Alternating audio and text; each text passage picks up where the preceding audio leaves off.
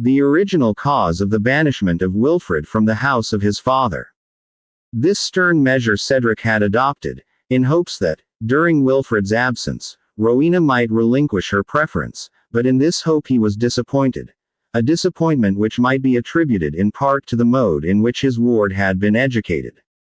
Cedric, to whom the name of Alfred was as that of a deity, had treated the sole remaining scion of that great monarch with a degree of observance, such as, perhaps, was in those days scarce paid to an acknowledged princess.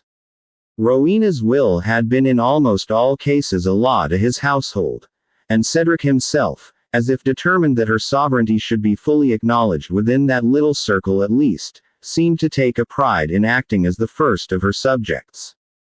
Thus trained in the exercise not only of free will, but despotic authority, Rowena was, by her previous education, disposed both to resist and to resent any attempt to control her affections, or dispose of her hand contrary to her inclinations, and to assert her independence in a case in which even those females who have been trained up to obedience and subjection, are not infrequently apt to dispute the authority of guardians and parents. The opinions which she felt strongly, she avowed boldly, and Cedric, who could not free himself from his habitual deference to her opinions, felt totally at a loss how to enforce his authority of guardian. It was in vain that he attempted to dazzle her with the prospect of a visionary throne. Rowena, who possessed strong sense, neither considered his plan as practicable, nor as desirable, so far as she was concerned, could it have been achieved. Without attempting to conceal her avowed preference of Wilfrid of Ivanhoe, she declared that, were that favored knight out of question, she would rather take refuge in a convent, than share a throne with Athelstane, whom, having always despised, she now began, on account of the trouble she received on his account, thoroughly to detest. Nevertheless, Cedric, whose opinions of women's constancy was far from strong, persisted in using every means in his power to bring about the proposed match, in which he conceived he was rendering an important service to the Saxon cause. The sudden and romantic appearance of his son in the lists at Ashby, he had justly regarded as almost a death's blow to his hopes. His paternal affection, it is true, had for an instant gained the victory over pride and patriotism, but both had returned in full force, and under their joint operation, he was now bent upon making a determined effort for the union of Athelstane and Rowena, together with expediting those other measures which seemed necessary to forward the restoration of Saxon independence. Is true, was vain enough, and loved to have his ears tickled with tales of his high descent, and of his right by inheritance to homage and sovereignty. But his petty vanity was sufficiently gratified by receiving this homage at the hands of his immediate attendants, and of the Saxons who approached him. If he had the courage to encounter danger, he at least hated the trouble of going to seek it.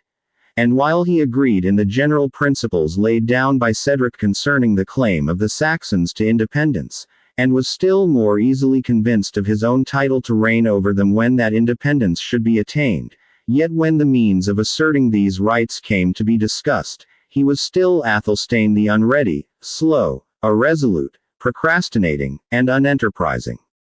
The warm and impassioned exhortations of Cedric had as little effect upon his impassive temper, as red-hot balls alighting in the water, which produce a little sound and smoke, and are instantly extinguished. If, leaving this task, which might be compared to spurring a tired jade, or to hammering upon cold iron, Cedric fell back to his ward Rowena, he received little more satisfaction from conferring with her. For, as his presence interrupted the discourse between the lady and her favorite attendant upon the gallantry and fate of Wilfrid, Elgitha failed not to revenge both her mistress and herself, by recurring to the overthrow of Athelstane in the lists, the most disagreeable subject which could greet the ears of Cedric. To this sturdy Saxon, therefore, the day's journey was fraught with all manner of displeasure and discomfort, so that he more than once internally cursed the tournament, and him who had proclaimed it, together with his own folly in ever thinking of going thither. At noon, upon the motion of Athelstane, the travelers paused in a woodland shade by a fountain, to repose their horses and partake of some provisions, with which the hospitable abbot had loaded a sumpter mule. Their repast was a pretty long one, and these several interruptions rendered it impossible for them to hope to reach Rotherwood without traveling all night, a conviction which induced them to proceed on their way at a more hasty pace than they had hitherto used. Chapter 19. A train of armed men, some noble dame escorting, so their scattered words discovered, as unperceived I hung upon their rear, are close at hand, and mean to pass within the castle. Ora, a tragedy. The travelers had now reached the verge of the wooded country, and were about to plunge into its recesses, held dangerous at that time from the number of outlaws whom oppression and poverty had driven to despair, and who occupied the forests in such large bands as could easily bid defiance to the feeble police of the period. From these rovers, however, notwithstanding the lateness of the hour, Cedric and Athelstane accounted themselves secure, as they had in attendance 10 servants, besides Wamba and Gurth, whose aid could not be counted upon, the one being a jester and the other a captive. It may be added, that in traveling thus late through the forest, Cedric and Athelstane relied on their descent and character, as well as their courage. The outlaws, whom the severity of the forest laws had reduced to this roving and desperate mode of life, were chiefly peasants and yeomen of Saxon descent, and were generally supposed to respect the persons and property of their countrymen. As the travelers journeyed on their way, they were alarmed by repeated cries for assistance, and when they rode up to the place from whence they came, they were surprised to find a horse litter placed upon the ground, beside which sat a young woman, richly dressed in the Jewish fashion, while an old man, whose yellow cap proclaimed him to belong to the same nation, walked up and down with gestures expressive of the deepest despair, and wrung his hands, as if affected by some strange disaster. To the inquiries of Athelstane and Cedric, the old Jew could for some time only answer by invoking the protection of all the patriarchs of the Old Testament successively against the sons of Ishmael, who were coming to smite them, hip and thigh, with the edge of the sword. When he began to come to himself out of this agony of terror, Isaac of York, for it was our old friend, was at length able to explain, that he had hired a bodyguard of 6 men at Ashby, together with mules for carrying the litter of a sick friend. This party had undertaken to escort him as far as Doncaster. They had come thus far in safety. But having received information from a woodcutter that there was a strong band of outlaws lying in wait in the woods before them, Isaac's mercenaries had not only taken flight, but had carried off with them the horses which bore the litter, and left the Jew and his daughter without the means either of defense or of retreat, to be plundered, and probably murdered, by the banditti, who they expected every moment would bring down upon them. Would it but please your valors, added Isaac, in a tone of deep humiliation, to permit the poor Jews to travel under your safeguard, I swear by the tables of our law, that never has favor been conferred upon a child of Israel since the days of our captivity, which shall be more gratefully acknowledged. Dog of a Jew, said Athelstane, whose memory was of that petty kind which stores up trifles of all kinds, but particularly trifling offences, dost not remember how thou didst beard us in the gallery at the tilt yard? Fight or flee, or compound with the outlaws as thou dost list, ask neither aid nor company from us. And if they rob only such as thee, who rob all the world, I, for mine own share, shall hold them right honest folk. Cedric did not assent to the severe proposal of his companion. We shall do better, said he, to leave them 2 of our attendants and 2 horses to convey them back to the next village. It will diminish our strength but little. And with your good sword, noble Athelstane, and the aid of those who remain, it will be light work for us to face 20 of those runagates. Rowena, somewhat alarmed by the mention of outlaws in force, and so near them, strongly seconded the proposal of her guardian. But Rebecca, suddenly quitting her dejected posture, and making her way through the attendants to the palfrey of the Saxon lady, knelt down, and, after the Oriental fashion in addressing superiors, kissed the hem of Rowena's garment. Then rising, and throwing back her veil, she implored her in the great name of the God whom they both worshipped, and by that revelation of the law upon Mount Sinai, in which they both believed, that she would have compassion upon them, and suffer them to go forward under their safeguard. It is not for myself that I pray this favor, said Rebekah. Nor is it even for that poor old man. I know that to wrong and to spoil our nation is a light fault, if not a merit, with the Christians. And what is it to us whether it be done in the city, in the desert, or in the field?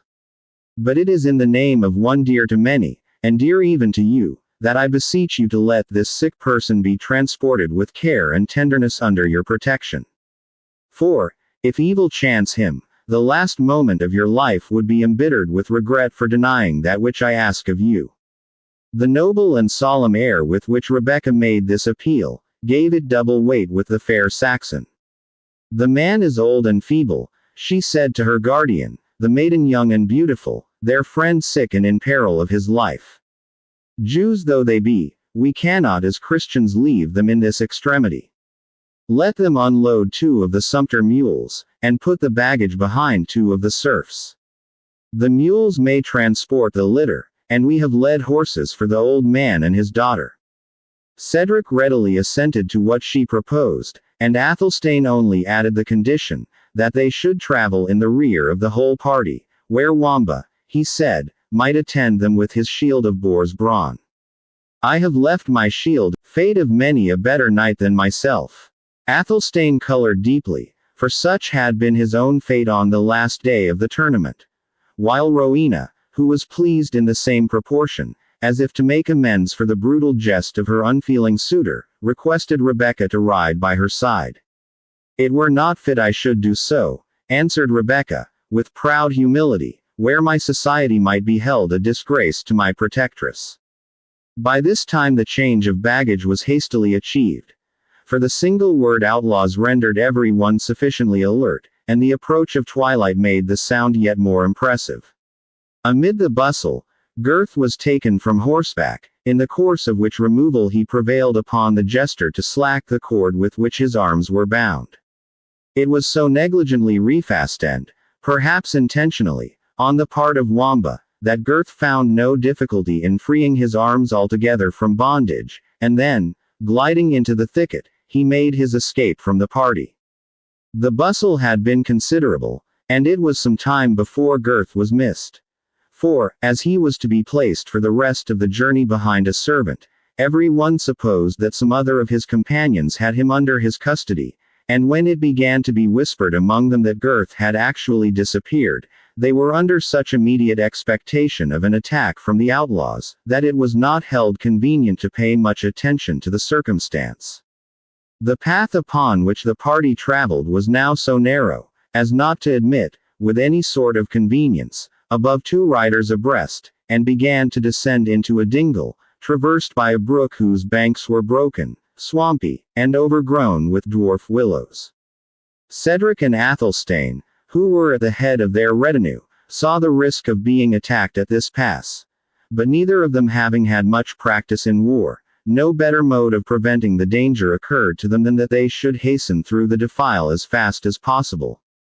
Advancing, therefore, without much order, they had just crossed the brook with a part of their followers, when they were assailed in front, flank, and rear at once, with an impetuosity to which, in their confused and ill-prepared condition, it was impossible to offer effectual resistance.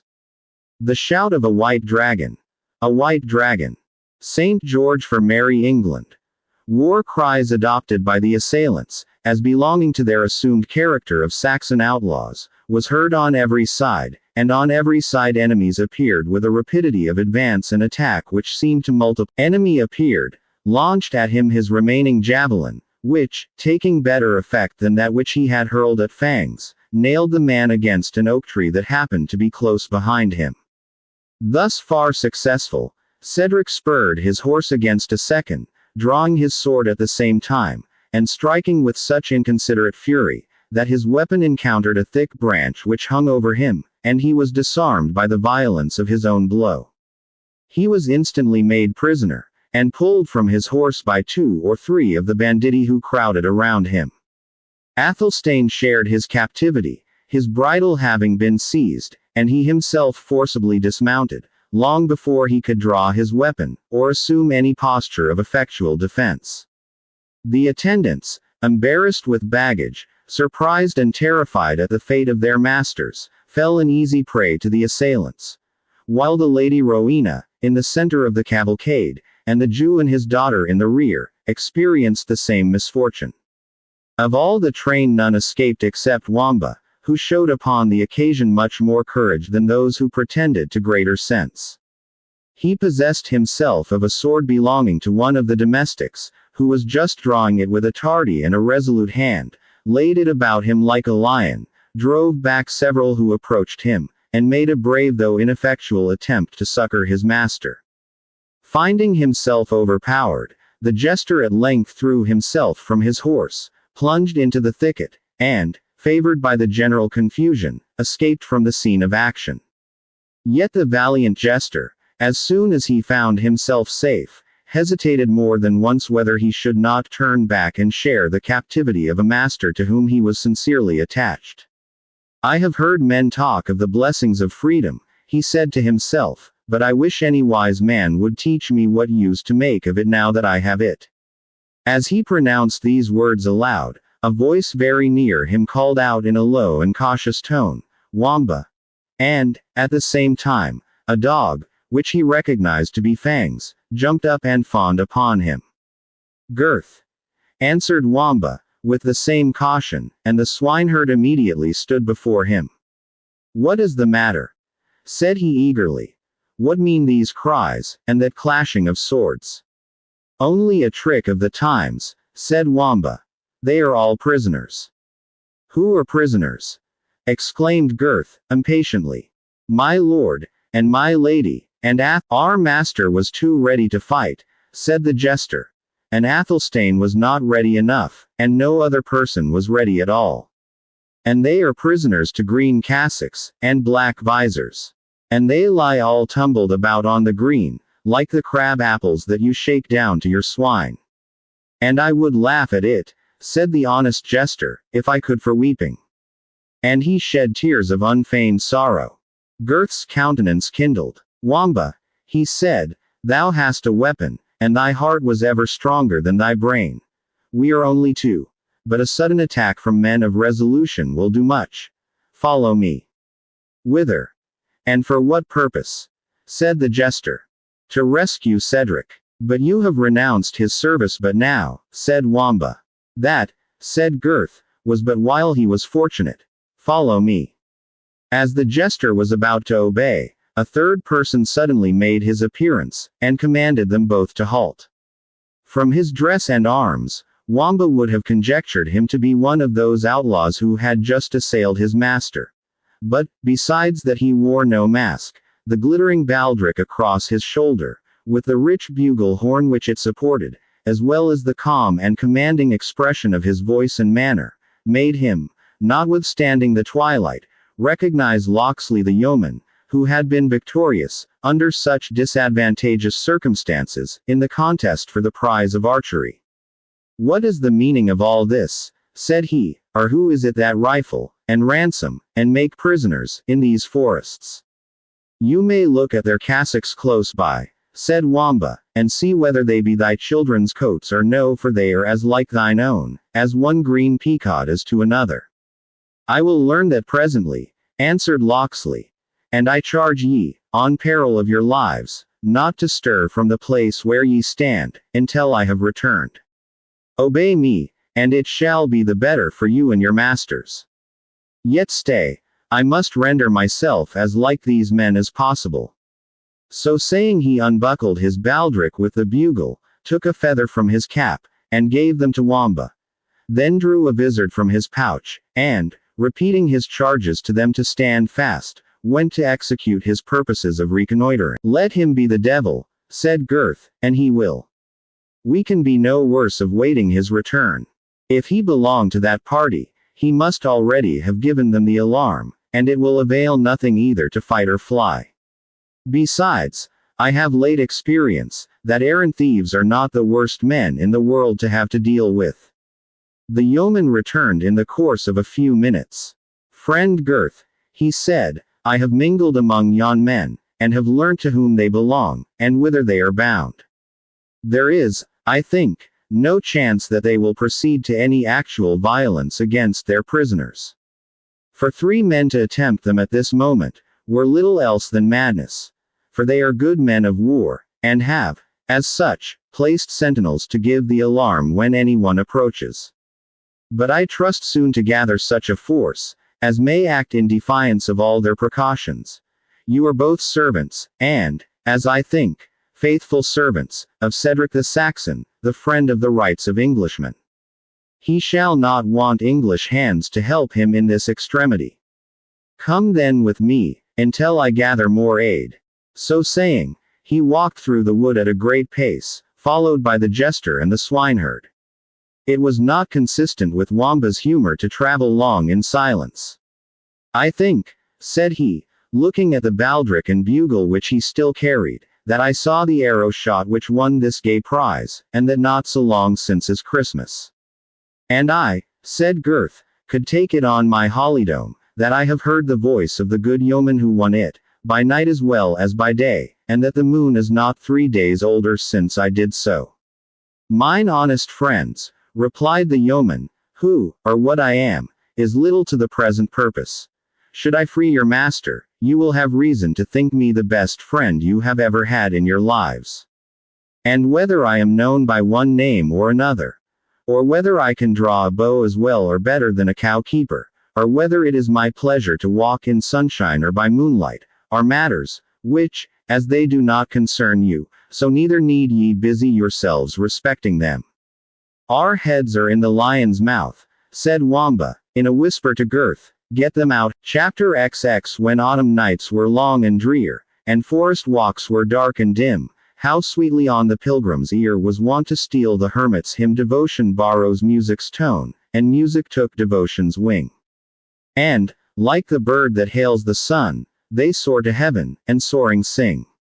The hermit of St. Clement's Well. It was after 3 hours good walking that the servants of Cedric, with their mysterious guide, arrived at a small opening in the forest, in the center of which grew an oak tree of enormous magnitude, throwing its twisted branches in every direction. Beneath this tree 4 or 5 yeomen lay stretched on the ground, while another, as sentinel, walked to and fro in the moonlight shade. Upon hearing the sound of feet approaching, the watch instantly gave the alarm, and the sleepers as suddenly started up and bent their bows. 6 arrows placed on the string were pointed towards the quarter from which the travelers approached, when their guide, being recognized, was welcomed with every token of respect and attachment, and all signs and fears of a rough reception at once subsided. Where is the miller? Was his first question. On the road towards Rotherham. With how many? Demanded the leader, for such he seemed to be. With 6 men, and good hope of booty, if it please St. Nicholas.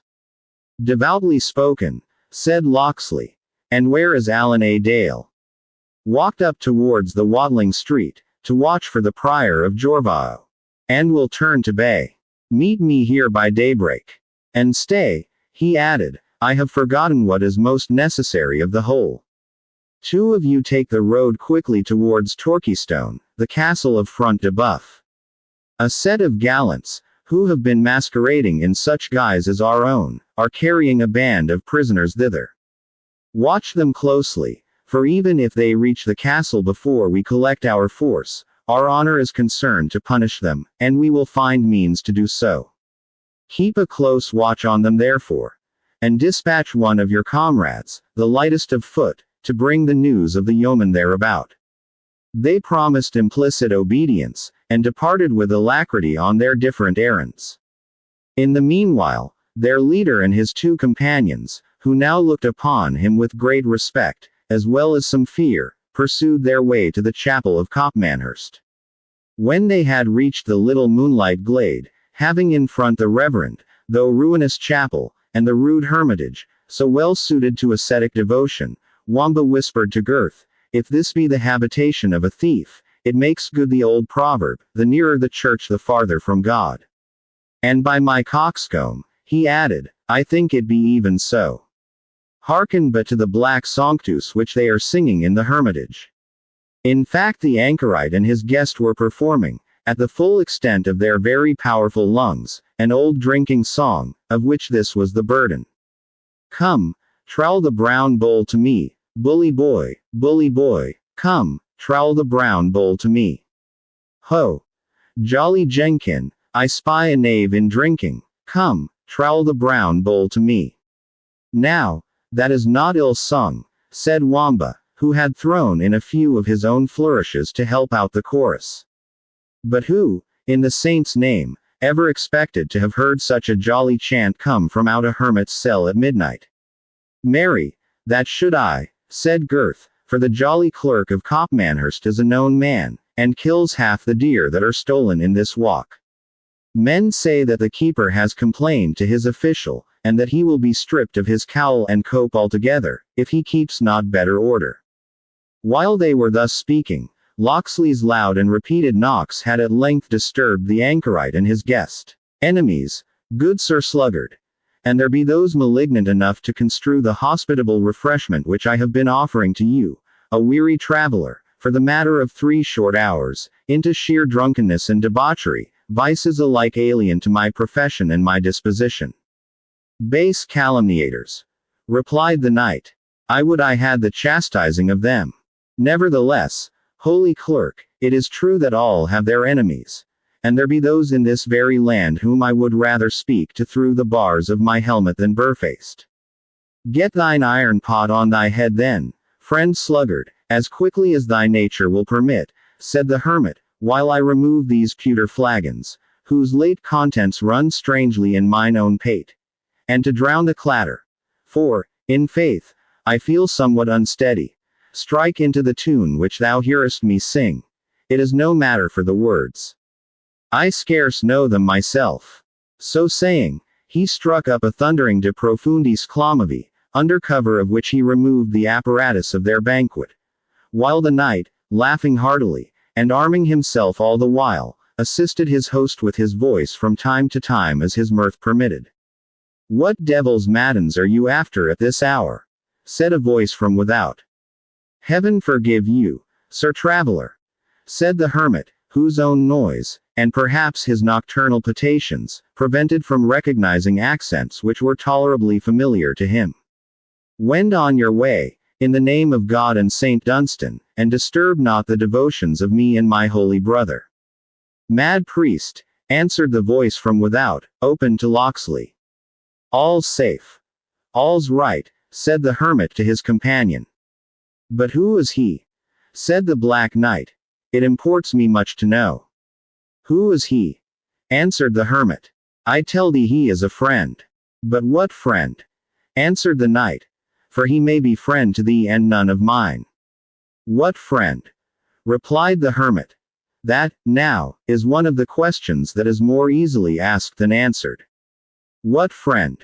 Why, he is, now that I bethink me a little, the very same honest keeper I told thee of a while since. Ay, as honest a keeper as thou art a pious hermit, replied the knight, I doubt it not. But undo the door to him before he beat it from its hinges. The dogs, in the meantime, which had made a dreadful baying at the commencement of the disturbance, whined at the door, as if interceding for his admission.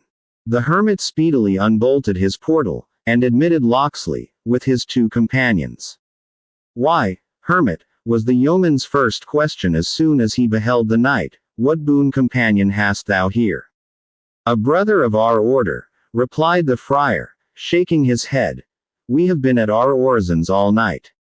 He is a monk of the church militant, I think, answered Locksley, and there be more of them abroad. I tell thee, friar, thou must lay down the rosary and take up the quarter staff. We shall need every one of our merry men, whether clerk or layman. But, he added, taking him a step aside, art thou mad, to give admittance to a knight thou dost not know? Hast thou forgot our articles? Not know him? Replied the friar, boldly, I know him as well as the beggar knows his dish. And what is his name, then? Demanded Locksley. His name, said the hermit. His name is Sir Anthony of Scrabblestone. As if I would drink with a man, and did not know his name. Thou hast been drinking more than enough, friar, said the woodsman, and, I fear, prating more than enough too. Good yeoman, said the knight, coming forward, be not wroth with my merry host. He did but afford me the hospitality which I would have compelled from him if he had refused it. Thou compel, said the friar. Wait but till have changed this grey gown for a green cassock, and if I make not a quarter-staff ring 12 upon thy pate, I am neither true clerk nor good woodsman. While he spoke thus, he stripped off his gown, and appeared in a close black buckram doublet and drawers, over which he speedily did on a cassock of green, and hose of the same color. I pray thee trust my points, said he to Wamba, and thou shalt have a cup of sack for thy labor. Gramercy for thy sack, said Wamba. But think'st thou it is lawful for me to aid you to transmute thyself from a holy hermit into a sinful forester? Never fear, said the hermit. I will but confess the sins of my green cloak to my Greyfriar's frock. So saying, he accommodated the friar with his assistance in tying the endless number of points, as the laces which attached the hose to the doublet were then termed. While they were thus employed, Locksley led the knight a little apart, and addressed him thus. Deny it not, Sir Knight. You are he who decided the victory to the advantage of the English against the strangers on the second day of the tournament at Ashby. And what follows if you guess truly, good yeoman? Replied the knight. I should in that case hold you, replied the yeoman, a friend to the weaker party. Such is the duty of a true knight at least, replied the black champion. And I would not willingly that there were reason to think otherwise of me. But for my purpose, said the yeoman, thou shouldst be as well a good Englishman as a good knight. For that, which I have to speak of, concerns, indeed, the duty of every honest man, but is more especially that of a true-born native of England. You can speak to no one, replied the knight, to whom England, and the life of every Englishman, can be dearer than to me.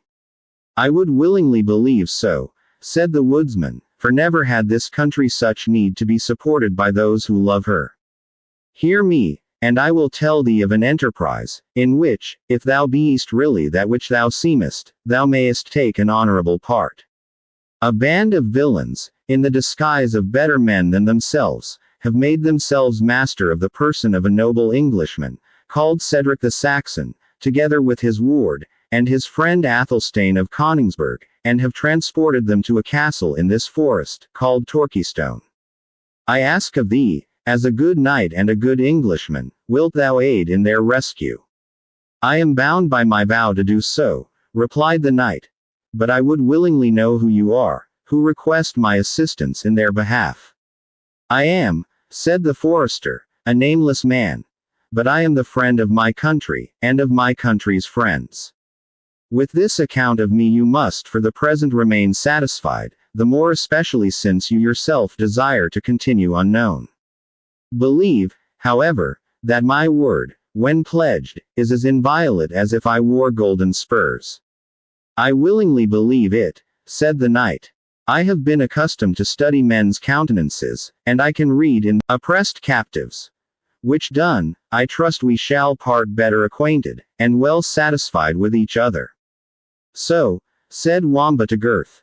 For the friar being now fully equipped, the jester, having approached to the other side of the hut, had heard the conclusion of the conversation.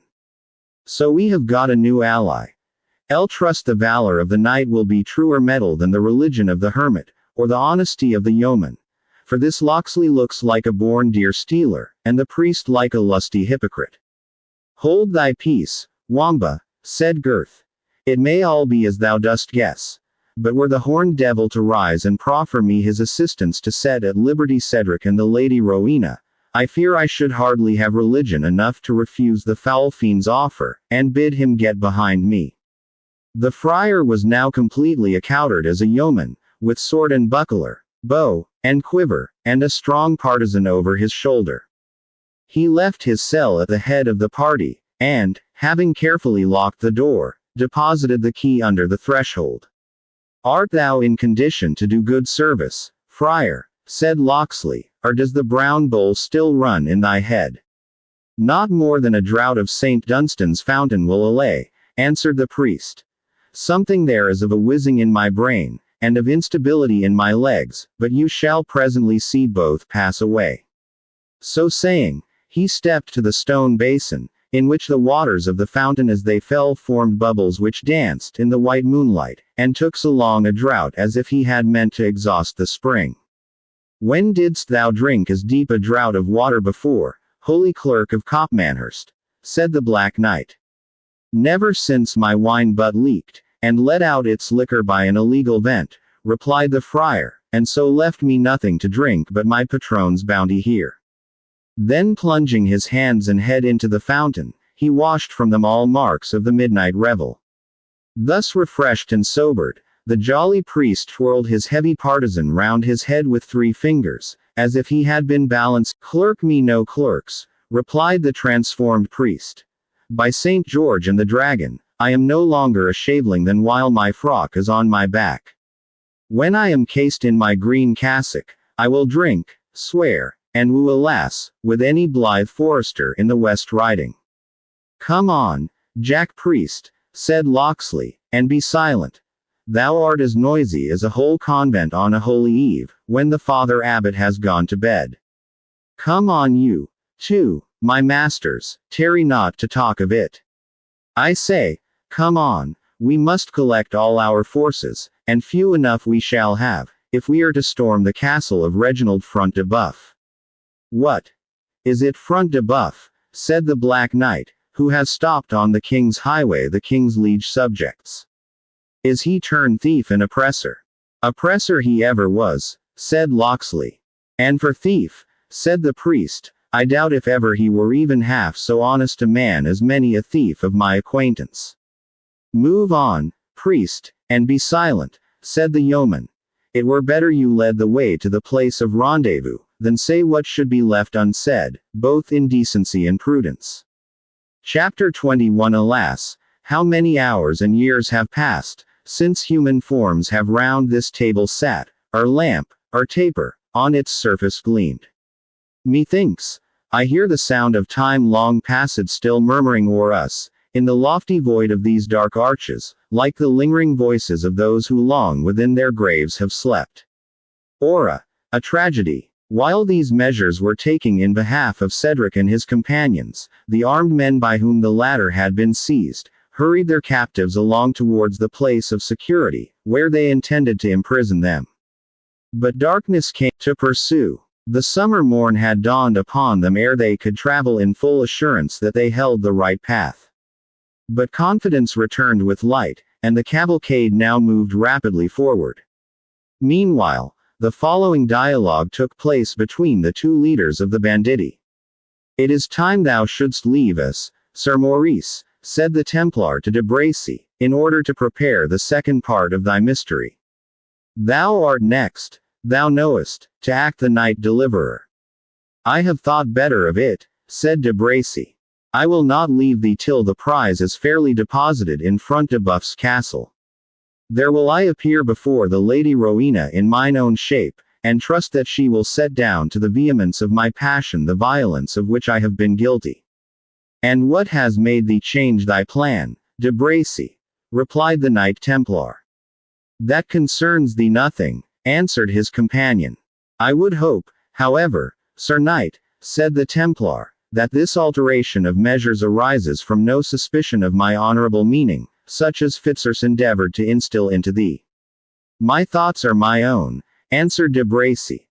"The fiend laughs, they say, when one thief robs another. And we know, that were he to spit fire and brimstone instead, it would never prevent a Templar from following his bent." "Or the leader of a free company," answered the Templar, "from dreading at the hands of a comrade and friend, the injustice he does to all mankind."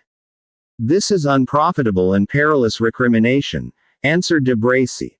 "Suffice it to say, I know the morals of the Temple Order, and I will not give thee the power of cheating me out of the fair prey for which I have run such risks." "Pisha," replied the Templar, "what hast thou to fear? Thou knowest the vows of our order."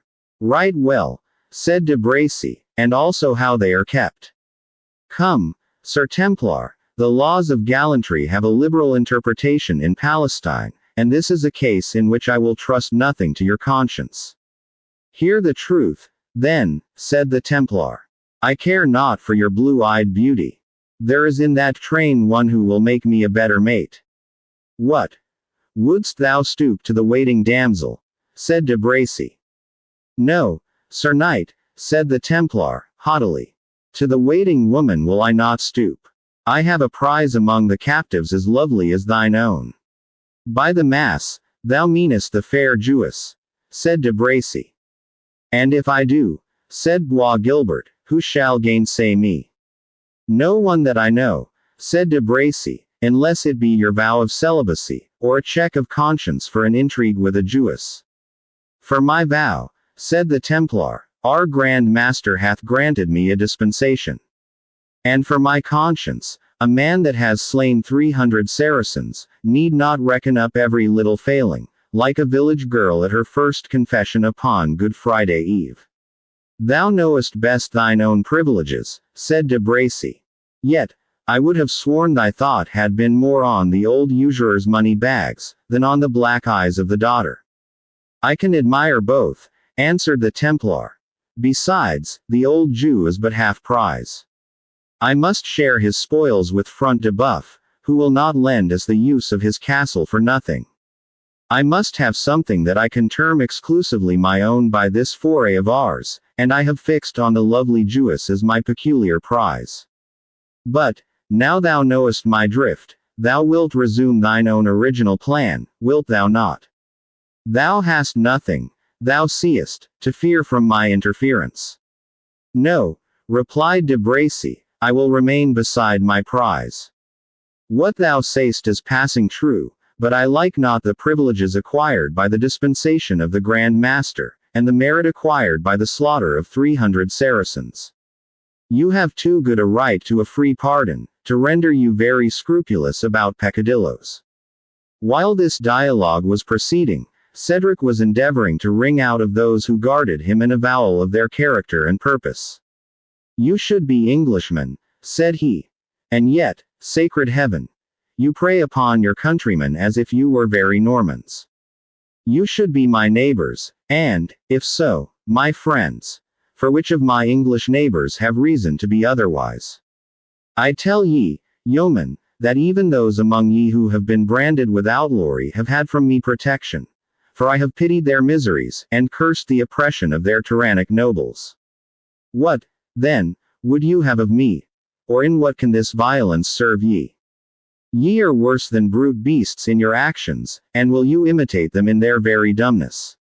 It was in vain that Cedric expostulated with his guards, who had too many good reasons for their silence to be induced to break it either by his wrath or his expostulations. They continued to hurry him along, traveling at a very rapid rate, until, at the end, the hoary and ancient castle of Reginald Front de Boeuf. It was a fortress of no great size, consisting of a donjon, or large and high square tower, surrounded by buildings of inferior height, which were encircled by an inner courtyard. Around the exterior wall was a deep moat, supplied with water from a neighboring rivulet. Front de Boeuf, whose character placed him often at feud with his enemies, had made considerable additions to the strength of his castle, by building towers upon the outward wall, so as to flank it at every angle. The access, as usual in castles of the period, lay through an arched barbican, or outwork, which was terminated and defended by a small turret at each corner. Cedric no sooner saw the turrets of Front de Boeuf's castle raise their grey and moss-grown battlements, glimmering in the morning sun above the wood by which they were surrounded, than he instantly augured more truly concerning the cause of his misfortune. I did injustice, he said, to the thieves and outlaws of these woods, when I supposed such banditti to belong to their bands. I might as justly have confounded the foxes of these brakes with the ravening wolves of France. Tell me, dogs, is it my life or my wealth that your master aims at? Is it too much that 2 Saxons, myself and the noble Athelstane, should hold land in the country which was once the patrimony of our race? Put us then to death, and complete your tyranny by taking our lives, as you began with our liberties. If the Saxon Cedric cannot rescue England, he is willing to die for her. Tell your tyrannical master, I do only beseech him to dismiss the Lady Rowena in honor and safety. She is a woman, and he need not dread her. And with us will die all who dare fight in her cause. The attendants remained as mute to this address as to the former, and they now stood before the gate of the castle. De Bracy winded his horn 3 times, and the archers and crossbow men, who had manned the wall upon seeing their approach, hastened to lower the drawbridge, and admit them. The prisoners were compelled by their guards to alight, and were conducted to an apartment where a hasty repast was offered them, of which none but Athelstane felt any inclination to partake. Neither had the descendant of the confessor much time to do justice to the good cheer placed before them, for their guards gave him and Cedric to understand that they were to be imprisoned in a chamber apart from Rowena. Resistance was vain, and they were compelled to follow to a large room, which, rising on clumsy Saxon pillars, resembled those refectories and chapter houses which may be still seen in the most ancient parts of our most ancient monasteries. The Lady Rowena was next separated from her train, and conducted, with courtesy, apartment. The same alarming distinction was conferred on Rebecca, in spite of her father's entreaties, who offered even money, in this extremity of distress, that she might be permitted to abide with him. Base unbeliever, answered one of his guards, when thou hast seen thy lair, thou wilt not wish thy daughter to partake it. And, without farther discussion, the old Jew was forcibly dragged off in a different direction from the other prisoners. The domestics, after being carefully searched and disarmed, were confined in another part of the castle, and Rowena was refused even the comfort she might have derived from the attendance of her handmaiden Elgitha.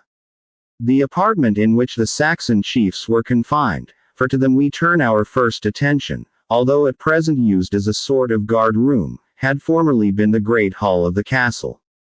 It was now abandoned to meaner purposes, because the present lord, among other additions to the convenience, security, and beauty of his baronial residence, had erected a new and noble hall, whose vaulted roof was supported by lighter and more elegant pillars, and fitted up with that higher degree of ornament, which the Normans had already introduced into architecture. Cedric paced the apartment, filled with indignant reflections on the past and on the present, while the apathy of his companion served, instead of patience and philosophy, to defend him against everything save the inconvenience of the present moment. And so little did he feel even this last, that he was only from time to time roused to a reply by Cedric's animated and impassioned appeal to him. Yes, said Cedric, half speaking to himself, and half addressing himself to Athelstane, it was in this very hall that my father feasted with Torquil Wolfganger, when he entertained the valiant and unfortunate Harold, then advancing against the Norwegians, who had united themselves to the rebel Tosti. It was in this hall that Harold returned the magnanimous answer to the ambassador of his rebel brother. Oft have I heard my father kindle as he told the tale. The envoy of Tosti was admitted, when this ample room could scarce contain the crowd of noble Saxon leaders, who were quaffing the blood-red wine around their monarch. I hope, said Athelstane, somewhat moved by this part of his friend's discourse, they will not forget to send us some wine and refactions at noon. We had scarce a breathing space allowed to break our fast, and I never have the benefit of my food when I eat immediately after dismounting from horseback, though the leeches recommend that practice. Cedric went on with his story without the envoy of Tosti, he said, moved up the hall, undismayed by the frowning countenances of all around him, until he made his obeisance before the throne of King Harold. What terms, he said, Lord King, hath thy brother Tosti to hope, if he should lay down his arms, and crave peace at thy hands? Single quote. A brother's love, cried the generous Harold, and the fair earldom of Northumberland. Single quote. But should Tosti accept these terms, continued the envoy, what lands shall be assigned to his faithful ally, Hardrada, King of Norway? Single quote. 7 feet of English ground, answered Harold, fiercely, or, as Hardrada is said to be a giant, perhaps we may allow him 12 inches more. Single quote. The hall rung with acclamations, and cup and horn was filled to the Norwegian, who should be speedily in possession of his English territory. I could have pledged him with all my soul, said Athelstane, for my tongue cleaves to my palate. The baffled envoy, continued Cedric, pursuing with animation his tale, though it interested not the listener, retreated, to carry to Tosti and his ally the ominous answer of his injured brother. It was then that the distant towers of York, and the bloody streams of the Derwent, beheld that direful conflict, in which, after displaying the most undaunted valor, the King of Norway, and Tosti, both fell, with 10,000 of their bravest followers.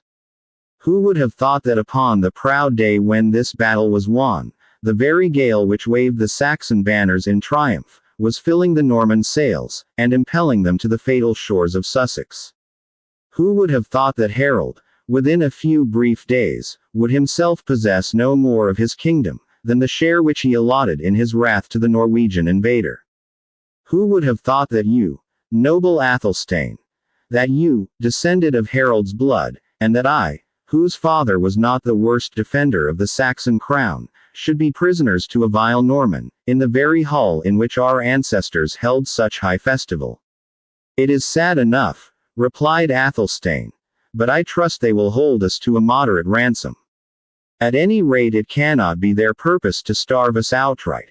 And yet, although it is high noon, I see no preparations for serving dinner.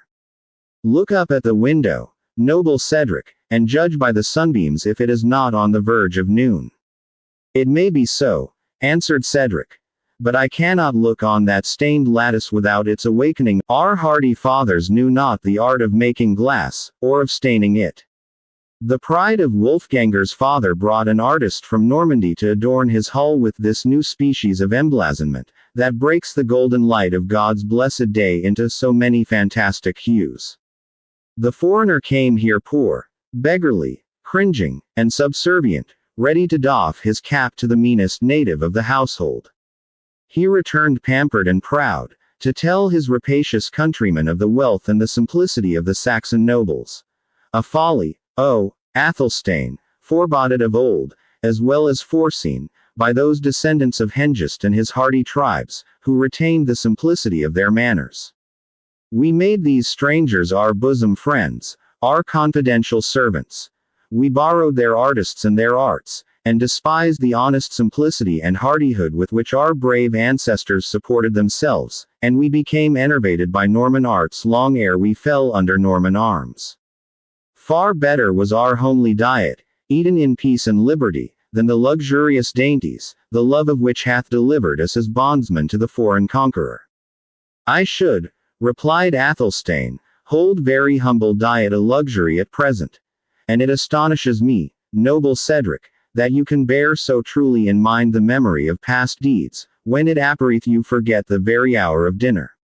It is time lost, muttered Cedric apart and impatiently, to speak to him of aught else but that which concerns his appetite. The soul of Hardicanute hath taken possession of him, and he hath no pleasure save to fill, to swill, and to call for more. Alas, said he, looking at Athelstane with compassion, that so dull a spirit should be lodged in so goodly a form. Alas, that such an enterprise as the regeneration of England should turn on a hinge so imperfect. Wedded to Rowena, indeed, her nobler and more generous soul may yet awake the better nature which is torpid within him. Yet how should this be, while Rowena, Athelstane, and I myself, remain the prisoners of this brutal marauder and have been made so perhaps from a sense of the dangers which our liberty might bring to the usurped power of his nation? While the Saxon was plunged in these painful reflections, the door of their prison opened, and gave entrance to a sewer, holding his white rod of office. This important person advanced into the chamber with a grave pace, followed by 4 attendants, bearing in a table covered with dishes, the sight and smell of which seemed to be an instant compensation to Athelstane for all the inconvenience he had undergone. The persons who attended on the feast were masked and cloaked. What mummery is this? Freedom. Tell your master, Reginald Front de Buff, that we know no reason he can have for withholding our liberty, accepting his unlawful desire to enrich himself at our expense. Tell him that we yield to his rapacity, as in similar circumstances we should do to that of a literal robber. Let him name the ransom at which he rates our liberty, and it shall be paid, providing the exaction is suited to our means." The sewer made no answer, but bowed his head. "And tell Sir Reginald Front de Bœuf," said Athelstane, "that I send him my mortal defiance, and challenge him to combat with me, on foot or horseback, at any secure place, within 8 days after our liberation. Which, if he be a true knight, he will not, under these circumstances, venture to refuse or to delay." "I shall deliver to the knight your defiance," answered the sewer. "Meanwhile I leave you to your food." The challenge of Athelstane was delivered with no good grace.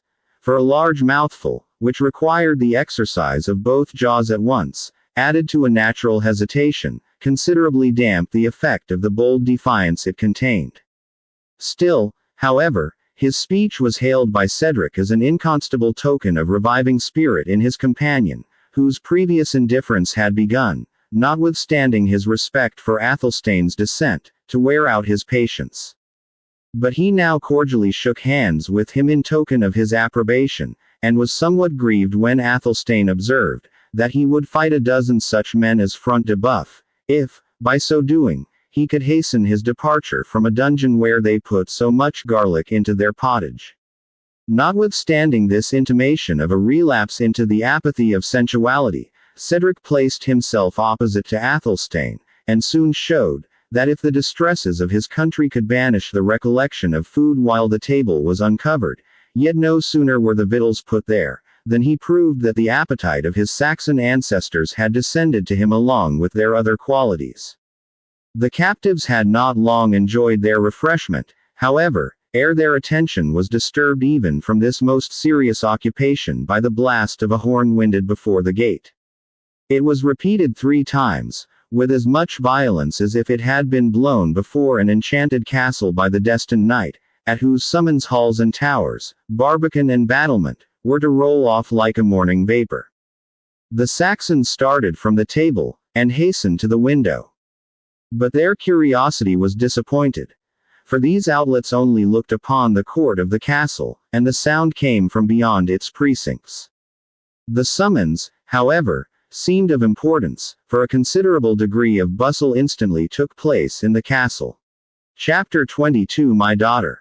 Oh my ducats. Oh my daughter. Oh my Christian ducats. Justice. The law. My ducats, and my daughter.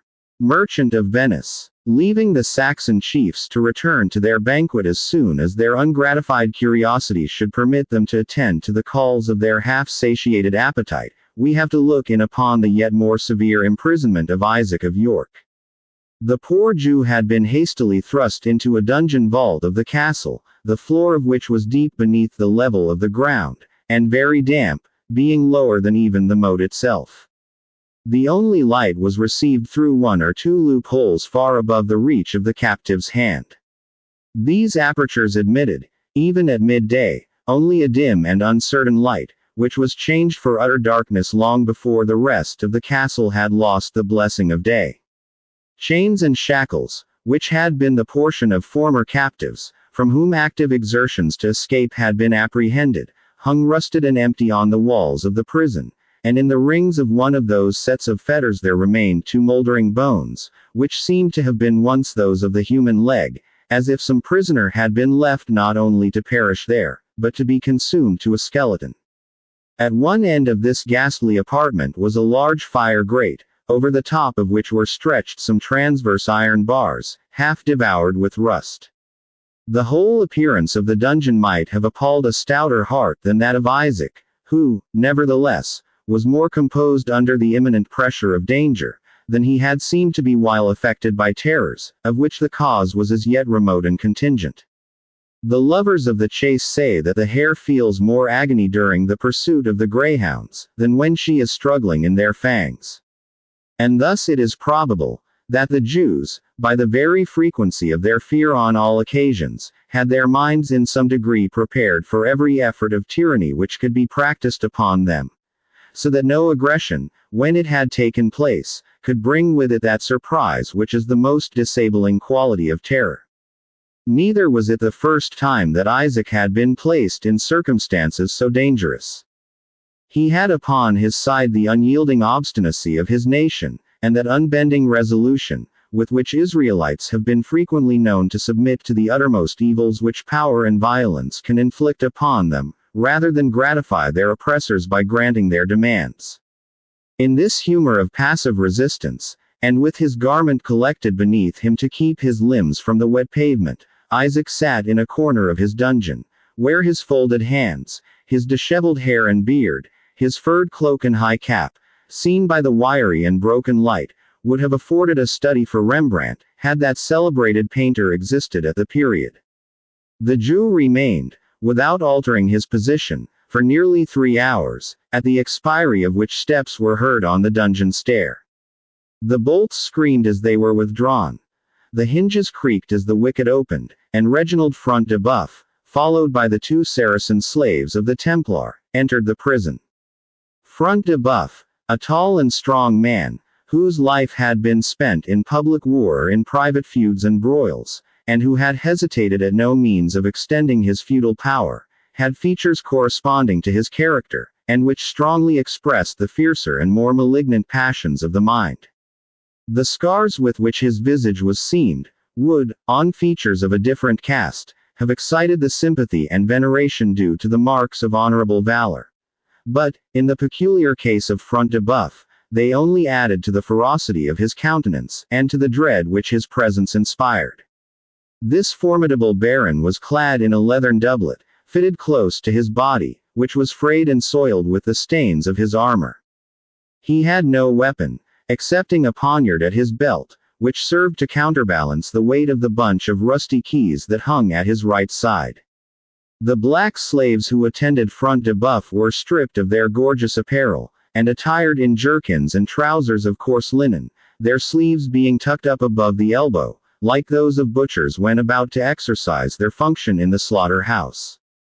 Each had in his hand a small pannier, and, when they entered the dungeon, they stopped at the door until Front de Bœuf himself carefully locked and double-locked it. Having taken this precaution, he advanced slowly up the apartment towards the Jew, upon whom he kept his eye fixed, as if he wished to paralyze him with his glance, as some animals are said to fascinate their prey. It seemed indeed as if the sullen and malignant eye of Front de Bœuf possessed some portion of that supposed power over his unfortunate prisoner. The Jew sat with his mouth agape, and his eyes fixed on the savage baron with such earnestness of terror, that his frame seemed literally to shrink together, and to diminish in size while encountering the fierce Norman's fixed and baleful gaze. The unhappy Isaac was deprived not only of the power of rising to make the obeisance which his terror dictated, but he could not even doff his cap, or utter any word. Was he agitated by the conviction that tortures and death were impending over him? On the other hand, the stately form of the Norman appeared to dilate in magnitude, like that of the eagle, which ruffles up its plumage when about to pounce on its defenseless prey. He paused within 3 steps of the corner in which the unfortunate Jew had now, as it were, coiled himself up into the smallest possible space, and made a sign for one of the slaves to approach. The black satellite came forward accordingly, and, producing from his basket a large pair of scales and several weights, he laid them at the feet of Front de Bœuf, and again retired to the respectful distance, at which his companion had already taken his station. The motions of these men were slow and solemn, as if there impended over their souls some preconception of horror and of cruelty. Front de Bœuf himself opened the scene by thus addressing his ill-fated captive. "Most accursed dog of an accursed race," he said, awaking with his deep and sullen voice the sullen echoes of his dungeon vault, "seest thou these scales?" The unhappy Jew returned a feeble affirmative. "In these very scales shalt thou weigh me out," said the relentless baron, 1,000 silver pounds, after the just measure and weight of the Tower of London. "Holy Abraham!" returned the Jew, finding voice through the very extremity of his danger, "heard man ever such a demand? Who ever heard," even in a minstrel's tale, of such a sum as 1,000 pounds of silver. What human sight was ever blessed with the vision of such a mass of treasure? Not within the walls of York. Ransack my house and that of all my tribe, wilt thou find the tithe of that huge sum of silver that thou speakest of. I am reasonable, answered Front de Bœuf, and if silver be scant, I refuse not gold. At the rate of a mark of gold for each 6 pounds of silver, thou shalt free thy unbelieving carcass from such punishment as thy heart has never even conceived. Have mercy on me, noble knight, exclaimed Isaac. I am old, and poor, and helpless. It were unworthy to triumph over me. It is a poor deed to crush a worm. Old thou mayest be, replied, which we believe in common. Perjure not thyself, said the Norman, interrupting him, and let not thine obstinacy seal thy doom, until thou hast seen and well considered the fate that awaits thee. Think not I speak to thee only to excite thy terror, and practice on the base cowardice thou hast derived from thy tribe. I swear to thee by that which thou dost not believe, by the gospel which our church teaches, and by the keys which are given her to bind and to loose, that my purpose is deep and peremptory. This dungeon is no place for trifling. Prisoners 10,000 times more distinguished than thou have died within these walls, and their fate hath never been known. But for thee is reserved a long and lingering death, to which theirs were luxury. He again made a signal for the slaves to approach, and spoke to them apart, in their own language. For he also had been in Palestine, where perhaps, he had learnt his lesson of cruelty. The Saracens produced from their baskets a quantity of charcoal, a pair of bellows, and a flask of oil. While the one struck a light with a flint and steel, the other disposed the charcoal in the large rusty grate which we have already mentioned, and exercised the bellows until the fuel came to a red glow. Seest thou, Isaac, said Front de Bœuf, the range of iron bars above the glowing charcoal. On that warm couch thou shalt lie, stripped of thy clothes as if thou wert to rest on a bed of down. One of these slaves shall maintain the fire beneath thee, while the other shall anoint thy wretched limbs with oil, lest the roast should burn. Now, choose betwixt such a scorching bed and the payment of 1,000 pounds of silver. For, by the head of my father, thou hast no other option. It is impossible, exclaimed the miserable Jew. It is impossible that your purpose can be real. The good God of nature never made a heart capable of exercising such cruelty. Trust not to that, Isaac, said Front de Bœuf, it were a fatal error. Dost thou think that I, who have seen a town sacked, in which thousands of my Christian countrymen perished by sword, by flood, and by fire, will blench from my purpose for the outcries or screams of one single wretched Jew? Or thinkest thou that these swarthy slaves, who have neither law, country, nor conscience, but their master's will, who use the poison, or the stake, or the poniard, or the cord, at his slightest wink, thinkest thou that they will have mercy, who do not even understand the language in which it is asked? Be wise, old man. Discharge thyself of a portion of thy and flesh wert thou once stretched on these bars. Tell down thy ransom, I say, and rejoice that at such rate thou canst redeem thee from a dungeon, the secrets of which few have returned to tell. I waste no more words with thee. Choose between thy dross and thy flesh and blood, and as thou choosest, so shall it be. So may Abraham, Jacob, and all the fathers of our people assist me, said Isaac. I cannot make the choice, because I have not the means of satisfying your exorbitant demand. Seize him and strip him, slaves, said the knight, and let the fathers of his race assist him if they can. The assistants, taking their directions more from the baron's eye and his hand than his tongue, once more stepped forward, laid hands on the unfortunate Isaac, plucked him up from the ground, and, holding him between them, waited the hard-hearted baron's farther signal. The unhappy Jew eyed their countenances and that of Front de Bœuf, in hope of discovering some symptoms of relenting. But that of the baron exhibited the same cold, half-sullen, half-sarcastic smile which had been the prelude to his cruelty.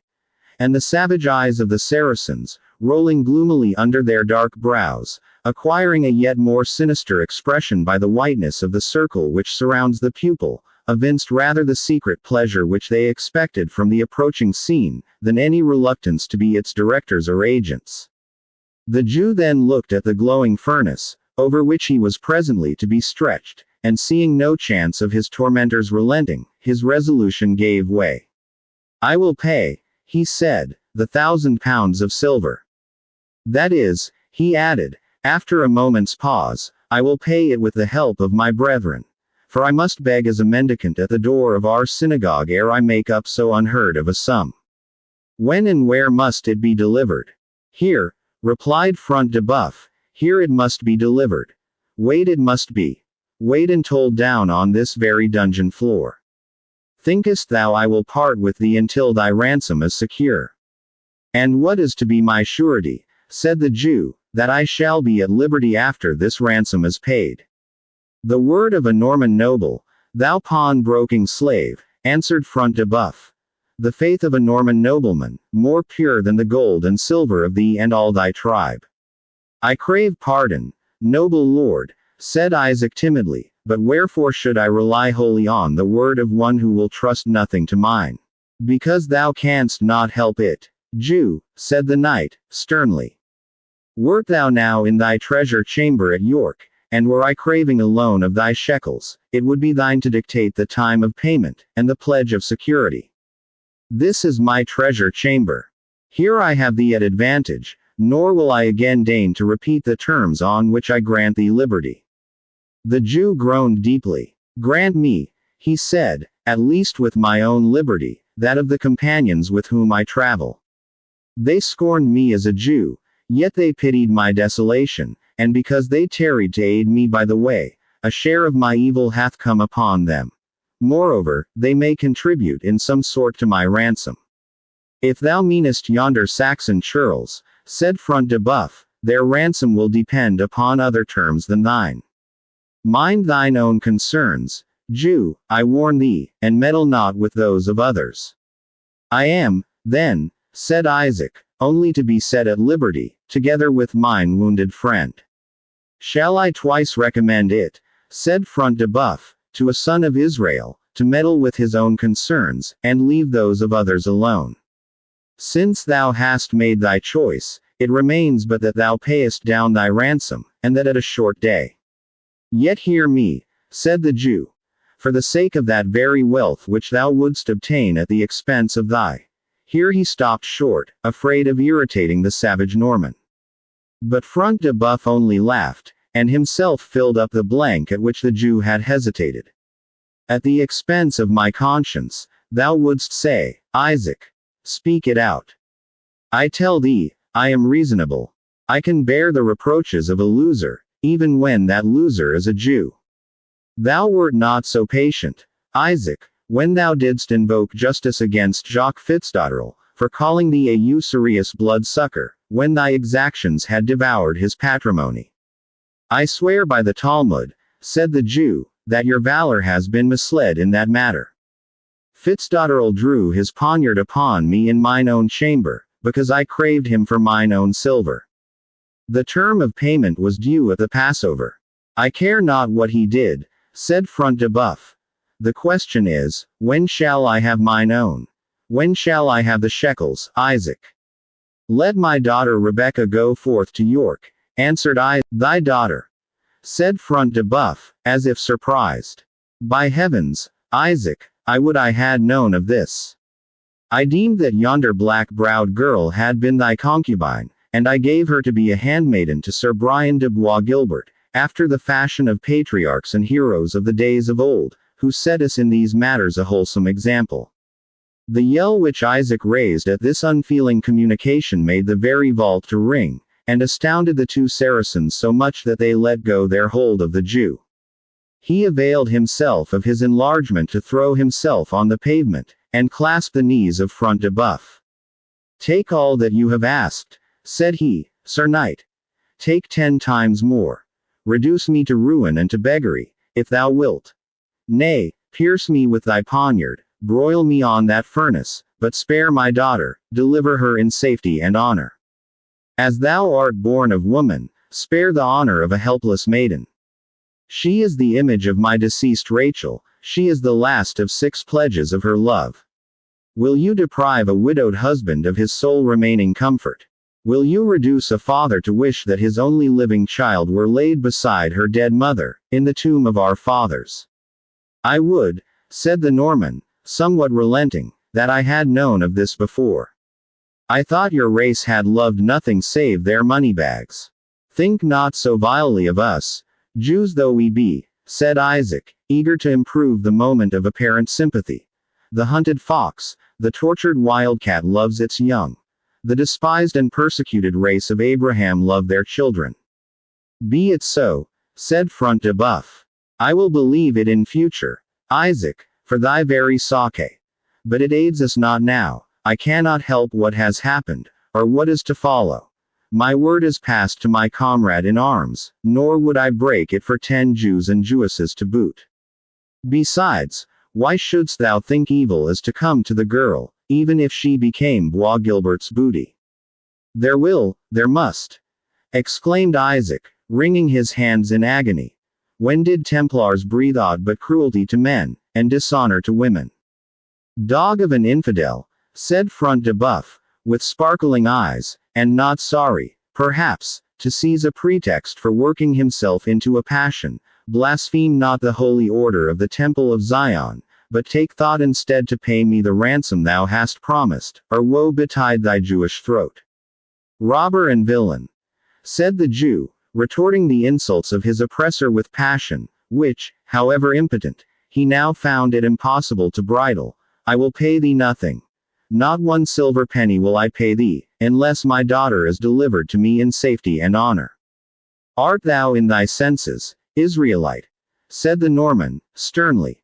Has thy flesh and blood a charm against heated iron and scalding oil? I care not, said the Jew, rendered desperate by paternal affection. Do thy worst. My daughter is my flesh and blood, dearer to me 1,000 times than those limbs which thy cruelty threatens.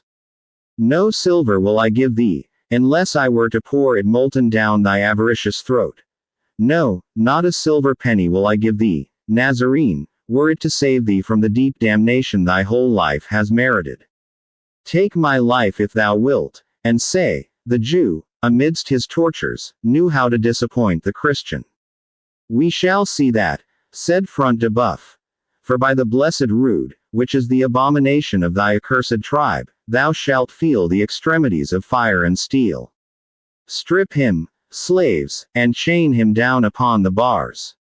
In spite of the feeble struggles of the old man, the Saracens had already torn from him his upper garment, and were proceeding totally to disrobe him, when the sound of a bugle, twice winded without the castle, penetrated even to the recesses of the dungeon, and immediately after loud voices were heard calling for Sir Reginald Front de Boeuf. Unwilling to be found engaged in his hellish occupation, the savage baron gave the slaves a signal to restore Isaac's garment, and, quitting the dungeon with his attendants, he left the Jew to thank God for his own deliverance, or to lament over his daughter's captivity, and probable fate, as his personal or parental feelings might prove strongest. Chapter 23. Nay, if the gentle spirit of moving words can no way change you to a milder form, I'll woo you, like a soldier, at arm's end, and love you, 'gainst the nature of love, force you. 2 Gentlemen of Verona. The apartment to which the Lady Rowena had been introduced was fitted up with some rude attempts at ornament and magnificence, and her being placed there might be considered as a peculiar mark of respect not offered to the other prisoners. But the wife of Front de Boeuf, for whom it had been originally furnished, was long dead, and decay and neglect had impaired the few ornaments with which her taste had adorned it. This was the apartment of the castle which had been judged most fitting for the accommodation of the Saxon heiress. And here she was left to meditate upon her fate, until the actors in this nefarious drama had arranged the several parts which each of them was to perform. This had been settled in a council held by Front de Boeuf, de Bracy, and the Templar, in which, After a long and warm debate concerning the several advantages which each insisted upon deriving from his peculiar share in this audacious enterprise, they had at length determined the fate of their unhappy prisoners. It was about the hour of noon, therefore, when de Bracy, for whose advantage the expedition had been first planned, appeared to prosecute his views upon the hand and possessions of the Lady Rowena. The interval had not entirely been bestowed in holding counsel with his confederates, for de Bracy had found leisure to decorate his person with all the foppery of the times. His green cassock and vizard were now flung aside. His long luxuriant hair was trained to flow in quaint tresses down his richly furred cloak. His beard was closely shaved, his doublet reached to the middle of his leg, and the girdle which secured it, and at the same time supported his ponderous sword, was embroidered and embossed with gold work. We have already noticed the extravagant fashion of the shoes at this period, and the points of Maurice de Bracy's might have challenged the prize of extravagance with the gayest, being turned up and twisted like the horns of a ram. Such was the dress of a gallant of the period. And, in the present instance, that effect was aided by the handsome person and good demeanor of the wearer, whose manners partook alike of the grace of a courtier, and the frankness of a soldier. He saluted Rowena by doffing his velvet bonnet, garnished with a golden brooch, representing Saint Michael trampling down the Prince of Evil.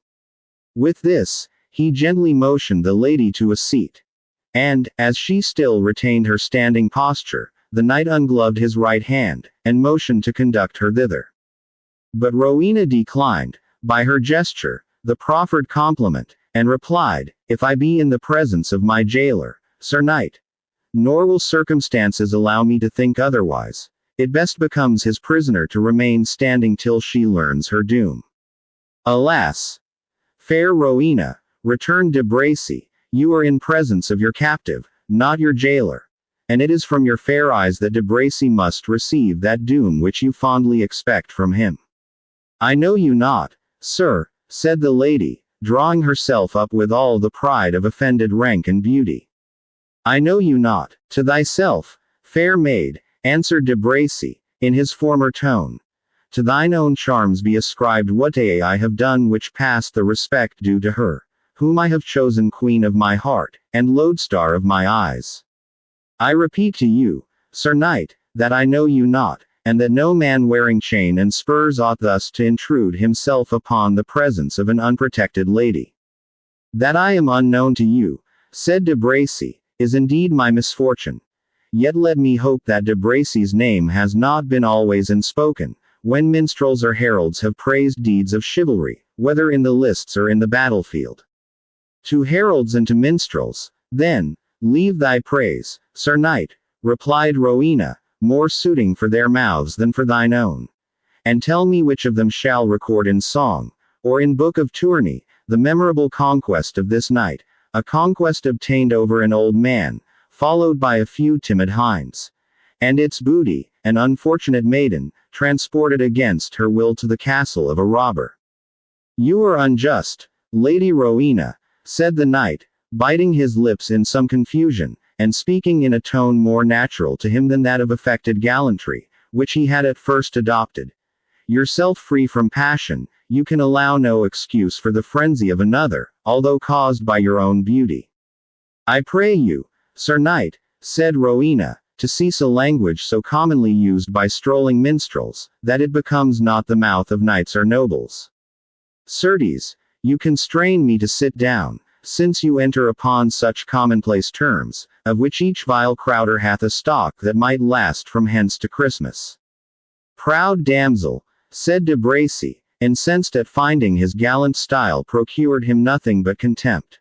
"Proud damsel, thou shalt be as proudly encountered. Know then, that I have supported my pretensions to your hand in the way that best suited thy character. It is meeter for thy humor to be wooed with bow and bill, than in set terms, and in courtly language. Courtesy of tongue," said Rowena, "when it is used to veil churlishness of deed, is but a knight's girdle around the breast of a base clown. I wonder not that the restraint appears to gall you. More it were for your honor to have retained the dress and language of an outlaw, than to veil the deeds of one under an affectation of gentle language and demeanor. You counsel well, lady, said the Norman. Shalt leave it as Maurice de Bracy's wife. I am not wont to be baffled in my enterprises, nor needs a Norman noble scrupulously to vindicate his conduct to the Saxon maiden whom he distinguishes by the offer of his hand. Thou art proud, Rowena, and thou art the fitter to be my wife. By what other means couldst thou be raised to high honor and to princely place, saving by my alliance? How else wouldst thou escape from the mean precincts of a country grange, where Saxons herd with the swine which form their wealth, to take thy seat, honored as thou shouldst be, and shalt be, amid all in England that is distinguished by beauty, or dignified by power? Sir Knight, replied Rowena, the grange which you contemn hath been my shelter from infancy. And, trust me, when I leave it, should that day ever arrive, it shall be with one who has not learnt to despise the dwelling and manners in which I have been brought up. I guess your meaning, lady, said de Bracy, though you may think it lies too obscure for my apprehension. But dream not, that Richard Coeur de Lion will ever resume his throne, far less that Wilfred of Ivanhoe, his minion, will ever lead thee to his footstool, to be there welcomed as the bride of a favorite. Another suitor might feel jealousy while he touched this string, but my firm purpose cannot be changed by a passion so childish and so hopeless. Know, lady, that this rival is in my power, and that it rests but with me to betray the secret of his being within the castle to Front de Bœuf, whose jealousy will be more fatal than mine. Wilfred here, said Rowena, in disdain. That is as true as that Front de Bœuf is his rival. De Bracy looked at her steadily for an instant. Wert thou really ignorant of this? Said he. Didst thou not know that Wilfred of Ivanhoe travelled in the litter of the Jew, a meet conveyance for the Crusader, whose doughty arm was to reconquer the Holy Sepulchre? And he laughed scornfully. And if he is here, said Rowena, compelling herself to a tone of indifference, though trembling with an agony of apprehension which she could not suppress, in what is he the rival of Front de Bœuf? Or what has he to fear beyond a short imprisonment, and an honorable ransom, according to the use of chivalry? Rowena, said de Bracy, art thou, too, deceived by the common error of thy sex, who think there can be no rivalry but that respecting their own charms? Knowest thou not there is a jealousy of ambition and of wealth, as well as of love, and that this our host, Front de Bœuf, will push unscrupulously, as if he were preferred to him by some blue-eyed damsel? But smile on my suit, lady, and the wounded champion shall have nothing to fear from Front de Bœuf, whom else thou mayest mourn for, as in the hands of one who has never shown compassion. Save him, for the love of heaven, said Rowena, her firmness giving way under terror for her lover's impending fate. I can. I will. It is my purpose, said de Bracy. For, when Rowena consents to be the bride of de Bracy, who is it shall dare to put forth a violent hand upon her kinsman, the son of her guardian, the companion of her youth? But it is thy love must buy his protection. I am not romantic fool enough to further the fortune, or avert the fate, of one who is likely to be a successful obstacle between me and my wishes. Use thine influence with me in his behalf, and he is safe. Refuse to employ it, Wilfred dies, and thou thyself art not the nearer to freedom. Thy language, answered Rowena, hath in its indifferent bluntness something which cannot be reconciled with the horrors it seems to express. I believe not that thy purpose is so wicked, or thy power so great. Flatter thyself, then, with that belief, said de Bracy, until time shall prove it false. Thy lover lies wounded in this castle, thy preferred lover. He is a bar betwixt Front de Bœuf and that which Front de Bœuf loves better than either ambition or beauty. What will it cost beyond the blow of a poniard, or the thrust of a javelin, to silence his opposition forever? Nay, were Front de Bœuf afraid to justify a deed so open, let the leech but give his patient a wrong draught.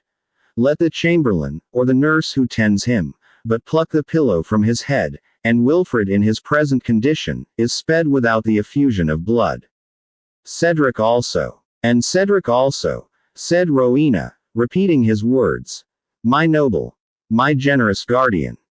I deserve the evil I have encountered, for forgetting his fate even in that of his son. Cedric's fate also depends upon thy determination, said de Bracy, and I leave thee to form it. Hitherto, Rowena had sustained her part in this trying scene with undismayed courage, but it was because she had not considered the danger as serious and imminent. Her disposition was naturally that which physiognomists consider as proper to fair complexions, mild, timid, and gentle. But it had been tempered, and, as it were, hardened, by the circumstances of her education.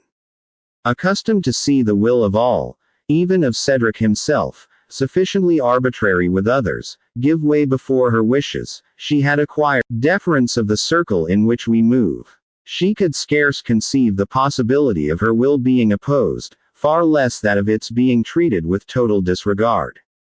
Her haughtiness and habit of domination was, therefore, a fictitious character, induced over that which was natural to her, and it deserted her when her eyes were opened to the extent of her own danger, as well as that of her lover and her guardian.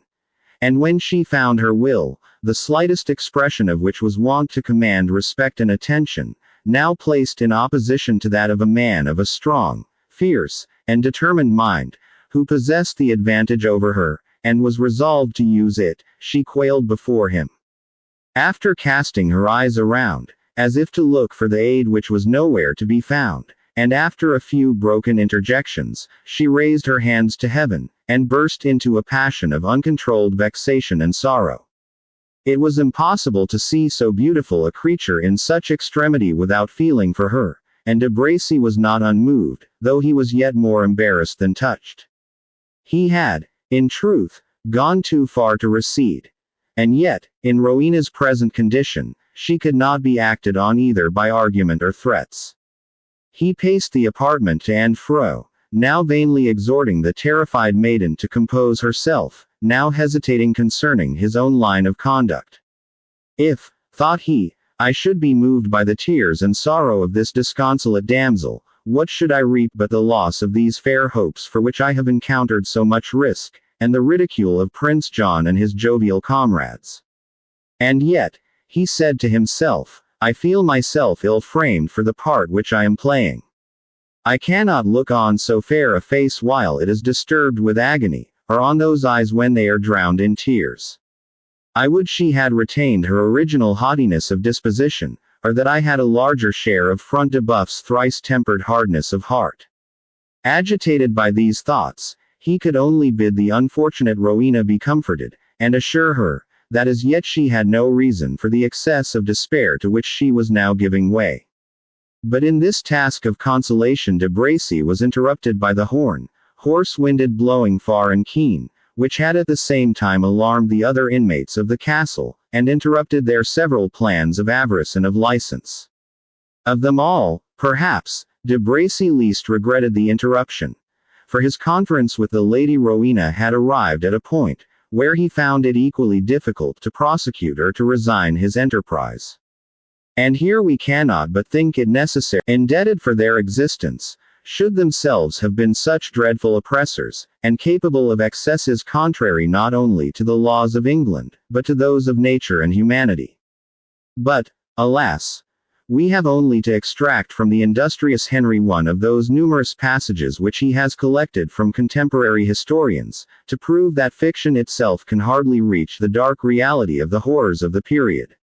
The description given by the author of the Saxon Chronicle of the cruelties exercised in the reign of King Stephen by the great barons and lords of castles, who were all Normans, affords a strong proof of the excesses of which they were capable when their passions were inflamed. They grievously oppressed the poor people by building castles. And when they were built, they filled them with wicked men, or rather devils, who seized both men and women who they imagined had any money, threw them into prison, and put them to more cruel tortures than the martyrs ever endured. They suffocated some in mud, and suspended others by the feet, or the head, or the thumbs, kindling fires below them. They squeezed the heads of some with knotted cords till they pierced their brains, while they threw others into dungeons swarming with serpents, snakes, and toads. But it would be cruel to put the reader to the pain of perusing the remainder of this description. As another instance of these bitter fruits of conquest, and perhaps the strongest that can be quoted, we may mention, that the Princess Matilda, though a daughter of the King of Scotland, and afterwards both Queen of England, niece to Edgar Atheling, and mother to the Empress of Germany, the daughter, the wife, and the mother of monarchs, was obliged, during her early residence for education in England, to assume the veil of a nun, as the only means of escaping the licentious pursuit of the Norman nobles. This excuse she stated before a great council of the clergy of England, as the sole reason for her having taken the religious habit. The assembled clergy admitted the validity of the plea, and the notoriety of the circumstances upon which it was founded, giving thus an indubitable and most remarkable testimony to the existence of that disgraceful license by which that age was stained. It was a matter of public knowledge, they said, that after the conquest of King William, his Norman followers, elated by so great a victory, acknowledged no law but their own wicked pleasure, and not only despoiled the conquered Saxons of their lands and their goods, but invaded the honor of their wives and of their daughters with the most unbridled license. And hence it was then common for matrons and maidens of noble families to assume the veil, and take shelter in convents, not as called thither by the vocation of God, but solely to preserve their honor, to vindicate the probability of the scenes which we have detailed, and are about to detail, upon the more apocryphal authority of the Wardour MS. Chapter 24. I'll woo her as the lion woos his bride. Douglas. While the scenes we have described were passing in other parts of the castle, the Jewess Rebecca awaited her fate in a distant and sequestered turret. Hither she had been led by two of her disguised ravishers, and on being thrust into the little cell, she found herself in the presence of an old sibyl, who kept murmuring to herself a Saxon rhyme, as if to beat time to the revolving dance which her spindle was performing upon the floor. The hag raised her head as Rebecca entered, and scowled at the fair Jewess with the malignant envy with which old age and ugliness, when united with evil conditions, are apt to look upon youth and beauty.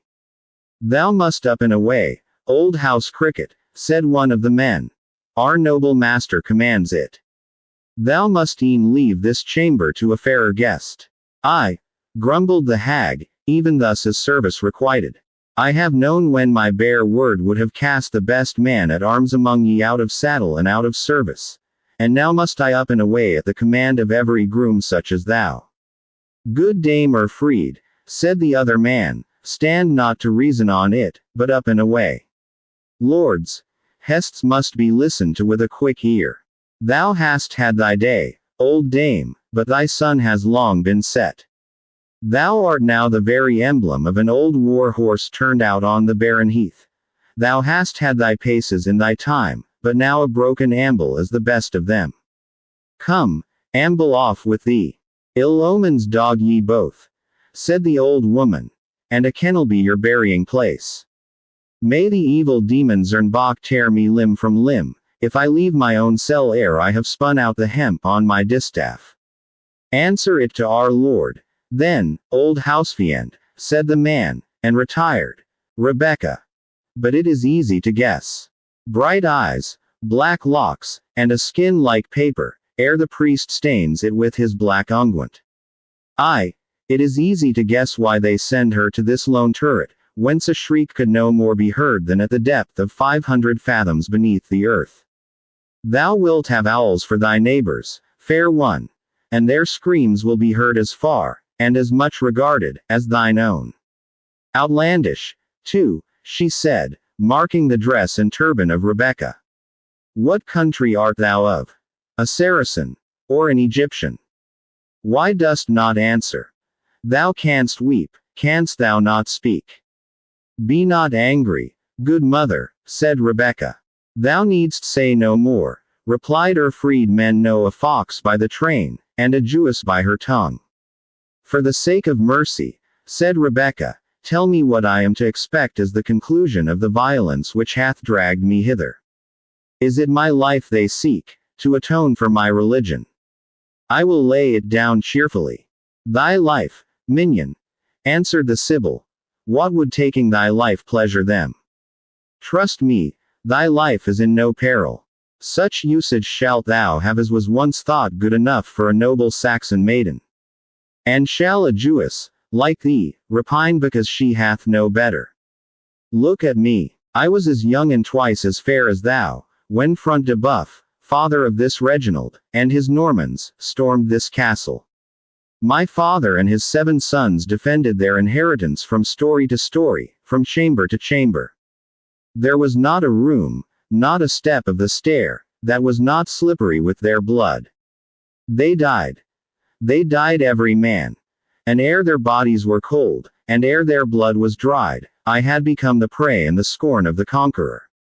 Is there no help? Are there no means of escape? Said Rebekah. Richly, richly would I requite thine aid. Think not of it, said the hag. From hence there is no escape but through the gates of death. And it is late, late, she added, shaking her grey head, ere these open to us. Yet it is comfort to think that we leave behind us on earth those who shall be wretched as ourselves. Fare thee well, Jewess. Jew or Gentile, thy fate would be the same, for thou hast to do with them that have neither scruple nor pity. Fare thee well, I say. My thread is spun out. Thy task is yet to begin. Stay. Stay. For heaven's sake, said Rebekah. Stay, though it be to curse and to revile me. Thy presence is yet some protection. The presence of the Mother of God were no protection, answered the old woman. There she stands, pointing to a rude image of the Virgin Mary, see if she can avert the fate that awaits thee. She left the room as she spoke, her features writhed into a sort of sneering laugh, which made them seem even more hideous than their habitual frown. She locked the door behind her, and Rebekah might hear her curse every step for its steepness, as slowly and with difficulty she descended the turret stair. Rebekah was now to expect a fate even more dreadful than that of Rowena. For what probability was there that either softness or ceremony would be used towards one of her oppressed race, whatever shadow of these might be preserved towards a Saxon heiress? Yet had the Jewess this advantage, that she was better prepared by habits of thought, and by natural strength of mind, to encounter the dangers to which she was exposed. Of a strong and observing character, even from her earliest years, the pomp and wealth which her father displayed within his walls, or which she witnessed in the houses of other wealthy Hebrews, had not been able to blind her to the precarious circumstances under which they were enjoyed. Like Damocles at his celebrated banquet, Rebekah perpetually beheld, amid that gorgeous display, the sword which was suspended over the heads of her people by a single hair. These reflections had tamed and brought down to a pitch of sounder judgment a temper, which, under other circumstances, might have waxed haughty, supercilious, and obstinate. From her father's example and injunctions, Rebekah had learnt to bear herself courteously towards all who approached her. She could not indeed imitate his excess of subservience, because she was a stranger to the meanness of mind, and to the constant state of timid apprehension, by which it was dictated.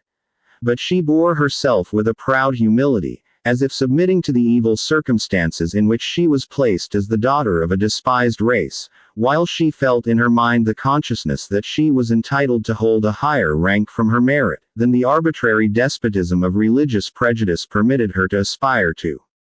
Thus prepared to expect adverse circumstances, she had acquired the firmness necessary for acting under them. Her present situation required all her presence of mind, and she summoned it up accordingly. Her first care was to inspect the apartment, but it afforded few hopes either of escape or protection. It contained neither secret passage nor trap door, and unless where the door by which she had entered joined the main building, seemed to be circumscribed by the round exterior wall of the turret. The door had no inside bolt or bar. The single window opened upon an embattled space surmounting the turret, which gave Rebekah, at first sight, some hopes of escaping. But she soon found it had no communication with any other part of the battlements, being an isolated bartizan, or balcony, secured, as usual, by a parapet, with embrasures, at which a few archers might be defending the turret, and flanking with their shot the wall of the castle on that side. There was therefore no hope but in passive fortitude, and in that strong reliance on heaven natural to great and generous characters. Rebecca, however erroneously taught to interpret the promises of Scripture to the chosen people of heaven, did not err in supposing the present to be their hour of trial, or in trusting that the children of Zion would be one day called in with the fullness of the Gentiles. In the meanwhile, all around her showed that their present state was that of punishment and probation, and that it was their especial duty to suffer without sinning. Thus prepared to consider herself as the victim of misfortune, Rebecca had early reflected upon her own state, and schooled her mind to meet the dangers which she had probably to encounter. The prisoner trembled, however, and changed color, when a step was heard on the stair, and the door of the turret chamber slowly opened, and a tall man, dressed as one of those banditti to whom they owed their misfortune, slowly entered, and shut the door behind him. His cap, pulled down upon his brows, concealed the upper part of his face, and he held his mantle in such a manner as to muffle the rest. In this guise, as if prepared for the execution of some deed, at the thought of which he was himself ashamed, he stood before the affrighted prisoner. Yet, ruffian as his dress bespoke him, he seemed at a loss to express what purpose had brought him thither, so that Rebecca, making an effort upon herself, had time to anticipate his explanation. She had already unclasped 2 costly bracelets and a collar, which she hastened to proffer to the supposed outlaw, concluding naturally that to gratify his avarice was to bespeak his favor. "Take these," she said, "good friend, and for God's sake be merciful to me and my aged father. These ornaments are of value, yet are they trifling to what he would bestow to obtain our dismissal from this castle, free and uninjured." "Fair flower of Palestine," replied the outlaw, "these pearls are orient, but they yield in whiteness to your teeth. The diamonds are brilliant, but they cannot match your eyes. And ever since I have taken up this wild trade, I have made a vow to prefer beauty to wealth." "Do not do yourself such wrong," said Rebecca. "Take ransom, and have mercy. Gold will purchase you pleasure. To misuse us, could only bring thee remorse. My father will willingly satiate thy utmost wishes.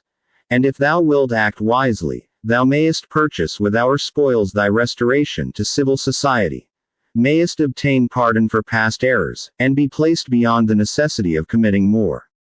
It is well spoke to sustain, in Saxon, a conversation which Rebecca had opened in that language. "But know, bright lily of the vale of Baca, that thy father is already in the hands of a powerful alchemist, who knows how to convert into gold and silver even the rusty bars of a dungeon grate. The venerable Isaac is subjected to an alembic, which will distill from him all he holds dear, without any assistance from my requests or thy entreaty. The ransom must be paid by love and beauty, and in no other coin will I accept it." "Thou art no outlaw," said Rebecca, in the same language in which he addressed her. No outlaw had refused such offers.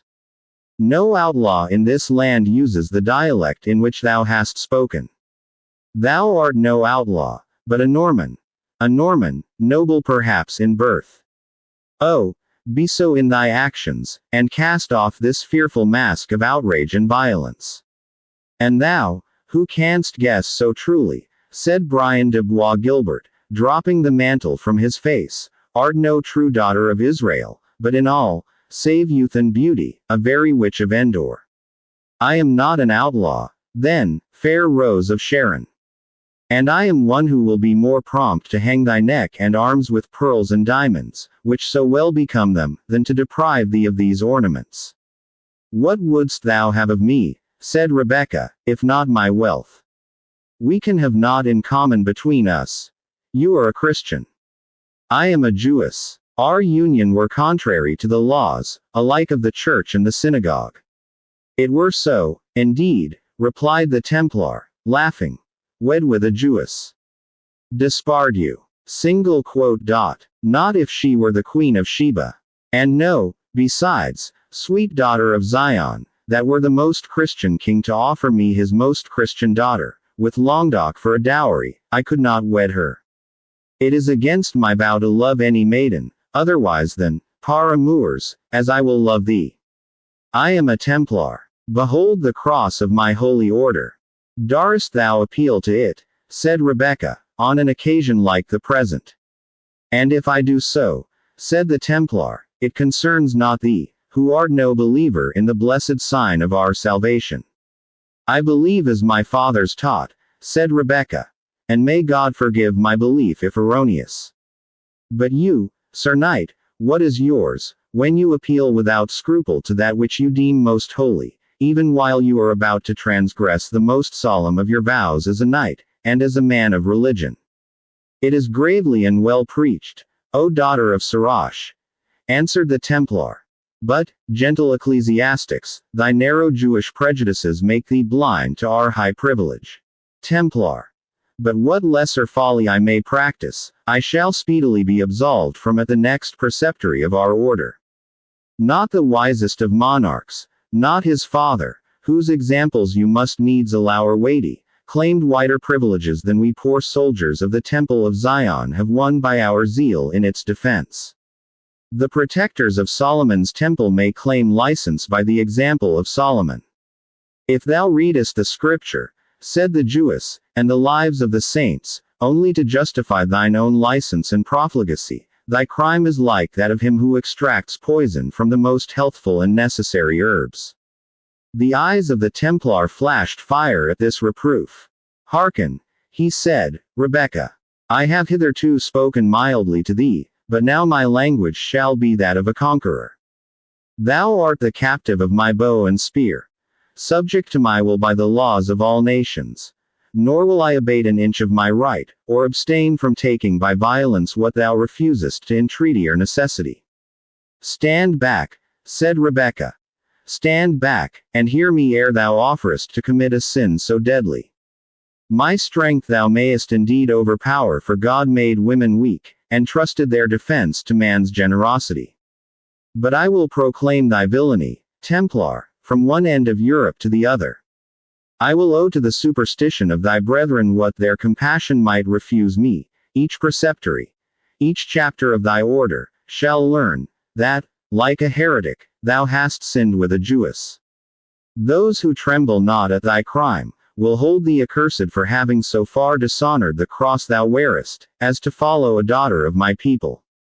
Thou art keen-witted, Jewess, replied the Templar, well aware of the truth of what she spoke, and that the rules of his order condemned in the most positive manner, and under high penalties, such intrigues as he now prosecuted, and that, in some instances, even degradation had followed upon it.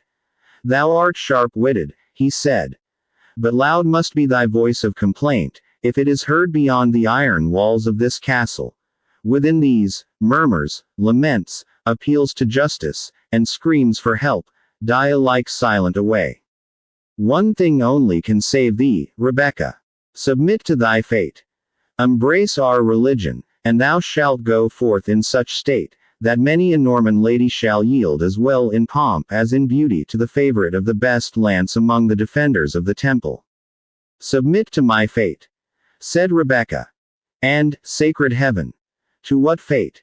Embrace thy religion. And what religion can it be that harbors such a villain? Thou the best lance of the Templars. Craven knight. Forsworn priest. I spit at thee, and I defy thee.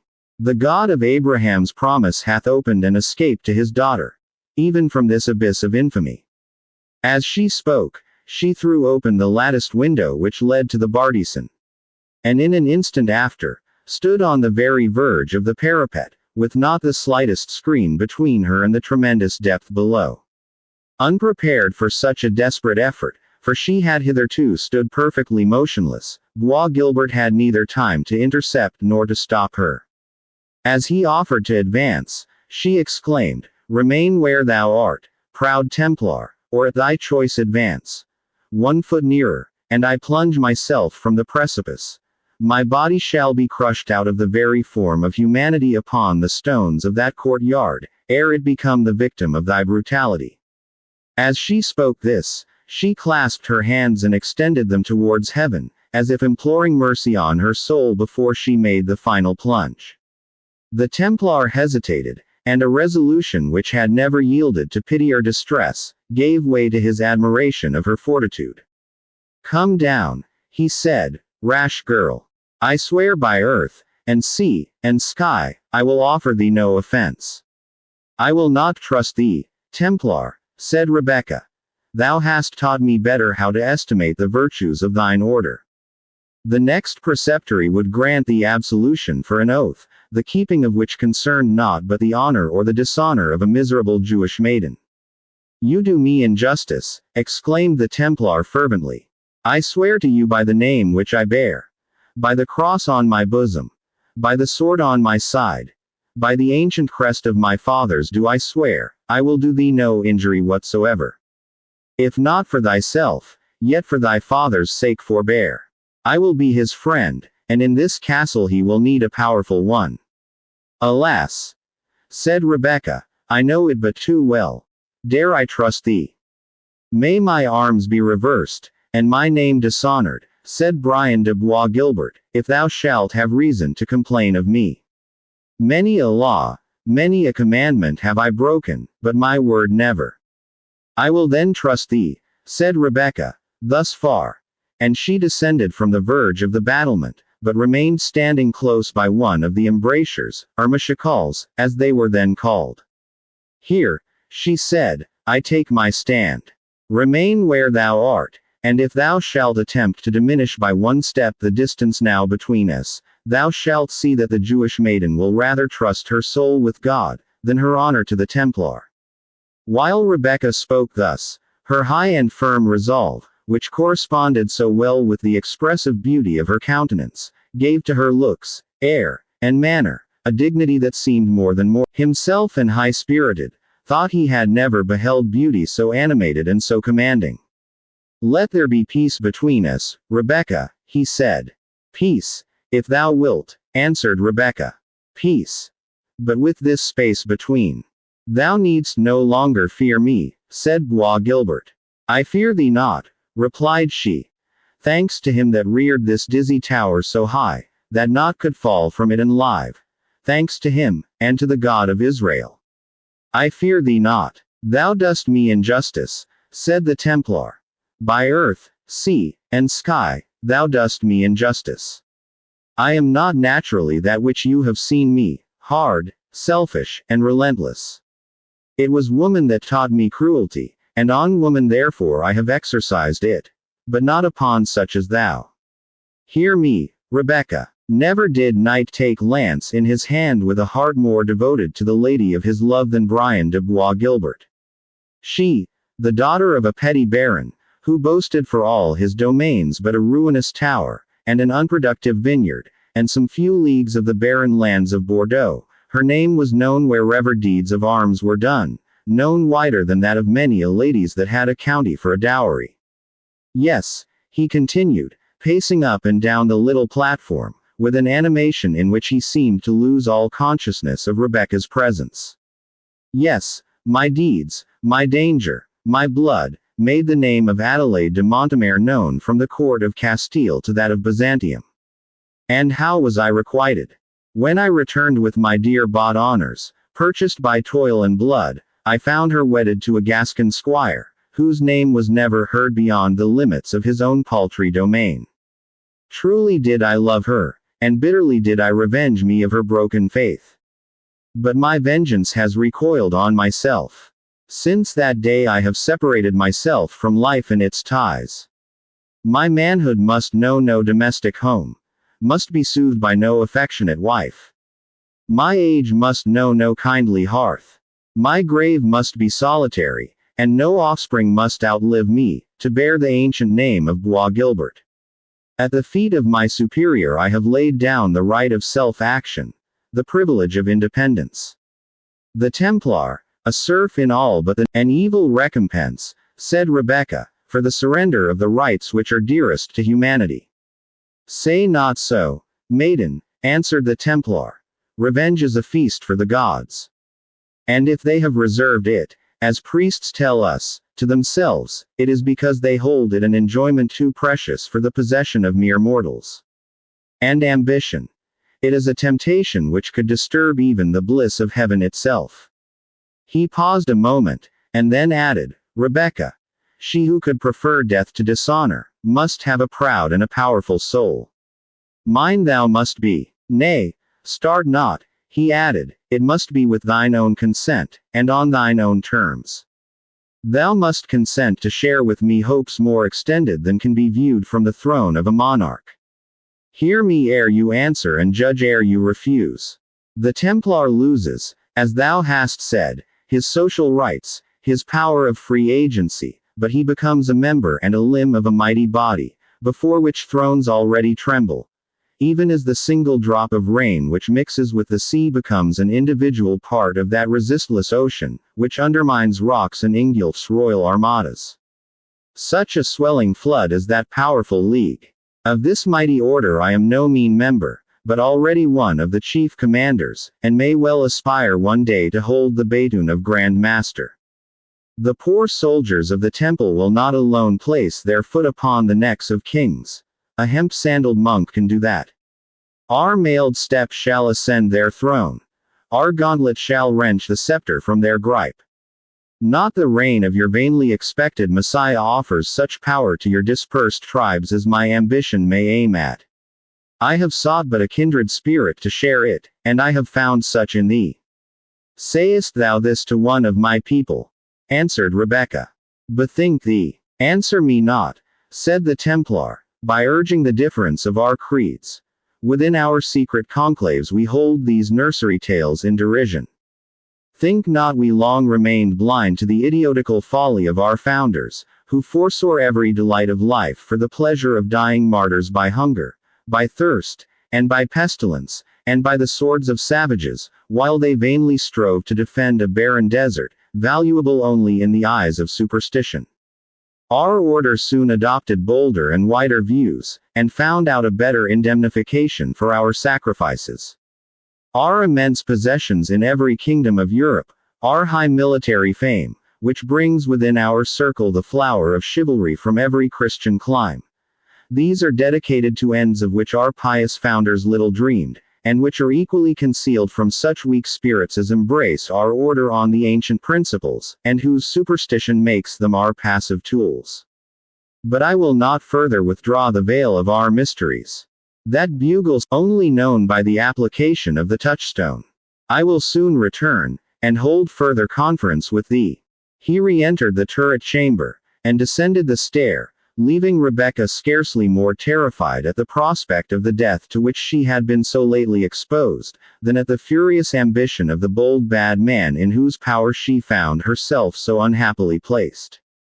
When she entered the turret chamber, her first duty was to return thanks to the God of Jacob for the protection which he had afforded her, and to implore its continuance for her and for her father. Another name glided into her petition. It was that of the wounded Christian, whom fate had placed in the hands of bloodthirsty men, his avowed enemies. Her heart indeed checked her, as if, even in communing with the deity in prayer, she mingled in her devotions the recollection of one with whose fate hers could have no alliance, a Nazarene, and an enemy to her faith. But the petition was already breathed, nor could all the narrow prejudices of her sect induce Rebecca to wish it recalled. Chapter 25. A damned cramped piece of penmanship as ever I saw in my life. She stoops to conquer. When the Templar reached the hall of the castle, he found de Bracy already there. Your love suit, said de Bracy, hath, I suppose, been disturbed, like mine, by this obstreperous summons. But you have come later and more reluctantly, and therefore I presume your interview has proved more agreeable than mine. Has your suit, then, been unsuccessfully paid to the Saxon heiress? Said the Templar. By the bones of Thomas a Becket, answered de Bracy, the Lady Rowena must have heard that I cannot endure the sight of women's tears. Away, said the Templar. Thou a leader of a free company, and regard a woman's tears. A few drops sprinkled on the torch of love, make the flame blaze the brighter. Gramercy for the few drops of thy sprinkling, replied de Bracy. But this damsel hath wept enough to extinguish a beacon light. Never was such wringing of hands and such overflowing of eyes, since the days of Saint Niobe, of whom Prior Aymer told us. A legion of fiends have occupied the bosom of the Jewess, replied the Templar. For, I think no single one, not even Apollyon himself, could have inspired such indomitable pride and resolution. But where is Front de Boeuf? That horn is sounded more and more clamorously. He is negotiating with the Jew, I suppose, replied de Bracy, coolly. Probably the howls of Isaac have drowned the blast of the bugle. Thou mayest know, by experience, Sir Brian, that a Jew parting with his treasures on such terms as our friend Front de Boeuf is like to offer, will raise a clamor loud enough to be heard over 20 horns and trumpets to boot. But we will make the vassals call him. They were soon after joined by Front de Boeuf, who had been disturbed in his tyrannic cruelty in the manner with which the reader is acquainted, and had only tarried to give some necessary directions. Let us see the cause of this cursed clamor, said Front de Boeuf. Here is a letter, and, if I mistake not, it is in Saxon. He looked at it, turning it round and round as if he had had really some hopes of coming at the meaning by inverting the position of the paper, and then handed it to de Bracy. It may be magic spells for aught I know, said de Bracy, who possessed his full proportion of the ignorance which characterized the chivalry of the period. Our chaplain attempted to teach me to write, he said, but all my letters were formed like spear heads and sword blades, and so the old shaveling gave up the task. Give it me, said the Templar.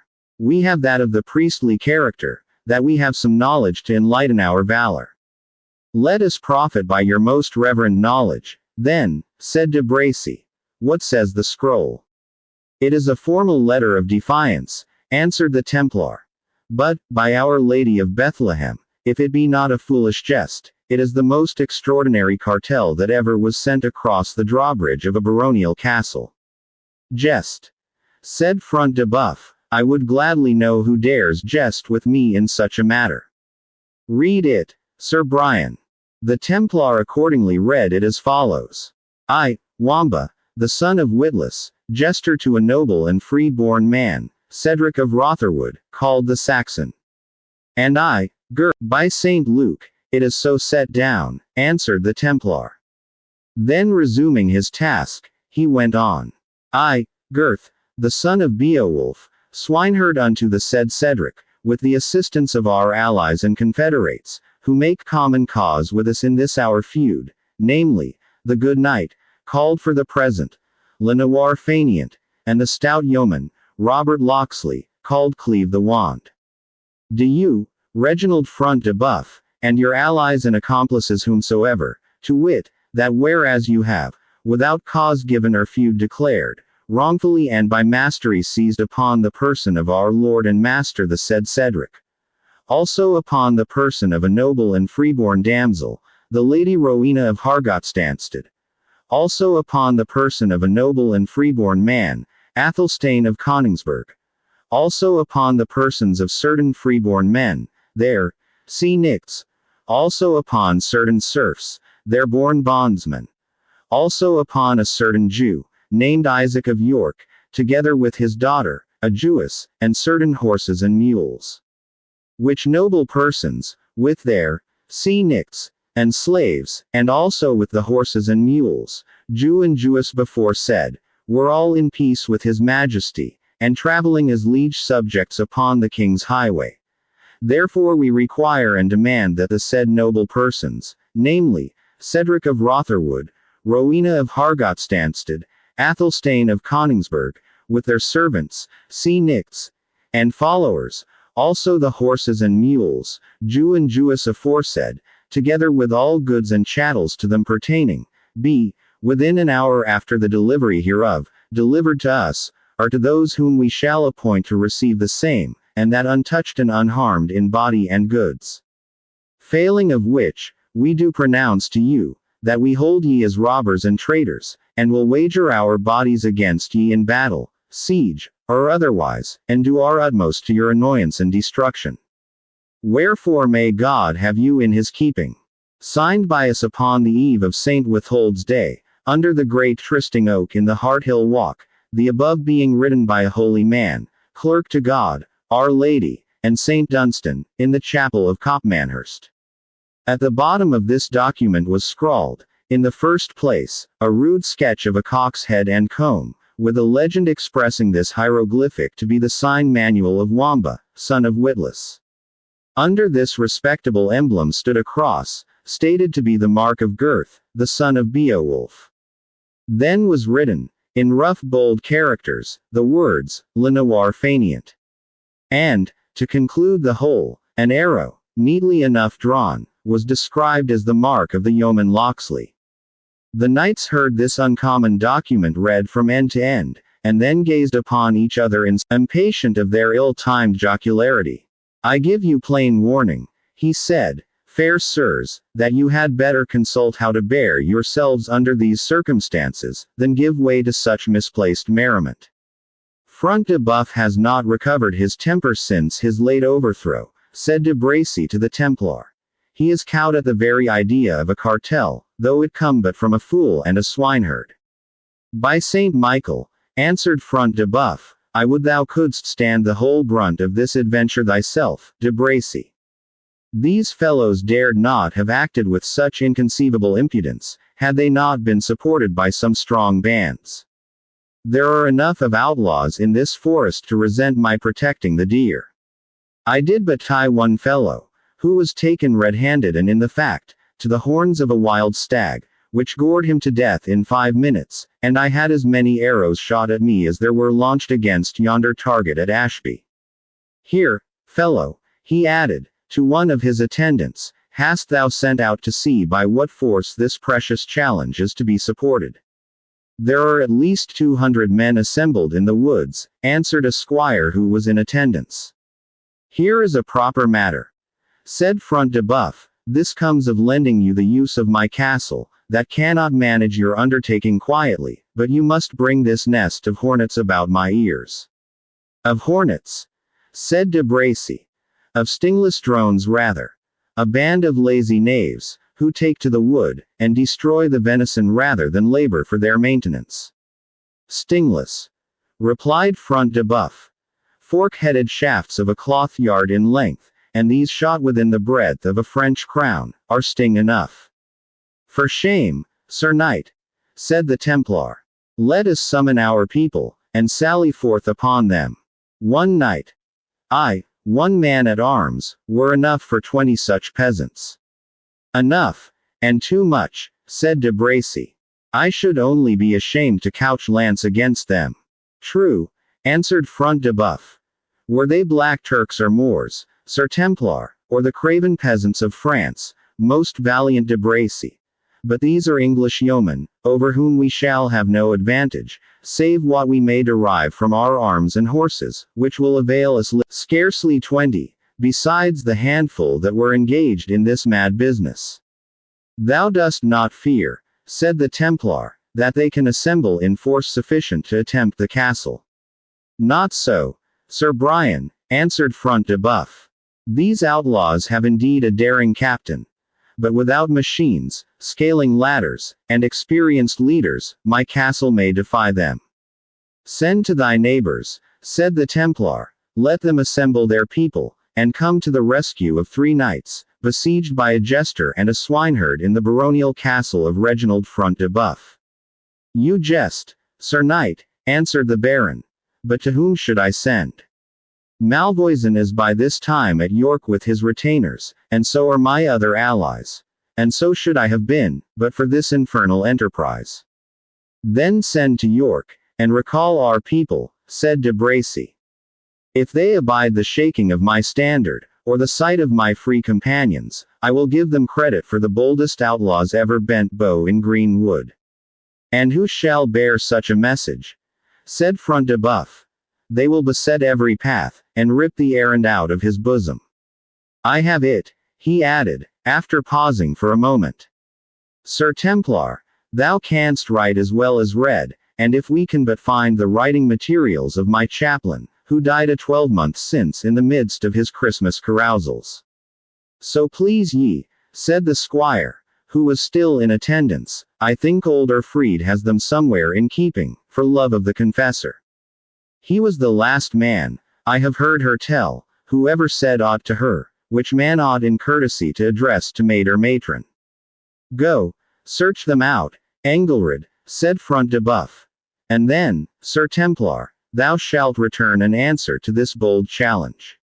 I would rather do it at the sword's point than at that of the pen, said Bois Guilbert, but be it as you will. He sat down accordingly, and indited, in the French language, an epistle of the following tenor.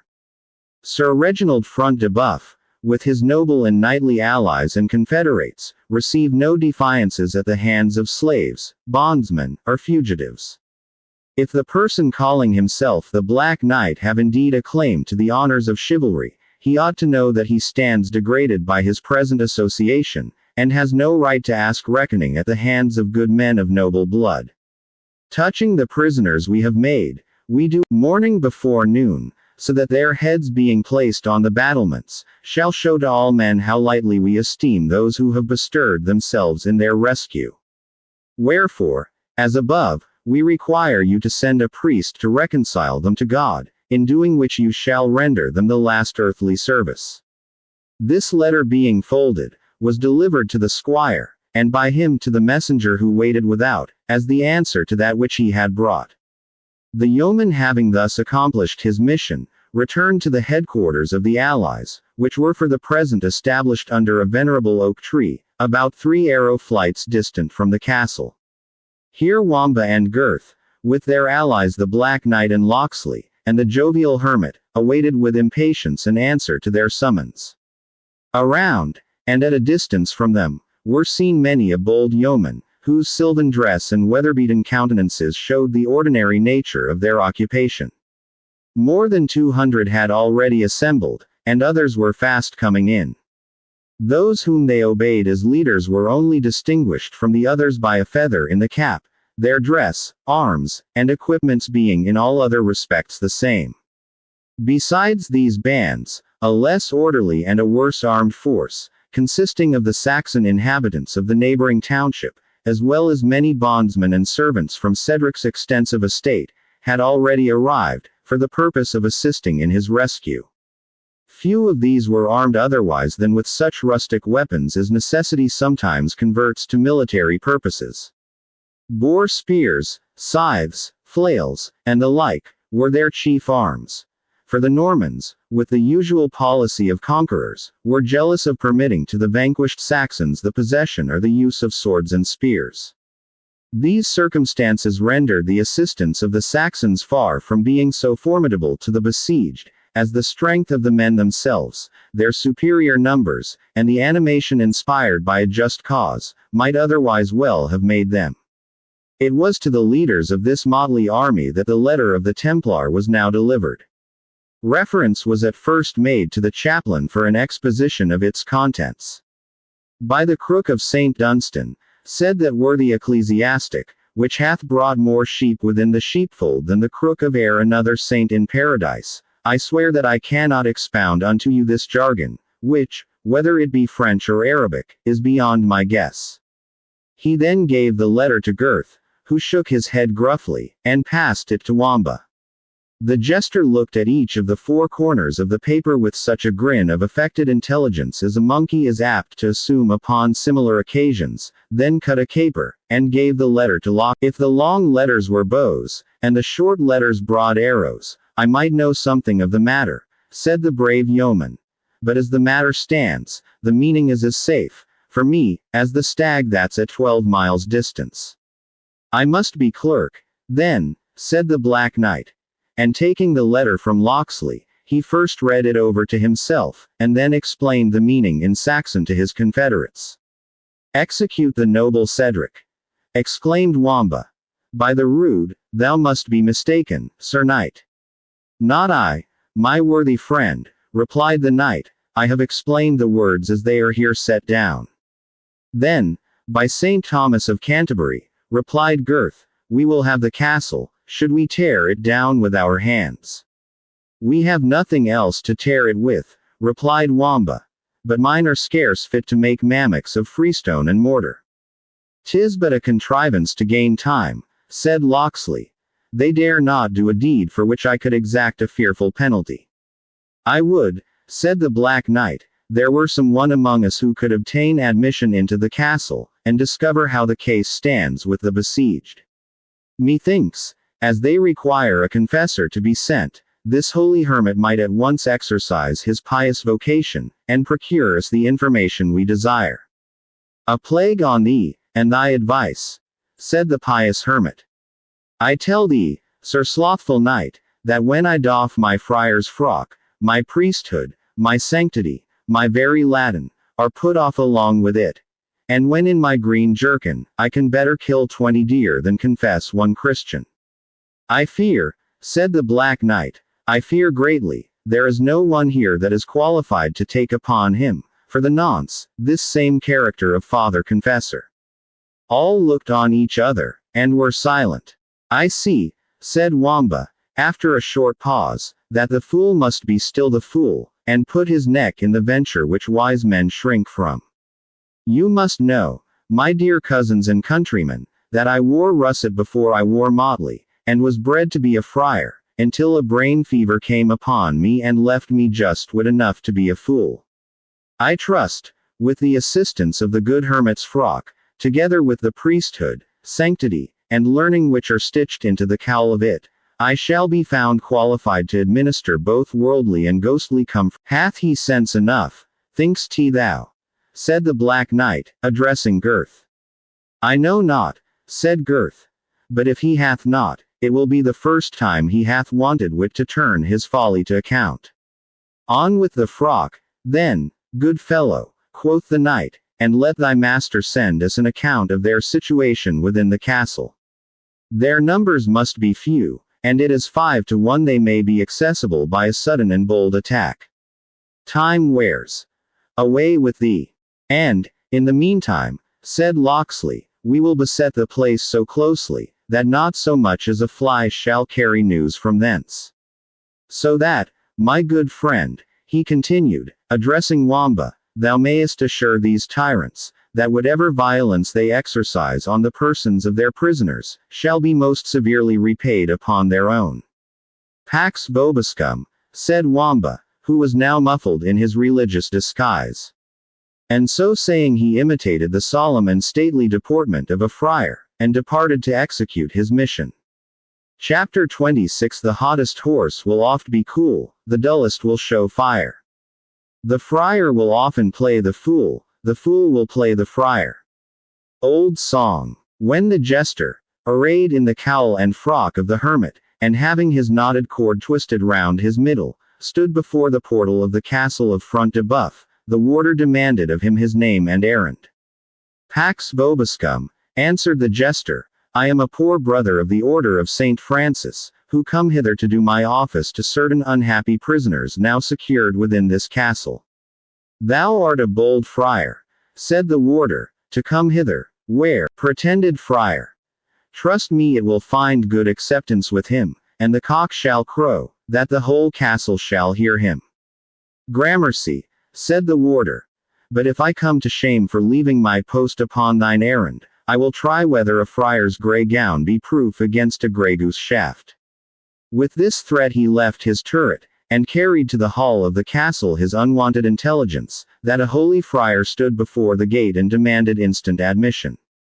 With no small wonder he received his master's commands to admit the holy man immediately. And, having previously manned the entrance to guard against surprise, he obeyed, without further scruple, the commands which he had received. The harebrained self-conceit which had emboldened Wamba to undertake this dangerous office, was scarce sufficient to support him when he found himself in the presence of a man so dreadful, and so much dreaded, as Reginald Front de Boeuf, and he brought out his Pax vobiscum, to which he, in a good measure, trusted for supporting his character, with more anxiety and hesitation than had hitherto accompanied it. But Front de Boeuf was accustomed to see men of all ranks tremble in his presence, so that the timidity of the supposed father did not give him any cause of suspicion. Who and whence art thou, priest? Said he. Pax vobiscum, reiterated the jester, I am a poor servant of Saint Francis, who, traveling through this wilderness, have fallen among thieves, as scripture hath it, quidem viator incited in latrones, which thieves have sent me unto this castle in order to do my ghostly office on 2 persons condemned by your honorable justice. Aye, right, answered Front de Boeuf. And canst thou tell me, Holy Father, the number of those banditti? Gallant sir, answered the jester, nomen illis legio, their name is legion. Tell me in plain terms what numbers there are, or, priest, thy cloak and cord will ill protect thee. Alas! Said the supposed friar, cor meum eructavit, that is to say, I was like to burst with fear. But I conceive they may be. What of yeomen? What of commons? At least 500 men. What? Said the Templar, who came into the hall that moment, muster the wasps so thick here. It is time to stifle such a mischievous brood. Not. Then trust him not with thy purpose in words, answered the Templar. Let him carry a written order to De Bracy's company of free companions, to repair instantly to their master's aid. In the meantime, and that the shaveling may suspect nothing, permit him to go freely about his task of preparing these Saxon hogs for the slaughter-house. It shall be so, said Front de Boeuf. And he forthwith appointed a domestic to conduct Wamba to the apartment where Cedric and Athelstane were confined. The impatience of Cedric had been rather enhanced than diminished by his confinement. He walked from one end of the hall to the other, with the attitude of one who advances to charge an enemy, or to storm the breach of a beleaguered place, sometimes ejaculating to himself, sometimes addressing Athelstane, who stoutly and stoically awaited the issue of the adventure, digesting, in the meantime, with great composure, the liberal meal which he had made at noon, and not greatly interesting himself about the duration of his captivity, which he concluded, would, like all earthly evils, find an end in heaven's good time. Pax vobiscum, said the jester, entering the apartment. The blessing of Saint Dunstan, Saint Denis, Saint Duthoc, and all other saints whatsoever, be upon ye and about ye. Enter freely, answered Cedric to the supposed friar. With what intent art thou come hither? To bid you prepare yourselves for death, answered the jester. It is impossible, replied Cedric, starting. Fearless and wicked as they are, they dare not attempt such open and gratuitous cruelty. Alas! Said the jester, to restrain them by their sense of humanity, is the same as to stop a runaway horse with a bridle of silk thread. Bethink thee, therefore, noble Cedric, and you also, gallant Athelstane, what crimes you have committed in the flesh. For this very day will ye be called to answer at a higher tribunal. Hearest thou this, Athelstane? Said Cedric. We must rouse up our hearts to this last action, since better it is we should die like men, than live like slaves. I am ready, answered Athelstane, to stand the worst of their malice, and shall walk to my death with as much composure as ever I did. Wait yet a moment, good uncle, said the jester, in his natural tone. Better look long before you leap in the dark. By my faith, said Cedric, I should know that voice. It is that of your trusty slave and jester, answered Wamba, throwing back his cowl. Had you taken a fool's advice formerly, you would not have been here at all. Take a fool's advice now, and you will not be here long. How meanest thou, knave? Answered the Saxon. Even thus, replied Wamba. Take thou this frock and cord, which are all the orders I ever had, and march quietly out of the castle, leaving me your cloak and girdle to take the long leap in thy stead. Leave thee in my stead, said Cedric, astonished at the proposal. Why, they would hang thee, my poor knave. E'en let them do as they are permitted, said Wamba. I trust. No disparagement to your birth. That the son of Witless may hang in a chain with as much gravity as the chain hung upon his ancestor the alderman. Well, Wamba, answered Cedric, for one thing will I grant thy request. And that is, if thou wilt make the exchange of garments with Lord Athelstane instead of me. No, by Saint Dunstan, answered Wamba. There were little reason in that. Good right there is, that the son of Witless should suffer to save the son of Hereward. But little wisdom there were in his dying for the benefit of one whose fathers were strangers to his. Villain, said Cedric, the fathers of Athelstane were monarchs of England. They might be whomsoever they pleased, replied Wamba. But my neck stands too straight upon my shoulders to have it twisted for their sake. Wherefore, good my master, either take my proffer yourself, or suffer me to leave this dungeon as free as I entered. Let the old tree wither, continued Cedric, so the stately hope of the forest be preserved. Save the noble Athelstane, my trusty Wamba. It is the duty of each who has Saxon blood in his veins. Thou and I will abide together the utmost rage of our injurious oppressors, while he, free and safe, shall arouse the awakened spirits of our countrymen to avenge us. Not so, Father Cedric, said Athelstane, grasping his hand. For, when roused to think or act, his deeds and sentiments were not unbecoming his high race. Not so, he continued. I would water, than embrace the opportunity to escape which the slave's untaught kindness has purveyed for his master. You are called wise men, sirs, said the jester, and I a crazed fool. But, Uncle Cedric, and Cousin Athelstane, the fool shall decide this controversy for ye, and save ye the trouble of straining courtesies any farther. I am like John a Duck's mare, that will let no man mount her but John a Duck. I came to save my master, and if he will not consent, basta. I can but go away home again. Kind service cannot be chucked from hand to hand like a shuttlecock or stoolball. I'll hang for no man but my own born master.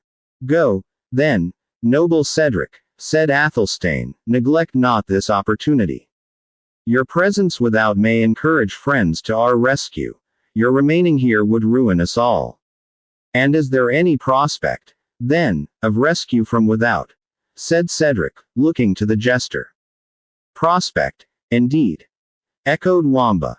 Let me tell you, when you fill my cloak, you are wrapped in a general's cassock. 500 men are there without, and I was this morning one of the chief leaders. My fool's cap was a casque, and my bauble a truncheon.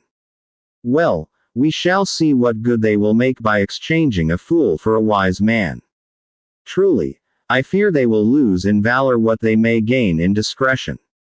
And so farewell, master, and be kind to poor Girth and his dog Fangs, and let my coxcomb hang in the hall at Rotherwood, in memory that I flung away my life for my master, like a faithful fool. The last word came out with a sort of double expression, betwixt jest and earnest. The tears stood in Cedric's eyes. Thy memory shall be preserved, he said, while fidelity and affection have honor upon earth. But that I trust I shall find the means of saving Rowena, and thee, Athelstane, and thee, also, my poor Wamba, thou shouldst not overbear me in this matter. The exchange of dress was now accomplished, when a sudden doubt struck Cedric. I know no language, he said, but my own, and a few words of their mincing Norman. How shall I bear myself like a reverend brother?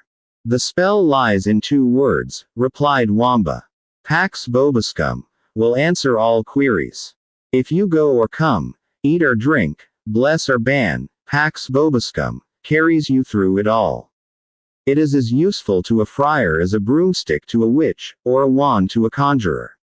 Speak it but the charm upon them all. I think, if they bring me out to be hanged tomorrow, as is much to be doubted they may, I will try its weight upon the finisher of the sentence. If such prove the case, said the master, my religious orders are soon taken. Pax vobiscum. I trust I shall remember the pass-word. Noble Athelstane, farewell. And farewell, my poor boy, whose heart might make amends for a weaker head. I will save you, or return and die with you. The royal blood of our Saxon kings shall not be spilt while mine beats in my veins. Nor shall one hair fall from the head of the kind knave who risked himself for his master, if Cedric's peril can prevent it. Farewell. Farewell, noble Cedric, said Athelstane. Remember, it is the true part of a friar to accept refreshment, if you are offered any. Farewell, uncle, added Wamba. And remember, Pax Vobiscum. Thus exhorted, Cedric sallied forth upon his expedition. And it was not long ere he had occasion to try the force of that spell which his jester had recommended as omnipotent. In a low-arched and dusky passage, by which he endeavored to work his way to the hall of the castle, he was interrupted by a female form. Pax Vobiscum, said the pseudo-friar, and was endeavoring to hurry past, when a soft voice replied, Et vobis. Quaso, Domini reverendissime, pro misericordia vestra. I am somewhat deaf, replied Cedric, in good Saxon, and at the same time muttered to himself, a curse on the fool and his, Pax Vobiscum. I have lost my javelin at the first cast. It was, however, no unusual thing for a priest of those days to be deaf of his Latin ear, and this the person who now addressed Cedric knew full well. I pray you of dear love, reverend father, she replied in his own language, that you will deign to visit with your ghostly comfort a wounded prisoner of this castle, and have such compassion upon him as thy holy office teaches. Never shall good deeds so highly and of Thor, answered Cedric impatiently, and would probably have proceeded in the same tone of total departure from his spiritual character, when the colloquy was interrupted by the harsh voice of Urfried, the old crone of the turret. How, minion, said she to the female speaker, is this the manner in which you requite the kindness which permitted thee to leave thy prison cell yonder? Puttest thou the reverend man to use ungracious language to free himself from the importunities of a Jewess? A Jewess, said Cedric, availing himself of the information to get clear of their interruption. Let me pass, woman. Stop me not at your peril. I am fresh from my holy office, and would avoid pollution. Come this way, father, said the old hag, thou art a stranger in this castle, and canst not leave it without a guide. Come hither, for I would speak with thee. And you, daughter of an accursed race, go to the sick man's chamber, and tend him until my return. And woe betide you if you again quit it without my permission. Rebecca retreated. Her importunities had prevailed upon Urfried to suffer her to quit the turret, and Urfried had employed her services where she herself would most gladly have paid them, by the bedside of the wounded Ivanhoe. With an understanding awake to their dangerous situation, and prompt to avail herself of each means of safety which occurred, Rebecca had hoped something from the presence of a man of religion, who, she learned from Urfried, had penetrated into this godless castle. She watched the return of the supposed ecclesiastic, with the purpose of addressing him, and interesting him in favor of the prisoners. With what imperfect success the reader has been just acquainted. Chapter 27 Fond Wretch. And what canst thou relate, but deeds of sorrow, shame, and sin? Thy deeds are proved. Thou know'st thy fate. But come, thy tale. Begin. Begin. But I have griefs of other kind, troubles and sorrows more severe. Give me to ease my tortured mind, lend to my woes a patient ear. And let me, if I may not find a friend to help, find one to hear. Crabbe's Hall of Justice. When Urfried had with clamors and menaces driven Rebecca back to the apartment from which she had sallied, she proceeded to conduct the unwilling Cedric into a small apartment, the door of which she heedfully secured. Then fetching from a cupboard a stoup of wine and 2 flagons, she placed them on the table, and said in a tone rather asserting a fact than asking a question, Thou art Saxon, father. Deny it not, she continued, observing that Cedric hastened not to reply. The sounds of my native language are sweet to mine ears, though seldom heard save from the tongues of the wretched and degraded serfs on whom the proud Normans impose the meanest drudgery of this dwelling. Thou art a Saxon, father. A Saxon, and, save as thou art a servant of God, a freeman. Thine accents are sweet in mine ear. Do not Saxon priests visit this castle, then? Replied Cedric. It were, methinks, their duty to comfort the outcast and oppressed children of the soil. They come not. Or if they come, They better love to revel at the boards of their conquerors, answered Erfried, than to hear the groans of their countrymen. So, at least, report speaks of them. Of myself I can say little. This castle, for 10 years, has opened to no priest save the debauched Norman chaplain who partook the nightly revels of Front de Boeuf, and he has been long gone to render an account of his stewardship. But thou art a Saxon priest, and I have one question to ask of thee. I am a Saxon, answered Cedric, but unworthy, surely, of the name of priest. Let me be gone on my way. I swear I will return, or send one of our fathers more worthy to hear your confession. Stay yet a while, said Erfried. The accents of the voice which thou hearest now will soon be choked with the cold earth, and I would not descend to it like the beast I have lived. But wine must give me strength to tell the horrors of my tale. She poured out a cup, and drank it with a frightful avidity, which seemed desirous of draining the last drop in the goblet. It stupefies, she said, looking upwards as she finished her draught, but it cannot cheer. Partake it, father, if you would hear my tale without sinking down upon the pavement.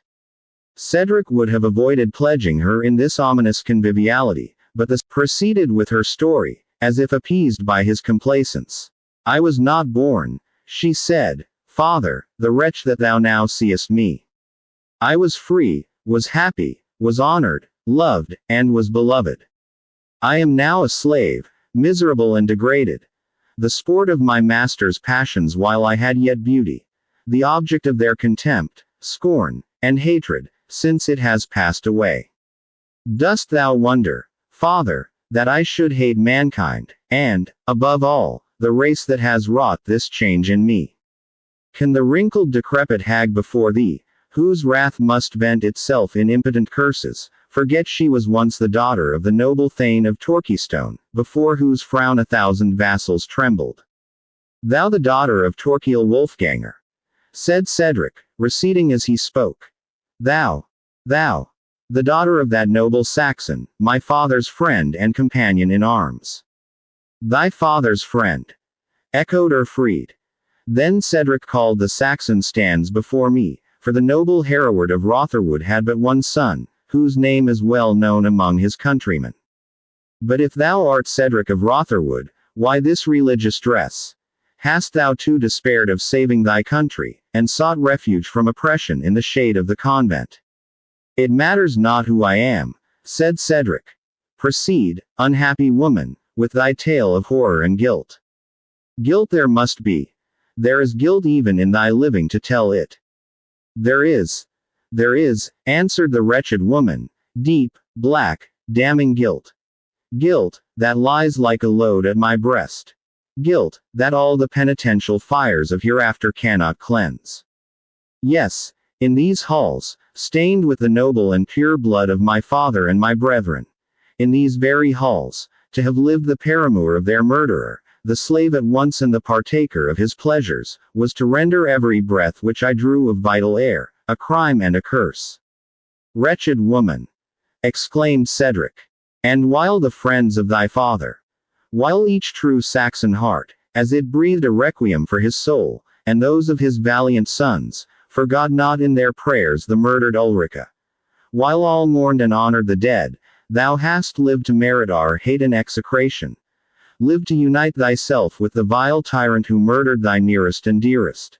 Who shed the blood of infancy, rather than a male of the noble house of Torquil Wolfganger should survive.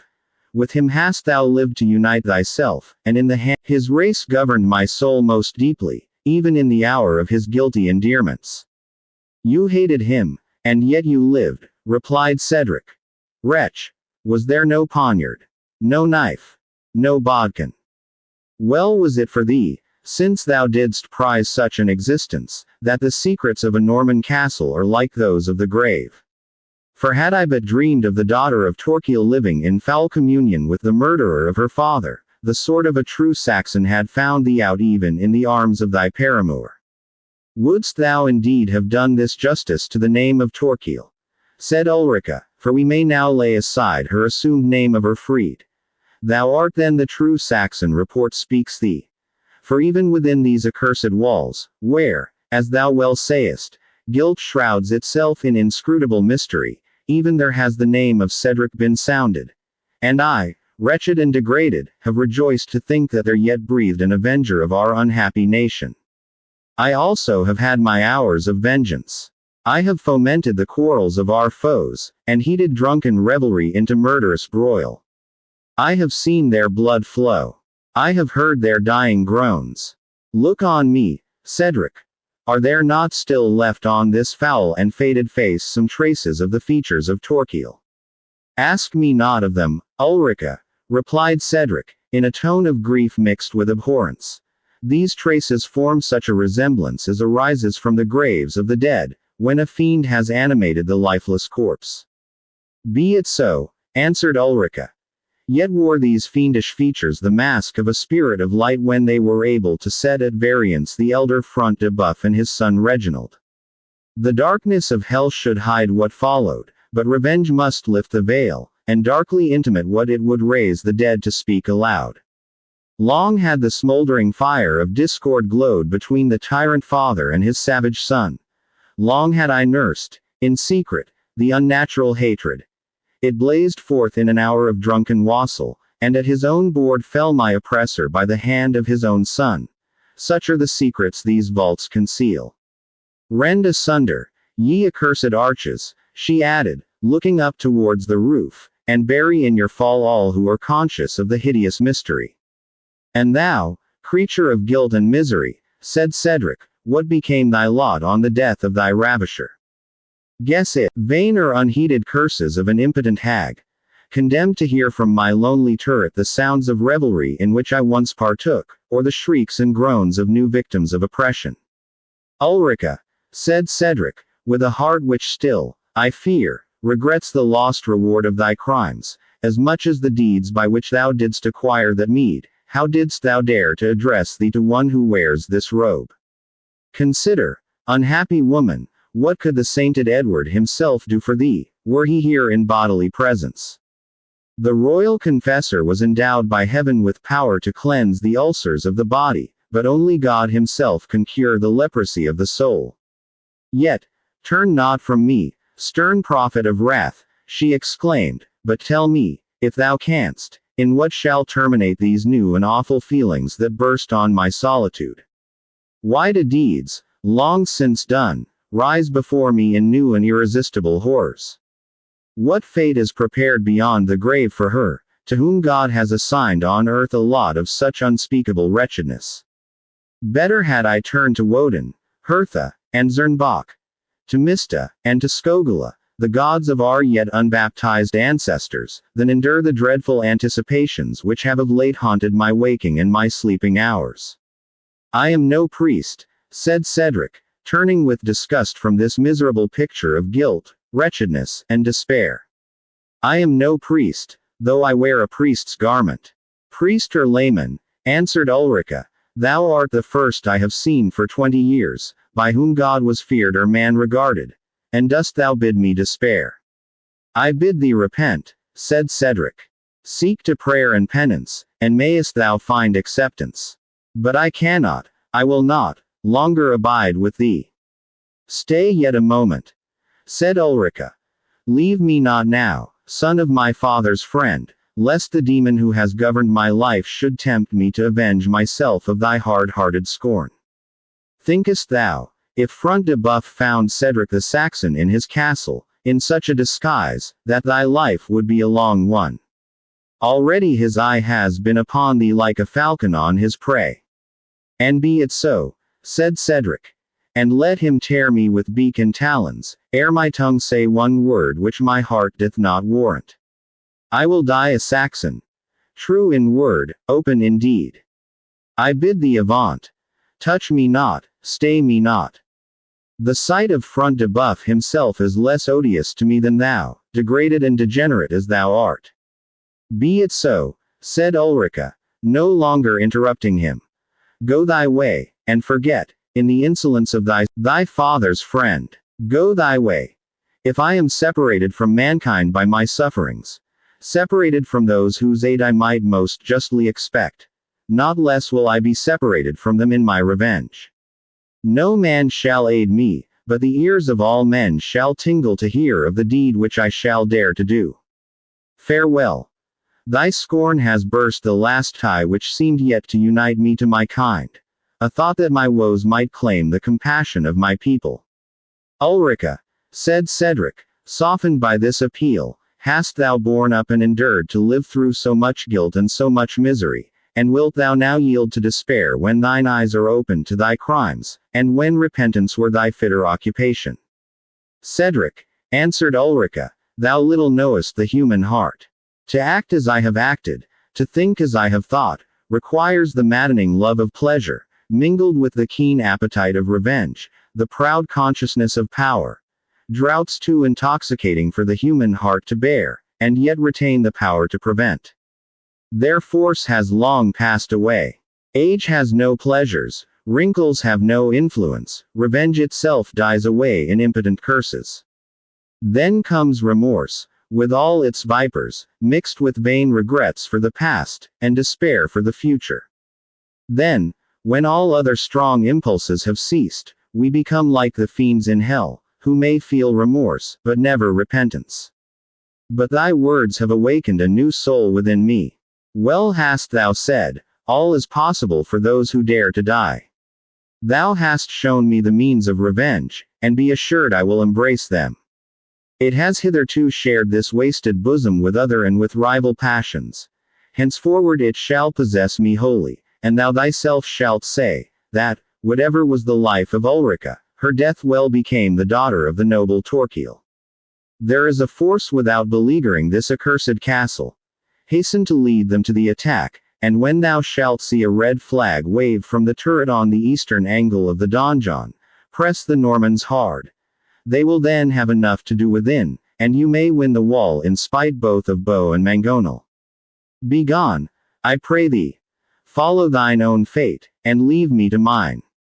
Cedric would have inquired farther into the purpose which she thus darkly announced, but the stern voice of Front de Boeuf was heard, exclaiming, "Where tarries this loitering priest? By the scallop shell of Compostela, I will make a martyr of him, if he loiters here to hatch treason among my domestics." What a true prophet, said Ulrica, is an evil conscience. But heed him not. Out into thy people. Cry your Saxon onslaught, and let them sing their war song of Rollo, if they will. Vengeance shall bear himself to make obeisance to the haughty baron, who returned his courtesy with a slight inclination of the head.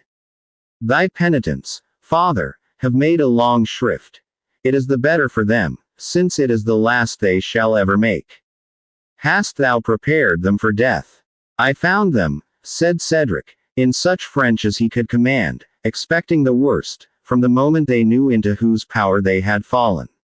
How now, Sir Friar, replied Front de Boeuf, thy speech, methinks, smacks of a Saxon tongue. I was bred in the convent of Saint Withold of Burden, answered Cedric. Ay, said the baron. It had been better for thee to have been a Norman, and better for my purpose too, but need has no choice of messengers. That Saint Witholds of Burden is an owlet's nest worth the harrying. The day will soon come that the frock shall protect the Saxon as little as the mail coat. God's will be done, said Cedric, in a voice tremulous with passion, which Front de Boeuf imputed to fear. I see, said he, thou dreamest already that our men at arms are in thy refectory and thy ale vaults. But do me one cast of thy holy office, and, come what list of others, thou shalt sleep as safe in thy cell as a snail within his shell of proof. Speak your commands, said Cedric, with suppressed emotion. Follow me through this passage, then, that I may dismiss thee by the postern.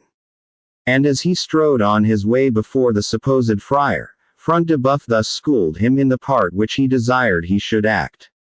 Thou seest, Sir Friar, yon herd of Saxon swine, who have dared to environ this castle of Torquystone.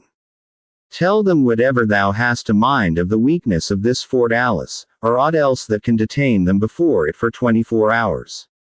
Meantime bear thou this scroll. But soft. Canst read, Sir Priest? Not a jot I. answered Cedric, save on my breviary. And then I find us whole and sound behind our battlement. Shame on it, that we should be compelled to hide thus by a pack of runagates, who are wont to fly even at the flash of our pennons and the tramp of our horses. I say to thee, priest, contrive some cast of thine art to keep the knaves where they are, until our friends bring up their lances. My vengeance is awake, and she is a falcon that slumbers not till she has been gorged. By my patron saint, said Cedric, with deeper energy than became his character, and by every saint who has lived and died in England, your commands shall be obeyed. Not a Saxon shall stir from before these walls, if I have art and influence to detain them there. Ha! Said Front de Bœuf, thou chongest thy tone, Sir Priest, and speakest brief and bold, as if thy heart were in the slaughter of the Saxon herd, and yet thou art thyself of kindred to the swine. Cedric was no ready practicer of the art of dissimulation, and would at this moment have been much the better of a hint from Wamba's more fertile brain. But necessity, according to the ancient proverb, sharpens invention, and he muttered something under his cowl concerning the men in question being excommunicated outlaws both to church and to kingdom. Despardieu, answered Front de Bœuf, thou hast spoken the very truth. I forgot that the knaves can strip a fat abbot, as well as if they had been born south of yonder salt channel. Was it not he of St. Ives whom they tied to an oak tree, and compelled to sing a mass while they were rifling his mails and his wallets? No, by Our Lady. That jest was played by Gaultier of Middleton, one of our own companions at arms. But they were Saxons who robbed the chapel at St. Bees of cup, candlestick and chalice, were they not? They were godless men, answered Cedric. Aye, and they drank out all the good wine and ale that lay in store for many a secret carousal, when ye pretend ye are but busied with vigils and primes. Priest, thou art bound to revenge such sacrilege. I am indeed bound to vengeance, murmured Cedric. Saint Withold knows my heart.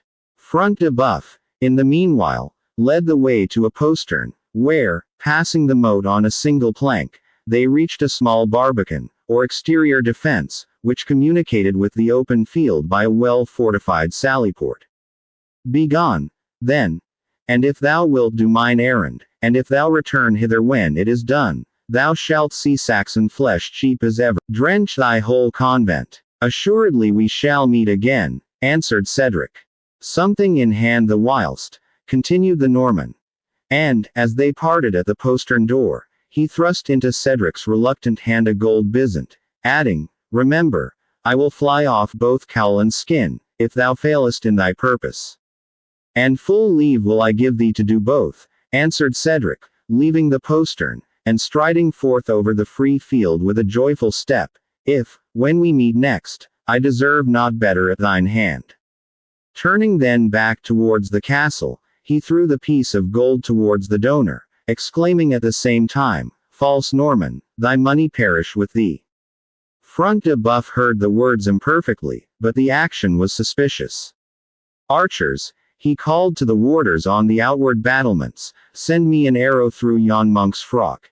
Yet stay, he said, as his retainers were bending their bows, it avails not. We must thus far trust him since we have no better shift. I think he dares not betray me. At the worst I can but treat with these Saxon dogs whom I have safe in kennel. Ho! Giles Jailer, let them bring Cedric of Rotherwood before me, and the other churl, his companion, him I mean of Coningsburgh. Athelstane there, or what call they him? Their very names are an encumbrance to a Norman knight's mouth, and have, as it were, a flavour of bacon. Give me a stoup of wine, as jolly Prince John said, that I may wash away the relish. Place it in the armory, and thither lead the prisoners. His commands were obeyed. And, upon entering that Gothic apartment, hung with many spoils won by his own valor and that of his father, he found a flagon of wine on the massive oaken table, and the 2 Saxon captives under the guard of 4 of his dependents. Front de Bœuf took a long draught of wine, and then addressed his prisoners. For the manner in which Wamba drew the cap over his face, the change of dress, the gloomy and broken light, and the baron's imperfect acquaintance with the features of Cedric, who avoided his Norman neighbors, and seldom stirred beyond his own domains, prevented him from discovering that the most important of his captives had made his escape. "Gallants of England," said Front de Bœuf, "how relish ye your entertainment at Torquystone? Are ye yet aware what your circidi and outrequidance merit, for scoffing at the entertainment of a prince of the house of Anjou? Have ye forgotten how ye requited the unmerited hospitality of the royal John? By God and Saint Denis, and ye pay not the richer ransom, I will hang ye up by the feet from the iron bars of these windows, Saxon dogs. What bid ye for your worthless lives? How say you, you of Rotherwood?" "Not a doit I," answered poor Wamba. "And for hanging up by the feet, my brain has been topsy-turvy, they say, ever since the biggin was bound first round my head. So turning me upside down may peradventure restore it again." "Saint Genevieve," said Front de Bœuf, "what have we got here?" And with the back of his hand he struck Cedric's cap from the head of the jester, and throwing open his collar, discovered the fatal badge of servitude, the silver collar round his neck. "Giles! Clement! Dogs and varlets!" exclaimed the furious Norman, "what have you brought me here?" "I think I can tell you," said de Bracy, who just entered the apartment. "This is Cedric's clown, who fought so manful a skirmish with Isaac of York about a question of precedence." "I shall settle it for them both," replied Front de Bœuf. "They shall hang on the same gallows, unless his master and this boar of Coningsburgh will pay well for their lives. Their wealth is the least they can surrender.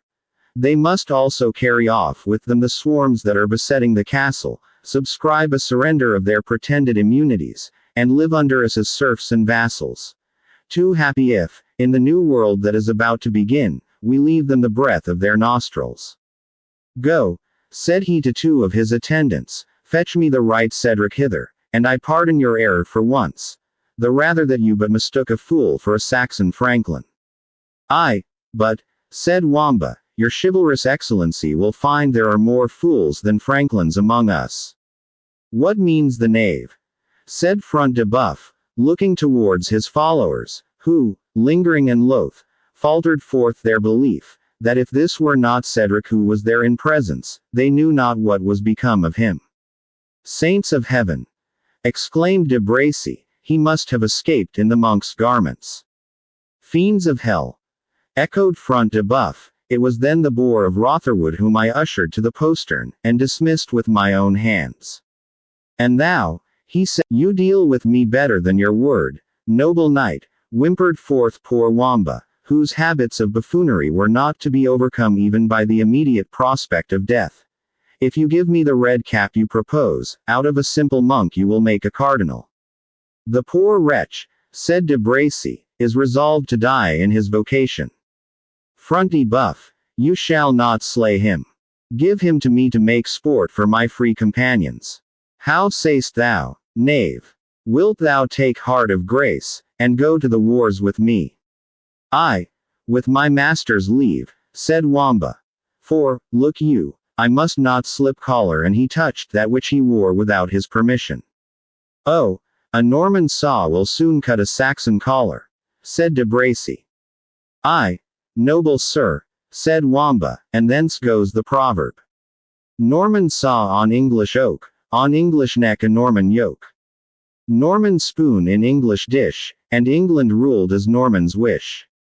Blithe world to England never will be more, till England's rid of all the four."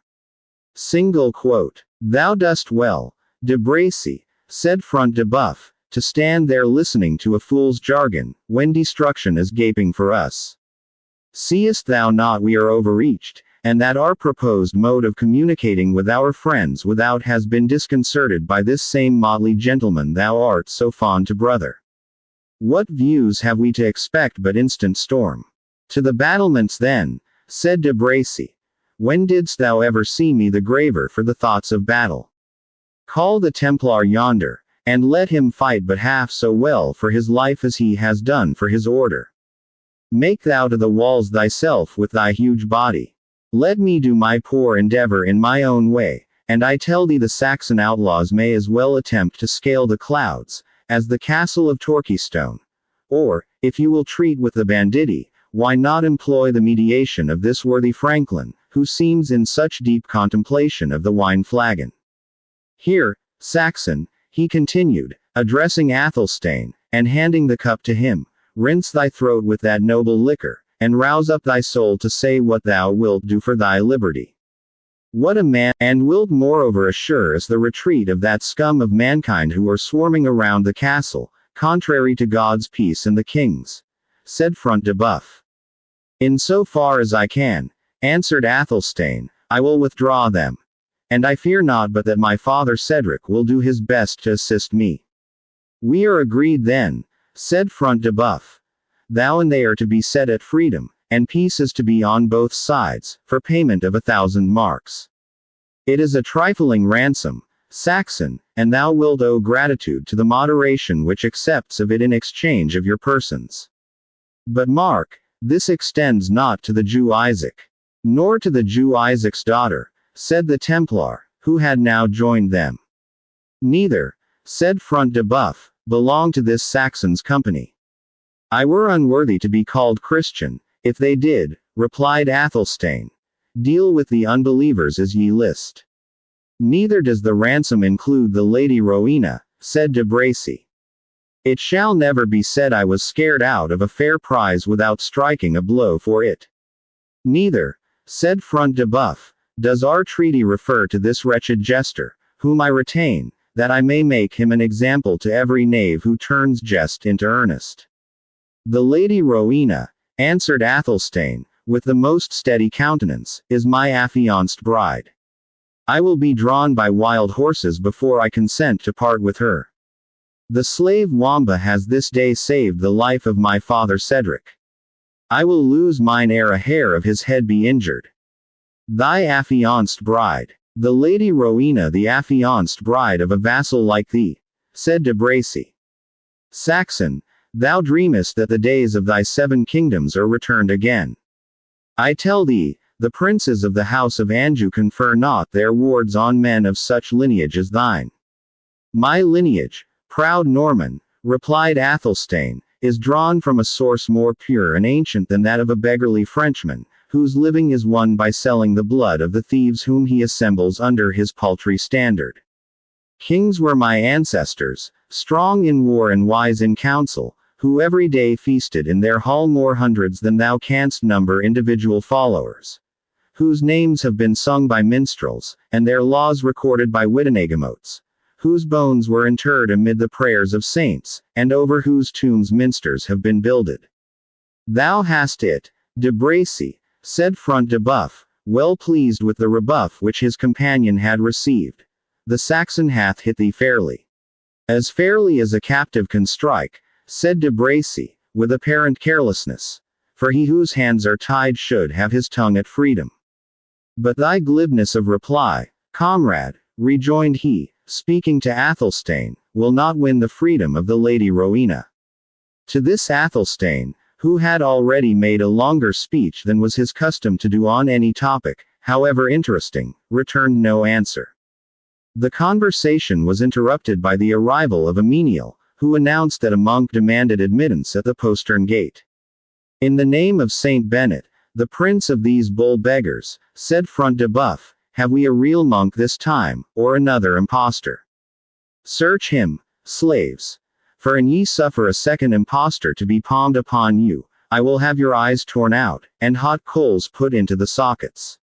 Let me endure the extremity of your anger, my lord, said Giles, if this be not a real shaveling.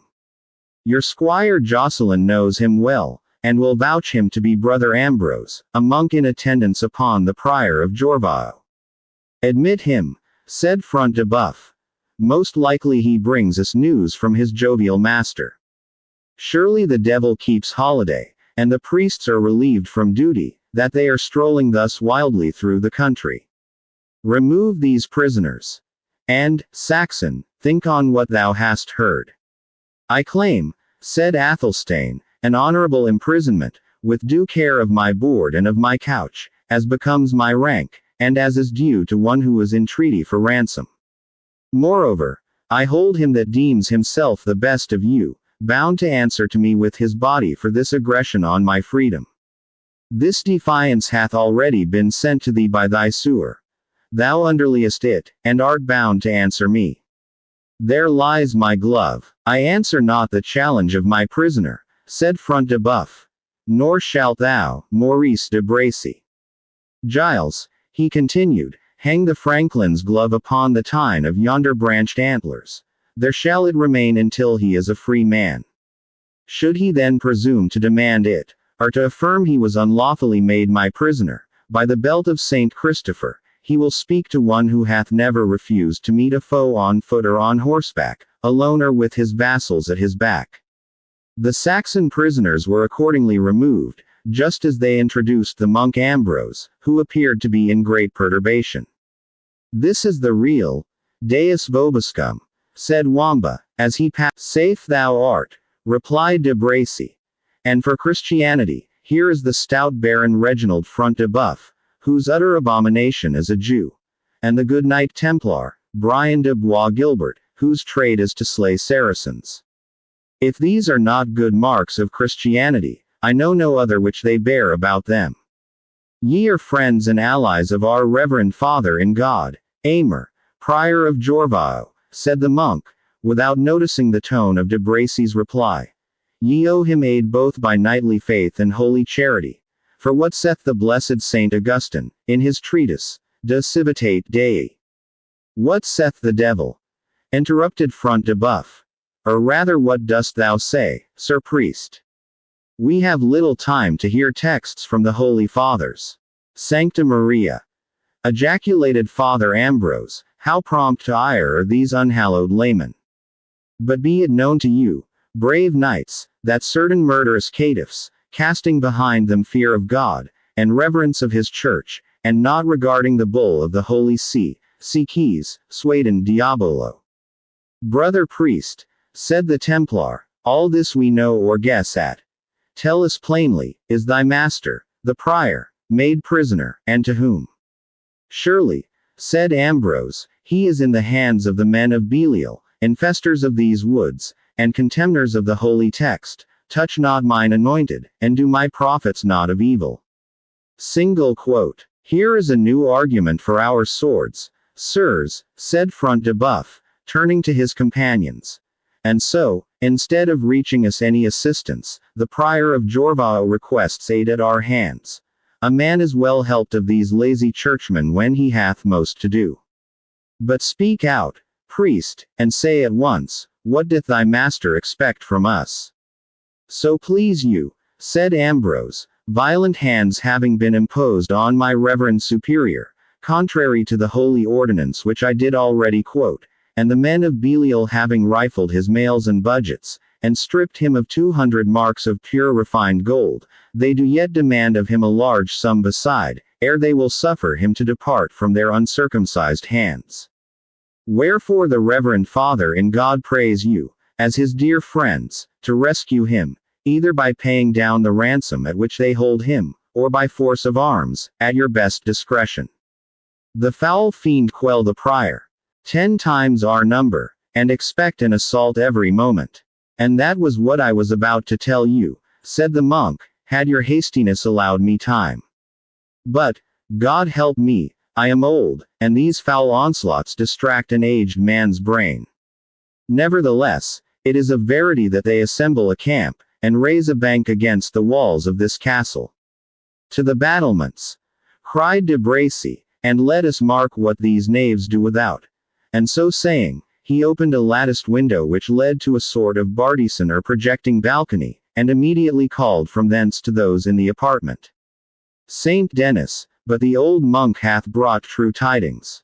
They bring forward mantelets and pavises, and the archers muster on the skirts of the wood like a dark cloud before a hailstorm. Reginald Front de Boeuf also looked out upon the field, and immediately snatched his bugle, and, after winding a long and loud blast, commanded his men to their posts on the walls. De Bracy, look to the eastern side, where the walls are lowest. Noble Bois Guilbert, Thy trade hath well taught thee how to attack and defend, look thou to the western side. I myself will take post at the Barbican. Yet, do not confine your exertions to any one spot, noble friends. We must this day be everywhere, and multiply ourselves, were it possible, so as to carry by our presence succor and relief wherever the attack is hottest. Our numbers are few, but activity and courage may supply that defect, since we have only to do with rascal clowns. But, noble knights, exclaimed Father Ambrose, amidst the bustle and confusion occasioned by the preparations for defense, will none of ye hear the message of the Reverend Father in God Aymer, Prior of Ivanhoe? I beseech thee to hear me, noble Sir Reginald. Go patter thy petitions to heaven, said the fierce Norman, for we on earth have no time to listen to them. Ho! There, Anselm, I see that seething pitch and oil are ready to pour on the heads of these audacious traitors. Look that the cross-bowmen lack not bolts. Fling abroad my banner with the old bull's head. The knaves shall soon find with whom they have to do this day. But, noble sir, continued the monk, persevering in his endeavors to draw attention, consider my vow of obedience, and let me discharge myself of my superior's errand. Blaspheme not the holy saints, Sir Reginald, said de Bracy. We shall have need of their aid today before yon rascal rout disband. I expect little aid from their hand, said Front de Buff, unless we were to hurl them from the battlements on the heads of the villains. There is a huge lumbering Saint Christopher yonder, sufficient to bear a whole company to the earth. The Templar had in the meantime been looking out on the proceedings of the besiegers, with rather more attention than the brutal Front de Buff or his giddy companion. By the faith of mine order, he said, these men approach with more touch of discipline than could have been judged, however they come by it. See ye how dexterously they avail themselves of every cover which a tree or bush affords, and shun exposing themselves to the shot of our crossbows. I spy neither banner nor pennon among them, and yet will I gauge my golden chain, that they are led on by some noble knight or gentleman, skillful in the practice of wars. I espy him, said de Bracy.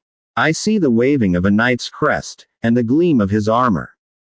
See yon tall man in the black mail, who is busied marshalling the farther troop of the rascal yeomen. By Saint Denis, I hold him to be the same whom we called Le Noir Faineant, who overthrew thee, Front de Buff, in the lists at Ashby. So much the better, said Front de Buff, that he comes here to give me my revenge. Some hilding fellow he must be, who dared not stay to assert his claim to the tourney prize which chance had assigned him. I should in vain have sought for him where knights and nobles seek their foes, and right glad am I he hath here shown himself among yon villain yeomanry. The demonstrations of the enemy's immediate approach cut off all farther discourse. Each knight repaired to his post, and at the head of the few followers whom they were able to muster, and who were in numbers inadequate to defend the whole extent of the walls, they awaited with calm determination the threatened assault. Chapter 28. This wandering race, find them acquainted with their secret treasures, and unregarded herbs, and flowers, and blossoms, display undreamt of powers when gathered by them.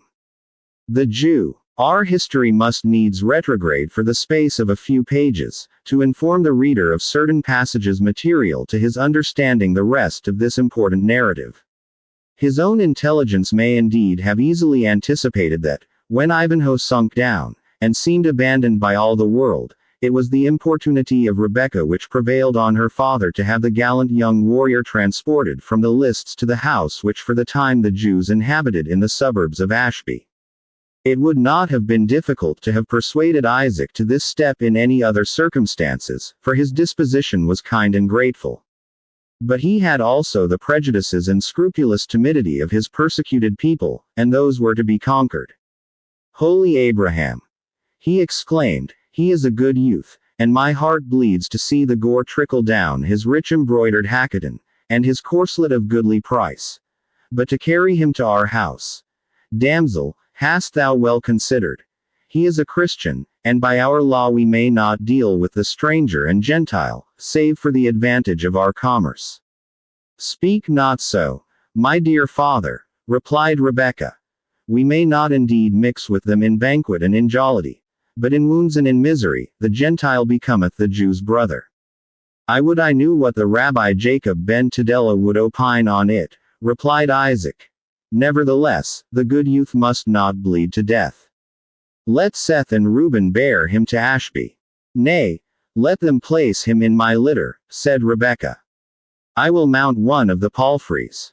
That were to expose thee to the gaze of those dogs of Ishmael and of Edom," whispered Isaac, with a suspicious glance towards the crowd of knights and squires.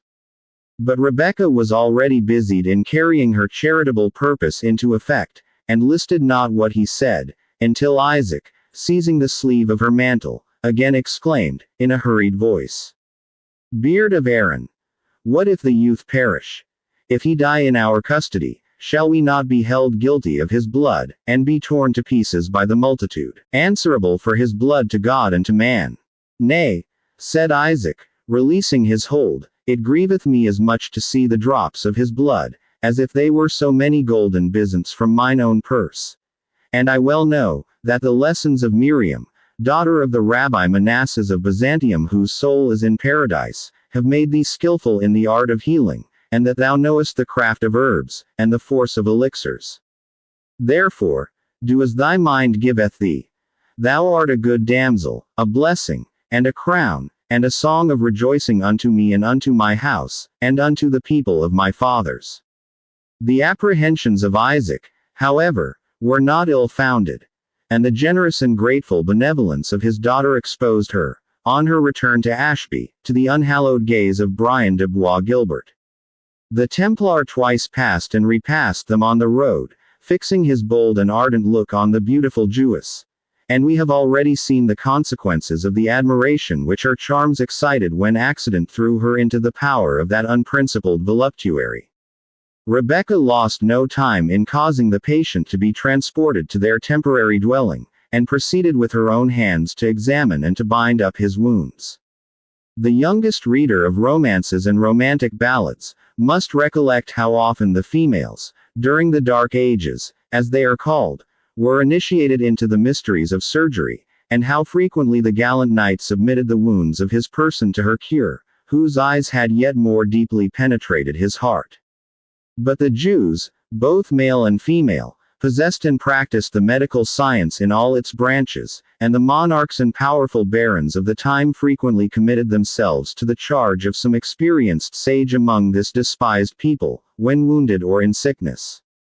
The aid of the Jewish physicians was not the less eagerly sought after, though a general belief prevailed among the Christians, that the Jewish rabbins were deeply acquainted with the occult sciences, and particularly with the Kabbalistical art, which had its name and origin in the studies of the sages of Israel.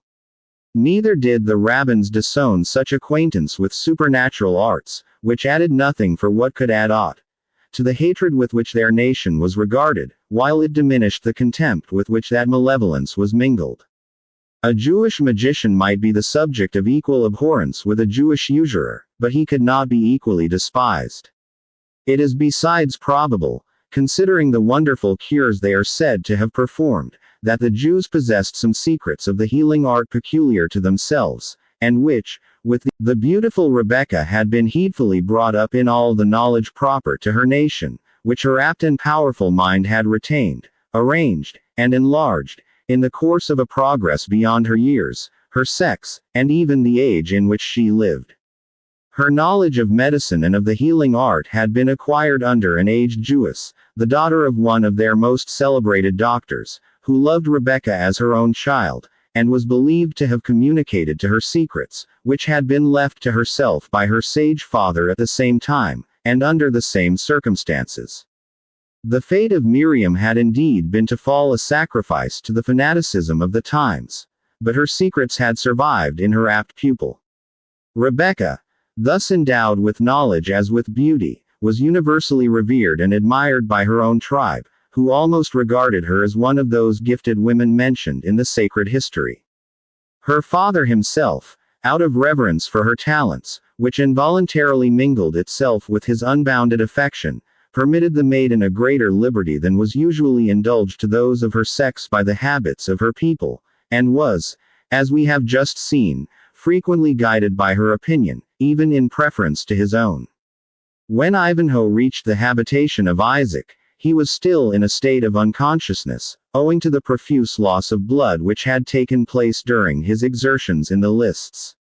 Rebecca examined the wound, and having applied to it such vulnerary remedies as her art prescribed, informed her father that if fever could be averted, of which the great bleeding rendered her little apprehensive, and if the healing balsam of Miriam retained its virtue, there was nothing to fear for his guest's life, and that he might with safety travel to York with them on the ensuing day.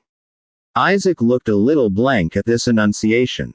His charity would willingly have stopped short at Ashby, or at most would have left the wounded Christian to be tended in the house where he was residing at present, with an assurance to the Hebrew to whom it belonged, that all expenses should be duly discharged. To this, however, Rebecca opposed many reasons, of which we shall only mention two that had peculiar weight with Isaac. The one was, that she would on no account put the phial of precious balsam into the hands of another physician even of her own tribe, lest that valuable mystery should be discovered. The other, that this wounded knight, Wilfred of Ivanhoe, was an intimate favorite of Richard Coeur de Lion, and that, in case the monarch should return, Isaac, who had supplied his brother John with treasure to prosecute his rebellious purposes, would stand in no small need of a powerful protector who enjoyed Richard's favor. "Thou art speaking but sooth, Rebecca," said Isaac, "giving way to these weighty arts squandered upon others, whether it be talents of gold and shekels of silver, or whether it be the secret mysteries of a wise physician. Assuredly they should be preserved to those to whom Providence hath vouchsafed them. And him whom the Nazarenes of England call the Lion's Heart, assuredly it were better for me to fall into the hands of a strong lion of Idumea than into his, if he shall have got assurance of my dealing with his brother. Wherefore I will lend ear to thy counsel, and this youth shall journey with us unto York, and our house shall be as a home to him until his wounds shall be healed. And if he of the lion heart shall return to the land, as is now noised abroad, then shall this Wilfred of Ivanhoe be unto me as a wall of defense, when the king's displeasure shall burn high against thy father. And if he doth not return, this Wilfred may natheless repay us our charges when he shall gain treasure by the strength of his spear and of his sword, even as he did yesterday and this day also. For the youth is a good youth, and keepeth the day which he appointeth, and restoreth that which he borroweth, and succoureth the Israelite, even the child of my father's house, when he is encompassed by strong thieves and sons of Belial."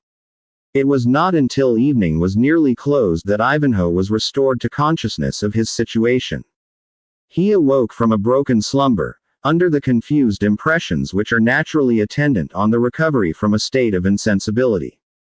He was unable for some time to recall exactly to memory the circumstances which had preceded his fall in the lists, or to make out any connected chain of the events in which he had been engaged upon the yesterday. A sense of wounds and injury, joined to great weakness and exhaustion, was mingled with the recollection of blows dealt and received, of steeds rushing upon each other, overthrowing and overthrown, of shouts and clashing of arms, and all the heady tumult of a confused fight. An effort to draw aside the curtain of his couch was in some degree successful, although rendered difficult by the pain of his wound. To his great surprise he found himself in a room magnificently furnished, but having cushions instead of chairs to rest upon, and in other respects partaking so much of Oriental costume, that he began to doubt whether he had not, during his sleep, been transported back again to the land of Palestine. The impression was increased, when, the tapestry being drawn aside, a female form, she performed her task with a graceful and dignified simplicity and modesty, which might, even in more civilized days, have served to redeem it from whatever might seem repugnant to female delicacy. The idea of so young and beautiful a person engaged in attendance on a sick bed, or in dressing the wound of one of a different sex, was melted away and lost in that of a beneficent being contributing her effectual aid to relieve pain, and to avert the stroke of death. Rebecca's few and brief directions were given in the Hebrew language to the old domestic, and he, who had been frequently her assistant in similar cases, obeyed them without reply. The accents of an unknown tongue, however harsh they might have sounded when uttered by another, had, coming from the beautiful Rebecca, the romantic and pleasing effect which fancy ascribes to the charms pronounced by some beneficent fairy, unintelligible, indeed, to the ear, but, from the sweetness of utterance, and benignity of aspect, which accompanied them, touching and affecting to the heart. Without making an attempt at further question, Ivanhoe suffered them in silence to take the measures they thought most proper for his recovery. And it was not until those were completed, and this kind physician about to retire, that his curiosity could no longer be suppressed.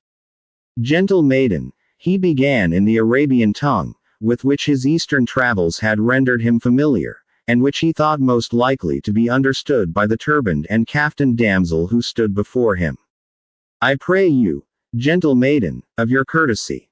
But here he was interrupted by his fair physician, a smile which she could scarce suppress dimpling for an instant a face, whose general expression was that of contemplative melancholy.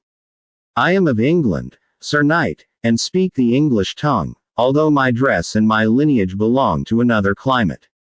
"Noble damsel," again the Knight of Ivanhoe began, and again Rebecca hastened to interrupt him.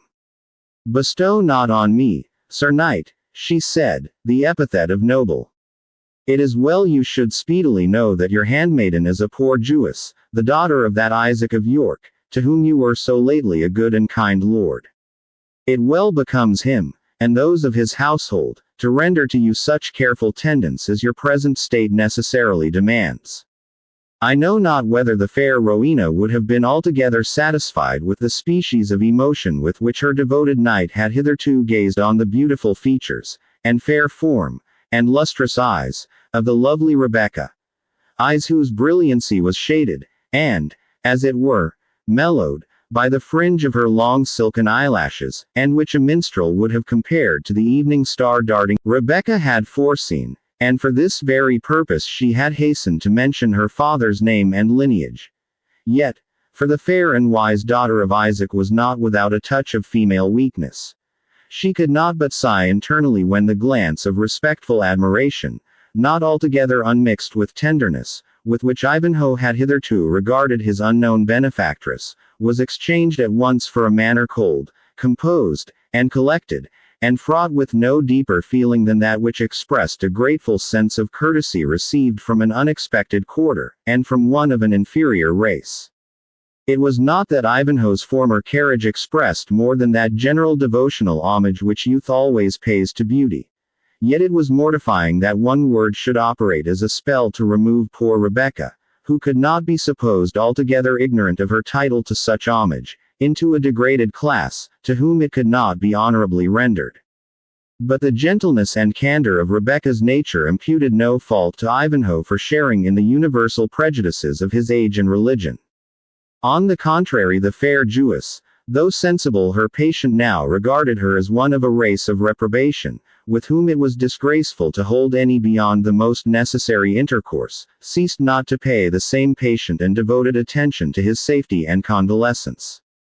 She informed him of the necessity they were under of removing to York, and of her father's resolution to transport him thither, and tend him in his own house until his health should be restored. Ivanhoe expressed great repugnance to this plan, which he grounded on unwillingness to give farther trouble to his benefactors. Was there not, he said, in Ashby, or near it, some Saxon franklin, or even some wealthy peasant, who would endure the burden of a wounded countryman's residence with him until he should be again able to bear his armor? Was there no convent of Saxon endowment, where he could be received? Or could he not be transported as far as Burden, where he was sure to find hospitality with Waltheof, the abbot of St. Withold's, to whom he was related? Any, the worst of these harborages, said Rebecca, with a melancholy smile, would unquestionably be more fitting for your residence than the abode of a despised Jew. Yet, Sir Knight, unless you would dismiss your physician, you cannot change your lodging. Our nation, as you well know, can cure wounds, though we deal not in inflicting them.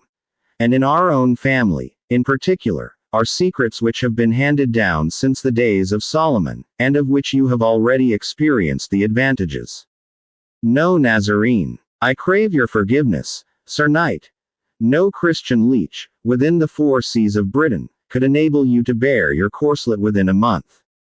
And how soon wilt thou? Within 8 days, if thou wilt be patient and conformable to my directions, replied Rebecca. By our Blessed Lady, said Wilfred, if it be not a sin to name her here, it is no time for me or any true knight to be bedridden. And if thou accomplish thy promise, maiden, I will pay thee with my cask full of crowns, come by them as I may. I will accomplish my promise, said Rebecca, and thou shalt bear thine armor on the 8th day from hence, if thou wilt grant me but one boon in the stead of the silver thou dost promise me. If it be within my power, and such as a true Christian knight may yield to one of thy people, replied Ivanhoe, I will grant thy boon blithely and thankfully. Nay, answered Rebecca, I will but pray of thee to believe henceforward that a Jew may do good service to a Christian, without desiring other guerdon than the blessing of the great Father who made both Jew and Gentile. It were sin to doubt it, maiden, replied Ivanhoe, and I repose myself on thy skill without further scruple or question, well trusting you will enable me to bear my corslet on the 8th day. And now, my kind leech, let me inquire of the news abroad. What of the noble Saxon Cedric and his household? What of the lovely lady? He stopped, as if unwilling to speak Rowena's name in the house of a Jew. Of her, I mean, who was named Queen of the tournament. And who was selected by you, Sir Knight, to hold that dignity, with judgment which was admired as much as your valor, replied Rebecca. The blood which Ivanhoe had lost did not prevent a flush from crossing his cheek, feeling that he had incautiously betrayed a deep interest in Rowena by the awkward attempt he had made to conceal it. It was less of her I would speak, said he, than of Prince John. And I would fain know somewhat of a faithful squire, and why he now attends me not. Let me use my authority as a leech, answered Rebecca, and enjoin you to keep silence, and avoid agitating reflections, whilst I apprise you of what you desire to know. Prince John hath broken off the tournament, and set forward in all haste towards York, with the nobles, knights, and churchmen of his party, after collecting such sums as they could wring, by fair means or foul, from those who are esteemed the wealthy of the land. It is said he designs to assume his brother's crown. Not without a blow struck in its defense, said Ivanhoe, raising himself upon, but that you may be able to do so, said Rebecca touching his shoulder with her hand, you must now observe my directions, and remain quiet. True, maiden, said Ivanhoe, as quiet as these disquieted times will permit. And of Cedric and his household. His steward came but brief while since, said the Jewess, panting with haste, to ask my father for certain moneys, the price of wool the growth of Cedric's flocks, and from him I learned that Cedric and Athelstane of Coningsburgh had left Prince John's lodging in high displeasure, and were about to set forth on their return homeward. Went any lady with them to the banquet? Said Wilfred.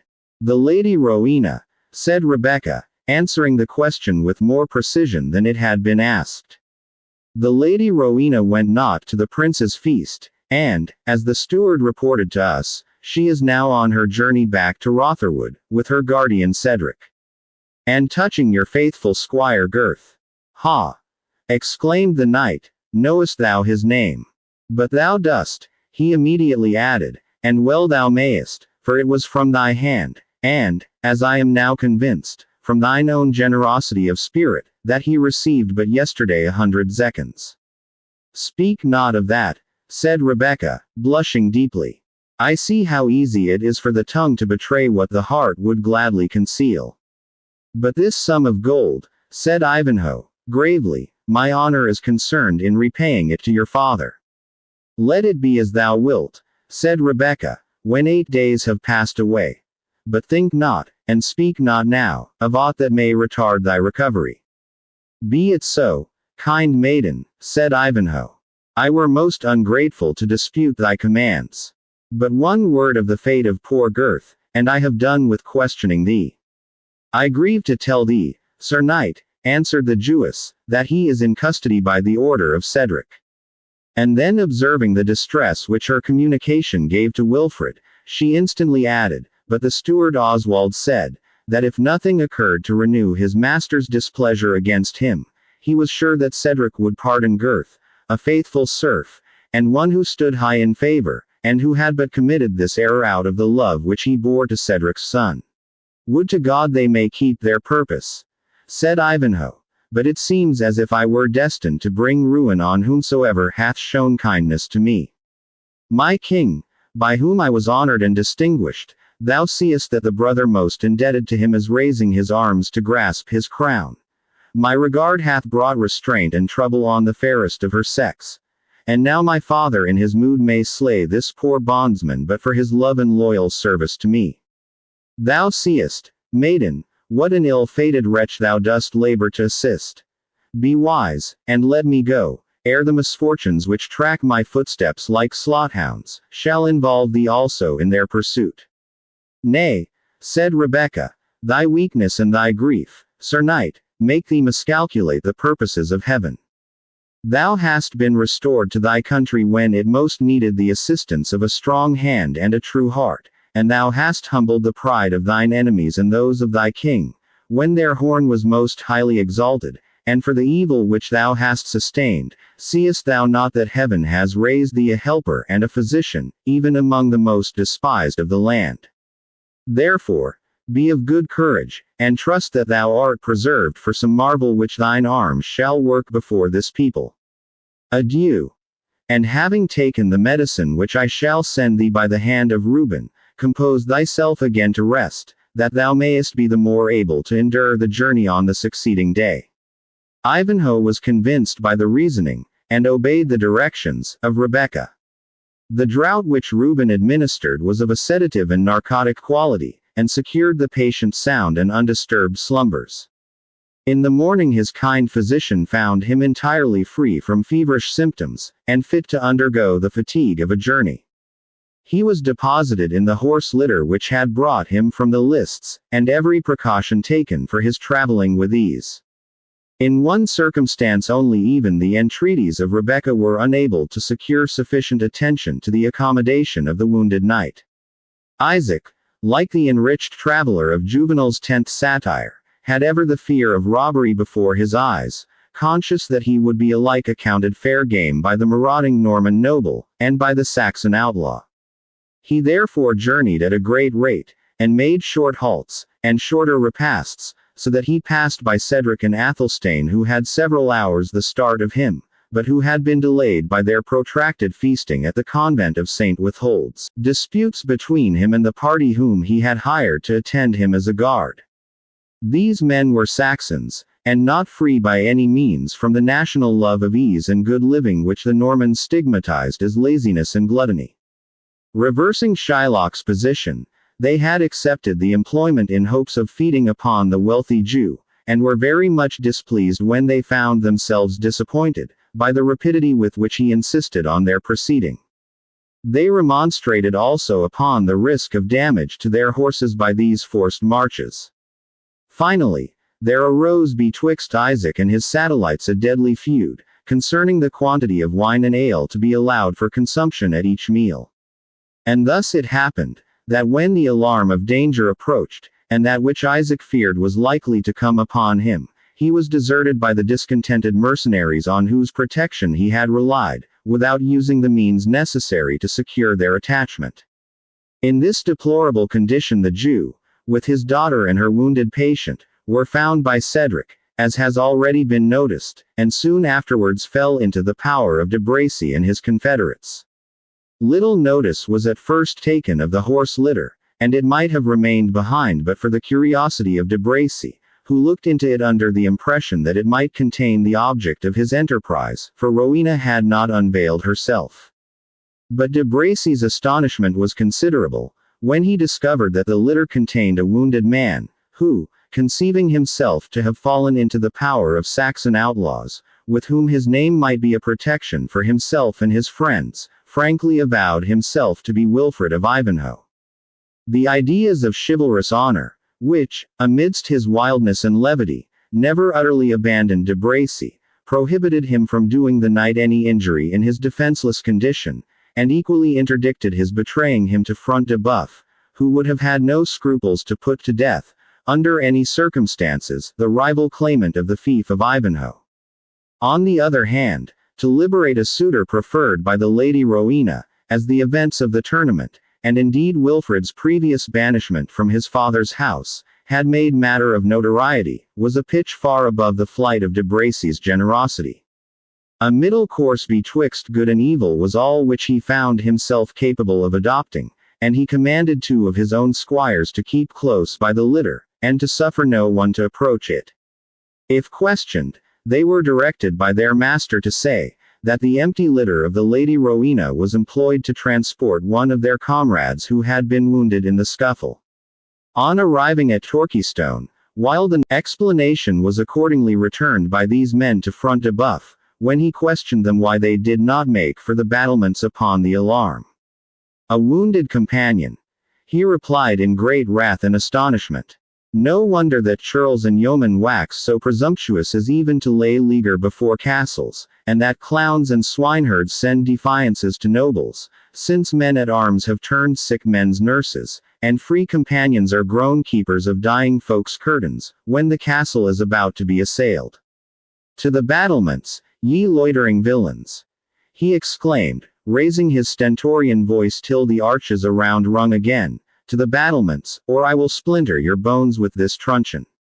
The men sulkily replied, that they desired nothing better than to go to the battlements, providing Front de Boeuf would bear them out with their master, who had commanded them to tend the dying man.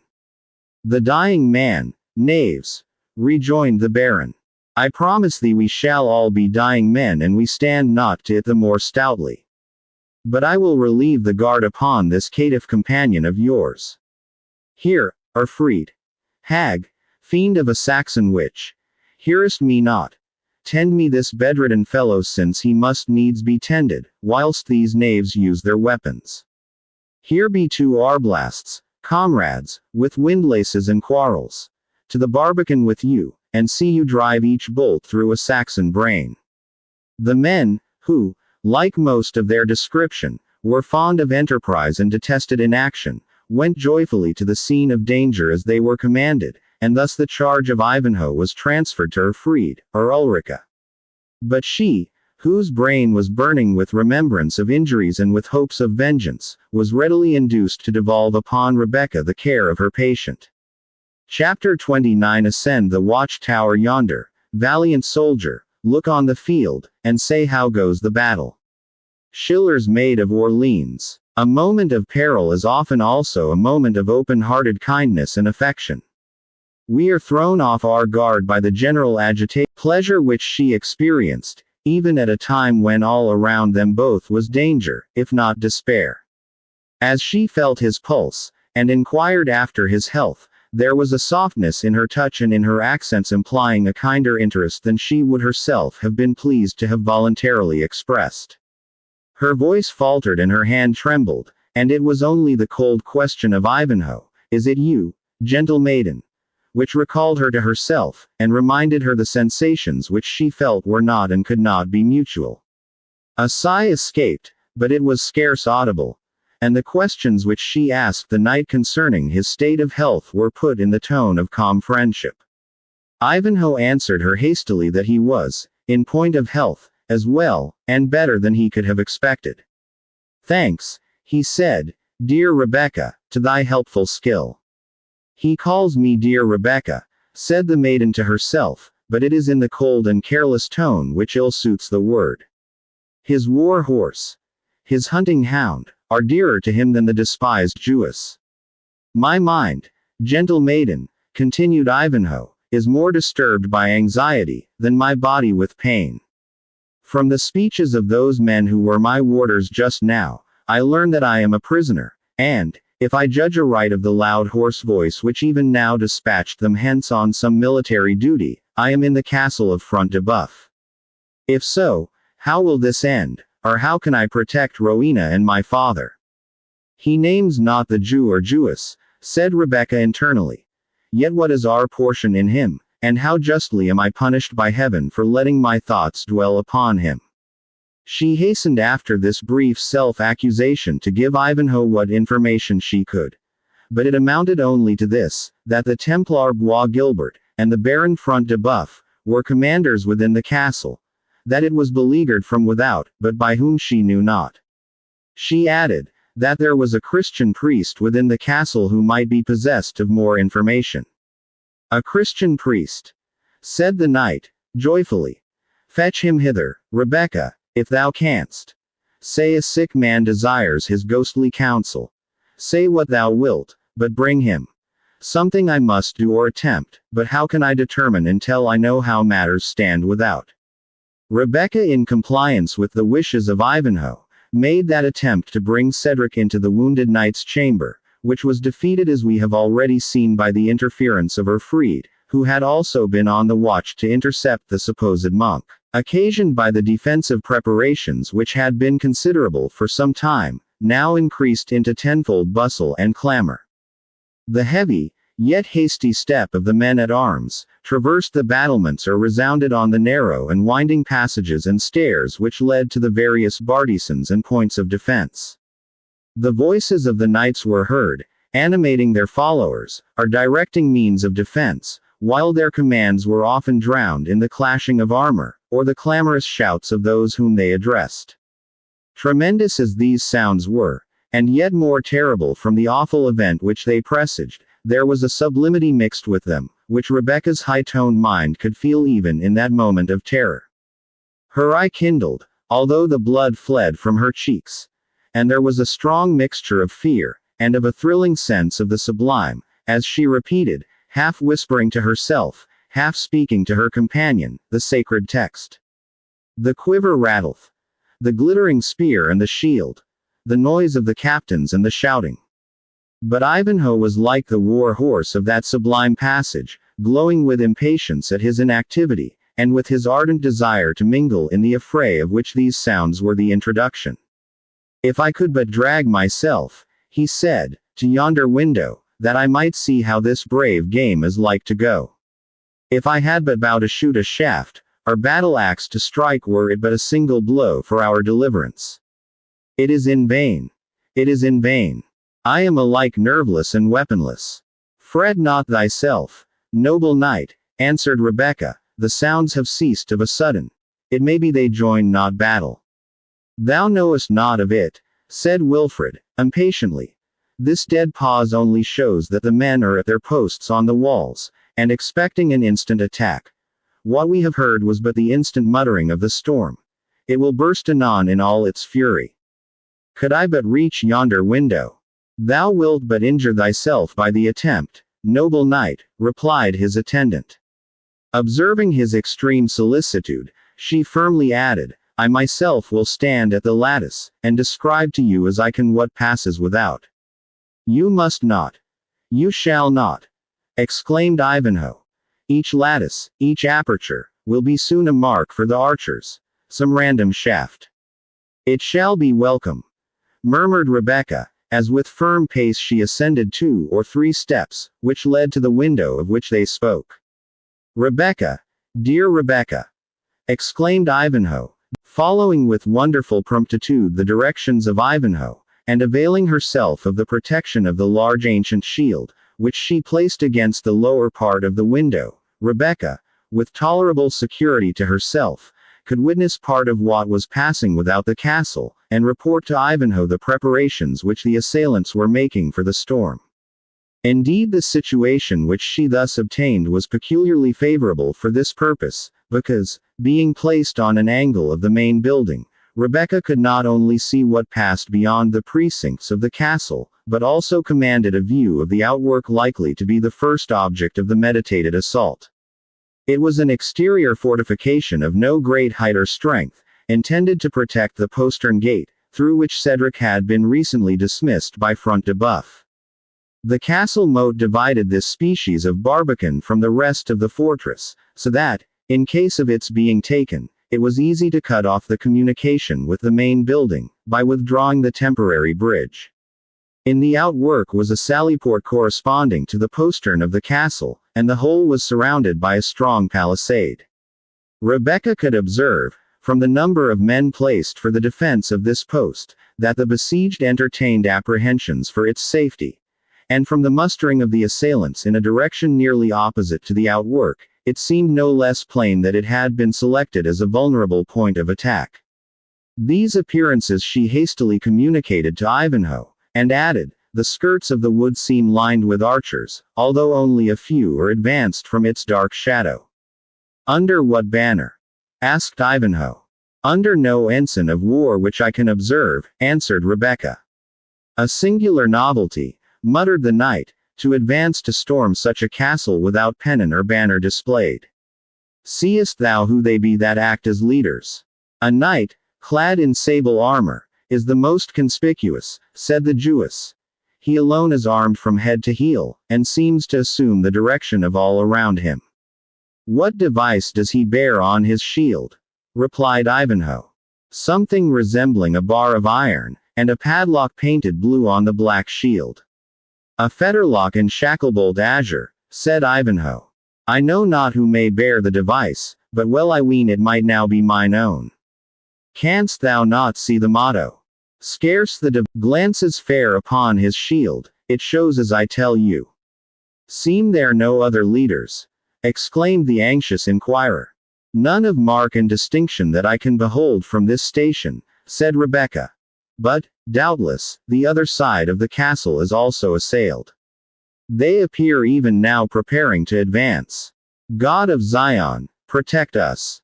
What a dreadful sight! Those who advance first bear huge shields and defenses made of plank. The others follow, bending their bows as they come on. They raise their bows. God of Moses, forgive the creatures thou hast made." Her description was here suddenly interrupted by the signal for assault, which was given by the blast of a shrill bugle, and at once answered by a flourish of the Norman trumpets from the battlements, which, mingled with the deep and hollow clang of the nakers, a species of kettle drum, retorted in notes of defiance the challenge of the enemy.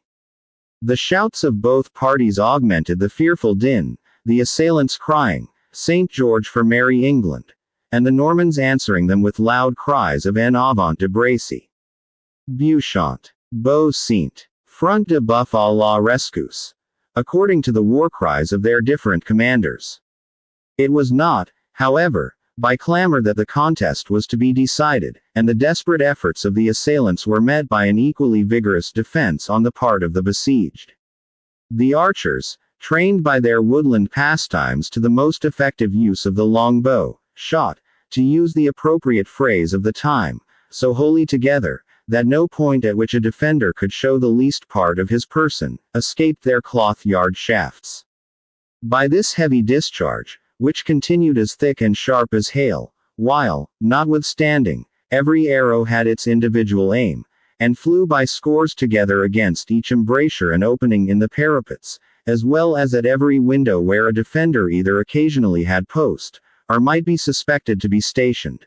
By this sustained discharge, 2 or 3 of the garrison were slain, and several others wounded. But, confident in their armor of proof, and in the cover which their situation afforded, the followers of Front de Boeuf, and his allies, showed an obstinacy in defense proportioned to the fury of the attack and replied with the discharge of their large crossbows, as well as with their longbows, slings, and other missile weapons, to the close and continued shower of arrows. And, as the assailants were necessarily but indifferently protected, did considerably more damage than they received at their hand. The whizzing of shafts and of missiles, on both sides, was only marked by the archers beneath. "Look out once more, and tell me if they yet advance to the storm." With patient courage, strengthened by the interval which she had employed in mental devotion, Rebecca again took post at the lattice, sheltering herself, however, so as not to be visible from beneath. "What dost thou see, Rebecca?" again demanded the wounded knight. "Nothing but the cloud of arrows flying so thick as to dazzle mine eyes, and to hide the bowmen who shoot them." "That cannot endure," said Ivanhoe. If they press not right on to carry the castle by pure force of arms, the archery may avail but little against stone walls and bulwarks. Look for the knight of the fetterlock, fair Rebecca, and see how he bears himself. For as the leader is, so will his followers be. I see him not, said Rebecca. Foul craven! Exclaimed Ivanhoe. Does he blench from the helm when the wind blows highest? He blenches not. He blenches not, said Rebecca. I see him now. He leads a body of men close under the outer barrier of the barbican. They pull down the piles and palisades. They hew down the barriers with axes. His high black plume floats abroad over the throng, like a raven over the field of the slain. They have made a breach in the barriers. They rush in. They are thrust back. Front de Boeuf heads the defenders. I see his gigantic form above the press. They throng again to the breach, and the pass is disputed hand to hand, and man to man. God of Jacob! It is the meeting of two fierce tides, the conflict of two oceans moved by adverse winds. She turned her head from the lattice, as if unable longer to endure a sight so terrible. Look forth again, Rebecca, said Ivanhoe, mistaking the cause of her retiring. The archery must in some degree have ceased, since they are now fighting hand to hand. Look again, there is now less danger. Rebecca again looked forth, and almost immediately exclaimed, Holy prophets of the law! Front de Boeuf and the Black Knight fight hand to hand on the breach. The Black Knight, answered Rebecca, faintly. Then instantly again shouted with joyful eagerness. But no, the name of the Lord of hosts be blessed. He is on foot again, and fights as if there were 20 men's strength in his single arm. His sword is broken. He snatches an axe from a yeoman.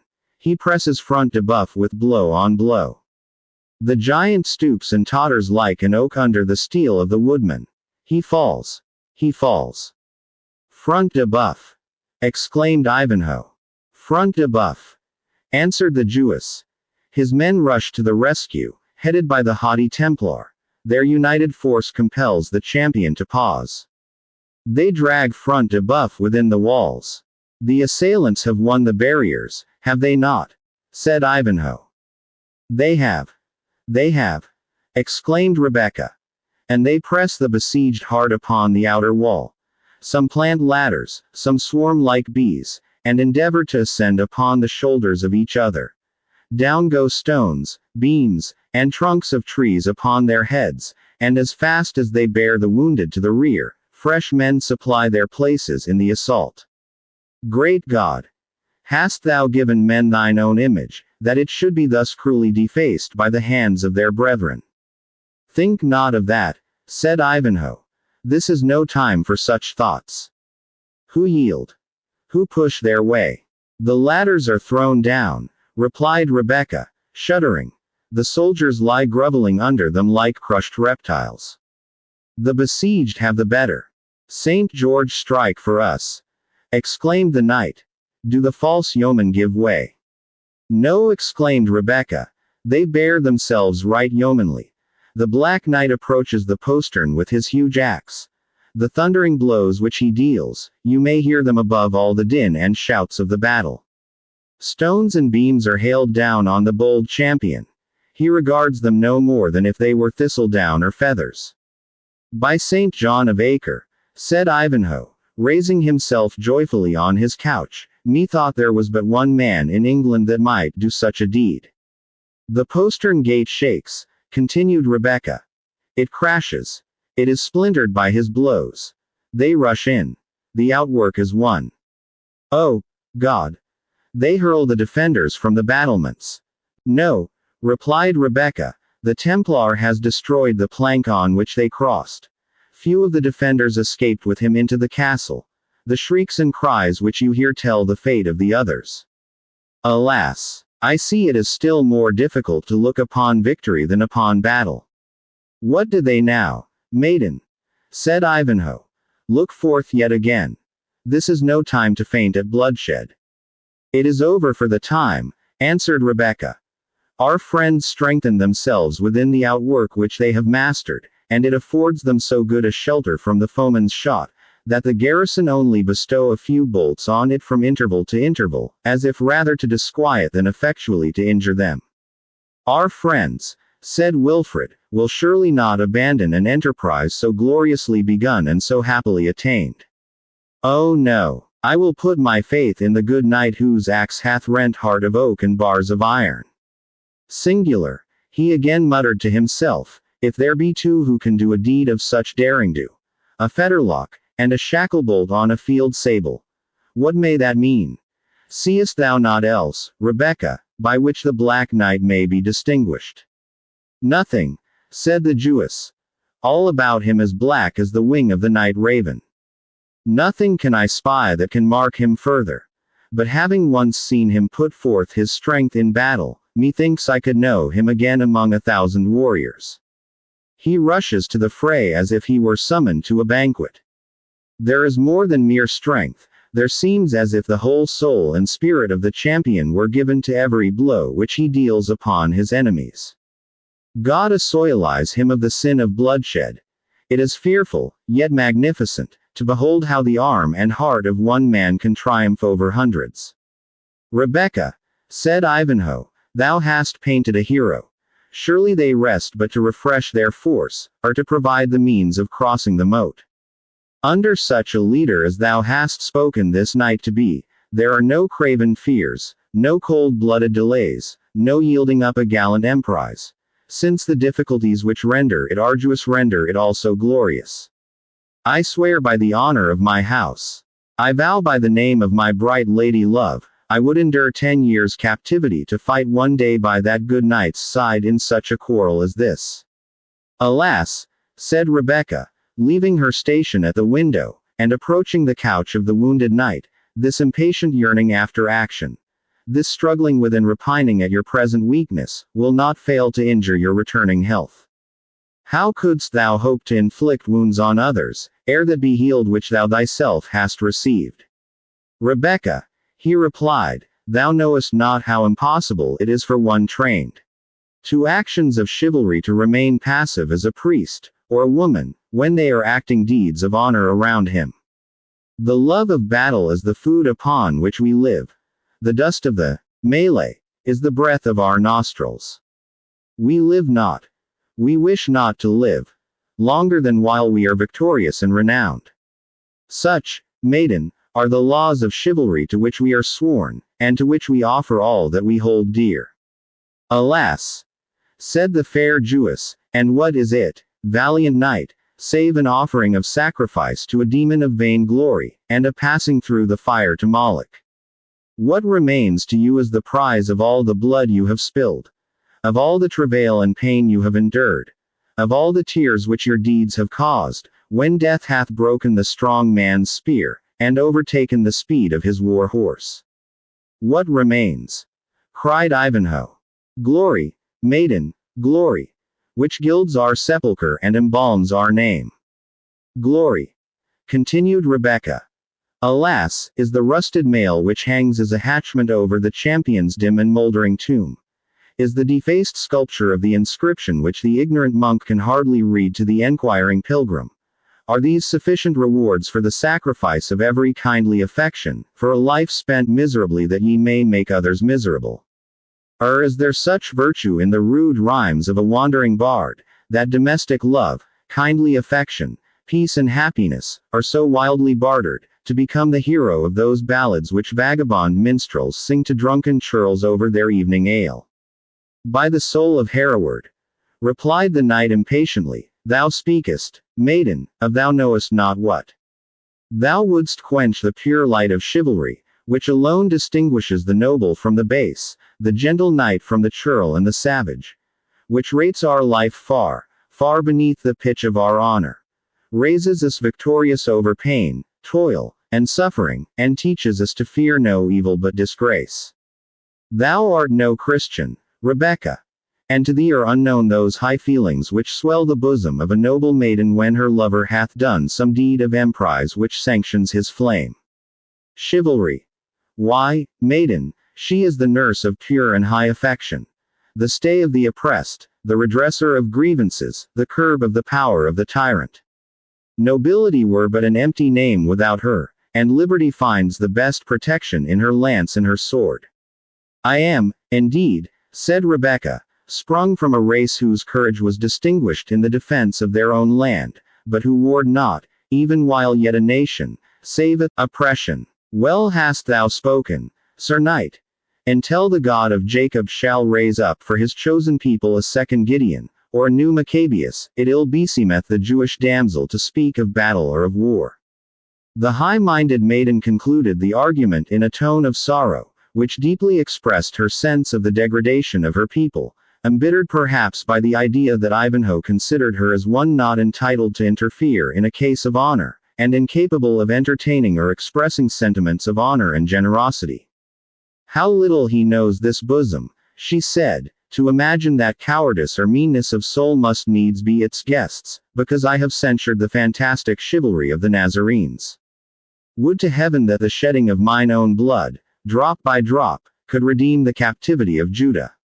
Nay, would to God it could avail to set free my father, and this his benefactor, from the chains of the oppressor.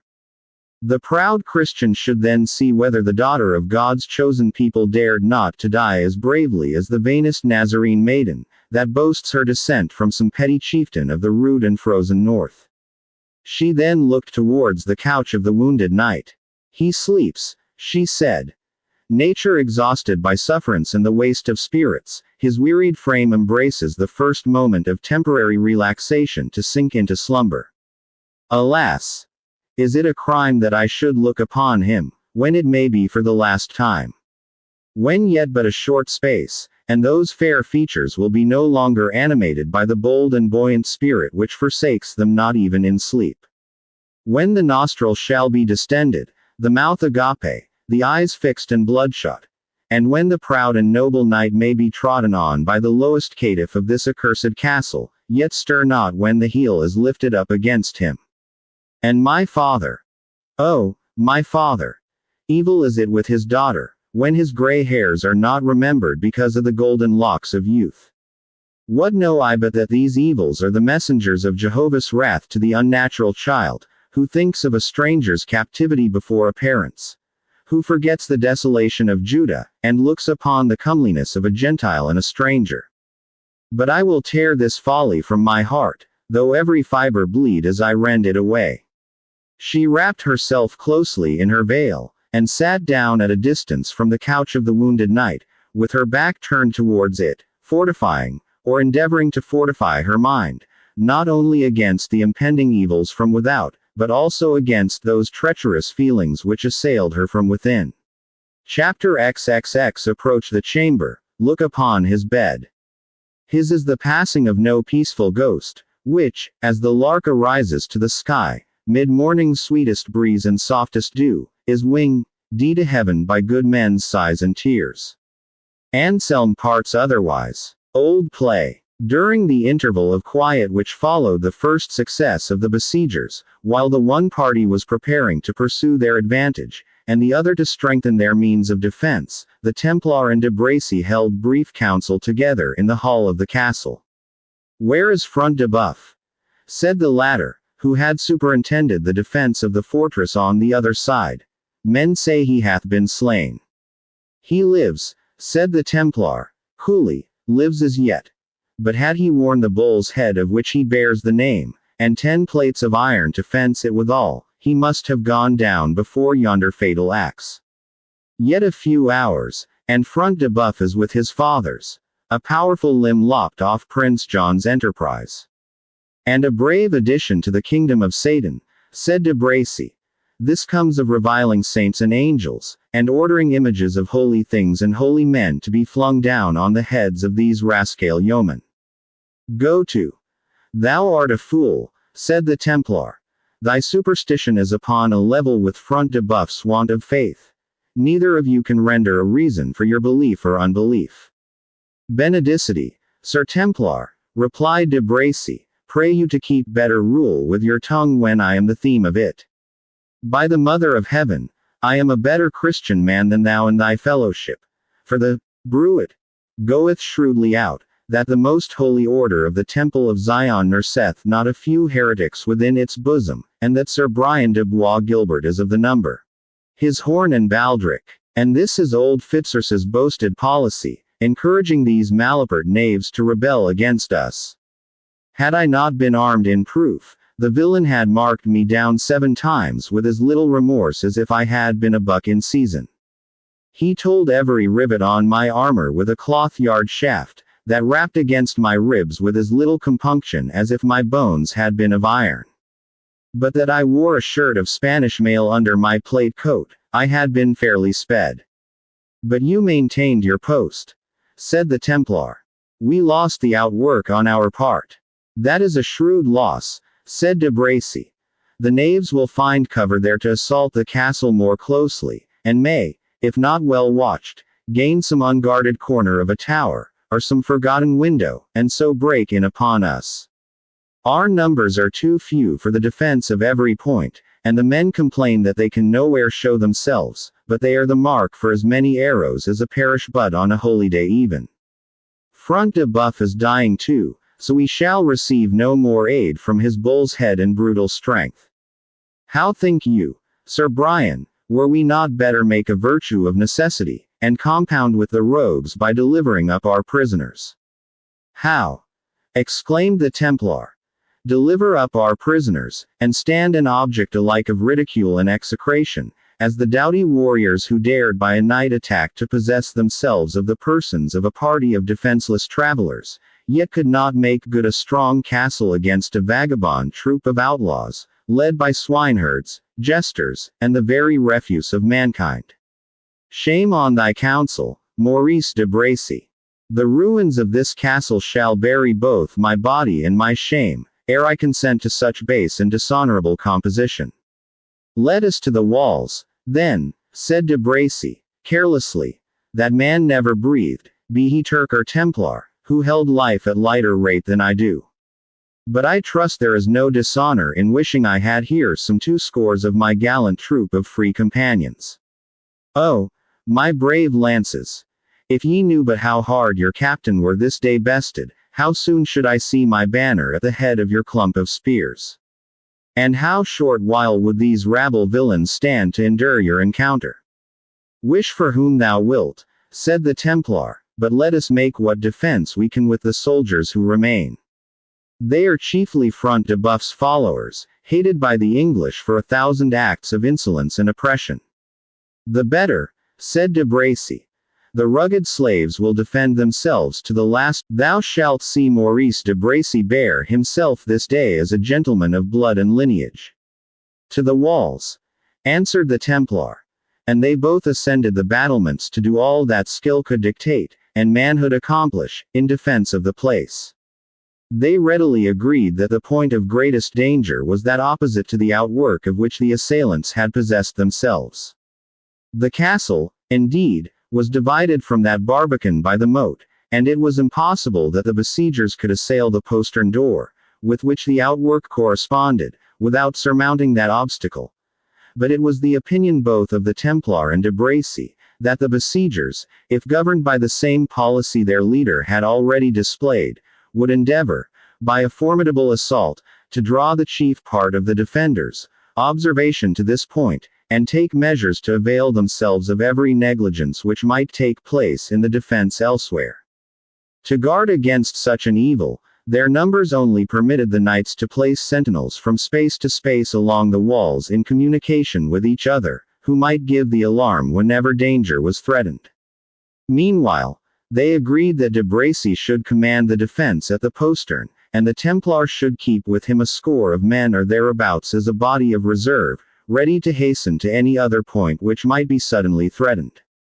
The loss of the barbican had also this unfortunate effect, that, notwithstanding the superior height of the castle walls, the besieged could not see from them, with the same precision as before, the operations of the enemy.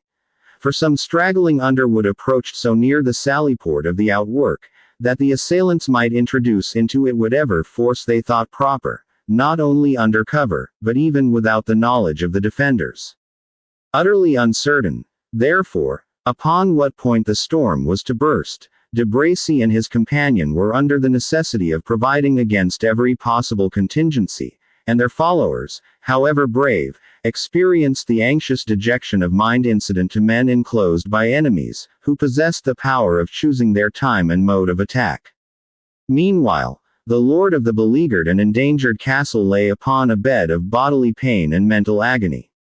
He had not the usual resource of bigots in that superstitious period, most of whom were wont to atone for the crimes they were guilty of by liberality to the church, stupefying by this means their terrors by the idea of atonement and forgiveness. And although the refuge which success thus purchased, was no more like to the peace of mind which follows on sincere repentance, than the turbid stupefaction procured by opium resembles healthy and natural slumbers, it was still a state of mind preferable to the agonies of awakened remorse. But among the vices of Front de Boeuf, a hard and griping man, avarice was predominant, absolution at the price of treasure and of manners. Nor did the Templar, an infidel of another stamp, justly characterize his associate, when he said Front de Boeuf could assign no cause for his unbelief and contempt for the established faith. For the Baron would have alleged that the Church sold her wares too dear, that the spiritual freedom which she put up to sale was only to be bought like that of the chief captain of Jerusalem, with a great sum, and Front de Boeuf preferred denying the virtue of the medicine, to paying the expense of the physician. But the moment had now arrived when earth and all his treasures were gliding from before his eyes, and when the savage Baron's heart, though hard as a nether millstone, became appalled as he gazed forward into the waste darkness of futurity. The fever of his body aided the impatience and agony of his mind, and his death-bed exhibited a mixture of the newly awakened feelings of horror, combating with the fixed and inveterate obstinacy of his disposition. A fearful state of mind, only to be equaled in those tremendous regions, where there are complaints without hope, remorse without repentance, a dreadful sense of present agony, and a presentiment that it cannot cease or be diminished. Where be these dog priests now, growled the Baron, who set such price on their ghostly mummery? Where be all those unshod Carmelites, for whom old Front de Boeuf founded the convent of St. Anne, robbing his heir of many a fair rood of meadow, and many a fat field and close? Where be the greedy hounds now? Swilling, I warrant me, at the ale, are playing their juggling tricks at the bedside of some miserly churl. Me, the heir of their founder. Me, whom their foundation binds them to pray for. Me, ungrateful villains as they are. They suffer to die like the houseless dog on yonder common, unshriven and unhouselled. Tell the Templar to come hither. He is a priest, and may do something. But no. As well confess myself to the devil as to Brian de Bois Gilbert, who recks neither of heaven nor of hell. I have heard old men talk of prayer. Prayer by their own voice. Such need not to court or to bribe the false priest. But I dare not. Lives Reginald Front de Boeuf, said a broken and shrill voice close by his bedside, to say there is that which he dares not. The evil conscience and the shaken nerves of Front de Boeuf heard, in this strange interruption to his soliloquy, the voice of one of those demons, who, as the superstition of the times believed, beset the beds of dying men to distract their thoughts, and turn them from the meditations which concerned their eternal welfare. He shuddered and, "Come before my couch that I may see thee. I am thine evil angel, Reginald Front de Boeuf," replied the voice. "Let me behold thee then in thy bodily shape, if thou beest indeed a fiend," replied the dying knight. "Think not that I will blench from thee. By the eternal dungeon, could I but grapple with these horrors that hover round me, as I have done with mortal dangers, heaven or hell should never say that I shrunk from the conflict. Think on thy sins, Reginald Front de Boeuf," said the almost unearthly voice, "on rebellion, on rapine, on murder. Who stirred up the licentious John to war against his grey-headed father, against his generous brother? Be thou fiend, priest, or devil," replied Front de Boeuf, "thou liest in thy throat. Not I stirred John to rebellion. Not I alone. There were 50 knights and barons, the flower of the Midland counties. Better men never laid lance in rest. And must I answer for the fault done by 50? False fiend, I defy thee. Depart, and haunt my couch no more. Let me die in peace if thou be mortal. If thou be a demon, thy time is not yet come. In peace thou shalt not die, repeated the voice. Even in death shalt thou think on thy murders. On the groans which this castle has echoed. On the blood that is ingrained in its floors. Thou canst not shake me by thy petty malice, answered Front de Bœuf, with a ghastly and constrained laugh. The infidel Jew. It was merit with heaven to deal with him as I did, else wherefore are men canonized who dip their hands in the blood of Saracens? The Saxon porkers, whom I have slain, they were the foes of my country, and of my lineage, and of my liege lord. Ho! Ho! Thou seest there is no crevice in my coat of plate. Art thou fled? Art thou silenced? No, foul parricide, replied the voice. Think of thy father. Think of his death. Think of his banquet room flooded with his gore, and that poured forth by the hand of a son. Ha! Answered the Baron, after a long pause, and thou knowest that, thou art indeed the author of evil, and as omniscient as the monks call thee. That secret I deemed locked in my own breast, and in that of one besides, the temptress, the partaker of my guilt. Go, leave me, fiend, and seek the Saxon witch Ulrica, who alone could tell thee what she and I alone witnessed. Go, I say, to her, who washed the wounds, and straighted the corpse, and gave to the— She already tastes them, said Ulrica, stepping before the couch of Front de Bœuf. She hath long drunken of this cup, and its bitterness is now sweetened to see that thou dost partake it. Grind not thy teeth, Front de Bœuf. Roll not thine eyes. Clench not thine hand, nor shake it at me with that gesture of menace. The hand which, like that of thy renowned ancestor who gained thy name, could have broken with one stroke the skull of a mountain bull, is now unnerved and powerless as mine own. Vile murderous hag, replied Front de Bœuf. Detestable screech owl. It is then thou who art come to exult over the ruins thou hast assisted to lay low. I, Reginald Front de Bœuf, answered she, it is Ulrica. It is the daughter of the murdered Torquil Wolfganger. It is the sister of his slaughtered sons. It is she who demands of thee, and of thy father's house, father and kindred, name and fame, all that she has lost by the name of Front de Bœuf. Think of my wrongs, Front de Bœuf, and answer me if I speak not truth. Thou hast been my evil angel, and I will be thine. I will dog thee till the very instant of dissolution. Detestable fury! Exclaimed Front de Bœuf, that moment shalt thou never witness. Ho! Giles, Clement, and Eustace, Saint Maur, and Stephen, seize this damned witch, and hurl her from the battlements headlong. She has betrayed us to the Saxon. Ho! Saint Maur, Clement, false-hearted knaves, where tarry ye? Call on them again, valiant Baron, said the hag, with a smile of grisly mockery. Summon thy vassals around thee, doom them that loiter to the scourge and the dungeon. But no, mighty chief, she continued, suddenly changing her tone, thou shalt have neither answer, nor aid, nor obedience at their hands. Listen to these horrid sounds, for the din of the recommenced assault and defense now rung fearfully loud from the battlements of the castle. In that war cry is the downfall of thy house. The blood-cemented fabric of Front de Bœuf's power totters to the foundation, and before the foes he most despised. The Saxon, Reginald, the scorned Saxon assails thy walls. Why liest thou here, like a worn-out hind, when the Saxon storms thy place of strength? Gods and fiends! Exclaimed the wounded knight. Oh, for one moment's strength, to drag myself to the melee, and perish as becomes my name. Think not of it, valiant warrior, replied she. Thou shalt die no soldier's death, but perish like the fox in his den, when the peasants have set fire to the cover around it. Whole host of Saxons, were they headed by Hengist and Horsa. The war cry of the Templar and of the Free Companions rises high over the conflict. And by mine honor, when we kindle the blazing beacon, for joy of our defense, it shall consume thee, body and bones. And I shall live to hear thou art gone from earthly fires to those of that hell, which never sent forth an incarnate fiend more utterly diabolical. Hold thy belief, replied Ulrica, till the proof reach thee.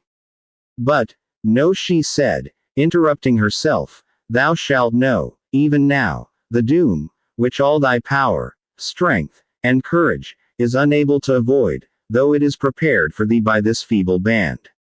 Markest thou the smoldering and suffocating vapor which already eddies in sable folds through the chamber? Didst thou think it was but the darkening of thy bursting eyes, the difficulty of thy cumbered breathing? No, Front de Boeuf, there is another cause. Rememberest thou the magazine of fuel that is stored beneath these apartments? Woman, he exclaimed with fury, thou hast not set fire to it. By heaven, thou hast, and the castle is in flames. They are fast rising at least, said Ulrica, with frightful composure, and a signal shall soon wave to warn the besiegers to press hard upon those who would extinguish them. Farewell, Front de Boeuf. May Mista, Skogula, and Zernbach, gods of the ancient Saxons, fiends, as the priests now call them, supply the place of comforters at your dying bed, which Ulrica now relinquishes. But know, if it will give thee comfort to know it, that Ulrica is bound to the same dark coast with thyself, the companion of thy punishment as the companion of thy guilt. And now, parricide, farewell forever. May each stone of this vaulted roof find a tongue to echo that title into thine ear. So saying, she left the apartment. And Front de Boeuf could hear the crash of the ponderous key, as she locked and double-locked the door behind her, thus cutting off the most slender chance of escape. In the extremity of agony he shouted upon his servants and allies. Stephen and Saint Maur, Clement and Giles, I burn here unaided. To the rescue! To the rescue, brave Bois Gilbert, valiant de Bracy. It is Front de Boeuf who calls. It is your master, ye traitor squires. Your ally. Your brother in arms, ye perjured and faithless knights. All the curses due to traitors upon your recreant heads, do you abandon me to perish thus miserably? They hear me not. They cannot hear me. My voice is lost in the din of battle. The smoke rolls thicker and thicker. The fire has caught upon the floor below. Oh, for me under the banner of his own element. Foul spirit, avoid. I go not with thee without my comrades. All are thine, that garrison these walls. Thinkest thou Front de Boeuf will be singled out to go alone? Know the infidel Templar, the licentious de Bracy, Ulrica, the foul murdering strumpet, the men who aided my enterprises, the dog Saxons and accursed Jews, who are my prisoners. All shall attend me. A goodly fellowship as ever took the downward road. Ha, ha, ha, and he laughed in his frenzy till the vaulted roof rang again. Who laughed there? Exclaimed Front de Boeuf, in altered mood, for the noise of the conflict did not prevent the echoes of his own mad laughter from returning upon his ear. Who laughed there? Ulrica, was it thou? Speak, witch, and I forgive thee. For, only thou or the fiend of hell himself could have laughed at such a moment. Avaunt! Avaunt! But it were impious to trace any farther the picture of the blasphemer and parricide's deathbed. Chapter 31. Once more unto the breach, dear friends, once more, or, close the wall up with our English dead. And you, good yeomen, whose limbs were made in England, show us here the mettle of your pasture. Let us swear that you are worth your breeding. King Henry V, Cedric, although not greatly confident in Ulrica's message, omitted not to communicate her promise to the Black Knight and Locksley. They were well pleased to find they had a friend within the place, who might, in the moment of need, be able to facilitate their entrance, and readily agreed with the Saxon that a storm, under whatever disadvantages, ought to be attempted, as the only means of liberating the prisoners now in the hands of the cruel Front de Boeuf. The would jeopard a joint ere a hair of his head were hurt. And so would I, said the friar. What, sirs? I trust well that a fool, I mean, Do ye see me, sirs, a fool that is free of his guild and master of his craft, and can give as much relish and flavor to a cup of wine as ever a flitch of bacon can? I say, brethren, such a fool shall never want a wise clerk to pray for or fight for him at a strait, while I can say a mass or flourish a partisan. And with that he made his heavy halberd to play around his head as a shepherd boy flourishes his light crook. True, holy clerk, said the Black Knight, true as if Saint Dunstan himself had said it. And now, good Locksley, were it not well that noble Cedric should assume the direction of this assault? Not a jot I, returned Cedric.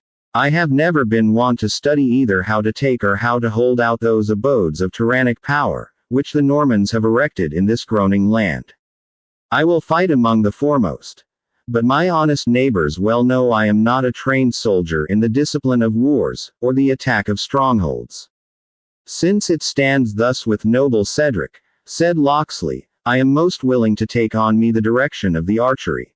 And ye shall hang me up on my own trysting tree, and the defenders be permitted to show themselves over the walls without being stuck with as many shafts as there are cloves in a gammon of bacon at Christmas. Well said, stout yeoman, answered the Black Knight. And if I be thought worthy to have a charge in these matters, and can find among these brave men as many as are willing to follow a true English knight, for so I may surely call myself, I am ready, with such skill as my experience has taught me, to lead them to the attack of these walls. The parts being thus distributed to the leaders, they commenced the first assault, of which the reader has already heard the issue. When the barbican was carried, the Sable Knight sent notice of the happy event to Locksley, requesting him at the same time, to keep such a strict observation on the castle as might prevent the defenders from combining their force for a sudden sally, and recovering the outwork which they had lost.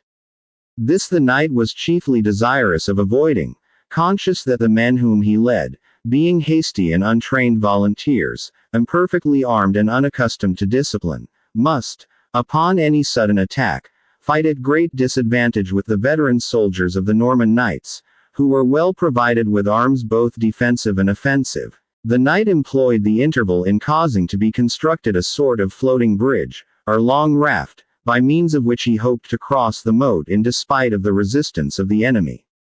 This was a work of some time, which the leaders the less regretted, as it gave Ulrica leisure to execute her plan of diversion in their favor, whatever that might be.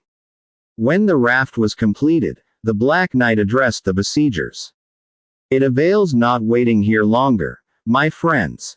The sun is descending to the west, and I have that upon my hands which will not permit me to tarry with you another day. Besides, it will be a marvel if the horsemen come not upon us from York, unless we speedily accomplish our purpose. Wherefore, one of ye go to Locksley, and bid him commence a discharge of arrows on the opposite side of the castle, and move forward as if about to assault it. And you, true English hearts, stand by me, and be ready to thrust the raft end alone over the moat whenever the postern on our side is thrown open. Follow me boldly across, and aid me to burst yon sallyport in the main wall of the castle. As many of you as like not this service, or are but ill armed to meet it, do you man the top of the outwork, draw your bowstrings to your ears, and mind you quell with your shot whatever shall appear to man the rampart. Noble Cedric, wilt thou take the direction of those which remain?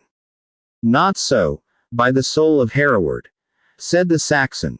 Lead I cannot, but may posterity curse me in my grave, if I follow not with the foremost wherever thou shalt point the way. The quarrel is mine, and well it becomes me to be in the van of the battle. Yet, bethink thee, noble Saxon, said the knight, thou hast neither hauberk, nor corslet, nor aught but that light helmet, target, and sword. The better, answered Cedric. I shall be the lighter to climb these walls. And, forgive the boast, Sir Knight, thou shalt this day see the naked breast of a Saxon as boldly presented to the battle as ever ye beheld the steel corslet of a Norman. In the name of God, then, said the knight, fling open the door, and launch the floating bridge. The portal, which led from the inner wall of the barbican to the moat, and which corresponded with a sallyport in the main wall of the castle, was now suddenly opened. The temporary bridge was then thrust forward, and soon flashed in the waters, extending its length between the castle and outwork, and forming a slippery and precarious passage for 2 men abreast to cross of the castle, protected in part from the shot and stones cast by the defenders by the ruins of the former drawbridge, which the Templar had demolished in his retreat from the barbican, leaving the counterpoise still attached to the upper part of the portal. The followers of the knight had no such shelter. 2 were instantly shot with crossbow bolts, and 2 more fell into the moat. The others retreated back into the barbican. The situation of Cedric and of the Black Knight was now truly dangerous, and would have been still more so, but for the constancy of the archers in the barbican, who ceased not to shower their arrows upon the battlements, distracting the attention of those by whom they were manned, and thus affording a respite to their 2 chiefs from the storm of missiles which must otherwise have overwhelmed them. But their situation was eminently perilous, and was becoming more so with every moment. "Shame on ye all!" cried de Bracy to the soldiers around him. "Do ye call yourselves crossbowmen, and let these 2 dogs keep their station under the walls of the castle? Heave over the coping stones from the battlements, and better may not be. Get pickaxe and levers, and down with that huge pinnacle," pointing to a heavy piece of stone-carved work that projected from the parapet. At this moment the besiegers caught sight of the red flag upon the angle of the tower which Ulrica had described to Cedric. The stout yeoman Locksley was the first who was aware of it, as he was hasting to the outwork, impatient to see the progress of the assault. "St. George!" he cried. "Merry St. George for England! To the charge, bold yeoman! Why leave ye the good knight and noble Cedric to storm the pass alone? Make in, mad priest, show thou canst fight for thy rosary. Make in, brave yeoman. The castle is ours, we have friends within. See yonder flag, it is the appointed signal. Torquaystone is ours. Think of honor, think of spoil. One effort, and the place is ours." With that he bent his good bow, and sent a shaft right through the breast of one of the men-at-arms, who, under de Bracy's direction, was loosening a fragment from one of the battlements to precipitate on the heads of Cedric and the Black Knight. A second soldier caught from the hands of the dying man the iron crow, with which he heaved at and had loosened the stone pinnacle, when, receiving an arrow through his headpiece, he dropped from the battlements into the moat a dead man. The men-at-arms were daunted, for no armor seemed proof against the shot of this tremendous archer. "Do you give ground, base knaves?" said de Bracy. "Mountjoy St. Denis. Single quote dot." And, snatching it up, he again assailed the loosened pinnacle, which was of weight enough, if thrown down, not only to have destroyed the remnant of the drawbridge, which sheltered the 2 foremost assailants, but also to have sunk the rude float of planks over which they had crossed. All saw the danger, and the boldest, even the stout friar himself, avoided setting foot on the raft. Thrice did Locksley bend his shaft against de Bracy, and thrice did his arrow bound back from the knight's armor of proof. "Curse on thy Spanish steel coat," said Locksley. "Had English smith forged it, these arrows had gone through, and as if it had been silk or sendal." He then began to call out, "Comrades! Friends! Noble Cedric! Bear back, and let the ruin fall." His warning voice was unheard, for the din which the knight himself occasioned by his strokes upon the postern would have drowned 20 war trumpets. The faithful Gurth indeed sprung forward on the planked bridge, to warn Cedric of his impending fate, or to share it with him. But his warning would have come too late. The massive pinnacle already tottered, and de Bracy, who still heaved at his task, would have accomplished it, had not the voice of the Templar sounded close in his ears. "All is lost, de Bracy, the castle burns." "Thou art mad to say so," replied the knight. "It is all in a light flame on the western side. I have striven in vain to extinguish it." With the stern coolness which formed the basis of his character, Brian de Bois Gilbert communicated this hideous intelligence, which was not so calmly received by his astonished comrade. "Saints of Paradise!" said de Bracy. What is to be done? I vow to Saint Nicholas of Limoges a candlestick of pure gold. Spare thy vow, said the Templar, and mark me. Lead thy men down, as if to a sally. Throw the postern gate open. There are but 2 men who occupy the float, fling them into the moat, and push across for the barbican. I will charge from the main gate, and attack the barbican on the outside. And if we can regain that post, be assured we shall defend ourselves until we are relieved, or at least till they grant us fair quarter. It is well thought upon, said de Bracy. I will De Bracy hastily drew his men together, and rushed down to the postern gate, which he caused instantly to be thrown open. But scarce was this done ere the portentous strength of the Black Knight forced his way inward in despite of de Bracy and his followers. 2 of the foremost instantly fell, and the rest gave way notwithstanding all their leaders' efforts to stop them. Dogs, said de Bracy, will ye let 2 men win our only pass for safety? He is the devil, said a veteran man-at-arms, bearing back from the blows of their sable antagonist. And if he be the devil, replied de Bracy, would you fly from him into the mouth of hell? The castle burns behind us, villains. Let despair give you courage, or let me forward. I will cope with this champion myself. And well and chivalrous did de Bracy that day maintain the fame he had acquired in the civil wars of that dreadful period. The vaulted passage to which the postern gave entrance, and in which these 2 redouted champions were now fighting hand to hand, rung with the furious blows which they dealt each other, de Bracy with his sword, the Black Knight with his ponderous axe. At length the Norman received a blow, which, though its force was partly parried by his shield, for otherwise never more would de Bracy have again moved limb, descended yet with such violence on his crest, that he measured his length on the paved floor.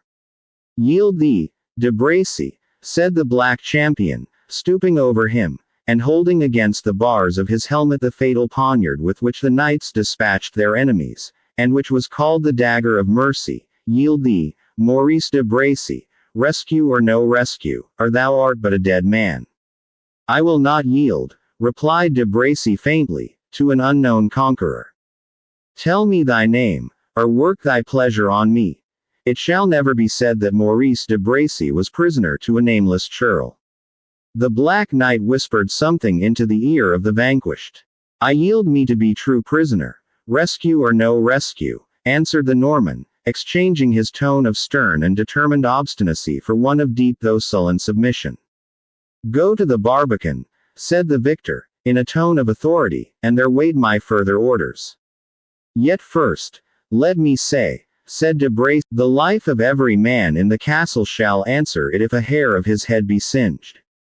Show me his chamber. Ascend yonder winding stair, said de Bracy. It leads to his apartment.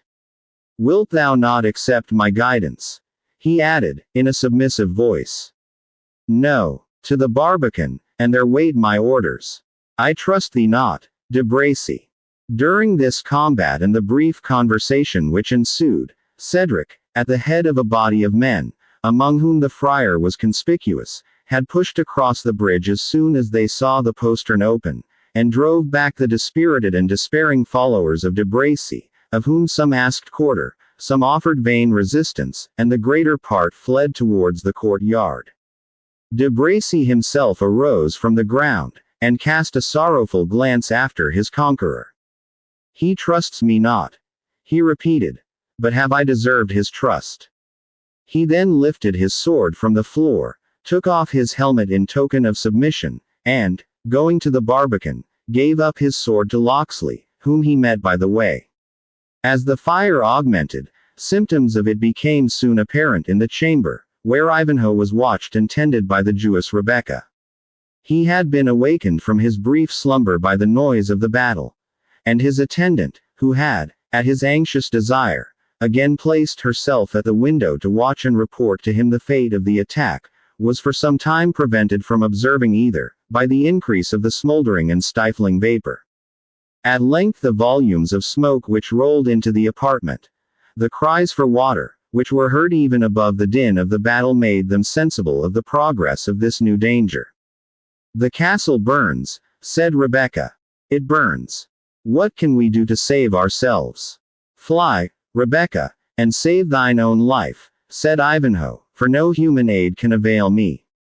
"I will not fly," answered Rebecca. "We will be saved or perish together. And yet, great God! My father, what will be his fate?" At this moment the door of the apartment flew open, and the Templar presented himself. A ghastly figure, for his gilded armor was broken and bloody, and the plume was partly shorn away, partly burnt from his casque. "I have found thee," said he to Rebecca. "Thou shalt prove I will keep my word to share weal and woe with thee. There is but one path to safety. I have cut my way through 50 dangers to point it to thee. Up, and instantly follow me. Hard is thy breastplate. Save my aged father. Save this wounded knight." "A knight," answered the Templar, with his characteristic calmness, "a knight, Rebecca, must encounter his fate, whether it meet him in the shape of sword or flame. And who recks how or where a Jew meets with his savage warrior," said Rebecca, "rather will I perish in the flames than accept safety from thee. Thou shalt not choose, Rebecca. Once didst thou foil me, but never mortal did so twice." So saying, he seized on the terrified maiden, who filled the air with her shrieks, and bore her out of the room in his arms in spite of her cries, and without regarding the menaces and defiance which Ivanhoe thundered against him.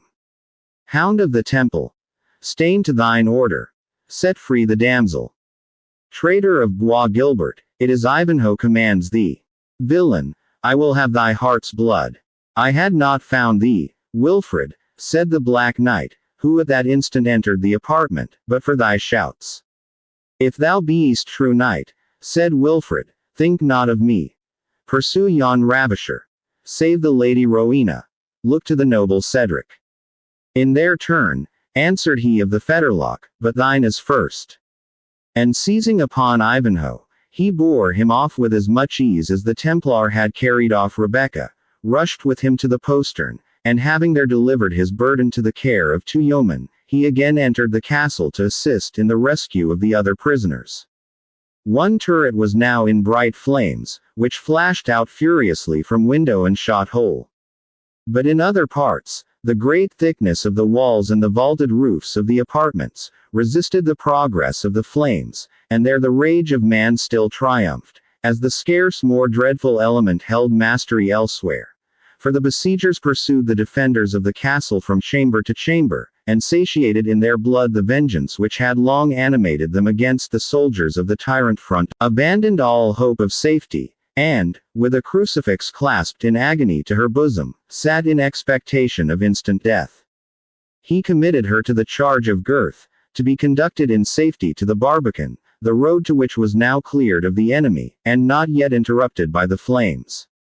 This accomplished, the loyal Cedric hastened in quest of his friend Athelstane, determined, at every risk to himself, to save that last scion of Saxon royalty.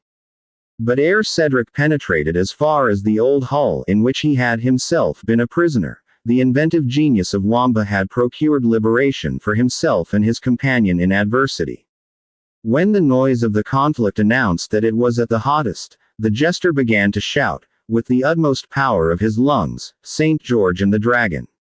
Bonny St. George for merry England! The castle is won!" And these sounds he rendered yet more fearful, by banging against each other 2 or 3 pieces of rusty armor which lay scattered around the hall. A guard, which had been stationed in the outer, or anteroom, and whose spirits were already in a state of alarm, took fright at Wamba's clamor, and, leaving the door open behind them, ran to tell the Templar that foemen had entered the old hall. Meantime the prisoners found no difficulty in making their escape into the anteroom, and from thence into the court of the castle, which was now the last scene of contest. Here sat the fierce Templar, mounted on horseback, surrounded by several of the garrison both on horse and foot, who had united their strength to that of this renowned leader, in order to secure the last chance of safety and retreat which remained to them. The drawbridge had been lowered by his orders, but the passage was beset. For the archers, who had hitherto only annoyed the castle on that side by their missiles, no sooner saw the flames breaking out, and the bridge lowered, than they thronged to the entrance, as well to prevent the escape of the garrison, as to secure their own share of booty ere the castle should be burnt down. On the other hand, a party of the besiegers who had entered by the postern were now issuing out into the courtyard, and attacking with fury the remnant of the defenders who were thus assaulted on both sides at once. Animated, however, by despair, and supported by the example of their indomitable leader, the remaining soldiers of the castle fought with the utmost valor, and, being well armed, succeeded more than once in driving back the assailants, though much inferior in numbers. Rebecca, placed on horseback before one of the Templars' Saracen slaves, was in the midst of the little party, and Bois Guilbert, notwithstanding the confusion of the bloody fray, showed every attention to her safety.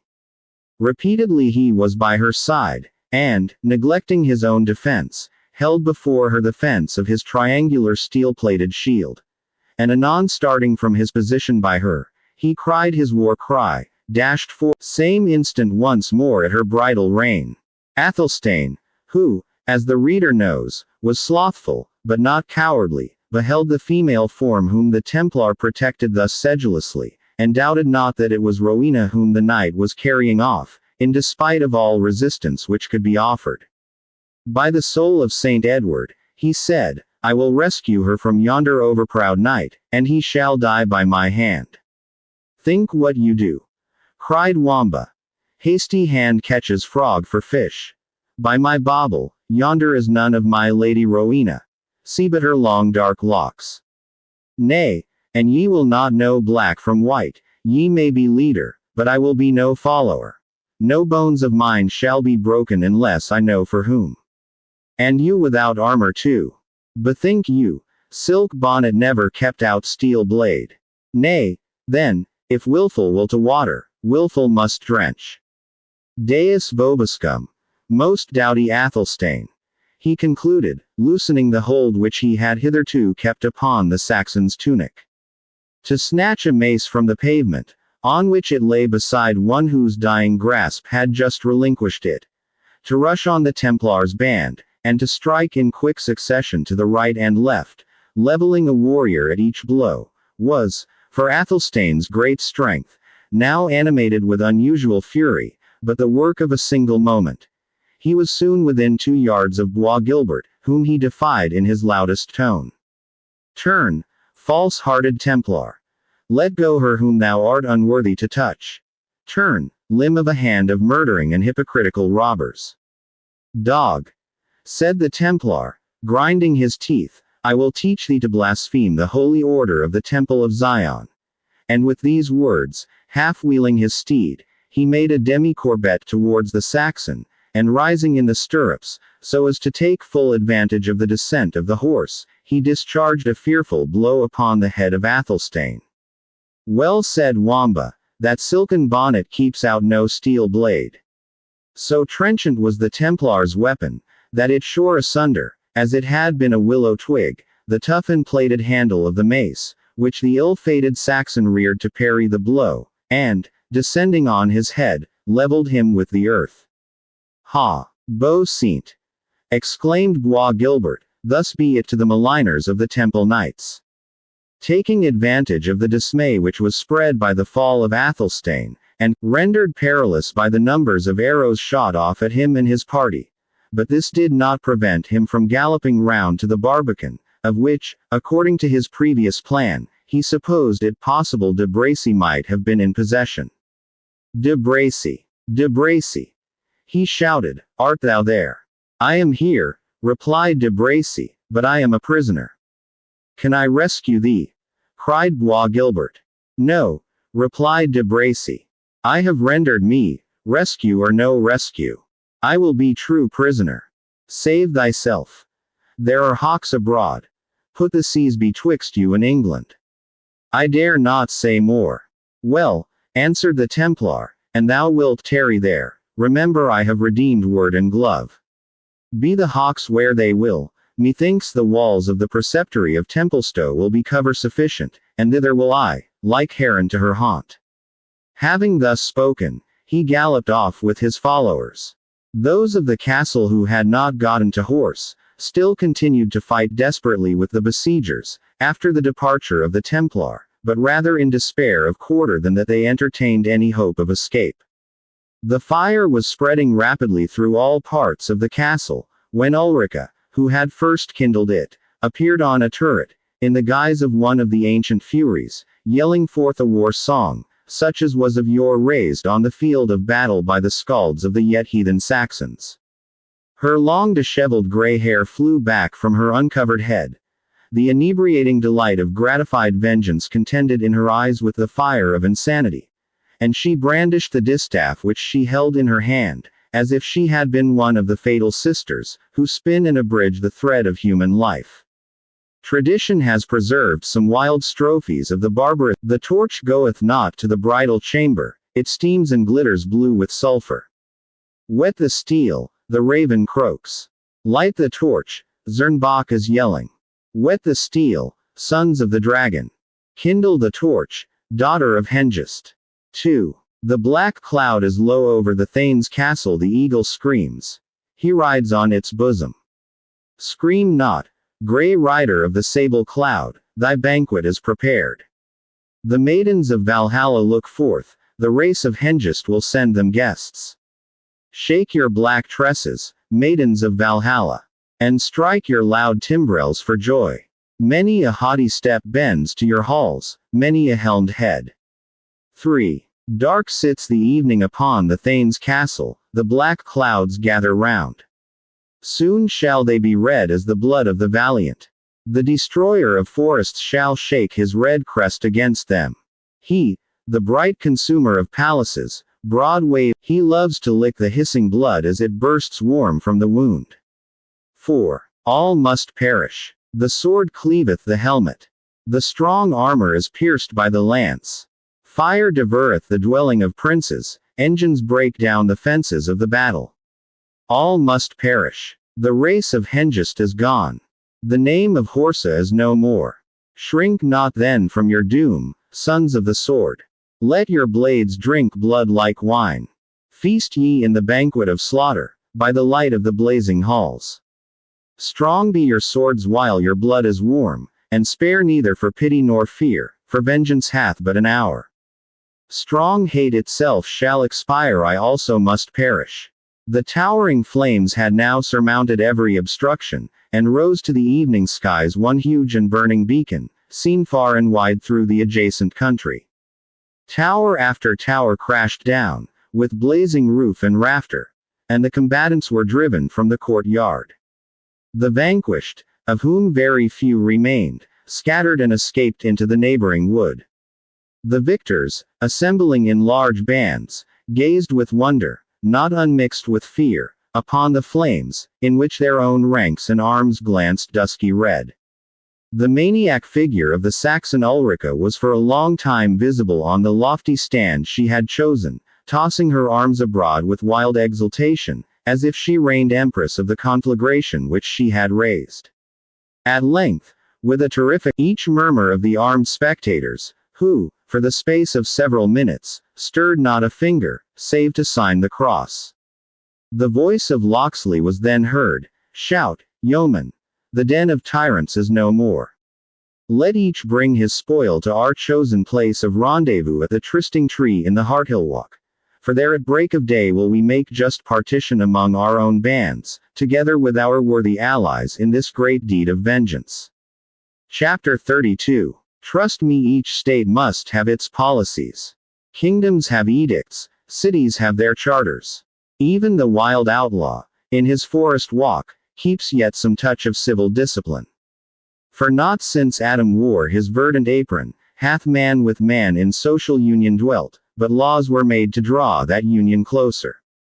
Old play. The daylight had dawned upon the glades of the oak forest. The green boughs glittered with all their pearls of dew. The hind led her fawn from the covert of high fern to the more open walks of the greenwood, and no huntsman was there to watch or intercept the stately hart, as he paced at the head of the antlered herd. The outlaws were all assembled around the trysting tree in the Harthill Walk, where they had spent the night in refreshing themselves after the fatigues of the siege, some with wine, some with slumber, many with hearing and recounting the events of the day, and computing the heaps of plunder which their success had placed at the disposal of their chief. The spoils were indeed very large. For, notwithstanding that much was consumed, a great deal of plate, rich armor, and splendid clothing, had been secured by the exertions of the dauntless outlaws, who could be appalled by no danger when such rewards were in view. Yet so strict were the laws of their society, that no one ventured to appropriate any part of the booty, which was brought into one common mass, to be at the disposal of their leader. The place of rendezvous was an aged oak, one which was the center of a sylvan amphitheater, within half a mile of the demolished castle of Torquystone. Here Locksley assumed his seat. A throne of turf erected under the twisted branches of the huge oak, and the sylvan followers were gathered around him. He assigned to the Black Knight a seat at his right hand, and to Cedric a place upon his left. "Pardon my freedom, noble sirs," he said, "but in these glades I am monarch. They are my kingdom. And these my wild subjects would reck but little of my power, were I, within my own dominions, to yield place to mortal man. Now, sirs, who hath seen our chaplain? Where is our curtal friar? A mass amongst Christian men best begins a busy morning. No one had seen the clerk of Copmanhurst. Over God's forebode, said the outlaw chief, I trust the jolly priest hath but abidden by the wine pot a thought too late. Who saw him since the castle was ta'en? I, quoth the miller, marked him busy about the door of a cellar, swearing by each saint in the calendar he would taste the smack of Front de Bœuf's Gascoigne wine. Now, the saints, as many as there be of them, said the captain, forefend, lest he has drunk too deep of the wine butts, and perished by the fall of the castle. Away, miller. Take with you enow of men, seek the place where you last saw him. Throw water from the moat on the scorching ruins. I will have them removed stone by stone ere I lose my curtal friar. The numbers who hastened to execute this duty, considering that an interesting division of spoil was about to take place, showed how much the troop had at heart the safety of their spiritual father. Meanwhile, let us proceed, said Locksley, for when this bold deed shall be sounded abroad, the bands of de Bracy, of Malvoisin, and other allies of Front de Bœuf, will be in motion against us, and it were well for our safety that we retreat from the vicinity. Noble Cedric, he said, turning to the Saxon, that spoil is divided into 2 portions. Do thou make choice of that which best suits thee, to recompense thy people who were partakers with us in this adventure. Good yeoman, said Cedric, my heart is oppressed with sadness. The noble Athelstane of Coningsburgh is no more, the last sprout of the sainted confessor. Hopes have perished with him which can never return. A sparkle hath been quenched by his blood, which no human breath can again rekindle. My people, save the few who are now with me, do but tarry my presence to booty, for, so help me God and saint withhold, as neither I nor any of mine will touch the value of a liard. I waited but to render my thanks to thee and to thy bold yeoman, for the life and honor ye have saved. Nay, but, said the chief outlaw, we did but half the work at most. Take of the spoil what may reward your own neighbors and followers. I am rich enough to reward them from mine own wealth, answered Cedric. And some, said Wamba, have been wise enough to reward themselves. They do not march off empty-handed altogether. We do not all wear motley. They are welcome, said Locksley. Our laws bind none but ourselves. But, thou, my poor knave, said Cedric, turning about and embracing his jester, how shall I reward thee, who feared not to give thy body to chains and death instead of mine? All forsook me, when the poor fool was faithful. A tear stood in the eye of the rough thane as he spoke. A mark of feeling which even the death of Athelstane had not extracted. But there was something in the half-instinctive attachment of his clown, that waked his nature more keenly than even grief itself. Nay, said the jester, extricating himself from master's caress, if you pay my service with the water of your eye, the jester must weep for company, and then what becomes of his vocation? But, uncle, if you would indeed pleasure me, I pray you to pardon my playfellow Gurth, who stole a week from your service to bestow it on your son. Pardon him! Exclaimed Cedric. I will both pardon and reward him. Kneel down, Gurth. The swineherd was in an instant at his master's feet. The OW and ESNE art thou no longer, said Cedric, touching him with a wand. Folkfree and SACLESS art thou in town and from town, in the forest as in the field. A hide of land I give to thee in my steads of Walbrugam, from me and mine to thee and thine eye and forever. And God's malison on his head who this gainsays. No longer a serf, but a freeman and a landholder, Gurth sprung upon his feet, and twice bounded aloft to almost his own height from the ground. A smith and a file, he cried, to do away the collar from the neck of a freeman. Noble master, doubled is my strength by your gift, and doubly will I fight for you. There is a free spirit in my breast. I am a man changed to myself and all around. Ha, Fangs! He continued. For that faithful cur, seeing his master thus transported, began to jump upon him, to express his sympathy. Knowest thou thy master still? Aye, said Wamba, Fangs, and I still know thee, Gurth, though we must needs abide by the collar. It is only thou art likely to forget both us and thyself. I shall forget myself indeed ere I forget thee, true comrade, said Gurth. And were freedom fit for thee, Wamba, the master would not let thee want it. Nay, said Wamba, never think I envy thee, brother Gurth. The serf sits by the hall fire when the freeman must forth to the field of battle. And what saith Oldhelm of Malmesbury? Better a fool at a feast than a wise man at a fray.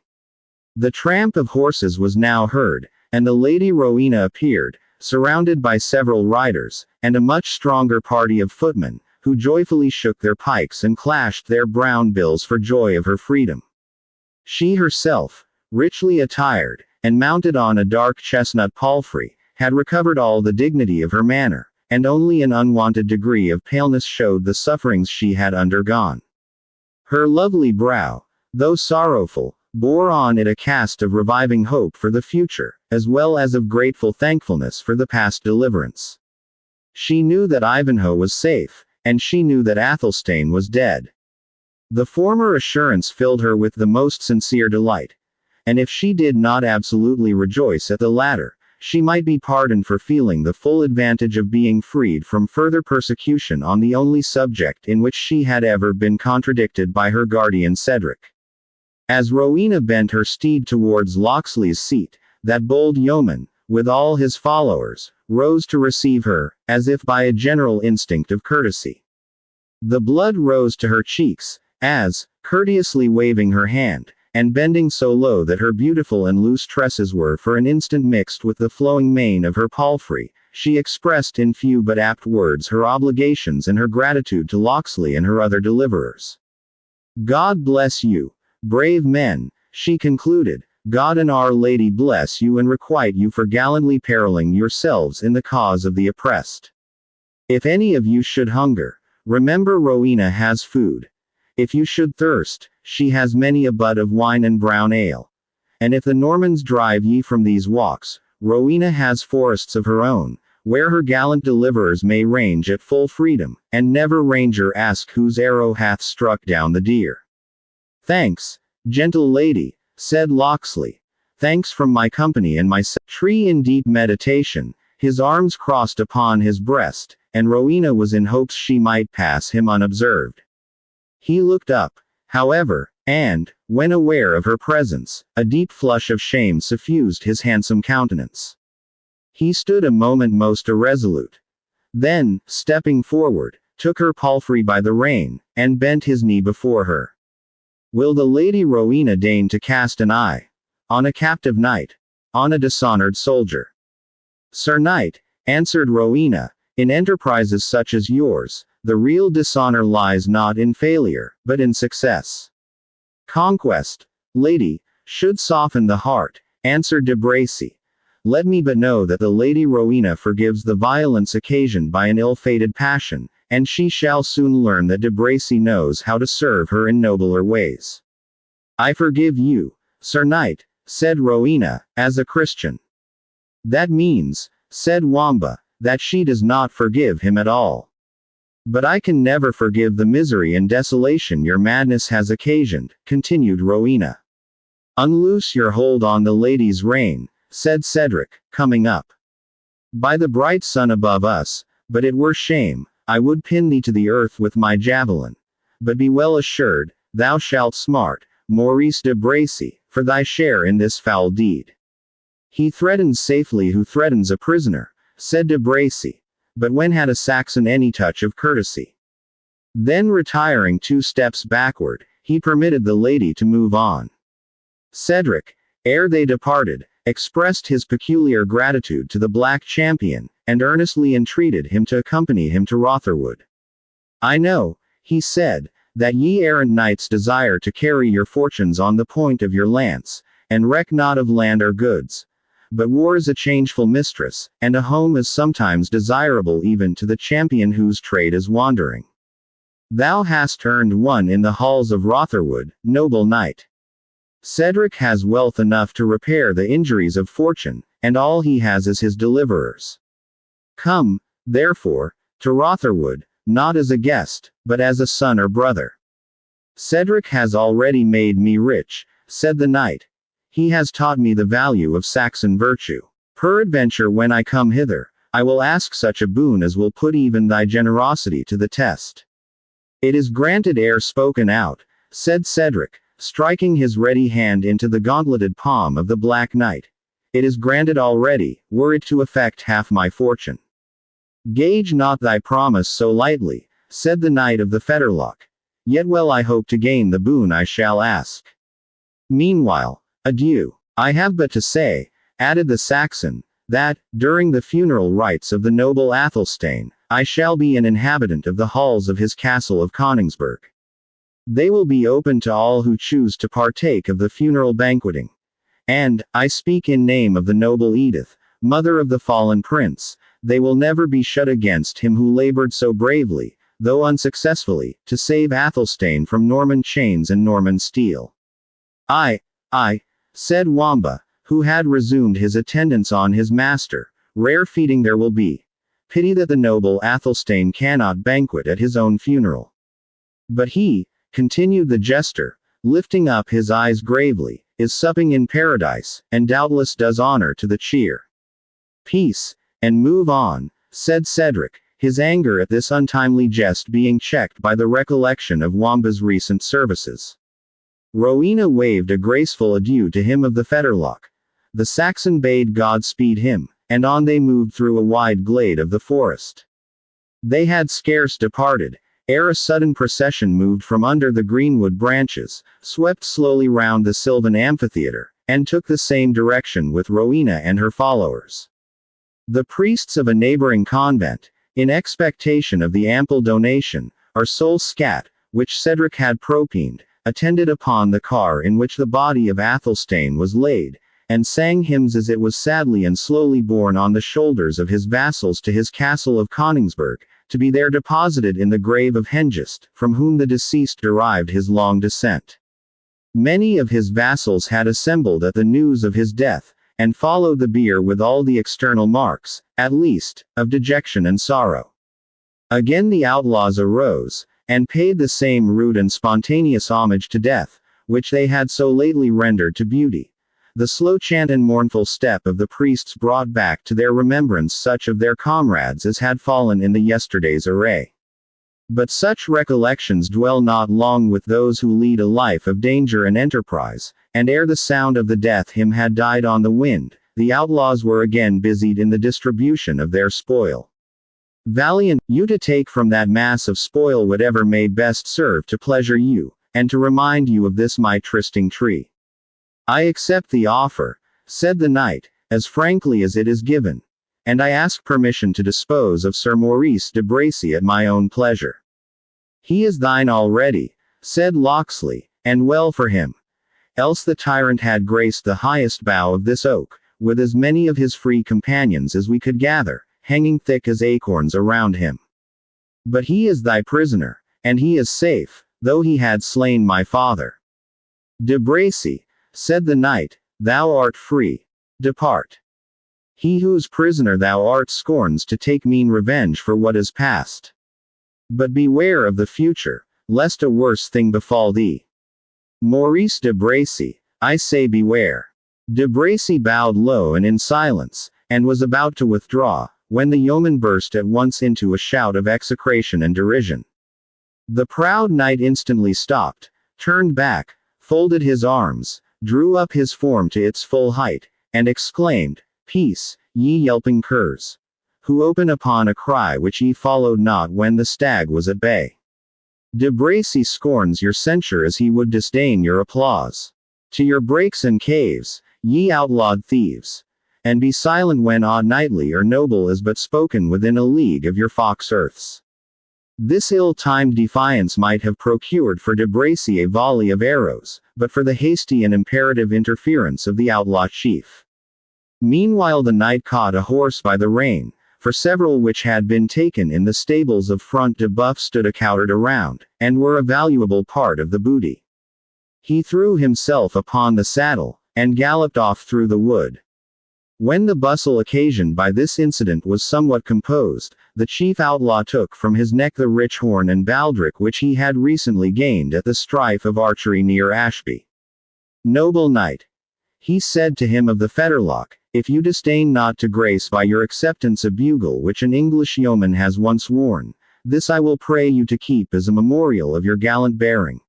And if ye have aught to do, and, as happeneth oft to a gallant knight, ye chance to be hard bested in any forest between Trent and Tees, wind 3 mo upon the horn thus, wah saw wah, and it may well chance ye shall find helpers and rescue.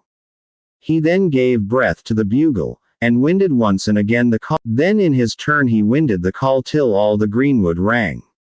Well blown and clearly, said the yeoman. Beshrew me, and thou knowest not as much of woodcraft as of war. Thou hast been a striker of deer in thy day, I warrant. Comrades, mark these 3 mo. It is the call of the knight of the fetterlock. And he who hears it, and hastens not to serve him at his need, I will have him scourged out of our band with his own bowstring. Long live our leader! Shouted the yeoman, and long live the Black Knight of the fetterlock! May he soon use our service, to prove how readily it will be paid. Locksley now proceeded to the distribution of the spoil, which he performed with the most laudable impartiality. A 10th part of the whole was set apart for the church, and for pious uses. A portion was next allotted to a sort of public treasury. A part was assigned to the widows and children of those who had fallen, or to be expended in masses for the souls of such as had left no surviving family. The rest was divided amongst the outlaws, according to their rank and merit, and the judgment of the chief, on all such doubtful questions as occurred, was delivered with great shrewdness, and received with absolute submission. The Black Knight was not a little surprised to find that men, in a state so lawless, were nevertheless among themselves so regularly and equitably governed, and all that he observed added to his opinion of the justice and judgment of their leader. When each had taken his own proportion of the booty, and while the treasurer, accompanied by 4 tall yeomen, was transporting that belonging to the state to some place of concealment or of security, the portion devoted to the church still remained unappropriated. I would, said the leader, we could hear tidings of our joyous chaplain. He was never wont to be absent when meat was to be blessed, or spoil to be parted, and it is his duty to take care of these the tithes of our successful enterprise. It may be the office has helped to cover some of his canonical irregularities. Also, I have a holy brother of his a prisoner at no great distance, and I would fain have the friar to help me to deal with him in due sort. I greatly misdoubt the safety of the bluff priest. I were right sorry for that, said the knight of the fetterlock, for I stand indebted to him for the joyous hospitality of a merry night in his cell. Let us to the ruins of the castle. It may be we shall there learn some tidings of him. While they thus spoke, a loud shout among the yeomen announced the arrival. Make room, my merry men! He exclaimed. room for your godly father and his prisoner. Cry welcome once more. I come, noble leader, like an eagle with my prey in my clutch. And making his way through the ring, amidst the laughter of all around, he appeared in majestic triumph, his huge partisan in one hand, and in the other a halter, one end of which was fastened to the neck of the unfortunate Isaac of York, who, bent down by sorrow and terror, was dragged on by the victorious priest, who shouted aloud, "Where is Alana Dale, to chronicle me in a ballad, or if it were but a lay? By St. Hermangild, the jingling crowder is ever out of the way where there is an apt theme for exalting valor." "Curtal priest," said the captain, "thou hast been at a wed mass this morning, as early as it is. In the name of St. Nicholas, whom hast thou got here?" "A captive to my sword and to my lance, noble captain," replied the clerk of Copmanhurst. "To my bow and to my halberd, I should rather say. And yet I have redeemed him by my divinity from a worse captivity." "Speak, Jew. Have I not ransomed thee from Sathanas? Have I not taught thee thy credo, thy pater, and thine Ave Maria? Did I not spend the whole night in drinking to thee, and in expounding of mysteries? For the love of God," ejaculated the poor Jew, "will no one take me out of the keeping of this mad, I mean this holy man?" "How's this, Jew?" said the friar, with a menacing aspect. "Dost thou recant, Jew? Bethink thee, if thou dost relapse into thine infidelity, though thou art not so tender as a suckling pig. I would I had one to break my fast upon. Thou art not too tough to be roasted. Be conformable, Isaac, and repeat the words after me. Ave Maria." "Nay, we will have no profanation, mad priest," said Locksley. "Let us rather hear where you found this prisoner of thine." "By St. Dunstan," said the friar, "I found him where I sought for better wear. I did step into the cellarage to see what might be rescued there. For though a cup of burnt wine, with spice, be an evening's draught for an emperor, it were waste, methought, to let so much good liquor be mulled at once. And I had caught up one runlet of sack, and was coming to call more aid among these lazy knaves, who are ever to seek when a good deed is to be done, when I was avist of a strong door. Aha! Thought I, here is the choicest juice of all in this secret crypt. And the knave butler, being disturbed in his vocation, hath left the key in the door. In therefore I went, and found just naught besides a commodity of rusted chains and this dog of a Jew, who presently rendered himself my prisoner, rescue or no rescue. I did but refresh myself after the fatigue of the action, with the unbeliever, with one humming cup of sack, and was proceeding to lead forth my captive, when, crash after crash, as with wild thunder dint and levin fire, down toppled the masonry of an outer tower, merry beshrew their hands that built it not the firmer, and blocked up the passage. The roar of one falling tower followed another. I gave up thought of life.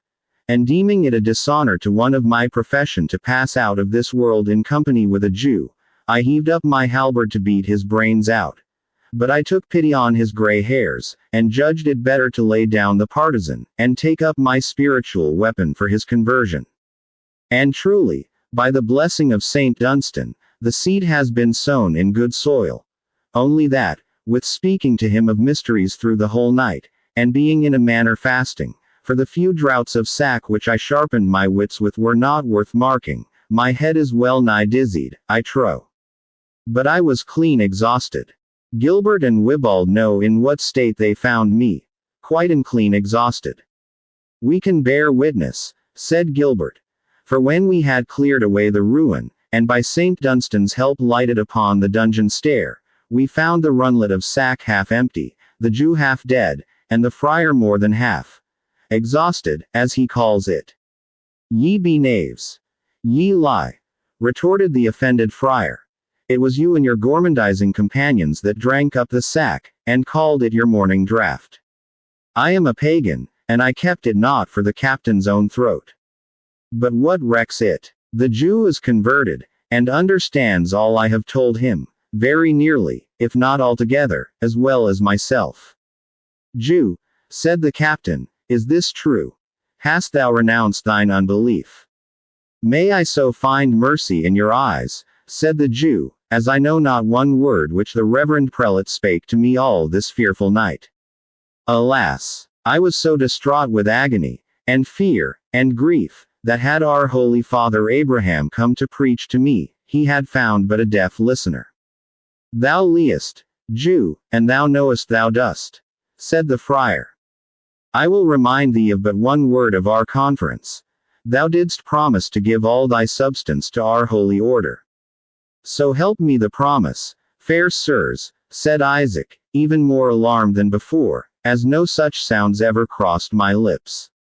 Alas! I am an aged beggared man. I fear me a childless. Have ruth on me, and let me go. Nay, said the friar, if thou dost retract vows made in favor of Holy Church, thou must do penance. Accordingly, thereby transferred the holy clerk's resentment to himself. By St. Thomas of Kent, said he, and I buckle to my gear, I will teach thee, sir lazy lover, to mell with thine own matters, maugre thine iron case there. Nay, be not wroth with me, said the knight. Thou knowest I am thy sworn friend and comrade. I know no such thing, answered the friar, and defy thee for a meddling coxcomb. Nay, but, said the knight, who seemed to take a pleasure in provoking his quondam host, hast thou forgotten how, that for my sake, for I say nothing of the temptation of the flagon and the pasty, thou didst break thy vow of fast and vigil? Truly, friend, said the friar, clenching his huge fist, I will bestow a buffet on thee. I accept of no such presents, said the knight. I am content to take thy cuff as a loan, but I will repay thee with usury as deep as ever thy prisoner there exacted in his traffic. I will prove that presently, said the friar. Hola!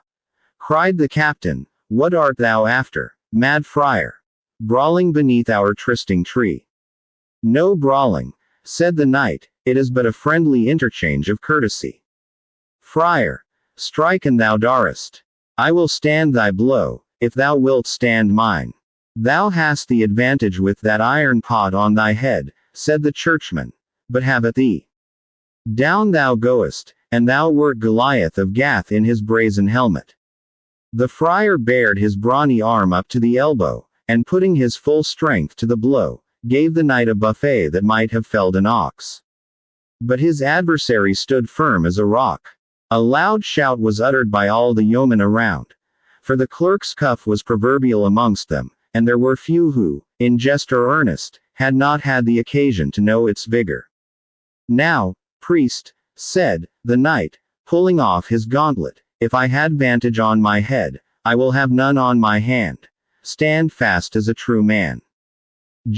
Resist his fate. The buffet of the knight was given with such strength and goodwill, that the friar rolled head over heels upon the plain, to the great amazement of all the spectators. But he arose neither angry nor crestfallen. Brother, said he to the knight, thou shouldst have used thy strength with more discretion. I had mumbled but a lame mass and thou hadst broken my jaw, for the piper plays ill that wants the nether chops. Nevertheless, there is my hand, in friendly witness, that I will exchange no more cuffs with thee, having been a loser by the barter. End now all unkindness. Let us put the Jew to ransom, since the leopard will not change his spots, and a Jew he will continue to be. The priest, said Clement, is not half so confident of the Jew's conversion, since he received that buffet on the ear. Go to, knave, what pratest thou of conversions? What, is there no respect? All masters and no men. I tell thee, fellow, I was somewhat totty when I received the good knight's blow, or I had kept my ground under it. But an thou givest more of it, thou shalt learn I can give as well as take. Peace all, said the captain. And thou, Jew, think of thy ransom. Thou needest not to be told that thy race are held to be accursed in all Christian communities, and trust me that we cannot endure thy presence among us. Think, therefore, of an offer, while I examine a prisoner of another caste. Were many of Front de Bœuf's men taken? Demanded the Black Knight. None of note enough to be put to ransom, answered the captain. A set of hilding fellows there were, whom we dismissed to find them a new master. Enough had been done for revenge and profit. The bunch of them were not worth a cardacu. The prisoner I speak of is better booty. A jolly monk riding to visit his leman, and I may judge by his horse gear and wearing apparel. Here cometh the worthy prelate, as pert as a pie, and ransoming him or pitying, threatening the other. Coriolanus. The captive abbot's features and manners exhibited a whimsical mixture of offended pride, and deranged foppery and bodily terror. Why, how now, my masters, said he, with a voice in which all three emotions were blended. What order is this among ye? Be ye Turks or Christians, that handle a churchman? Know ye what it is, manus imponer in servos domini? Ye have plundered my mails, torn my cope of curious cut lace, which might have served a cardinal. Another in my place would have been at his excommunicabo vos, but I am placable, and if ye order forth my palfreys, release my brethren, and restore my mails, tell down with all speed 100 crowns to be expended in masses at the high altar of Ivanhoe Abbey, and make your vow to eat no venison until next Pentecost. It may be you shall hear little more of this mad frolic. Holy Father, said the chief outlaw, it grieves me to think that you have met with such usage from any of my followers, as calls for your fatherly reprehension. Usage, echoed the priest, encouraged by the mild tone of the sylvan leader.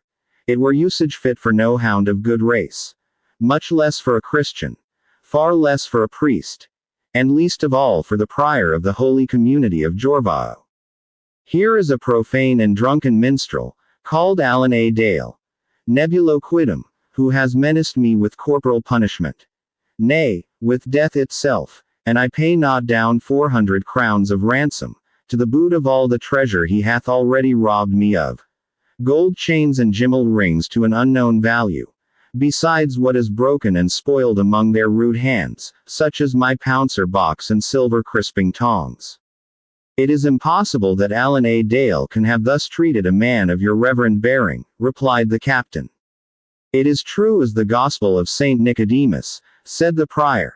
He swore, with many a cruel north country oath, that he would hang me up on the highest tree in the greenwood. Did he so in very deed? Nay, then, Reverend Father, I think you had better comply with his demands. For Alan A. Dale is the very man to abide by his word when he has so pledged it. You do but jest with me, said the astounded prior. And I am as grave as a father confessor, replied the outlaw. You must pay a round ransom, Sir Prior, or your convent is likely to be called to a new election, for your place will know you no more. Are ye Christians, said the prior, and hold this language to a churchman? Christians. Aye, marry are we, and have divinity among us to boot, answered the outlaw. Let our buxom chaplain stand forth, and expound to this reverend father the texts which concern this matter. The friar, half drunk, half sober, had huddled a friar's frock over his green cassock, and now summoning together whatever scraps of learning he had acquired by rote in former days, Holy Father, said he, Deus faciat salvum benignitatem vestram. You are welcome to the greenwood. What profane mummery is this? Said the prior.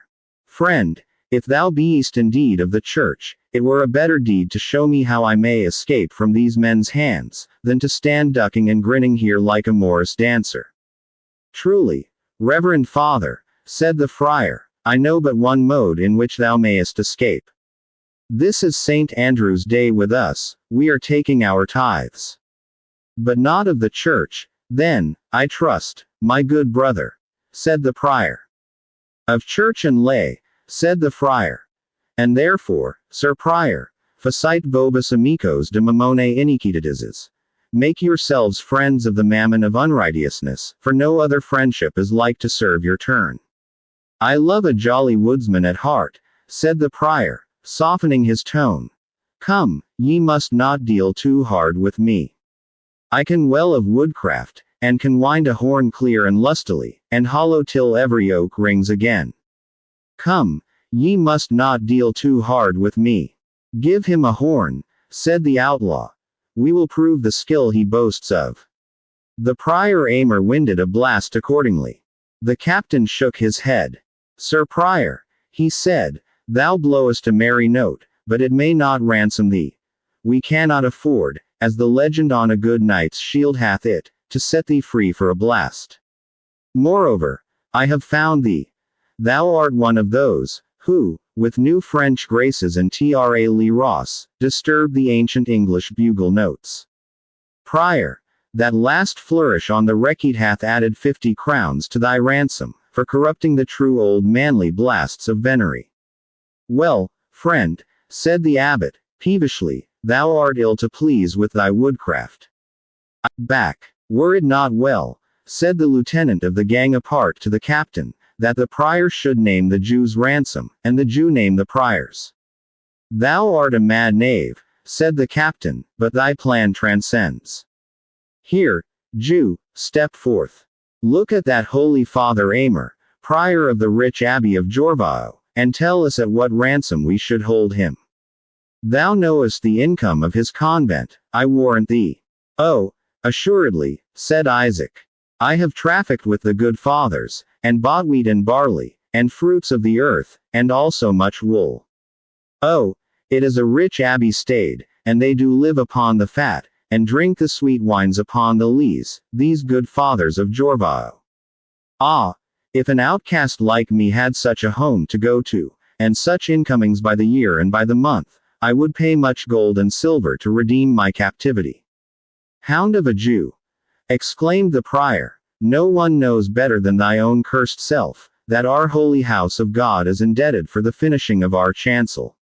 And for the storing of your cellars in the last season with the due allowance of Gascon wine, interrupted the Jew.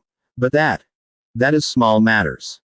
Hear the infidel dog, said the churchman. He jangles as if our holy community did come under debts for the wines we have a license to drink, propter necessitatem, et ad fregus depellendum. The circumcised villain blasphemeth the holy church, and Christian men listen and rebuke him not. All this helps nothing, said the leader. Isaac, pronounce what he may pay, without flaying both hide and hair. And 600 crowns, said Isaac, the good prior might well pay to your honored valors, and never sit less soft in his stall. 600 crowns, said the leader, gravely. I am contented. Thou hast well spoken, Isaac. 600 crowns. It is a sentence, Sir Prior. A sentence. A sentence. Exclaimed the band. Solomon had not done it better. Thou hearest thy doom, Prior, said the leader. Ye are mad, my masters, said the prior. Where am I to find such a sum? If I sell the very pyx and candlesticks on the altar at Ivanhoe, I shall scarce raise the half. And it will be necessary for that purpose that I go to Ivanhoe myself. Ye may retain as borrows my 2 priests. Send them to fetch thy ransom. Thou shalt not want a cup of wine and a collop of venison the while. And if thou lovest woodcraft, thou shalt see such as your north country never witnessed. Or, if so please you, said Isaac, willing to curry favor with the outlaws, I can send to York for the 600 crowns, out of certain moneys in my hands, if so be that the most reverend prior present will grant me acquittance. He shall grant thee whatever thou dost list, Isaac, said the captain. And thou shalt lay down the redemption money for Prior Aymer as well as for thyself. For myself? Ah, courageous sirs, said the Jew, I am a broken and impoverished man. A beggar's staff must be my portion through life, supposing I were to pay you 50 crowns. The prior shall judge of that matter, replied the captain. How say you, Father Aymer? Can the Jew afford a good ransom? Can he afford a ransom? Answered the prior, is he not Isaac of York, rich enough to redeem the captivity of the 10 tribes of Israel, who were led into Assyrian bondage? I have seen but little of him myself, but our cellarer and treasurer have dealt largely with him, and report says that his house at York is so full of gold and silver as is a shame in any Christian land. Marvel it is to all living Christian hearts that such gnawing adders should be suffered to eat into the bowels of the state, and even of the Holy Church herself, with foul usuries and extortions. Hold, Father, said the Jew, mitigate and assuage your choler. I pray of your reverence to remember that I force my moneys upon no one. But when churchman and layman, prince and prior, knight and priest, come knocking to Isaac's door, they borrow not his shekels with these uncivil terms. It is then, friend Isaac, will you pleasure us in this matter, and our days shall be truly kept, so God saw me. And kind Isaac, if ever you served man, show yourself a friend in this need. And when the day comes, and I ask my own, then what hear I but damned Jew, and the curse of Egypt on your tribe, and all that may stir up the rude and uncivil populace against poor strangers. Prior, said the captain, Jew though he be, he hath in this spoken well. Do thou, therefore, name his ransom, as he named thine, without farther rude terms. None but, Latra famosus, a sentence, exclaimed the chief outlaw. A sentence, shouted his assessors. The Christian has shown his good nurture, and dealt with us more generously than the Jew. The God of my fathers help me, said the Jew. Will ye bear to the ground an impoverished creature? I am this day childless, and will ye deprive me of the means of livelihood? Thou wilt have the less to provide for, Jew, if thou art childless, said Amer.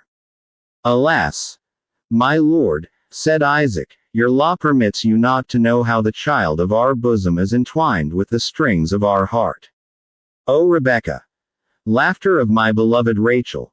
Were each leaf on that tree a zecchin, and each zecchin mine own, all that mass of wealth would I give to know whether thou art alive, and escape the hands of the Nazarene. Was not thy daughter dark-haired? Said one of the outlaws. And wore she not a veil of twisted sendal, broidered with silver? She did, said the old man, trembling with eagerness, as formerly with fear. The blessing of Jacob be upon thee. Canst thou tell me aught of her safety?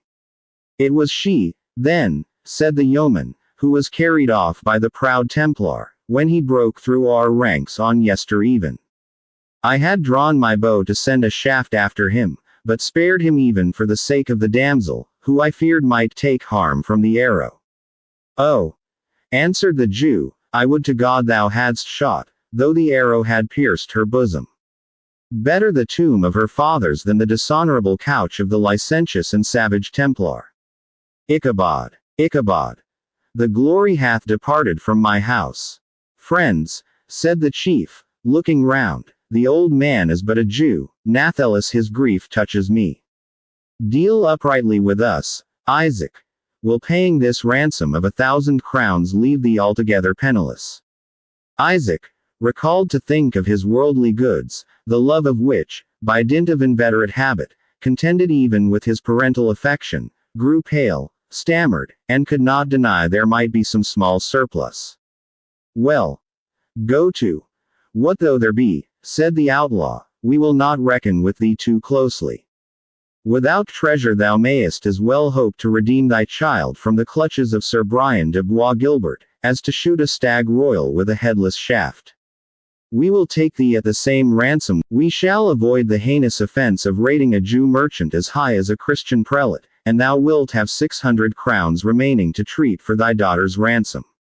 Templars love the glitter of silver shekels as well as the sparkle of black eyes. Hasten to make thy crowns chink in the ear of de Bois Guilbert, ere worse comes of it. Thou wilt find him, as our scouts have brought notice, at the next preceptory house of his order. Said I well, my merry mates. The yeomen expressed their wonted acquiescence in their leader's opinion. And Isaac, relieved of one half of his apprehensions, by learning that his daughter lived, and might possibly be ransomed, threw himself at the feet of the generous outlaw, and, rubbing his beard against his buskins, sought to kiss the hem of his green cassock. The captain drew himself back, and extricated himself from the Jew's grasp, not without some marks of contempt. Nay, beshrew thee, man, up with thee.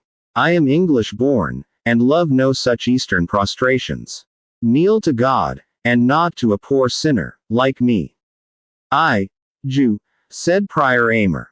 Kneel to God, as represented in the servant of his altar, and who knows, with thy sincere repentance and due gifts to the shrine of Saint Robert, what grace thou mayest acquire for thyself and thy daughter Rebecca. I grieve for the maiden, for she is of fair and comely countenance. I beheld her in the lists of Ashby. Also Brian de Bois Gilbert is one with whom I may do much. Bethink thee how thou mayest deserve my good word with him. Alas! Alas! Said the Jew, on every hand the spoilers arise against me. I am given as a prey unto the Assyrian, and a prey unto him of Egypt. And what else should be the lot of thy accursed race? Answered the prior. For what saith Holy Writ, verbum Domini progesserunt, et sapientia est nulla in ice. They have cast forth the word of the Lord, and there is no wisdom in them. Propteria dabo mulieres eorum exterises. I will give their women to strangers, that is to the Templar, as in the present matter. Et thesauros eorum heredibus alienises, and their treasures to others, as in the present case to these honest gentlemen. Isaac groaned deeply, and began to wring his hands, and to relapse into his state of desolation and despair. But the leader of the yeomen led him aside. Advise thee well, Isaac, said Locksley, what thou wilt do in this matter. My counsel to thee is to make a friend of this churchman. He is vain, Isaac, and he is covetous. At least he needs money to supply his profusion. Thou canst easily gratify his greed. For think not that I am blinded by thy pretexts of poverty. I am intimately acquainted, Isaac, with the very iron chest in which thou dost keep thy tree, that leads into the vaulted chamber under thy garden at York. The Jew grew as pale as death. But fear nothing from me, continued the yeoman, for we are of old acquainted.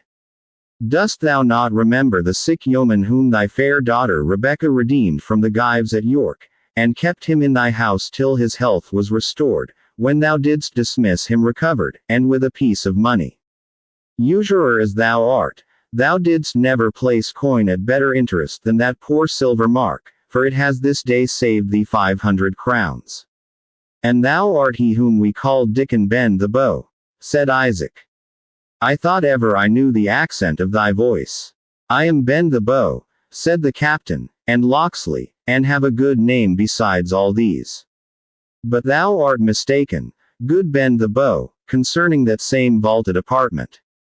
So help me heaven, as there is naught in it but some merchandises which I will gladly part with to you. 100 yards of Lincoln green to make doublets to thy men, and 100 staves of Spanish yew to make bows, and 100 silken bowstrings, tough, round, and sound. These will I send thee for thy goodwill, honest Dickon, and thou wilt keep silence about the vault, my good Dickon. Silent as a dormouse, said the outlaw, and never trust me, but I am grieved for thy daughter. But I may not help it. The Templars' lances are too strong for my archery in the open field. They would scatter us like dust. Had I but known it was Rebecca when she was borne off, something might have been done. But now thou must needs proceed by policy. Come, shall I treat for thee with the prior? In God's name, Dickon, and thou canst, aid me to recover the child of my bosom. Do not thou interrupt me with thine ill-timed avarice, said the outlaw, and I will deal with him in thy behalf. He then turned from the Jew, who followed him, however, as closely as his shadow. Prior Aymer, said the captain, come apart with me under this tree. Men say thou dost love wine, and a lady's smile, better than beseems thy order, Sir Priest. But with that I have naught to do. I have heard, too, thou dost love a brace of good dogs and a fleet horse, and it may well be that, loving things which are costly to come by, thou hadst not a purse of gold. But I have never heard that thou didst love oppression or cruelty. Now, here is Isaac willing to give thee the means of pleasure and pastime in a bag containing 100 marks of silver, if thy intercession with thine ally the Templar shall avail to procure the freedom of his daughter. In safety and honor, as when taken from me, said the Jew, otherwise it is no bargain. Peace, Isaac, said the outlaw, or I give up thine interest. What say you to this my purpose, Prior Aymer? The matter, quoth the prior, is of a mixed condition. For, if I do a good deal on the one hand, yet, on the other, it goeth to the vantage of a Jew, and in so much as against my conscience. Yet, if the Israelite will advantage the church by giving me somewhat over to the building of our dortour, I will take it on my conscience to aid him in the matter of his daughter. For a score of marks to the dortour, said the outlaw. Be still, I say, Isaac. Or for a brace of silver candlesticks to the altar, we will not stand with you. Nay, but, good Dickon bend the bow, said Isaac, endeavoring to interpose. Good Jew. Good beast. Good earthworm, said the yeoman, losing patience. And thou dost go on to put thy filthy lucre in the balance with thy daughter's life and honor. By heaven, I will strip thee of every maravedi thou hast in the world, before 3 days are out. Isaac shrunk together, and was silent. And what pledge am I to have for all this? Said the prior. When Isaac returns successful through your mediation, said the outlaw, I swear by Saint Hubert, I will see that he pays thee the money in good silver, or I will reckon with him for it in such sort, he had better have paid 20 such sums. Well then, Jew, said Aymer, since I must needs meddle in this matter, let me have the use of thy writing tablets. Though, hold, rather than use thy pen, I would fast for 24 hours, and where shall I find one? If your holy scruples can dispense with using the Jew's tablets, for the pen I can find a remedy, said the yeoman.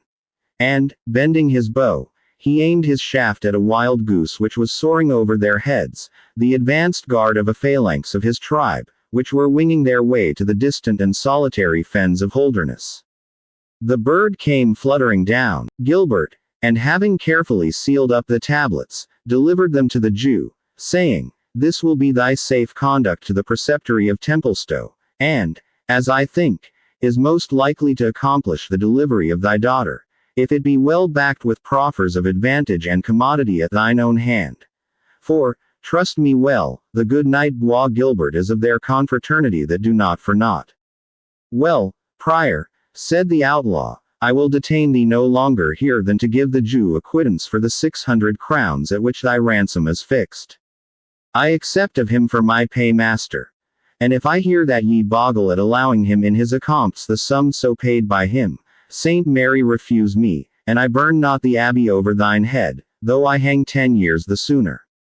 With a much worse grace than that wherewith he had penned the letter to Bois Gilbert, the prior wrote an acquittance, discharging Isaac of York of 600 crowns, advanced to him in his need for acquittal of his ransom, and faithfully promising to hold true compt with him for that sum. And now, said Prior Aymer, I will pray you of restitution of my mules and palfreys, and the freedom of the reverend brethren attending upon me, and also of the gimmal rings, jewels, and fair vestures, of which I have been despoiled, having now satisfied you for my ransom as a true prisoner. Touching your brethren, Sir Prior, said Locksley, they shall have present freedom, it were unjust to detain them. Touching your horses and mules, they shall also be restored, with such spending money as may enable you to reach York, for it were cruel to deprive you of the means of journeying. But as concerning rings, jewels, chains, and what else, you must understand that we are men of tender consciences, and will not yield to a venerable man like yourself, who should be dead to the vanities of this life, the strong temptation to break the rule of his foundation, by wearing rings, chains, or other vain gauds. Think what you do, my masters, said the prior, ere you put your hand on the church's patrimony. These things are inter res sacras, and I wot not what judgment might ensue were they to be handled by laical hands. I will take care of that, reverend prior, said the hermit of Copmanhurst, for I will wear them myself. Friend, or brother, said the prior, in answer to this solution of his doubts, if thou hast really taken religious orders, I pray thee to look how thou wilt answer to thine official for the share thou hast taken in this day's work. Friend prior, returned the hermit, you are to know that I belong to a little diocese, where I am my own diocesan, as I do for the abbot of Ivanhoe, the prior, and all the convent. Thou art utterly irregular, said the prior. One of those disorderly men, who, taking on them the sacred character without due cause, profane the holy rites, and endanger the souls of those who take counsel at their hands. Lapides propane condonance eases, giving them stones instead of bread as the Vulgate hath it. Nay, said the friar, and my brain pan could have been broken by Latin, it had not held so long together. I say, that easing a world of such misproud priests as thou art of their jewels and their gimcracks, is a lawful spoiling of the Egyptians. Thou beest a hedge priest, said the prior, in great wrath, excommunicabo vos. Thou beest thyself more like a thief and a heretic, said the friar, equally indignant. I will pouch up no such affront before my parishioners, as thou thinkest it not shame to put upon me, although I be a reverend brother to thee. Ossa ejus perfringum. I will break your bones, as the Vulgate hath it. Ola! Cried the captain, come the reverend brethren to such terms. Heap thine assurance of peace, friar. Prior, and thou hast not made thy peace perfect with God, provoke the friar no further. Hermit, let the reverend father depart in peace, as a ransomed man.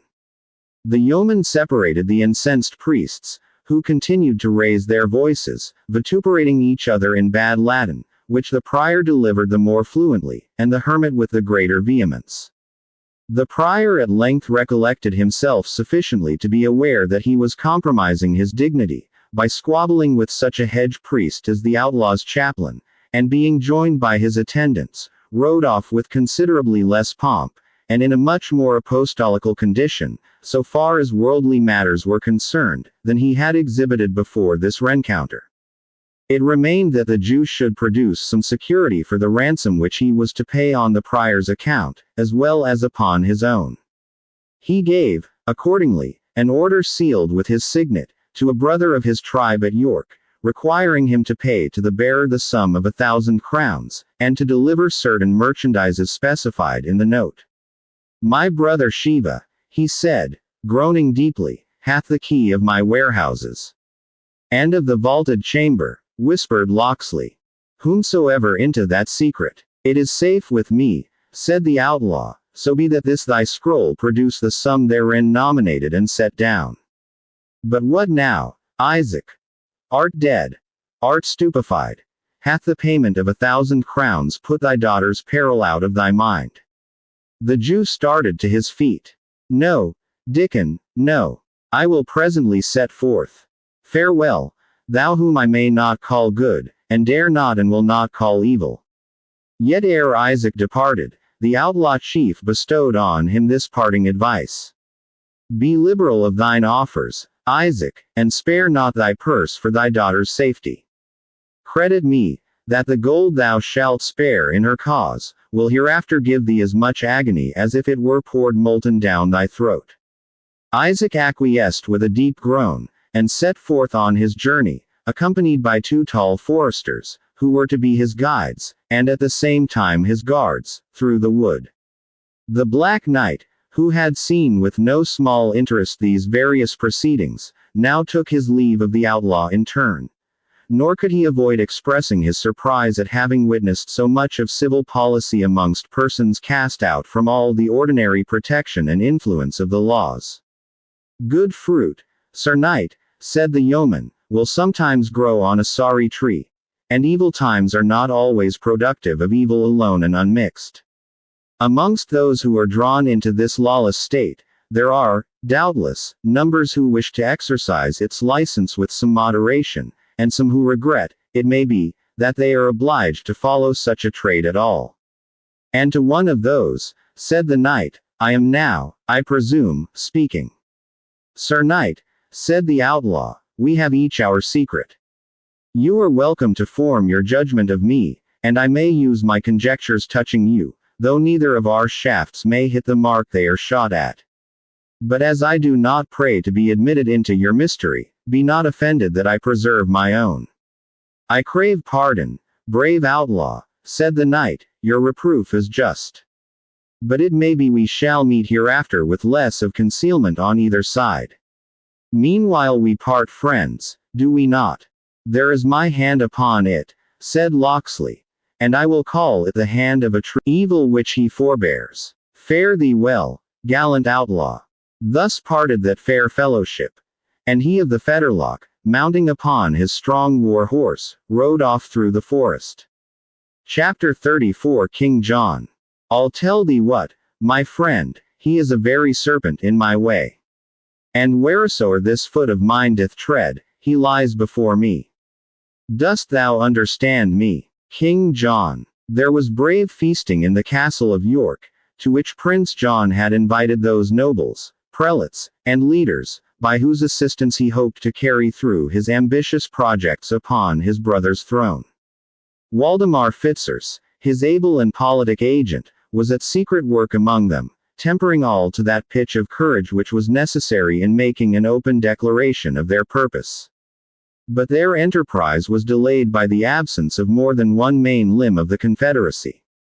The stubborn and daring, though brutal courage of Front de Boeuf, the buoyant spirits and bold bearing of de Bracy, the sagacity, martial experience, and renowned valor of Brian de Bois Guilbert, were important to the success of their conspiracy.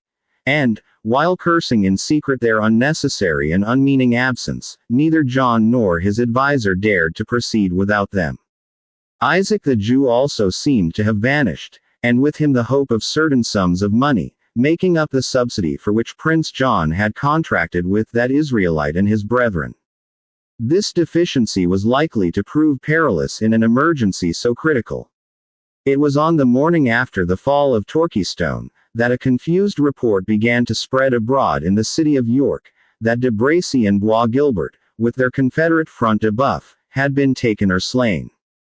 Waldemar brought the rumor to Prince John, announcing that he feared its truth the more that they had set out with a small attendance, for the purpose of committing an assault on the Saxon Cedric and his attendants.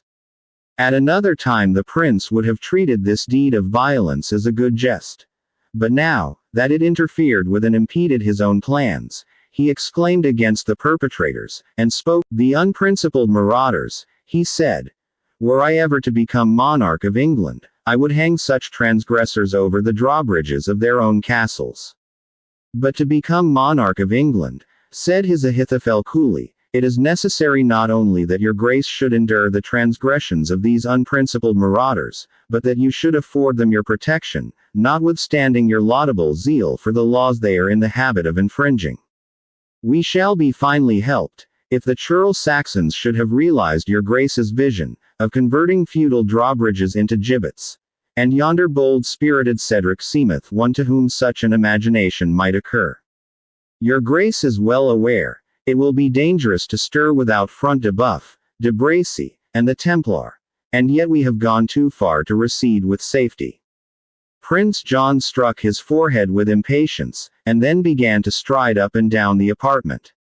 The villains, he said, the base treacherous villains, to desert me at this pinch.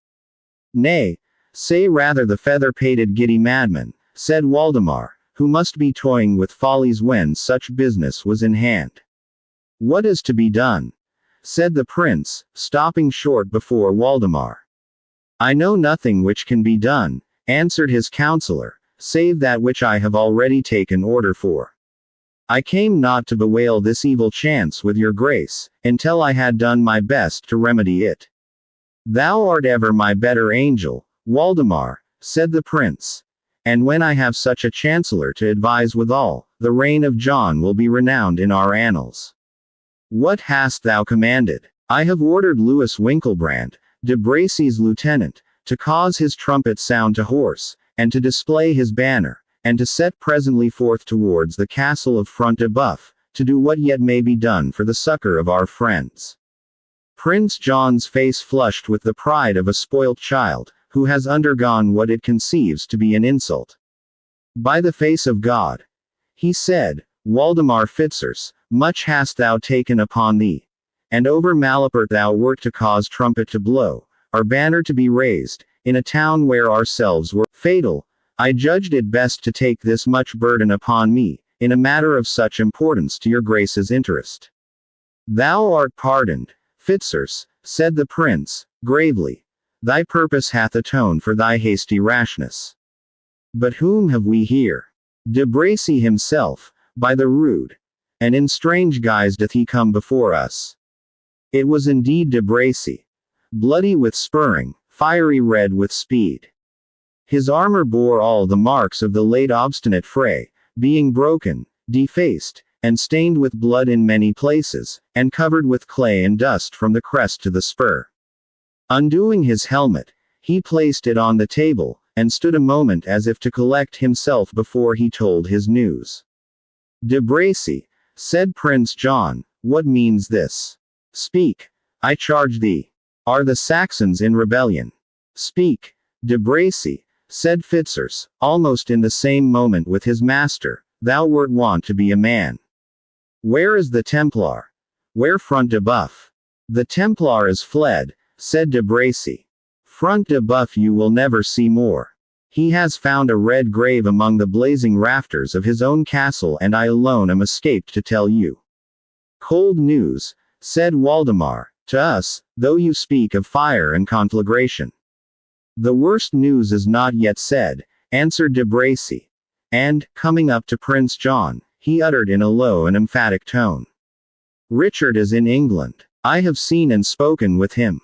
Prince John turned pale, tottered, and caught at the back of an oaken bench to support himself, much like to a man who receives an arrow in his bosom. Thou rovest, De Bracy, said Fitzurse, it cannot be. It is as true as truth itself, said De Bracy. I was his prisoner, and spoke with him. With Richard Plantagenet, sayest thou? Continued Fitzurse. With Richard Plantagenet, replied De Bracy, with Richard Coeur de Lion, with Richard of England. And thou wert his prisoner, said Waldemar. He is then at the head of a power.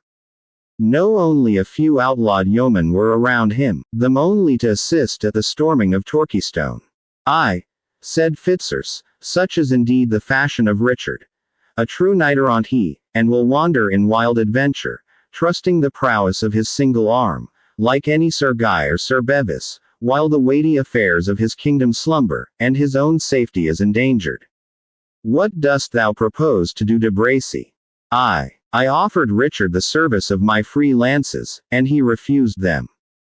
I will lead them to Hull, seize on shipping, and embark for Flanders. Thanks to the bustling times, a man of action will always find employment.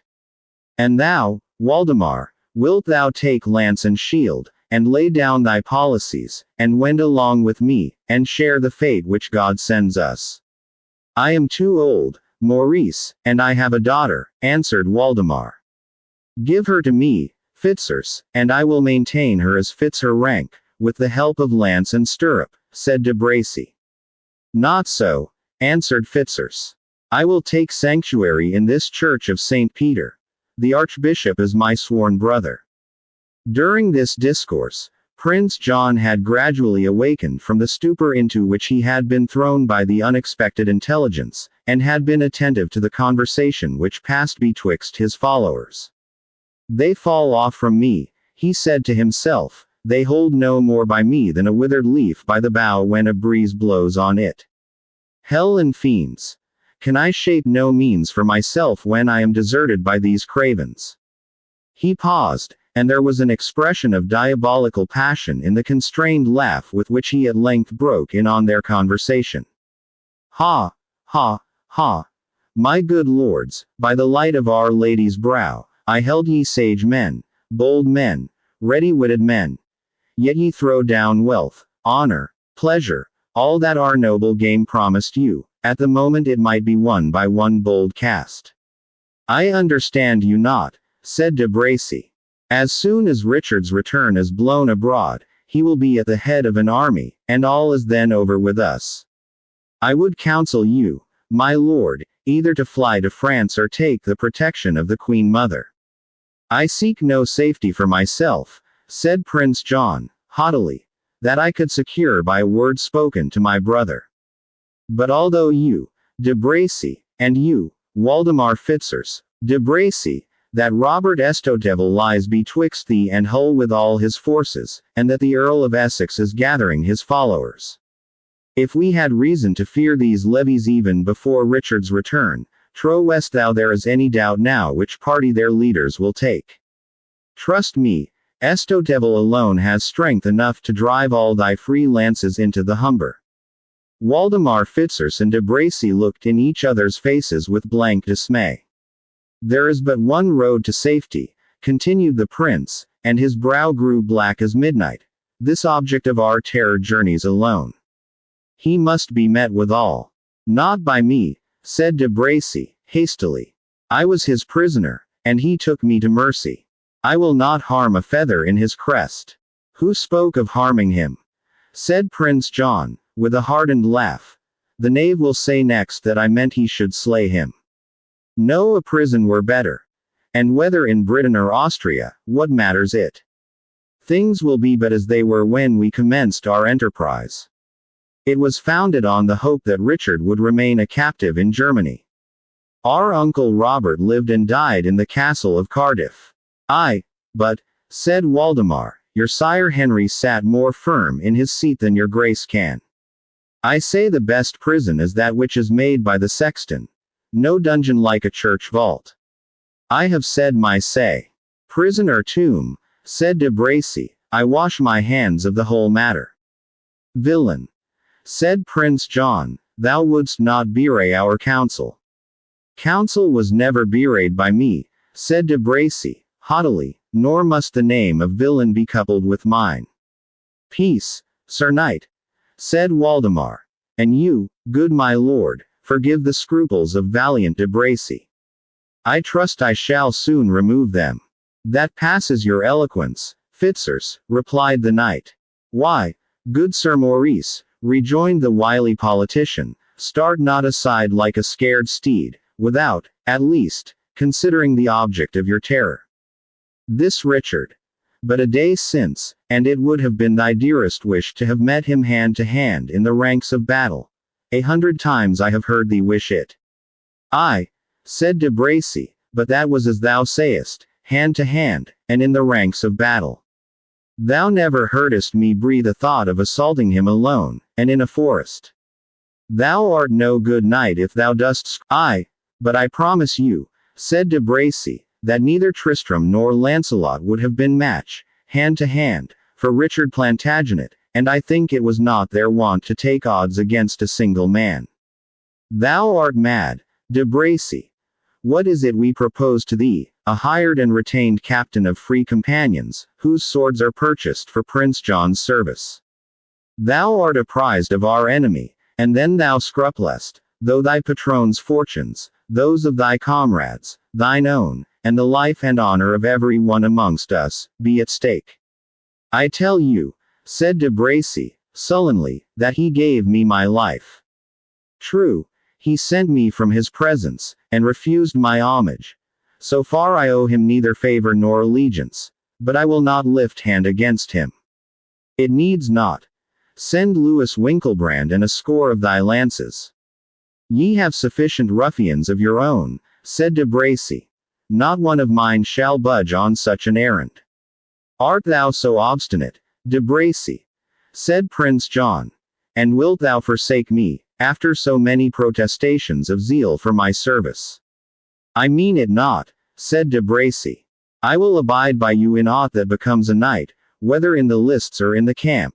But this highway practice comes not within my vow. Come hither, Waldemar, said Prince John. An unhappy prince am I. My father, King Henry, had faithful servants. He had but to say that he was plagued with a factious priest, and the blood of Thomas A. Becket, saint though he was, stained the steps of his own altar. Tracy, Morville, Brito loyal and daring subjects, your names, your spirit, are extinct. And although Reginald Fitzurse hath left a son, he hath fallen off from his father's fidelity and courage. He has fallen off from neither, said Waldemar Fitzurse. And since it may not better be, I will take on me the conduct of this perilous enterprise. Dearly, however, did my father purchase the praise of a zealous friend. And yet did his proof of loyalty to Henry fall far short of what I am about to afford. For rather would I assail a whole calendar of saints, than put spear in rest against curd lion. De Bracy, to thee I must trust to keep up the spirits of the doubtful, and to guard Prince John's person. If you receive such news as I trust to send you, our enterprise will no longer wear a doubtful aspect. Page, he said, he to my lodgings, and tell my armourer to be there in readiness. And bid Stephen Wetherell, Broad Thorsby, and the 3 spears of Ivanhoe, come to me instantly. And let the scout master, Hugh Bardon, attend me also. Adieu, my prince, till better times. Thus speaking, he left the apartment. He goes to make my brother prisoner, said Prince John to de Bracy, with as little touch of compunction, as if it but concerned the liberty of a Saxon franklin. I trust he will observe our orders, and use our dear Richard's person with all due respect. De Bracy only answered by a smile. By the light of Our Lady's brow, said Prince John, our orders to him were most precise. Though it may be you heard them not, as we stood together in the oriel window. Most clear and positive was our charge that Richard's safety should be cared for, and woe to Waldemar's head if he transgress it. I had better pass to his lodgings, said de Bracy, and make him fully aware of your grace's pleasure. For, as it quite escaped my ear, it may not perchance have reached that of Waldemar. Nay, nay, said Prince John, impatiently, I promise thee he heard me. And, besides, I have farther occupation for thee. Maurice, come hither. Let me lean on thy shoulder. They walked a turn through the hall in this familiar posture, and Prince John, with an air of the most confidential intimacy, proceeded to say, What thinkest thou of this Waldemar Fitzurse, my de Bracy? He trusts to be our chancellor. Surely we will pause ere we give an office so high to one who shows evidently how little he reverences our blood, by his so readily undertaking this enterprise against Richard. Thou dost think, I warrant, that thou hast lost somewhat of our regard, by thy boldly declining this unpleasing task. But no, Maurice, I rather honor thee for thy virtuous constancy. There are things most necessary to be done, the perpetrator of which we neither love nor honor. And there may be refusals to serve us, which shall rather exalt in our estimation those who deny our request. The arrest of my unfortunate brother forms no such good title to the high office of chancellor, as thy chivalrous and courageous denial establishes in thee to the truncheon of high marshal. Think of this, de Bracy, and begone to thy charge. Fickle tyrant, muttered de Bracy, as he left the presence of the prince. Evil luck have they who trust thee. Thy chancellor, indeed, he who hath the keeping of thy conscience shall have an easy charge, I trow. But High Marshal of England, that, he said, extending his arm, spoken with Waldemar Fitzurse. The scout master arrived after a brief delay, during which John traversed the apartment with unequal and disordered steps. Bardon, said he, what did Waldemar desire of thee? 2 resolute men, well acquainted with these northern wilds, and skilful in tracking the tread of man and horse. And thou hast fitted him. Let your grace never trust me else, answered the master of the spies. One is from Hexhamshire. He is wont to trace the Tynedale and Teviotdale thieves, as a bloodhound follows the slot of a hurt deer. The other is Yorkshire bred, and has twanged his bowstring right oft in merry Sherwood. He knows each glade and dingle, copse and high wood, betwixt this and Richmond. 'Tis well, said the prince. Goes Waldemar forth with them? Instantly, said Bardon. With what attendance? Asked John, carelessly. Broad Thorsby goes with him, and Wetherell, whom they call, for his cruelty, Stephen Steelheart. And 3 northern men at arms that belong to Ralph Middleton's gang. They are called the Spears of Ivanhoe. 'Tis well, said Prince John. Then added, after a moment's pause, Bardon, it imports our service that thou keep a strict watch on Maurice de Bracy, so that he shall not observe it, however. and let us know of his motions from time to time, with whom he converses, what he proposeth. Fail not in this, as thou wilt be answerable. Hugh Bardon bowed, and retired.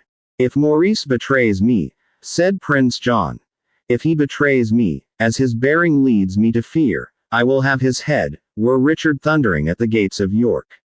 Chapter 35 Aroused of wild fanaticism. Anonymous. Our tale now returns to Isaac of York.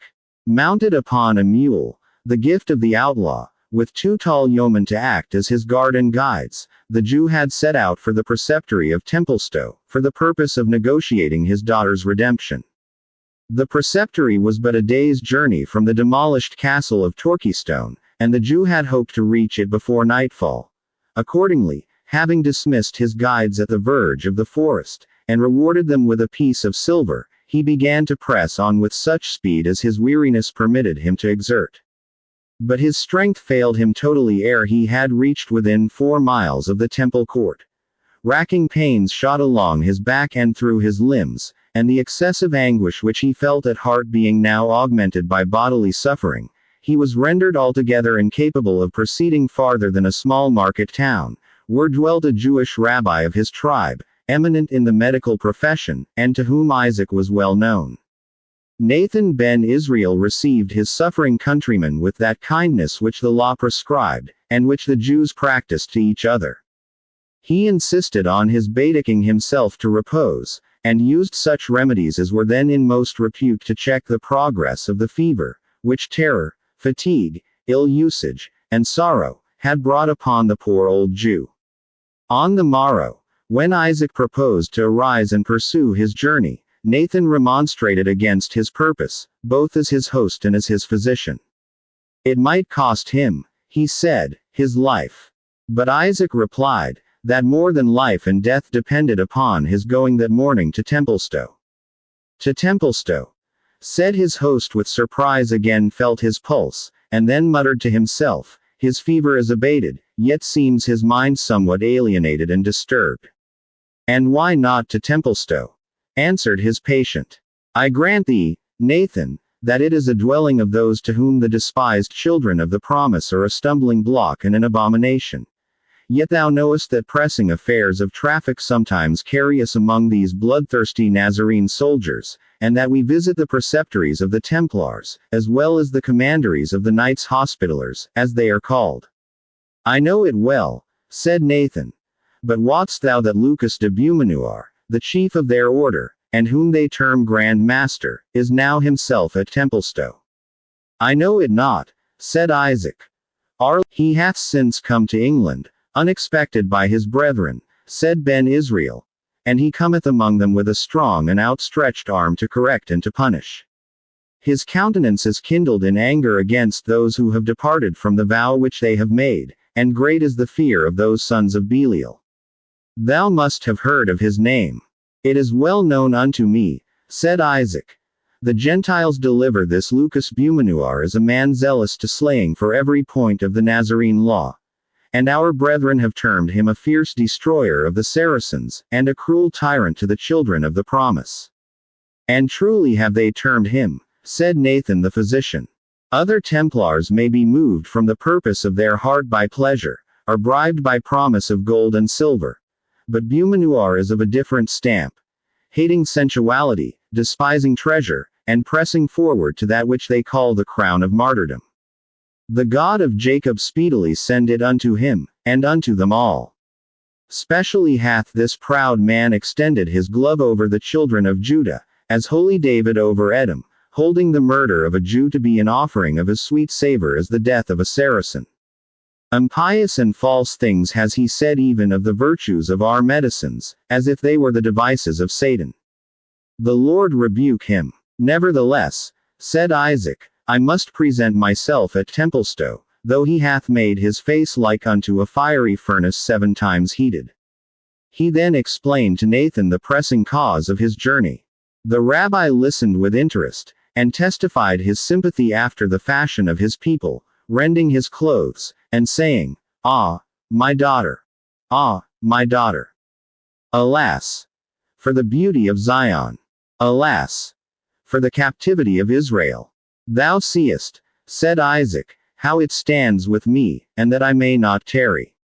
Peradventure, the presence of this Lucas Beaumanoir, being the chief man over them, may turn Brian de Bois Gilbert from the ill which he doth meditate, and that he may deliver to me my beloved daughter Rebecca. Go thou, said Nathan ben Israel, and be wise, for wisdom availed Daniel in the den of lions into which he was cast. And may it go well with thee, even as thine heart wisheth. Yet, if thou canst, keep thee from the presence of the Grand Master, for to do foul scorn to our people is his morning and evening delight. It may be if thou couldst speak with Bois Gilbert in private, thou shalt the better prevail with him. For men say that the hears the Gentiles slandered as if they had been wrought by necromancy. Isaac accordingly bade his friend farewell, and about an hour's riding brought him before the preceptory of Templestowe. This establishment of the Templars was seated amidst fair meadows and pastures, which the devotion of the former preceptor had bestowed upon their order. It was strong and well fortified, a point never neglected by these knights, and which the disordered state of England rendered peculiarly necessary. 2 halberdiers, clad in black, guarded the drawbridge, and others, in the same sad livery, glided to and fro upon the walls with a funereal pace, resembling spectres more than soldiers. The inferior officers of the order were thus dressed, ever since their use of white garments, similar to those of the knights and esquires, had given rise to a combination of certain false brethren in the mountains of Palestine, terming themselves Templars, and bringing great dishonor on the order. A knight was now and then seen to cross the court in his long white cloak, his head depressed on his breast, and his arms folded. They passed each other, if they chanced to meet, with a slow, solemn, and mute greeting. For such was the rule of their order, quoting thereupon the holy texts, in many words thou shalt not avoid sin, and life and death are in the power of the tongue. In a word, the stern ascetic rigor of the temple discipline, which had been so long exchanged for prodigal and licentious indulgence, seemed at once to have revived at Templestowe under the severe eye of Lucas Beaumanoir. Isaac paused at the gate, to consider how he might seek entrance in the manner most likely to bespeak favor. For he was well aware, that to his unhappy race the reviving fanaticism of the order was not less dangerous than their unprincipled licentiousness, and that his religion would be the object of hate and persecution in the one case, as his wealth would have exposed him in the other to the extortions of unrelenting oppression. Meantime Lucas Beaumanoir walked in a small garden belonging to the preceptory, included within the precincts of its exterior fortification, and held sad and confidential communication with a brother of his order, who had come in his company from Palestine. The Grand Master was a man advanced in age, as was testified by his long gray beard, and the shaggy gray eyebrows overhanging eyes, of which, however, years had been unable to quench the fire. A formidable warrior, his thin and severe features retained the soldier's fierceness of expression. An ascetic bigot, they were no less marked by the emaciation of abstinence, and the spiritual pride of among monarchs and princes, and from the habitual exercise of supreme authority over the valiant and high-born knights, who were united by the rules of the order. His stature was tall, and his gait, undepressed by age and toil, was erect and stately.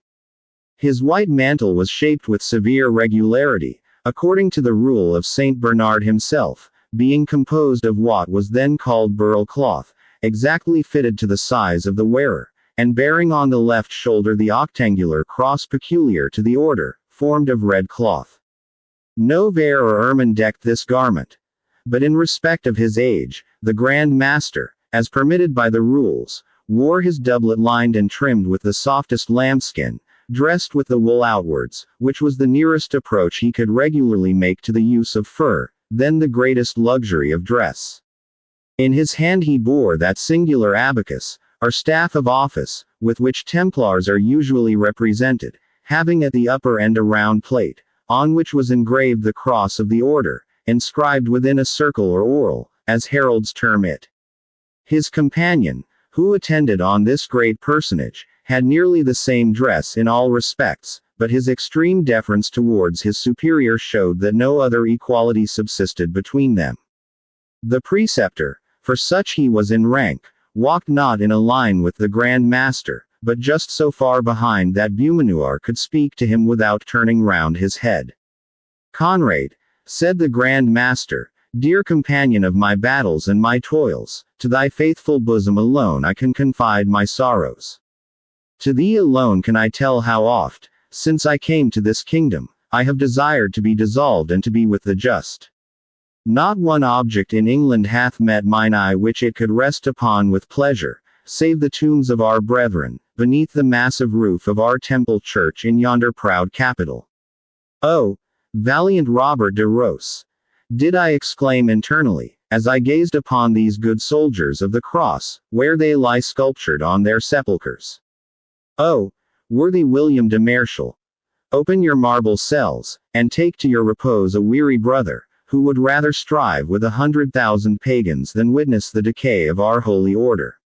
"It is but true," answered Conrade Montfichet. "It is but too true. And the irregularities of our brethren in England are even more gross than those in France." "Because they are more wealthy," answered the Grand Master. "Bear with me, brother, although I should something vaunt myself. Thou knowest the life I have led, but by the Holy Temple, the zeal which hath devoured my substance and my life, yea, the very nerves and marrow of my bones.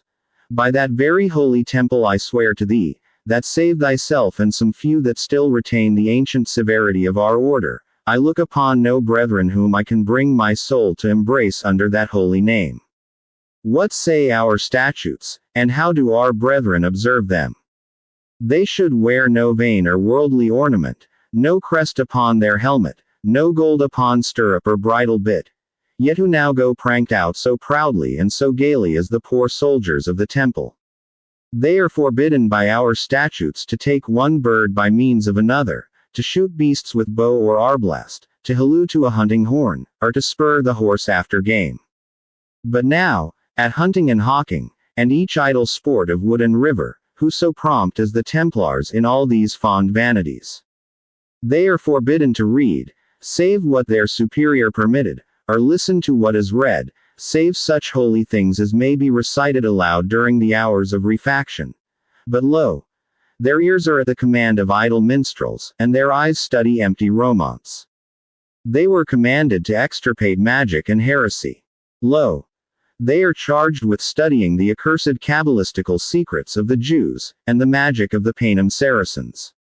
Simpleness of diet was prescribed to them, roots, pottage, gruels, eating flesh but thrice a week, because the accustomed feeding on flesh is a dishonorable corruption of the body. And behold, their tables groan under delicate fare. Their drink was to be water, and now, to drink like a Templar, is the boast of each jolly boon companion. This very garden, filled as it is with curious herbs and trees sent from the eastern climes, better becomes the harem of an unbelieving emir, than the plot which Christian monks should devote to raise their homely pot herbs. And oh, Conrade! Well it were that the relaxation of discipline stopped even here. Well thou knowest that we were forbidden to receive those devout women, who at the beginning were associated as sisters of our order, because, saith the 46th chapter, the ancient enemy hath, by female society, withdrawn many from the right path to paradise. Nay, in the last capital, being, as it were, the copestone which our blessed founder placed on the pure and undefiled doctrine which he had enjoined, we are prohibited from offering, even to our sisters and our mothers, the kiss of affection. Ut omnium mulierem fugiantur oscula. I shame to speak, I shame to think, of the corruptions which have rushed in upon us even like a flood. The souls of our pure founders, the spirits of Hugh de Payne and Godfrey de Saint Omer, and of the blessed seven who first joined in dedicating their lives to the service of the temple, are disturbed even in the enjoyment of paradise itself. I have seen them, Conrade, in the visions of the night. Their sainted eyes shed tears for the sins and follies of their brethren, and for the foul and shameful luxury in which they wallow. Beaumanoir, they, houses of old, the soldiers of the cross, who should shun the glance of a woman as the eye of a basilisk, live in open sin, not with the females of their own race only, but with the daughters of the accursed heathen, and more accursed Jew. Bumanuar, thou sleepest. Up, and avenge our cause. Slay the sinners, male and female. Take to thee the brand of Phineas. The vision fled, Conrad, but as I awaked I could still hear the clank of their mail, and see the waving of their white mantles. And I will do according to their word, I will purify the fabric of the temple, and the unclean stones in which the plague is, I will remove and cast out of the building. Yet bethink thee, Reverend Father, said Montfichet, the stain hath become ingrained by time and consuetude. Let thy reformation be cautious, as it is just and wise. No, Montfichet, answered the stern old man. It must be sharp and sudden. The order is on the crisis of its fate. The sobriety, self-devotion, and piety of our predecessors made us powerful friends. Our presumption, our wealth, our luxury, have raised up against us mighty enemies. We must cast away these riches, which are a temptation to princes. We must lay down that presumption, which is an offense to them. We must reform that license of manners, which is a scandal to the whole Christian world. Or, mark my words, the order of the temple will be utterly demolished, and the place thereof shall no more be known among the nations. Now may God avert such a calamity, said the preceptor. Amen, said the Grand Master, with solemnity, but we must deserve his aid. I tell thee, Conrad, that neither the powers in heaven, nor the powers on earth, will longer endure the wickedness of this generation. My intelligence is sure. The ground on which our fabric is reared is already undermined, and each addition we make to the structure of our greatness will only sink it the sooner in the abyss. We must retrace our steps, and show ourselves the faithful champions of the cross, sacrificing to our calling, not alone our blood and our lives, not alone our lusts and our vices, but our ease, our comforts, and our natural affections, and act as men convinced that many a pleasure which may be lawful to others, is forbidden to the vowed soldier of the temple. At this moment a squire, clothed in a threadbare vestment, for the aspirants after this holy order wore during their novitiate the cast-off garments of the knights, entered the garden, and, bowing profoundly before the Grand Master, stood silent, awaiting his permission ere he presumed to tell his errand. Is it not more seemly, said the Grand Master, to see this Damien, clothed in the garments of Christian humility, thus appear with reverend silence before his superior, than but 2 days since, when the fond fool was decked in a painted coat, and jangling as pert and as proud as any popinjay? Speak, Damien, we permit thee. What is thine errand? A Jew stands without the gate, noble and reverend father, said the squire, who praised to speak with brother Brian de Bois Gilbert. Thou wert right to give me knowledge of it, said the Grand Master. In our presence a preceptor is but as a common compeer of our order, who may not walk according to his own will, but to that of his master, even according to the text, in the hearing of the ear he hath obeyed me. It imports us especially to know of this Bois Gilbert's proceedings, said he, turning to his companion. Report speaks him brave and valiant, said Conrad. And truly is he so spoken of, said the Grand Master. In our valor only we are not degenerated from our predecessors, the heroes of the cross. But brother Brian came into our order a moody and disappointed man, stirred, I doubt me, to take our vows and to renounce the world, not in sincerity of soul, but as one whom some touch of light discontent had driven into penitence. Since then, he hath become an active and earnest agitator, a murmurer, and a machinator, and a leader amongst those who impugn our authority, not considering that the rule is given to the master even by the symbol of the staff and the rod. The staff to support the infirmities of the weak, the rod to correct the faults of delinquents. Damien, he continued, lead the Jew to our presence. The squire departed with a profound reverence, and in a few minutes returned, marshalling in Isaac of York. No naked slave, ushered into the presence of some mighty prince, could approach his judgment seat with more profound reverence and terror than that with which the Jew drew near to the presence of the Grand Master. When he had approached within the distance of 3 yards, Ivanhoe made a sign with his staff that he should come no farther. The Jew kneeled down on the earth, which he kissed in token of reverence. Then rising, stood before the Templars, his hands folded on his bosom, his head bowed on his breast, in all the submission of Oriental slavery. "Damien," said the Grand Master, "retire, and have a guard ready to await our sudden call, and suffer no one to enter the garden until we shall leave it." The squire bowed and retreated. "Jew," continued the haughty old man, "mark me. It suits not our condition to hold with thee long communication, nor do we waste words or time upon any one. Wherefore be brief in thy answers to what questions I—" The Jew was about to reply, but the Grand Master went on. "Peace, unbeliever. Not a word in our presence, save in answer to our questions. What is thy business with our brother Brian de Bois Guilbert?" Isaac gasped with terror and uncertainty. To tell his tale might be interpreted into scandalizing the order. Yet, unless he told it, what hope could he have of achieving his daughter's deliverance? Ivanhoe saw his mortal apprehension, and condescended to give him some assurance. "Fear nothing," he said, "for thy wretched person, Jew, so thou dealest uprightly in this matter. I demand again to know from thee thy business with Brian de Bois Guilbert." "I am bearer of a letter," stammered out the Jew, "so please your reverend valor, to that good knight, from Prior Aymer of the Abbey of Ivanhoe." "Said I not these were evil times, Conrade?" said the master. "A Cistercian prior sends a letter to a soldier of the temple, and can find no more fitting messenger than an unbelieving Jew.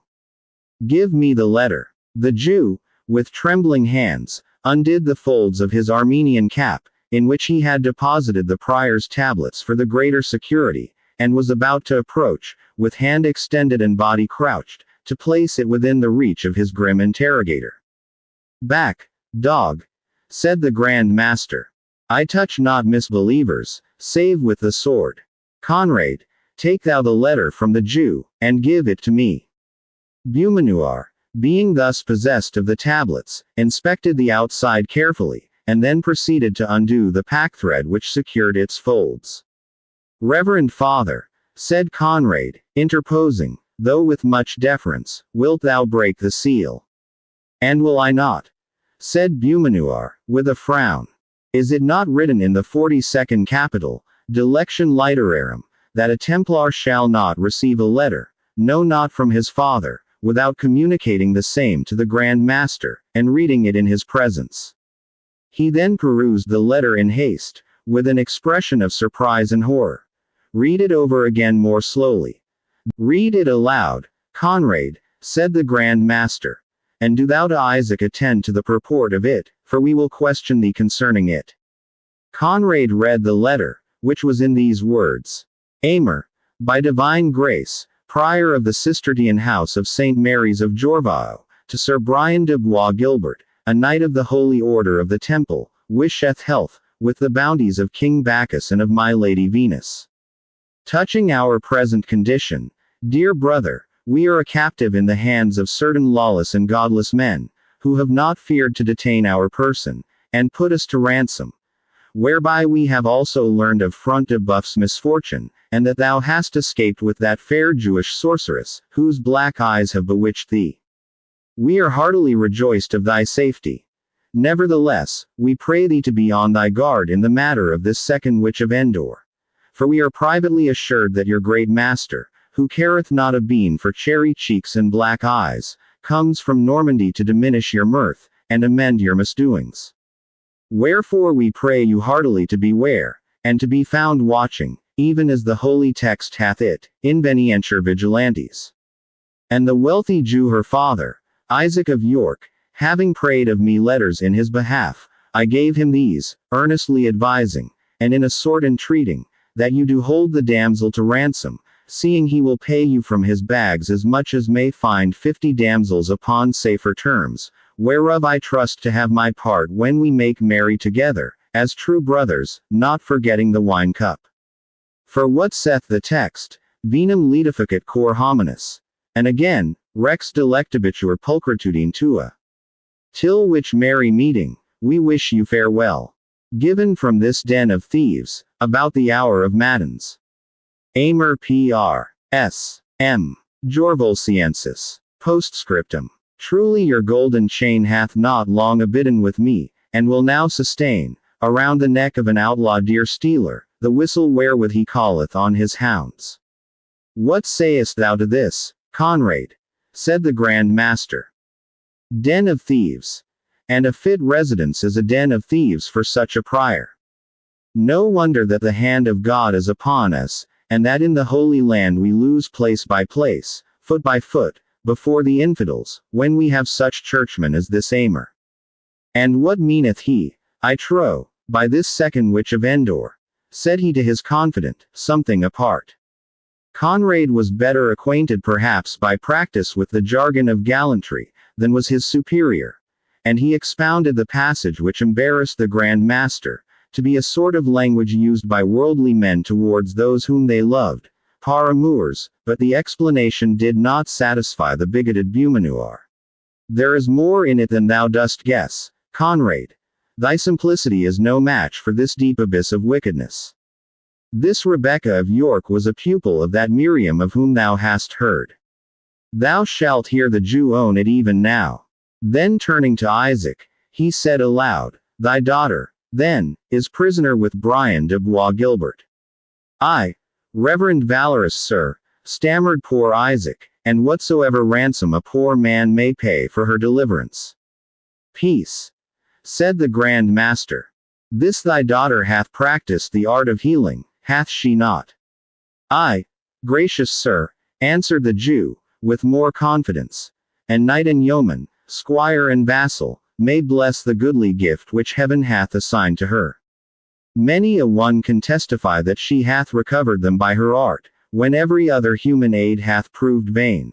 But the blessing of the God of Jacob was upon her. Beaumanoir turned to Montfichet with a grim smile. See, brother, he said, the deceptions of the devouring enemy. Behold the baits with which he fishes for souls, giving a poor space of earthly life in exchange for eternal happiness hereafter. Well said our blessed rule, semper percutiatur Leo Vorans. Up on the lion, down with the destroyer, said he, shaking aloft his mystic abacus, as if in defiance of the powers of darkness. Thy daughter worketh the cures, I doubt not. Thus he went on to address the Jew, by words and sighs, and periapts, and other cabalistical mysteries. Nay, reverend and brave knight, answered Isaac, but in chief measure by a balsam of marvelous virtue. Where had she that secret? Said Beaumanoir. It was delivered to her, answered Isaac, reluctantly, by Miriam, a sage matron of our tribe. Ah, false Jew, said the Grand Master. Was it not from that same witch Miriam, the abomination of whose enchantments have been heard of throughout every Christian land? Exclaimed the Grand Master, crossing himself. Her body was burnt at a stake, and her ashes were scattered to the four winds. And so be it with me and mine order, if I do not as much to her pupil, and more also. I will teach her to throw spell and incantation over the soldiers of the blessed temple. There, Damien, spurn this Jew from the gate. Shoot him dead if he oppose or turn again.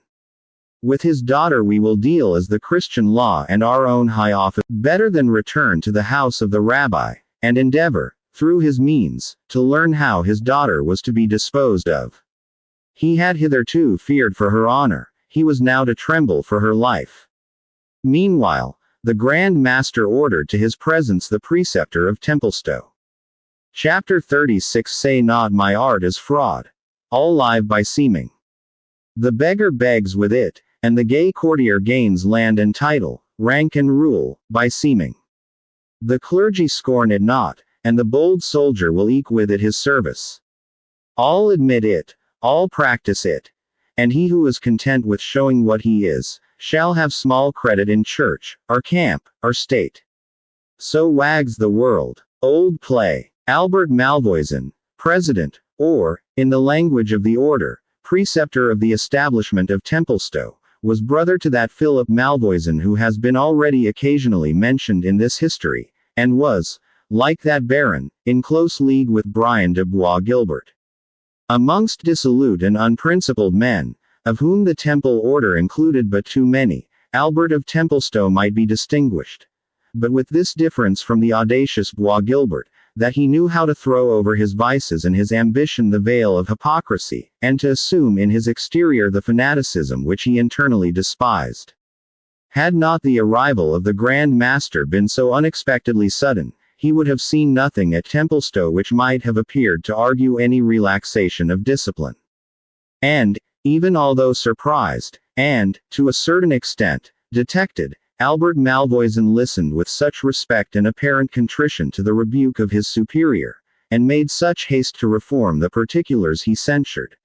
Succeeded, in fine, so well in giving an air of ascetic devotion to a family which had been lately devoted to license and pleasure, that Lucas Beaumanoir began to entertain a higher opinion of the preceptor's morals than the first appearance of the establishment had inclined. Shaken by the intelligence that Albert had received within a house of religion the Jewish captive, and, as was to be feared, the paramour of a brother of the order, and when Albert appeared before him, he was regarded with unwonted sternness. "There is in this mansion, dedicated to the purposes of the Holy Order of the Temple," said the Grand Master, in a severe tone, "a Jewish woman, brought hither by a brother of religion, by your connivance, Sir Preceptor." Albert Malvoisin was overwhelmed with confusion. For the unfortunate Rebecca had been confined in a remote and secret part of the building, and every precaution used to prevent her residence there from being known. He read in the looks of Beaumanoir ruin to Bois Guilbert and to himself, unless he should be able to avert the impending storm. "Why are you mute?" continued the Grand Master. "Is it permitted to me to reply?" answered the preceptor, in a tone of the deepest humility, although by the question he only meant to gain an instant's space for arranging his ideas. "Speak, you are permitted," said the Grand Master. "Speak, and say, knowest thou the capital of our holy rule? Decam militonibus templi in sancta civitate, qui cum miserimus mulieribus versantur, propter oblectation em carnis." Single quote. "Surely, most reverend Father," answered the preceptor, "I have not risen to this office in the order, being ignorant of one of its most important prohibitions. How comes it, then, I demand of thee once more, that thou hast suffered a brother to bring a paramour, and that paramour a Jewish sorceress, into this holy place, to the stain and pollution thereof?" "A Jewish sorceress?" echoed Albert Malvoisin. "Good angels guard us." "Aye, brother, a Jewish sorceress," said the Grand Master, sternly. "I have said it. Darest thou deny that this Rebecca, the daughter of that wretched usurer Isaac of York, and the pupil of the foul witch Miriam, is now, shame to be thought or spoken, lodged within this thy preceptory?" "Your wisdom, reverend Father," answered the preceptor, "hath rolled away the darkness." "Hath nothing, then, as yet passed betwixt them in breach of his vow?" demanded the Grand Master. "What?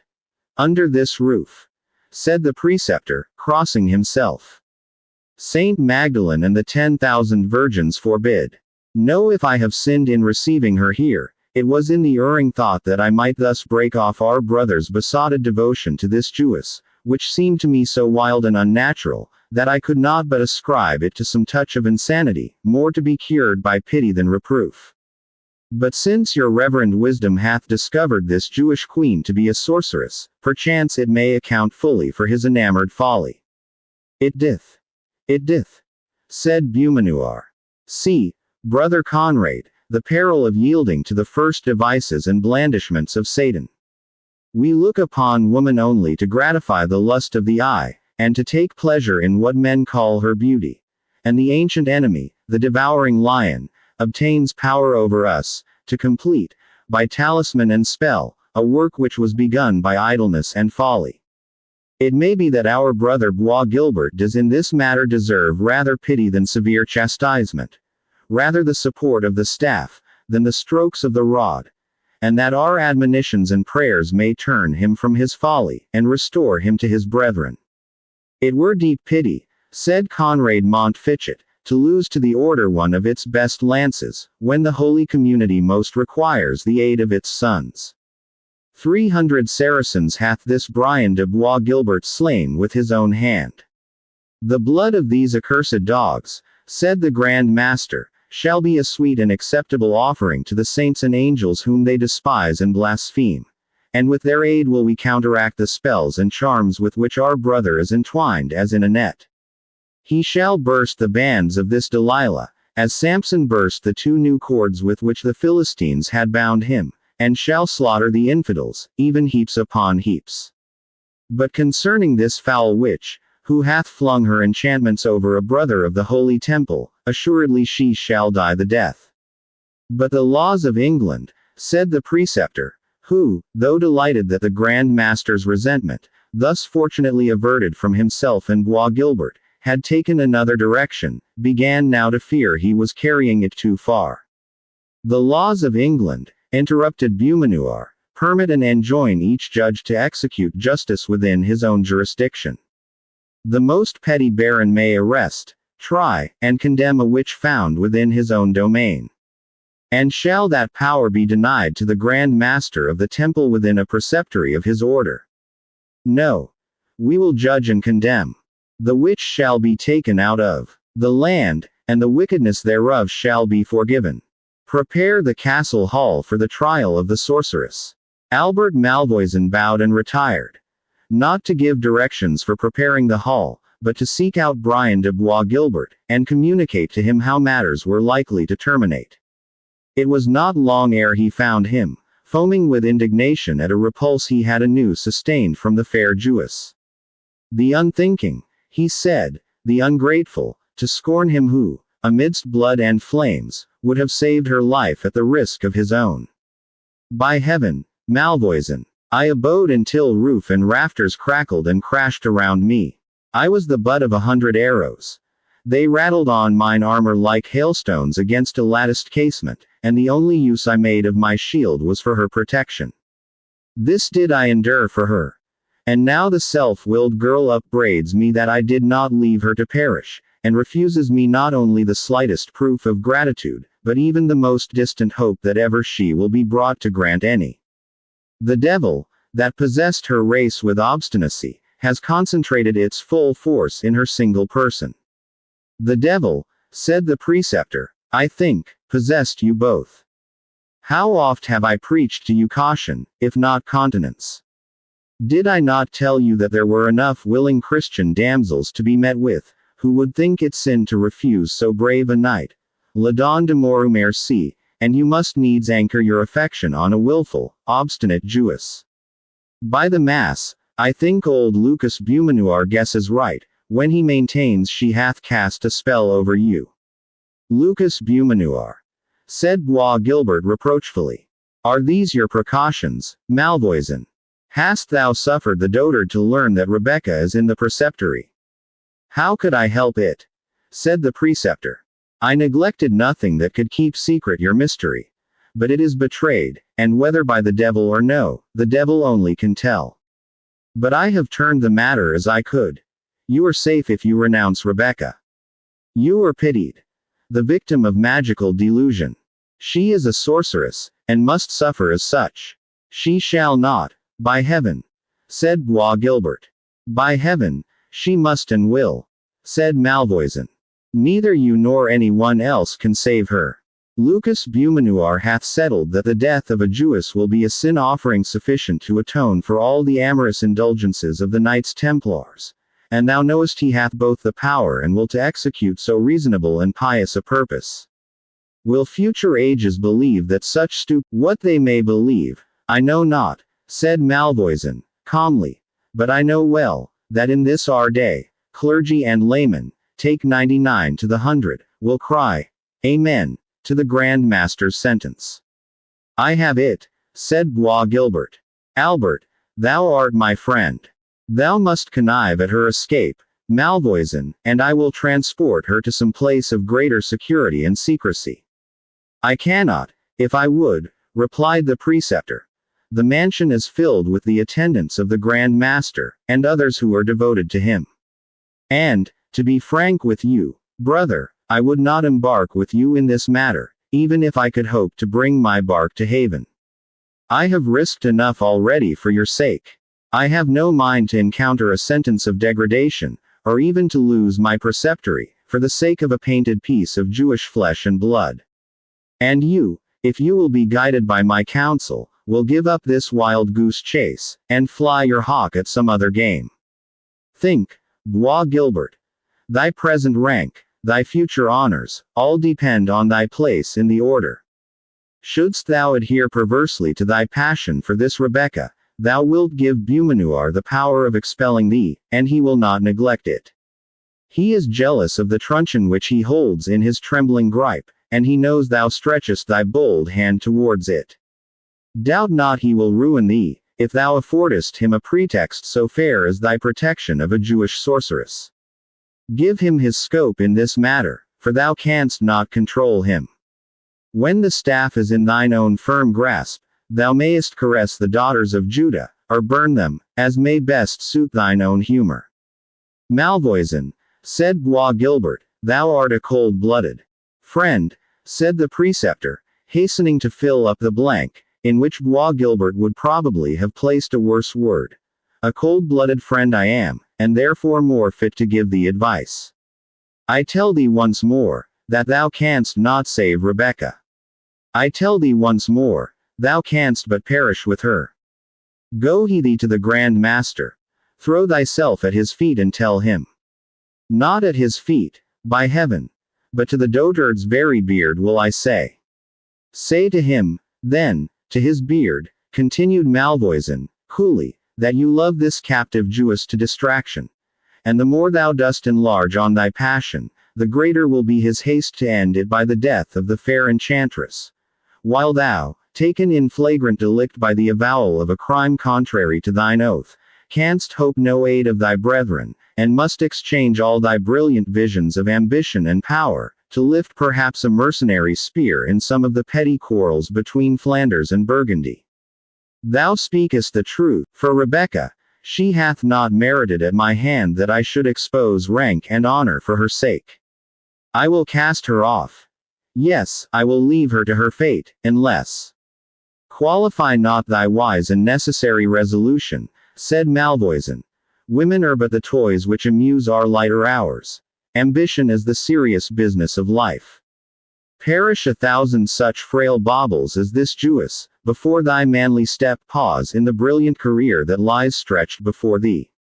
For the present we part, nor must we be seen to hold close conversation. I must order the hall for his judgment seat. What? Said Bois Gilbert, so soon? Aye, replied the preceptor, trial moves rapidly on when the judge has determined the sentence beforehand. Rebecca, said Bois Gilbert, when he was left alone, thou art like to cost me dear. Why cannot I abandon thee to thy fate, as this calm hypocrite recommends? One effort will I make to save thee. But beware of ingratitude. For if I am again repulsed, my vengeance shall equal my love. The life and honor of Bois Gilbert must not be hazarded, where contempt and reproaches are his only reward. The preceptor had hardly given the necessary orders, when he was joined by Conrade Montfichet, who acquainted him with the Grand Master's resolution to bring the Jewess to instant trial for sorcery. It is surely a dream, said the preceptor. We have many Jewish physicians, and we call them not wizards though they work wonderful cures. The Grand Master thinks otherwise, said Montfichet. And, Albert, I will be upright with thee. Wizard or not, it were better that this miserable damsel die, than that Brian de Bois Gilbert should be lost to the order, or the order divided by internal dissension. Thou knowest his high rank, his fame in arms. Thou knowest the zeal with which many of our brethren regard him. But all this will not avail him with our Grand Master, should he consider Brian as the accomplice, not the victim, of this Jewess. Were the souls of the 12 tribes in her single body, it were better she suffered alone, than that Bois Gilbert were partner in her destruction. I have been working him even now to abandon her, said Malvoisin. But still, are there grounds enough to condemn this Rebecca for sorcery? Will not the Grand Master change his mind when he sees that the proofs— I do, said the preceptor, nor do I scruple to do aught for advancement of the order.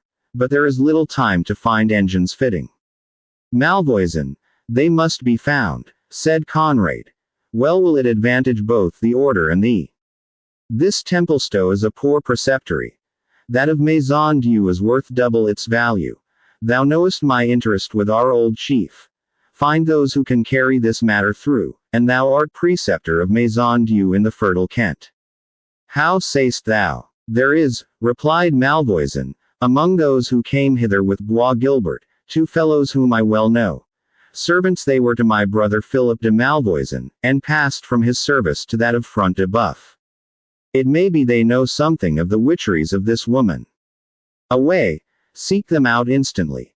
And hark thee, if a byzant or two will sharpen their memory, let them not be wanting. They would swear the mother that bore them a sorceress for a zecchin, said the preceptor. Away, then, said Montfichet. At noon the affair will proceed.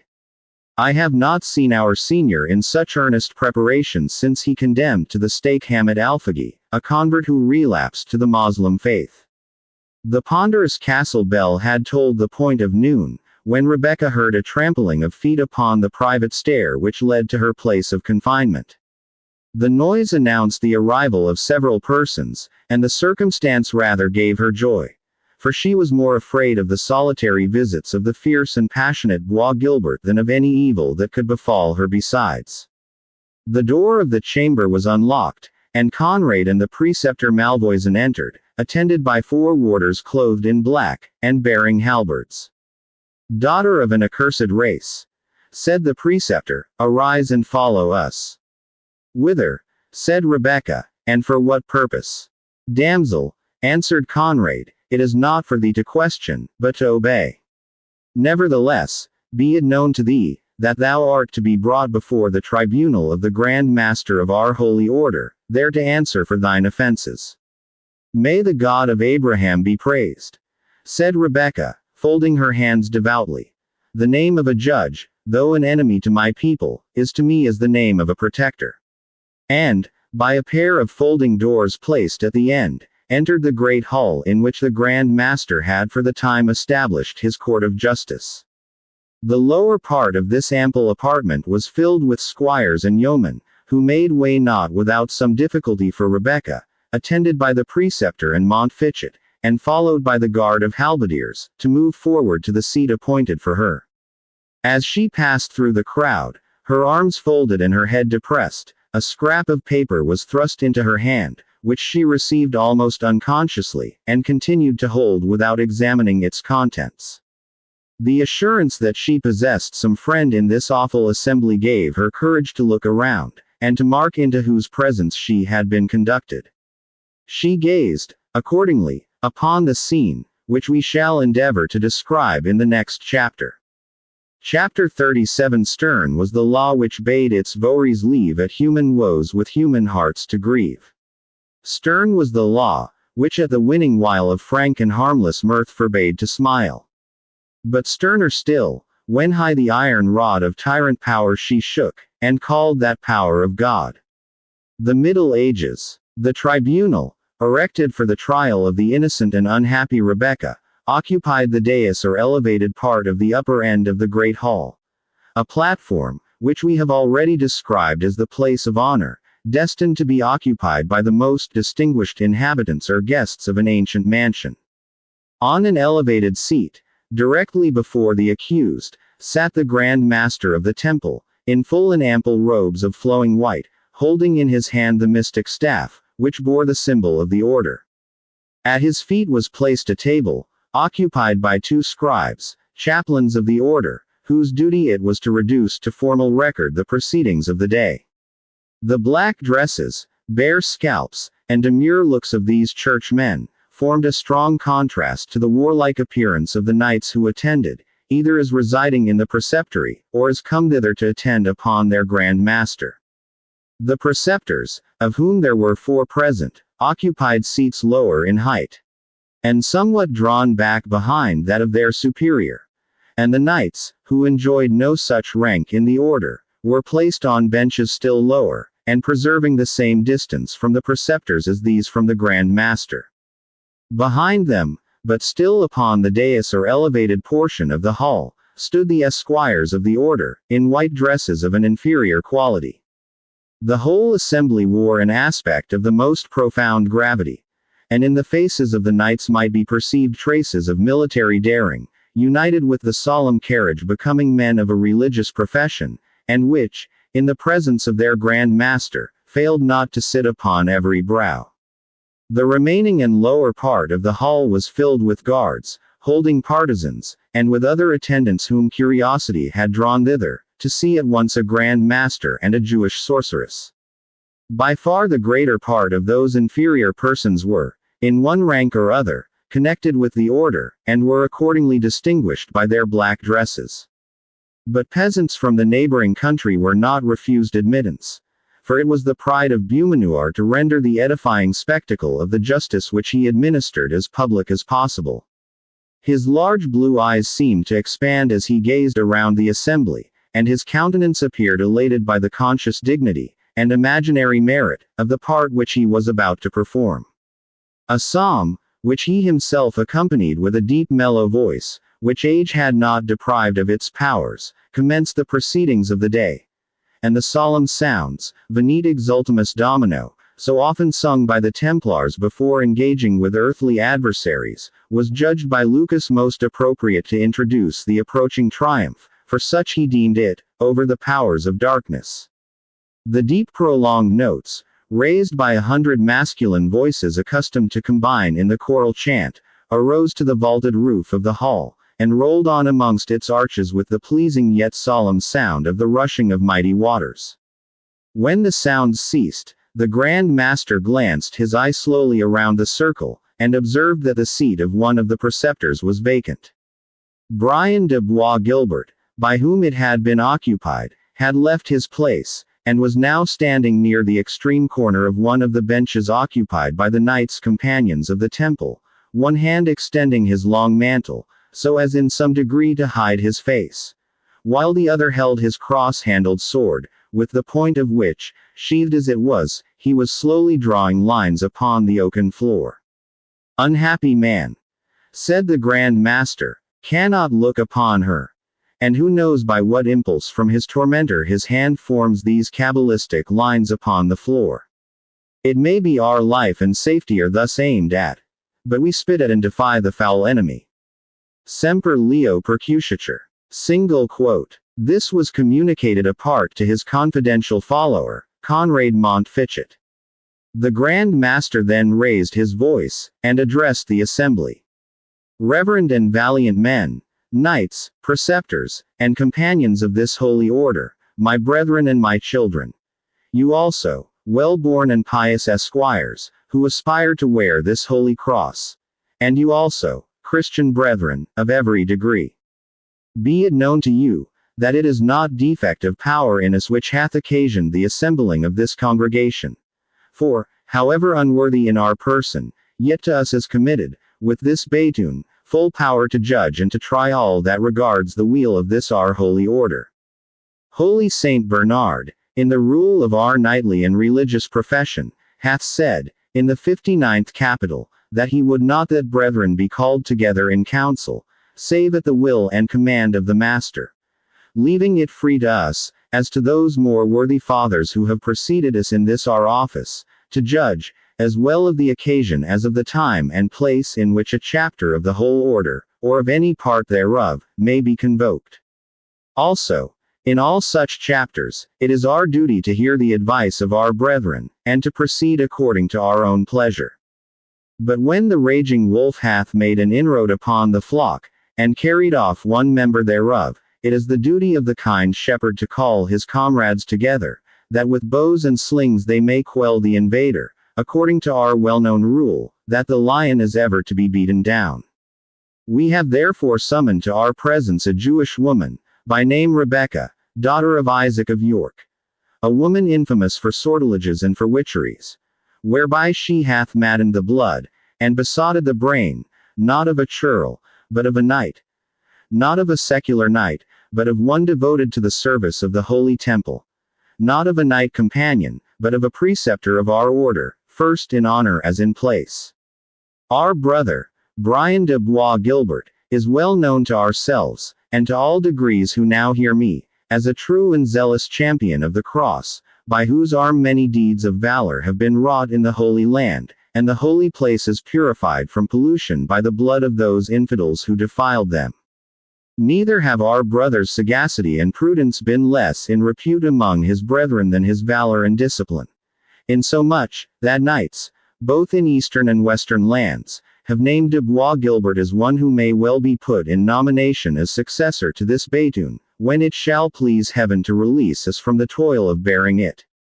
If we were told that such a man, so honored, and so honorable, suddenly casting, wandered in this lewd company, through solitary places, defended her person in preference to his own, and, finally, was so utterly blinded and besotted by his folly, as to bring her even to one of our own preceptories, what should we say but that the noble knight was possessed by some evil demon, or influenced by some wicked spell?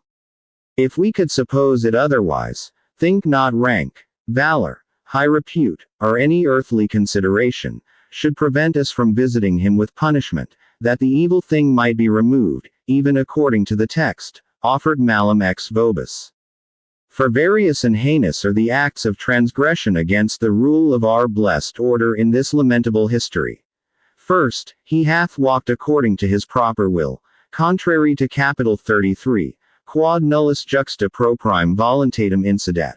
2d. He hath held communication with an excommunicated person, Capital 57, ut fratres non participant cum excommunicatis, and therefore hath a portion in anathema maranatha.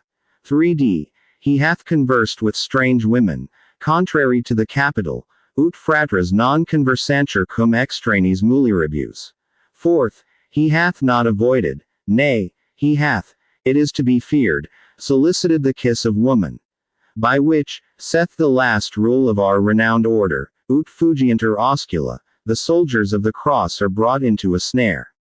For which heinous and multiplied guilt, Brian de Bois Gilbert should be cut off and cast out from our congregation, were he the right hand and right eye thereof. He paused. A low murmur went through the assembly. Some of the younger part, who had been inclined to smile at the statute, de osculis fugiendis, became now grave enough, and anxiously waited what the Grand Master was next to propose. Such, he said, and so great should indeed be the punishment of a Knight Templar, who wilfully offended against the rules of his order in such weighty points. But if, by means of charms and of spells, Satan had obtained dominion over the knight, perchance because he cast his eyes too lightly upon a damsel's beauty, we are then rather to lament than chastise his backsliding. And, imposing on him only such penance as may purify him from his iniquity, we are to turn the full edge of our indignation upon the accursed instrument, which had so well nigh occasioned his utter falling away. Stand forth, therefore, and bear witness, ye who have witnessed these unhappy doings, that we may judge of the sum and bearing thereof, and judge whether our justice may be satisfied with the punishment of this infidel woman, or if we must go on, with a bleeding heart, to the further proceeding against our brother. Several witnesses were called upon to prove the risks to which Bois Gilbert exposed himself in endeavoring to save Rebecca from the blazing castle, and his neglect of his personal defense in attending to her safety. The men gave these details with the exaggerations common to vulgar minds which have been strongly excited by any remarkable event. Marvelous was greatly increased by the satisfaction which their evidence seemed to afford to the eminent person for whose information it had been delivered. Thus the dangers which Bois Gilbert surmounted, in themselves sufficiently great, became portentous in their narrative. The devotion of the knight to Rebecca's defense was exaggerated beyond the bounds, not only of discretion, but even of the most frantic excess of chivalrous zeal. And his deference to what she said, even although her language was often severe and upbraiding, was painted as carried to an excess, which, in a man of his haughty temper, seemed almost preternatural. The preceptor of Templestowe was then called on to describe the manner in which Bois Guilbert and the Jewess arrived at the preceptory. The evidence of Malvoisin was skillfully guarded. But while he apparently studied to spare the feelings of Bois Guilbert, he threw in, from time to time, such hints, as seemed to infer that he labored under some temporary alienation of mind, so deeply did he appear to be enamored of the damsel whom he brought along with him. With sighs of penitence, the preceptor avowed his own contrition for having admitted Rebecca and her lover within the walls of the preceptory. But my defense, he concluded, has been made in my confession to our most reverend Father the Grand Master. He knows my motives were not evil, though my conduct may have been irregular. Joyfully will I submit to any penance he shall assign me. Thou hast spoken well, brother Albert, said Beaumanoir. Thy motives were good, since thou didst judge it right to arrest thine erring brother in his career of precipitate folly. But thy conduct was wrong. As he that would stop a runaway steed, and seizing by the stirrup instead of the bridle, receiveth injury himself, instead of accomplishing his purpose. 13 paternosters are assigned by our pious founder for matins, and 9 for vespers. Be those services doubled by thee. Thrice a week are Templars permitted the use of flesh. But do thou keep fast for all the 7 days. This do for 6 weeks to come, and thy penance is accomplished. With a hypocritical look of the deepest submission, the preceptor of Templestowe bowed to the ground before his superior, and resumed his seat. Were it not well, brethren, said the Grand Master, that we examine something into the former life and conversation of this woman, specially that we may discover whether she be one likely to use magical charms and spells, since the truths which we have heard may well incline us to suppose, that in this unhappy course our erring brother has been acted upon by some infernal enticement and delusion. Herman of Goodalricke was the 4th warrior, whose face was marked with scars inflicted by the saber of the Moslemah, and had great rank and consideration among his brethren. He arose and bowed to the Grand Master, who instantly granted him license of speech. I would crave to know, most reverend Father, of our valiant brother, Brian de Bois Guilbert, what he says to these wondrous accusations, and with what eye he himself now regards his unhappy intercourse with this Jewish maiden. Brian de Bois Guilbert, said the Grand Master, thou hearest the question which our brother of Goodalricke desirest thou shouldst answer. I command thee to reply to him. Bois Guilbert turned his head towards the Grand Master when thus addressed, and remained silent. He is possessed by a dumb devil, said the Grand Master. Avoid thee, Sathanas. Speak, Brian de Bois Guilbert, I conjure thee, by this symbol of our holy order. Bois Guilbert made an effort to suppress his rising scorn and indignation, the expression of which, he was well aware, would have little availed him.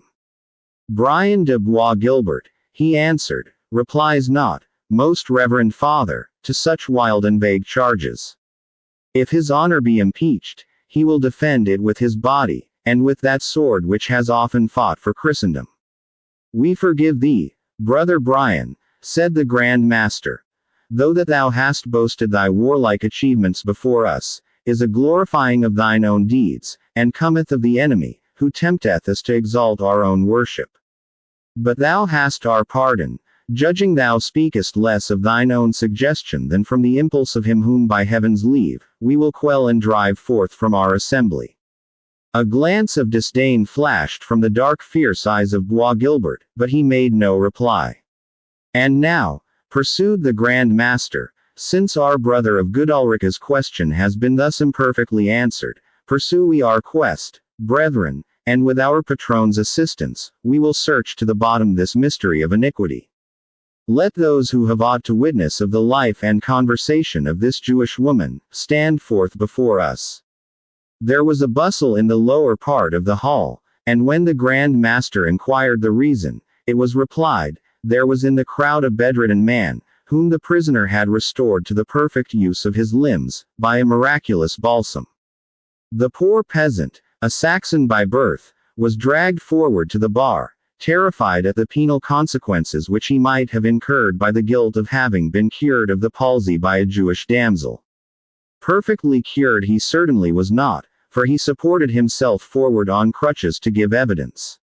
Most unwilling was his testimony, and given with many tears. But he admitted that 2 years since, when residing at York, he was suddenly afflicted with a sore disease, while laboring for Isaac the rich Jew, in his vocation of a joiner.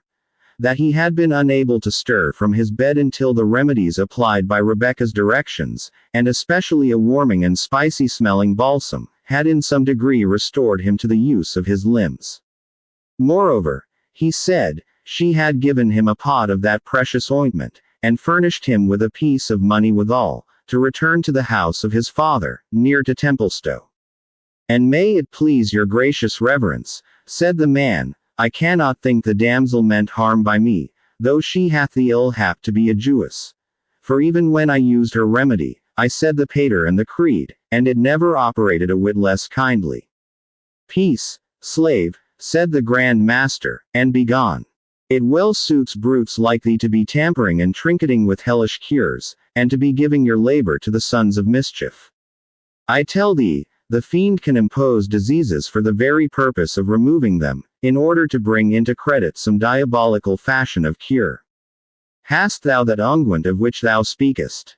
The peasant, fumbling in his bosom with a trembling hand, produced a small box, bearing some Hebrew characters on the lid, which was, with most of the audience, a sure proof that the devil had stood apothecary. Beaumanoir, after crossing himself, took the box into his hand, and, learned in most of the Eastern tongues, read with ease the motto on the lid. The Lion of the tribe of Judah hath conquered.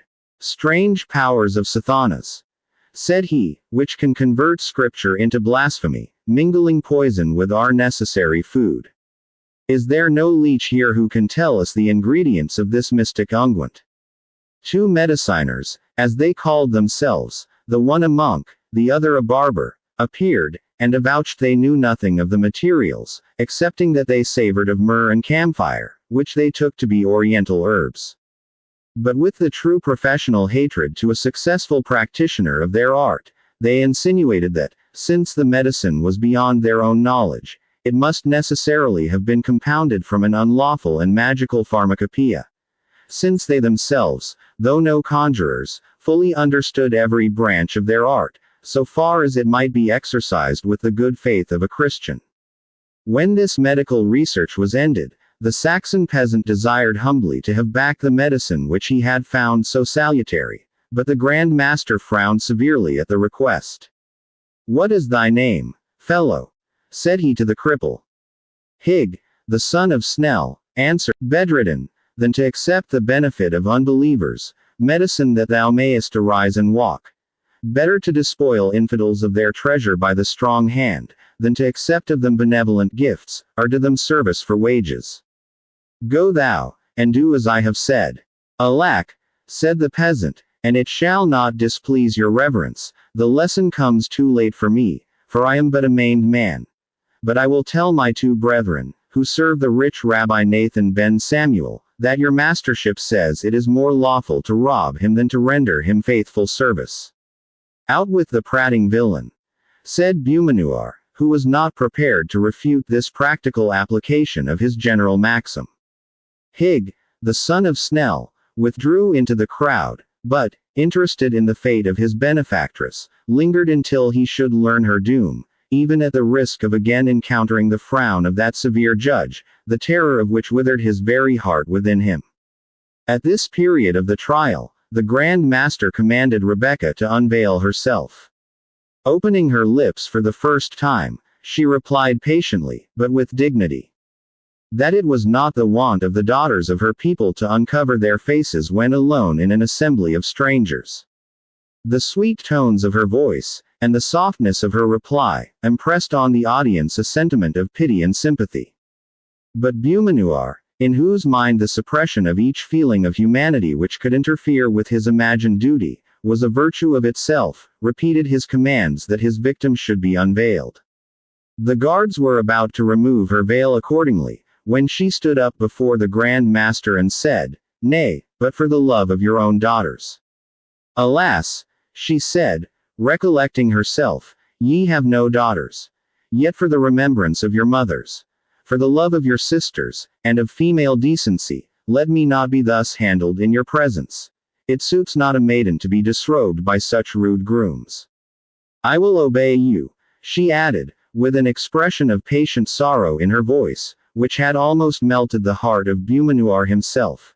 Ye are elders among your people, and at your command I will show the features of an ill-fated maiden. She withdrew her veil, and looked on them with a countenance in which bashfulness contended with dignity. Her exceeding beauty excited a murmur of surprise, and the younger knights told each other with their eyes, in silent correspondence, that Brian's best apology was in the power of her real charms, rather than of her imaginary witchcraft. But Higg, the son of Snell, felt most deeply the effect produced by the sight of the countenance of his benefactress. Peace, poor man, said Rebecca, when she heard his exclamation. Thou hast done me no harm by speaking the truth. Thou canst not aid me by thy complaints or lamentations. Peace, I pray thee. Go home and save thyself. Higg was about to be thrust out by the compassion of the warders, who were apprehensive lest his clamorous grief should draw upon them reprehension, and upon himself punishment. But he promised to be silent, and was permitted to remain. The two men-at-arms, with whom Albert Malvoisin had not failed to communicate upon the import of their testimony, were now called forward. Though both were hardened and inflexible villains, the sight of the captive maiden, as well as her excelling beauty, at first appeared to stagger them. But an expressive glance from the preceptor of Templestowe restored them to their dogged composure. And they delivered, with a precision which would have seemed suspicious to more impartial judges, circumstances either altogether fictitious or trivial, and natural in themselves, but rendered pregnant with suspicion by the exaggerated manner in which they were told, and the sinister commentary which the witnesses added to the facts. The circumstances of their evidence would have been, in modern days, divided into two classes: those which were immaterial, and those which were actually and physically impossible. But both were, in those ignorant and superstitious times, easily credited as proofs of guilt.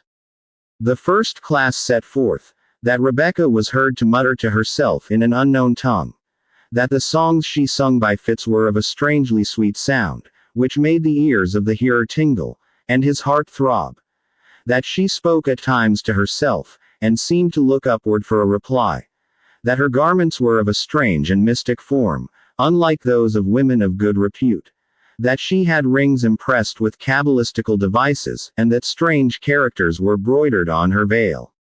All these circumstances, so natural and so trivial, were gravely listened to as proofs, or, at least, as affording strong suspicions that Rebecca had unlawful correspondence with mystical powers. But there was less equivocal testimony, which the credulity of the assembly, or of the greater part, greedily swallowed, however incredible. One of the soldiers had seen her work a cure upon a wounded man, brought with them to the castle of Torquystone. She did, he said, make certain signs upon the wound, and repeated certain mysterious words, which he blessed God he understood not. When the iron head of a square crossbow bolt disengaged itself from the wound, the bleeding was staunched, the wound was closed, and the dying man was, within a quarter of an hour, walking upon the ramparts, and assisting the witness in managing a mangonel, or machine for hurling stones.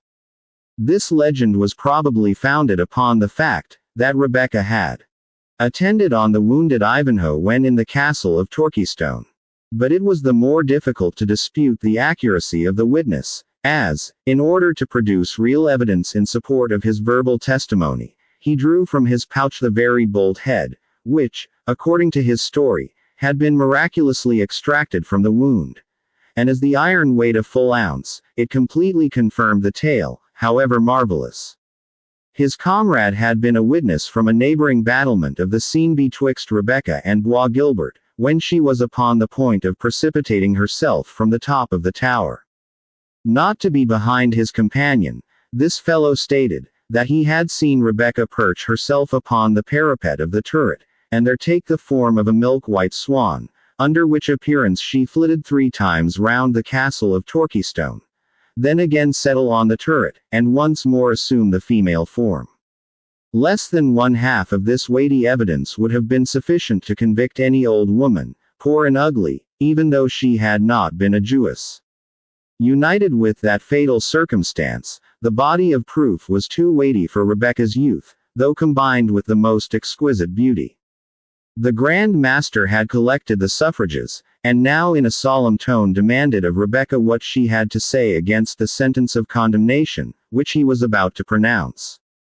"To invoke your pity," said the lovely Jewess, with a voice somewhat tremulous with emotion, "would, I am aware, be as useless as I should hold it mean.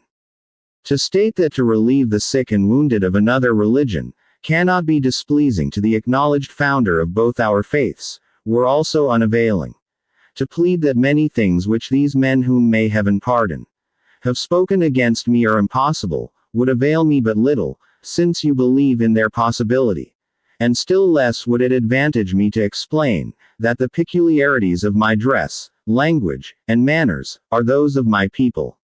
I had well nigh said of my country, but alas, we have no country. Nor will I even vindicate myself at the expense of my oppressor, who stands there listening to the fictions and surmises which seem to convert the tyrant into the victim. God be judge between him and me.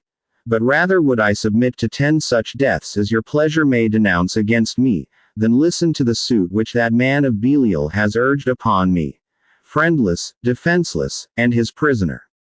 But he is of your own faith, and his lightest affirmance would weigh down the most solemn protestations of the distressed Jewess. I will not therefore return to himself the charge brought against me, but to himself. Yes, Brian de Bois Guilbert, to thyself I appeal, whether these accusations are not false.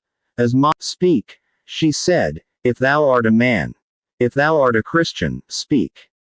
I conjure thee, by the habit which thou dost wear, by the name thou dost inherit, by the knighthood thou dost vaunt, by the honor of thy mother, by the tomb and the bones of thy father. I conjure thee to say, are these things true? Answer her, brother, said the Grand Master, if the enemy with whom thou dost wrestle will give thee power.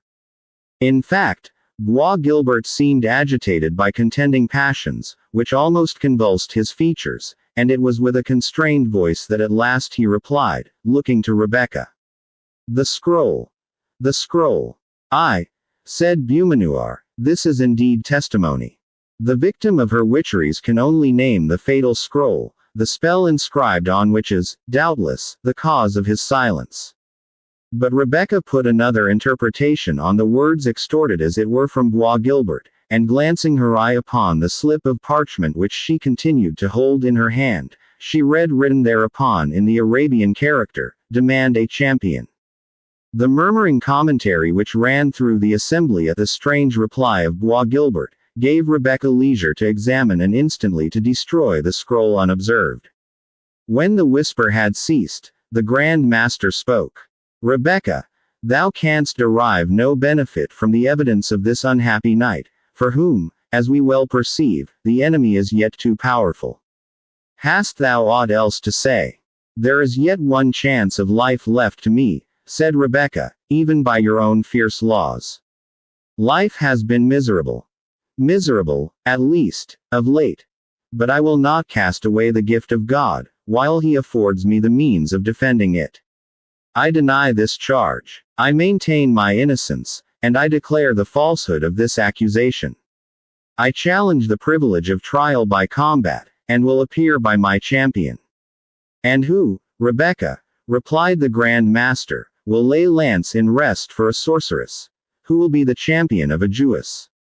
God will raise me up a champion, said Rebecca. It cannot be that in merry England, the hospitable, the generous, the free, where so many are ready to peril their lives for honor, there will not be found one to fight for justice. But it is enough that I challenge the trial. Chapter 38. There I throw my gage, to prove it on thee to the extremest point of martial daring. Richard II. Even Lucas Beaumanoir himself was affected by the mien and appearance of Rebecca. He was not originally a cruel or even a severe man, but with passions by nature cold, and with a high, though mistaken, sense of duty. His heart had been gradually hardened by the ascetic life which he pursued, the supreme power which he enjoyed, and the supposed necessity of subduing infidelity and eradicating heresy, which he conceived peculiarly incumbent on him. His features relaxed in their usual severity as he gazed upon the beautiful creature before him, alone, unfriended, and defending herself with so much spirit and courage. He crossed himself twice, as doubting whence arose the unwonted softening of a heart, which on such occasions used to resemble in hardness the steel of his sword. At length he spoke. "Damsel," he said, "if the pity I feel for thee arise from any practice thine evil arts have made on me, great is thy guilt. But I rather judge it the kinder feelings of nature, which grieves that so goodly a form should be a vessel of perdition. Repent, my daughter. Confess thy witchcrafts. Turn thee from thine evil faith. Embrace this holy emblem, and all shall yet be well with thee here and hereafter. In some sisterhood of the strictest order, shalt thou have time for prayer and fitting penance, and that repentance not to be repented of. This do and live. What has the law of Moses done for thee that thou shouldest die for it? It was the law of my fathers, said Rebekah.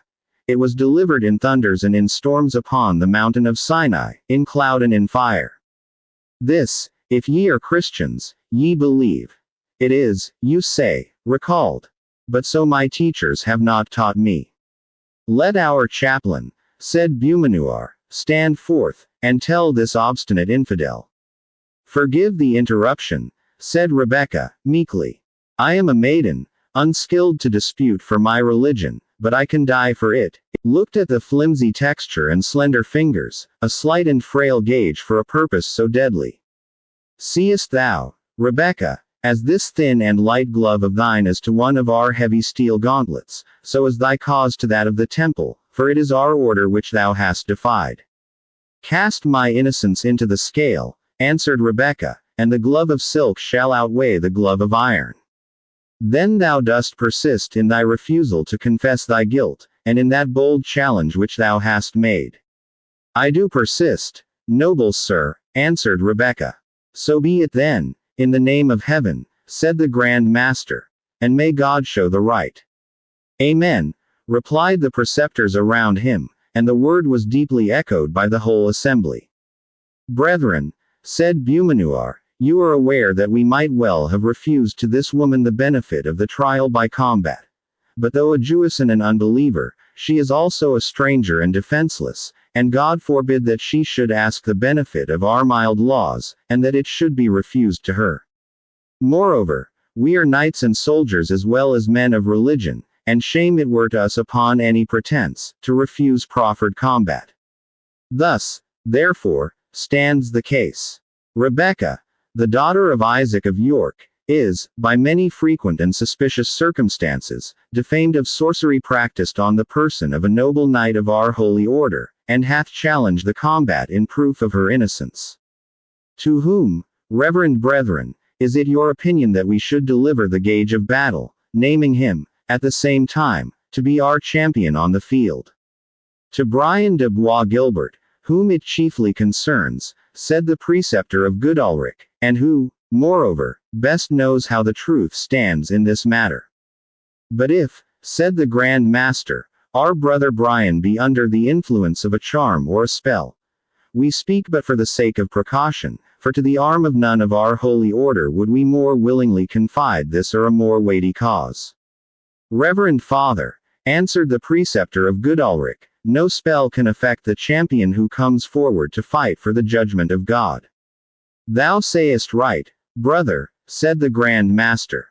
Albert Malvoisin, give this gage of battle to Brian de Bois, battle manfully, nothing doubting that the good cause shall triumph. And do thou, Rebekah, attend, that we assign thee the third day from the present to find a champion. That is but brief space, answered Rebekah, for a stranger, who is also of another faith, to find one who will do battle, wagering life and honor for her cause, against a knight who is called an approved soldier. We may not extend it, answered the Grand Master. the field must be foughten in our own presence, and divers weighty causes call us on the 4th day from hence. God's will be done, said Rebekah. I put my trust in him, to whom an instant is as effectual to save as a whole age. Thou hast spoken well, damsel, said the Grand Master, but well know we who can array himself like an angel of light. It remains but to name a fitting place of combat, and, if it so hap, also of execution. Where is the preceptor of this house? Albert Malvoisin, still holding Rebekah's glove in his hand, was speaking to Bois Guilbert very earnestly, but in a low voice. How? Said the Grand Master, will he not receive the gage? He will. He doth, most reverend father, said Malvoisin, slipping the glove under his own mantle. And for the place of combat, I hold the fittest to be the lists of St. George belonging to this preceptory, and used by us for military exercise. It is well, said the Grand Master. Rebekah, in those lists shalt thou produce thy champion. And if thou failest to do so, or if thy champion shall be discomfited by the judgment of God, thou shalt then die the death of a sorceress, according to doom. Let this our judgment be recorded, and the record read aloud, that no one may pretend ignorance. One of the chaplains, who acted as clerks to the chapter, immediately engrossed the order in a huge volume, which contained the proceedings of the Templar Knights when solemnly assembled on such occasions. And when he had finished writing, the other read aloud the sentence of the Grand Master, which, when translated from the Norman French in which it was couched, was expressed as follows. Rebekah, a Jewess, daughter of Isaac of York, being attainted of sorcery, seduction, and other damnable practices, practiced on a knight of the most holy order of the Temple of Zion, doth deny the same, and saith, that the testimony delivered against her this day is false, wicked, and disloyal, and that, by lawful eswan, of her body as being unable to combat in her own behalf, she doth offer, by a champion instead thereof, to avouch her case, he performing his loyal devoir, in all knightly sort, with such arms as to gage of battle do fully appertain, and that at her peril and cost. And therewith she proffered her gage. And the gage having been delivered to the noble lord and knight, Brian de Bois Guilbert, of the Holy Order of the Temple of Zion, he was appointed to do this battle, in behalf of his order and himself, as injured and impaired by the practices of the appellant. Wherefore the most reverend Father and puissant Lord, Lucas Marquis of Beaumanoir, did allow of the said challenge, and of the said eswan, of the appellant's body, and assigned the 3rd day for the said combat, the place being the enclosure called the Lists of St. George, near to the preceptory of Templestowe. And the Grand Master appoints the appellant to appear there by her champion, on pain of doom, as a person convicted of sorcery or seduction.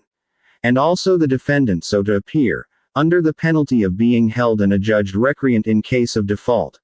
And the noble lord and most reverend father aforesaid appointed the battle to be done in his own presence, and according to all that is commendable and profitable in such a case. And may God aid the just cause. Amen, said the Grand Master. And the word was echoed by all around. Rebekah spoke not, but she looked up to heaven, and, folding her hands, remained for a minute without change of attitude. She then modestly reminded the Grand Master, that she ought to be permitted some opportunity of free communication with her friends, for the purpose of making her condition known to them, and procuring, if possible, some champion to fight in her behalf. It is just and lawful, said the Grand Master. Choose what messenger thou shalt trust, and he shall have free communication with thee in thy prison chamber. Is there, said Rebekah, any one here, who, either for love of a good cause, or for ample hire, will do the errand of a distressed being? All were silent. For none thought it safe, in the presence of the Grand Master, to avow any interest in the calumniated prisoner, lest he should be suspected of leaning towards Judaism. Not even the prospect of reward, far less any feelings of compassion alone, could surmount this apprehension. Rebekah stood for a few moments in indescribable anxiety, and then exclaimed, "Is it really thus? And, In English land, am I to be deprived of the poor chance of safety which remains to me, for want of an act of charity which would not be refused to the worst criminal? Hig, the son of Snell, at length replied, I am but a maimed man, but that I can at all stir or move was owing to her charitable assistance. I will do thine errand, he added, addressing Rebecca, as well as a crippled object can, and happy were my limbs fleet enough to repair the mischief done by my tongue. Alas! When I boasted of thy charity, I little thought I was leading thee into danger. God, said Rebecca, is the disposer of all. He can turn back the captivity of Judah, even by the weakest instrument. To execute his message the snail is as sure a messenger as the falcon. Seek out Isaac of York. Here is that will pay for horse and man. Let him have this scroll. I know not if it be of heaven the spirit which inspires me, but most truly do I judge that I am not to die this death, and that a champion will be raised up for me. Farewell. Life and death are in thy haste. The peasant took the scroll, which contained only a few lines in Hebrew. Many of the crowd would have dissuaded him from touching a document so suspicious, but Hig was resolute in the service of his benefactress. She had saved his body, he said, and he was confident she did not mean to peril his soul. I will get me, he said, my neighbor Buthan's good capule, and I will be at York within as brief space as man and beast may. But as it fortuned, he had no occasion to go so far, for within a quarter of a mile from the gate of the preceptory he met with two riders, whom, by their dress and their huge yellow caps, he knew to be Jews. And, on approaching more nearly, discovered that one of them was his ancient employer, Isaac of York. The other was the Rabbi Ben Samuel. And both had approached as near to the preceptory as they dared, on hearing that the Grand Master had summoned a chapter for the trial of a sorceress. Brother Ben Samuel, said Isaac, my soul is disquieted, and I wot not why. This charge of necromancy is right often used for cloaking evil practices on our people. Be of good comfort, brother, said the physician. Thou canst deal with the Nazarenes as one possessing the mammon of unrighteousness, and canst therefore purchase immunity at their hands. It rules the savage minds of those ungodly men, even as the signet of the mighty Solomon was said to command the evil genii. But what poor wretch comes hither upon his crutches, desiring, as I think, some speech of me? Friend, continued the physician, addressing Hig, the son of Snell, I refuse thee not the aid of mine art, but I relieve not with one asp, shepherd, or for the warfare, or for the service of a hasty master, yet there be occupations. How now, brother? Said he, interrupting his harangue to look towards Isaac, who had but glanced at the scroll which Hig offered, when, uttering a deep groan, he fell from his mule like a dying man, and lay for a minute insensible. The rabbi now dismounted in great alarm, and hastily applied the remedies which his art suggested for the recovery of his companion. He had even taken from his pocket a cupping apparatus, and was about to proceed to phlebotomy, when the object of his anxious solicitude suddenly revived. But it was to dash his cap from his head, and to throw dust on his gray hairs. The physician was at first inclined to ascribe this sudden and violent emotion to the effects of insanity, and, adhering to his original purpose, began once again to handle his implements. But Isaac soon convinced him of his error. Child of my sorrow, he said, well shouldst thou be called Benoni, instead of Rebekah. Why should thy death bring down my gray hairs to the grave, till, in the bitterness of my heart, I curse God and die? Brother, said the rabbi, in great surprise, art thou a father in Israel, and dost thou utter words like unto these? I trust that the child of thy house yet liveth. She liveth, answered Isaac. But it is as Daniel, who was called Belteshazzar, even when within the den of the lions. She is captive unto those men of Belial, and they will wreak their cruelty upon her, sparing neither for her youth nor her comely favor. Oh! She was as a crown of green palms to my gray locks, and she must wither in a night, like the gourd of Jonah. Child of my love, child of my old age. Oh, Rebekah, daughter of Rachel. The darkness of the shadow of death hath encompassed thee. Yet read the scroll, said the rabbi. Peradventure it may be that we may yet find out a way of deliverance. Do thou read, brother, answered Isaac, for mine eyes are as a fountain of water.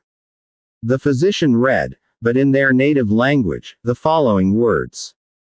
To Isaac, the son of Adonicam, whom the Gentiles call Isaac of York, peace and the blessing of the promise be multiplied unto thee.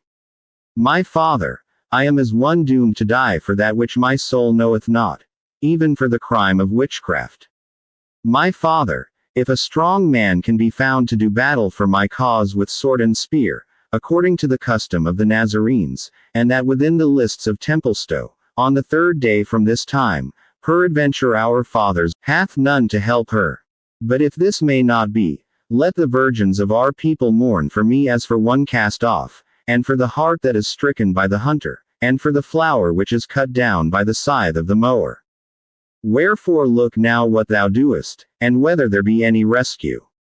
One Nazarene warrior might indeed bear arms in my behalf, even Wilfred, son of Cedric, whom the Gentiles call Ivanhoe. But he may not yet endure the weight of his armor. Nevertheless, send the tidings unto him, my father. For he hath favor among the strong men of his people, and as he was our companion in the house of bondage, he may find some one to do battle for my sake. And say unto him, even unto Wilfred, the son of Cedric, that if Rebekah live, or if Rebekah die, she liveth or dieth wholly free of the guilt she is charged withal. And if it be the will of God that thou shalt be deprived of thy daughter, do not thou tarry, old man, in this land of bloodshed and cruelty, but betake thyself to Cordova, where thy brother liveth in safety, under the shadow of the throne, even of the throne of Boabdil the Saracen. For less cruel are the cruelties of the Moors unto the race of Jacob, than the cruelties of the Nazarenes of England. Isaac listened with tolerable composure while Ben Samuel read the letter, and then again resumed the gestures and exclamations of oriental sorrow, tearing his garments, besprinkling his head with dust, and ejaculating, my daughter, flesh of my flesh, and bone of my bone. Yet, said the rabbi, take courage, for this grief availeth nothing. Gird up thy loins, and seek out this Wilfred, the son of Cedric. It may be he will help thee with counsel or with strength. For the youth hath favor in the eyes of Richard, called of the Nazarenes Coeur de Lion, and the tidings that he hath returned are constant in the land. It may be that he may obtain his letter, and his signet, commanding these men of blood, who take their name from the temple to the dishonor thereof, that they proceed not in their purposed wickedness. I will seek him out, said Isaac, for he is a good youth, and hath compassion for the exile of Jacob. But he cannot bear his armor, and what other Christian shall do battle for the oppressed of Zion? Nay, but, said the rabbi, thou speakest as one that knoweth not the Gentiles. With gold shalt thou buy their valor, even as with gold thou buyest thine own safety. Be of good courage, and do thou set forward to find out this promise as I may make unto them in thy name. Assuredly, brother, said Isaac, and heaven be praised that raised me up a comforter in my misery. Howbeit, grant them not their full demand at once, for thou shalt find it the quality of this accursed people that they will ask pounds, and peradventure accept of ounces. Nevertheless, be it as thou willest, for I am distracted in this thing, and what would my gold avail me if the child of my love should perish? Farewell, said the physician, and may it be to thee as thy heart desireth. They embraced accordingly, and departed on their several roads. The crippled peasant remained for some time looking after them. These dog Jews, said he, to take no more notice of a free guild brother, than if I were a bond slave or a Turk, or a circumcised Hebrew like themselves. They might have flung me a mancus or two, however. I was not obliged to bring their unhallowed scrawls, and run the risk of being bewitched, as more folks than one told me. And what care I for the bit of gold that the wench gave me, if I am to come to harm from the priest next Easter at confession, and be obliged to give him twice as much to make it up with him, and be called the Jews' flying post all my life, as it may hap, into the bargain. I think I was bewitched in earnest when I was beside that girl. But it was always so with Jew or Gentile, whosoever came near her. None could stay when she had an errand to go. And still, whenever I think of her, I would give shop and tools to save her life. Chapter 39. O maid, unrelenting and cold as thou art, my bosom as proud as thine own.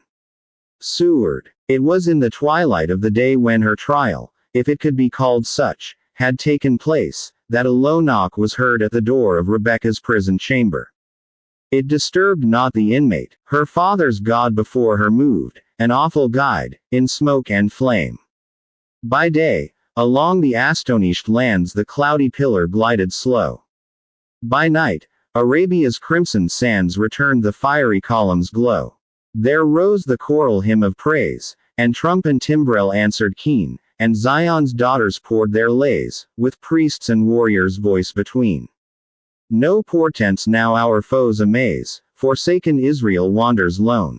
Our fathers would not know thy ways, and thou hast left them to their own. But, present still, though now unseen, when brightly shines the prosperous day, be thoughts of thee a cloudy screen to temper the deceitful ray.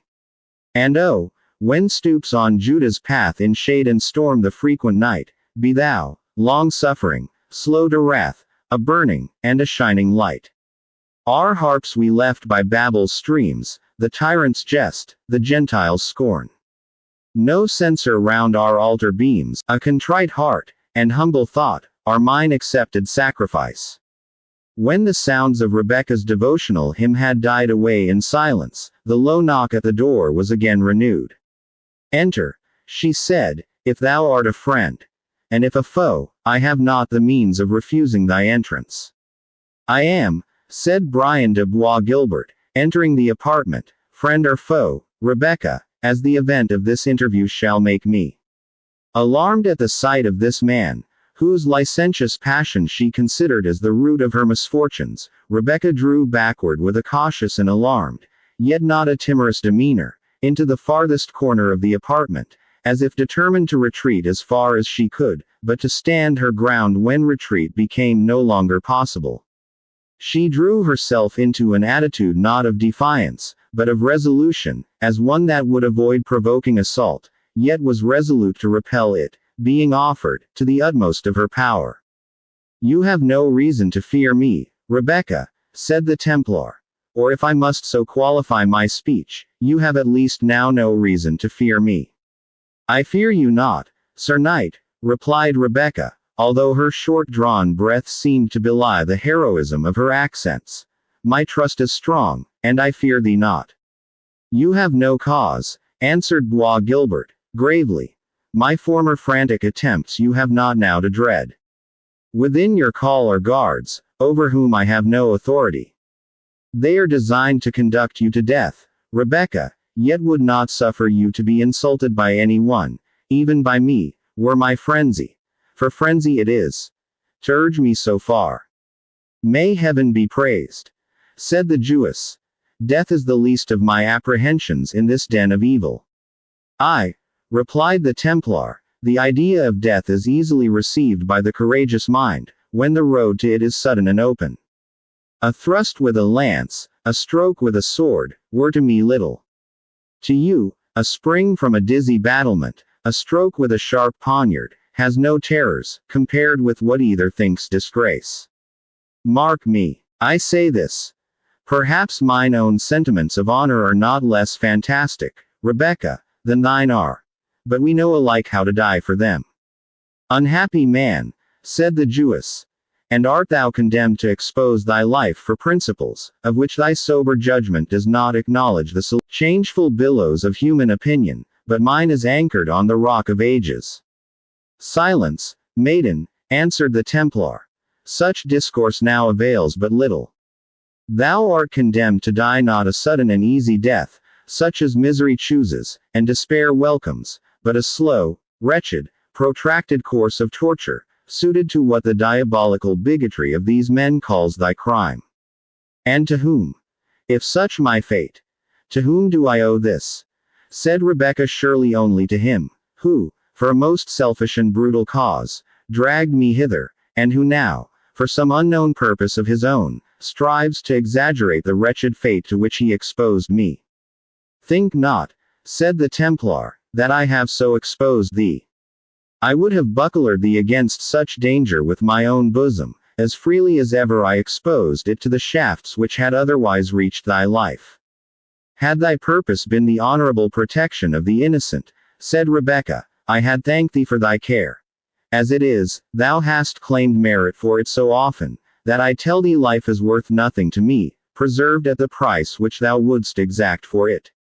Truce with thine upbraidings, Rebecca, said the Templar. I have my own cause of grief, and brook not that thy reproaches should add to it. What is thy purpose, then, Sir Knight? Said the Jewess. Speak it briefly. If thou hast aught to do, save to witness the misery thou hast caused, let me know it. And then, if so it please you, leave me to myself. The step between time and eternity is short but terrible, and I have few moments to prepare for it. I perceive, Rebecca, said Bois Guilbert, that thou dost continue to burden me with the charge of distresses, which most fain would I have prevented. Sir Knight, said Rebecca, I would avoid reproaches. But what is more certain than that I owe my death to thine unbridled passion? You err, said the Templar, hastily, if you impute what I could neither foresee nor prevent to my purpose or agency. Could I guess the unexpected arrival of yon dotard, whom some flashes of frantic valor, and the praises yielded by fools to the stupid self-torments of an ascetic, have raised for the present above his own merits, above understood, are yourself to appear in arms to assert my guilt, and assure my punishment. Thy patience, maiden, replied the Templar.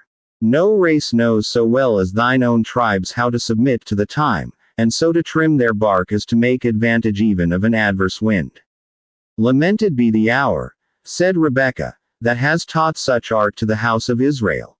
But adversity bends the heart as fire bends the stubborn steel, and those who are no longer their own governors, and the denizens of their own free independent state, must crouch before strangers. It is our curse, Sir Knight, deserved, doubtless, by our own misdeeds and those of our fathers. But you who boast your freedom as your birthright, how much deeper is your disgrace when you stoop to soothe the prejudices of others, and that against your own conviction. Your words are bitter, Rebecca, said Bois Guilbert, pacing the apartment with impatience, but I came not hither to bandy reproaches with you. Know that Bois Guilbert yields not to created man, although circumstances may for a time induce him to alter his plan. His will is the mountain stream, which may indeed be turned for a little space aside by the rock, but fails not to find its course to the ocean. That scroll which warned thee to demand a champion, from whom couldst thou think it came, if not from Bois Guilbert? In whom else couldst thou have excited such interest? A brief respite from instant death, said Rebecca, which will little avail me. Was this all thou couldst do for one, on whose head thou hast heaped sorrow, and whom thou hast brought near even to the verge of the tomb? No, maiden, said Bois Guilbert, this was not all that I purposed. Had it not been for the accursed interference of yon fanatical dotard, and the fool of Goodalric, who, being a Templar, affects to think and judge according to the ordinary rules of humanity, the office of the champion defender had devolved, not on a preceptor, but on a companion of the order. Then I myself, such was my purpose, had, on the sounding of the trumpet, appeared in the lists as thy champion, disguised indeed in the fashion of a roving knight, who seeks adventures to prove his shield and spear. And then, let Beaumanoir have chosen not one, but 2 or 3 of the brethren here assembled, I had not doubted to cast them out of the saddle with my single lance. Thus, Rebecca, should thine innocence have been avouched, and to thine own gratitude would I have trusted for the reward of my victory. This, Sir Knight, said Rebecca, is but idle boasting, a brag of what you would have done had you not found it convenient to do otherwise. You received my glove, and my champion, if it must encounter your lance in the lists, yet you would assume the air of my friend and protector. Thy friend and protector, said the Templar, gravely, I will yet be. But mark at what risk, or rather at what certainty, of dishonor. And then blame me not if I make my stipulations, before I offer up all that I have hitherto held dear, to save the life of a Jewish maiden. Speak, said Rebecca. I understand thee not. Well, then, said Bois Guilbert, I will speak as freely as ever did doting penitent to his ghostly father, when placed in the tricky confessional. Rebecca, if I appear not in these lists I lose fame and rank. Lose that which is the breath of my nostrils, the esteem, I mean, in which I am held by my brethren, and the hopes I have of succeeding to that mighty authority, which is now wielded by the bigoted dotard Lucas de Beaumanoir, but of which I should make a different use. Such is my certain doom, except I appear in arms against thy cause. Accursed be he of Goodalric, who baited this trap for me. And doubly accursed Albert de Malvoisin, who withheld me from the resolution I had formed, of hurling back the glove at the face of the superstitious and superannuated fool, who listened to a charge so absurd, and against a creature so high in mind, and so lovely in form as thou art. And what now avails rant or flattery? Answered Rebecca. Thou hast made thy choice between causing to be shed the blood of an innocent woman, or of endangering thine own earthly state and earthly hopes. What avails it to reckon together? Thy choice is made. No, Rebecca, said the knight, in a softer tone, and drawing nearer towards her. My choice is not made. Nay, mark, it is thine to make the election. If I appear in the lists, I must maintain my name in arms.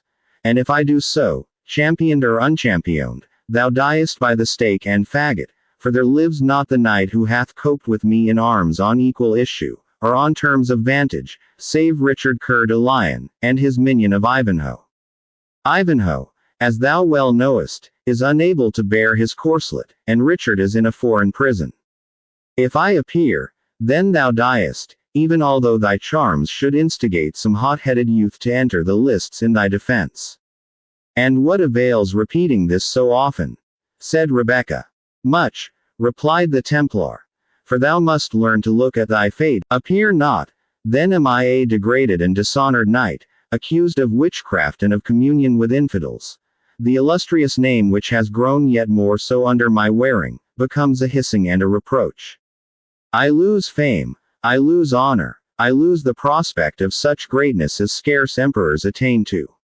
I sacrifice mighty ambition, I destroy schemes built as high as the mountains with which heathens say their heaven was once nearly scaled.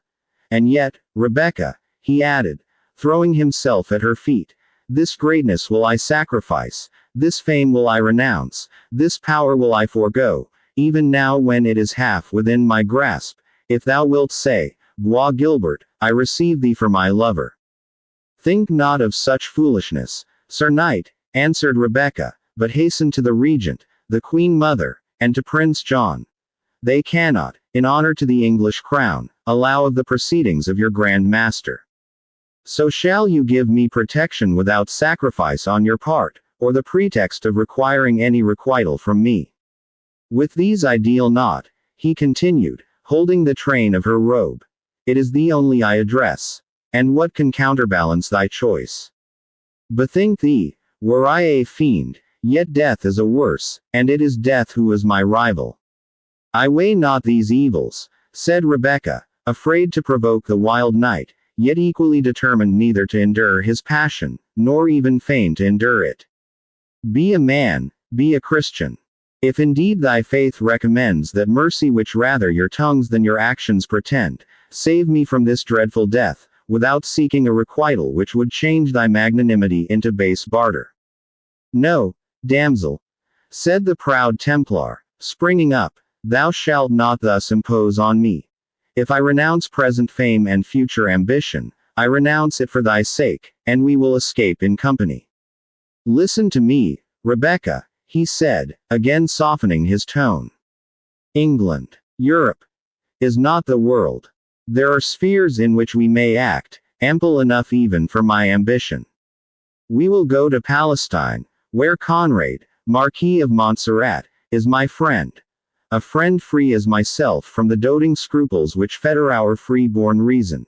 Rather with Saladin will we league ourselves, than endure the scorn of the bigots whom we contemn. I will form new paths to greatness, he continued, again traversing the room with hasty strides. Europe shall hear the loud step of him she has driven from her sons. Not the millions whom her crusaders send to slaughter, can do so much to defend Palestine. Not the sabers of the thousands and 10,000s of Saracens can hew their way so deep into that land for which nations are striving, as the strength and policy of me and those brethren, who, in despite of yonder old bigot, will adhere to me in good and evil. Thou shalt be a queen, Rebecca. On Mount Carmel shall we pitch the throne which my valor will gain for you, and I will exchange my long-desired Batoon for a scepter. A dream, said Rebecca. An empty vision of the night, which, were it a waking reality, affects me not. Enough, that the power which thou mightest acquire, I will never share.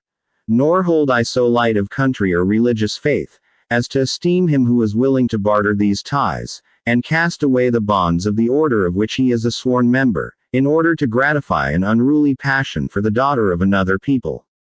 Put not a price on my deliverance, Sir Knight. Sell not a deed of generosity. Protect the oppressed for the sake of charity, and not for a selfish advantage. Go to the throne of England. Richard will listen to my appeal from these cruel men. Never, Rebecca, said the Templar, fiercely. If I renounce my order, for thee alone will I renounce it. Ambition shall remain mine, if thou refuse my love. I will not be fooled on all hands. Stoop my crest to Richard. Ask a boon of that heart of pride. Never, Rebecca, will I place the order of the temple at his feet in my person. I may forsake the order, I never will degrade or betray it. Now God be gracious to me, said Rebecca, for the succor of man is well nigh hopeless. It is indeed, said the Templar. For, proud as thou art, thou hast in me found thy match. If I enter the lists with my spear in rest, think not any human consideration shall prevent my putting forth my strength. And think then upon thine own fate. To die the dreadful death of the worst of criminals. To be consumed upon a blazing pile. Dispersed to the elements of which our strange forms are so mystically composed. Not a relic left of that graceful frame, from which we could say this lived and moved. Rebecca, it is not in woman to sustain this prospect. Thou wilt yield to my suit. Bois Gilbert, answered the Jewess, thou knowest not the heart of woman, or hast only conversed with those who are lost to her best feelings. I tell thee, proud Templar, that not in thy fiercest battles hast thou displayed more of thy vaunted courage, than has been shown by woman when called upon to suffer by affection or duty. I am myself a woman, tenderly nurtured, naturally fearful of danger, and impatient of pain. Yet, when we enter those fatal lists, thou to fight and I to suffer, I feel the strong assurance within me, that my courage shall mount higher than thine. Farewell. I waste no more words, that we had never met, or that thou hadst been noble in birth and Christian in faith. Nay, by heaven, when I gaze on thee, and think when and how we are next to meet, I could even wish myself one of thine own degraded nation. My hand conversant with ingots and shekels, instead of spear and shield. My head bent down before each petty noble, and my look only terrible to the shivering and bankrupt debtor. This could I wish, Rebecca, to be near to thee in life, and to escape the fearful share I must have in thy death. Thou hast spoken the Jew, said Rebecca, as the persecution of such as thou art has made him. Heaven in ire has driven him from his country, but industry has opened to him the only road to power and to influence, which oppression has left unbarred.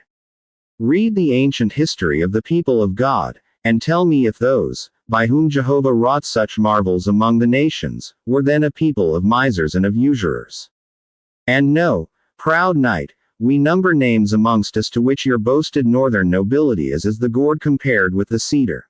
Names that ascend far back to those high times when the divine presence shook the mercy seat between the cherubim, and which derive their splendor from no earthly prince, but from the awful voice, which bade their fathers be nearest of the congregation to the vision. Such were the princes of the house of Jacob. Rebekah's color rose as she boasted the ancient glories of her race, but faded as she added, with a sigh, such were the princes of Judah, now such no more. They are trampled down like the shorn grass, and mixed with the mire of the ways. Yet are there those among them who shame not such high descent, and of such shall be the daughter of Isaac the son of Adonicam. Farewell. I envy not thy blood one honors. I envy not thy barbarous descent from northern heathens. I envy thee not thy faith, which is ever in thy mouth, but never in thy heart nor in thy practice. There is a spell on me, by heaven, said Bois Gilbert. I almost think yon besotted skeleton spoke truth, and that the reluctance with which I part from thee hath something in it more than is natural. Fair creature, he said, approaching near her, but with great respect. So young, so beautiful, so fearless of death, and yet doomed to die, and with infamy and agony. Who would not weep for thee? The tear, that has been a stranger to these eyelids for 20 years, moistens them as I gaze on thee. But it must be. Nothing may now save thy life. Thou and I are but the blind instruments of some irresistible fatality, that hurries us along, like goodly vessels driving before the storm, which are dashed against each other, and so perish. Forgive me, then, and let us part, at least, as friends part. I have assailed thy resolution in passions, but I do forgive thee, Bois Gilbert, though the author of my early death. There are noble things which cross over thy powerful mind, but it is the garden of the sluggard, and the weeds have rushed up, and conspired to choke the fair and wholesome blossom. Yes, said the Templar, I am, Rebekah, as thou hast spoken me, untaught, untamed, and proud, that, amidst a shoal of empty fools and crafty bigots, I have retained the preeminent fortitude that places me above them. I have been a child of battle from my youth upward, high in my views, steady and inflexible in pursuing them. Such must I remain. Proud, inflexible, and unchanging, and of this the world shall have proof. But thou forgavest me, Rebekah, as freely as ever victim forgave her executioner. Farewell, then, said the Templar, and left the apartment. The preceptor Albert waited impatiently in an adjacent chamber the return of Bois Gilbert. Thou hast tarried long, he said. I have been as if stretched on red-hot iron with very impatience. What if the Grand Master, or his spy Conrade, had come hither? I had paid dear for my complaisance. But what ails thee, brother? Thy step totters, thy brow is as black as night. Art thou well, Bois Gilbert? I, answered the Templar, as well as the wretch who was doomed to die within an hour. Nay, by the rood, not half so well, for there be those in such state, who can lay down life like a cast-off garment. By heaven, Malvoisin, yonder girl hath well nigh unmanned me. I am half resolved to go to the Grand Master, abjure the order to his very teeth, and refuse to act the brutality which his tyranny has imposed on me. Thou art mad, answered Malvoisin. Thou mayest thus indeed utterly ruin thyself, but canst not even find a chance thereby to save the life of this Jewess, which seems so precious in thine eyes. Beaumanoir will name another of the order to defend his judgment in thy place, and the accused will as assuredly perish as if thou hadst taken the duty imposed on thee.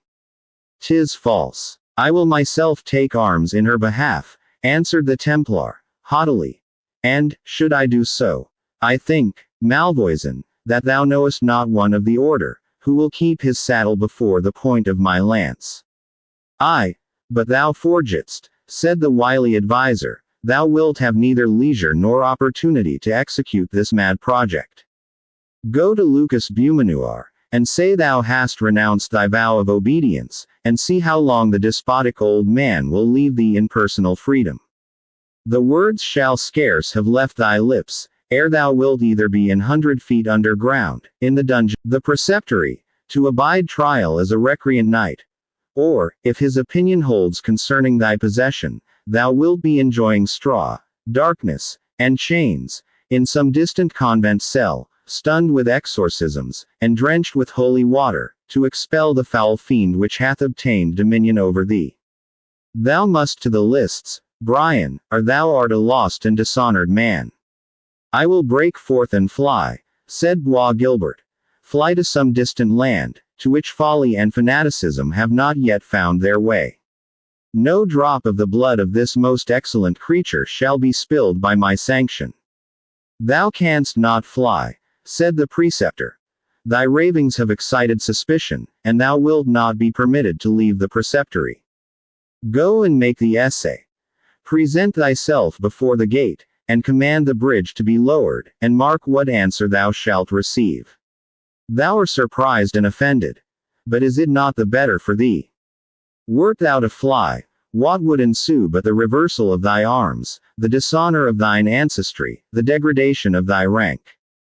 Think on it. Where shall thine old companions in arms hide their heads when Brian de Bois Guilbert, the best lance of the Templars, is proclaimed recreant, amid the hisses of the assembled people? What grief will be at the court of France? With what joy will the haughty Richard hear the news, that the knight that set him hard in Palestine, and well nigh darkened his renown, has lost fame and honor for a Jewish girl, whom he could not even save by so costly a sacrifice. Malvoisin, said the knight, I thank thee. Thou hast touched the string at which my heart most readily thrills.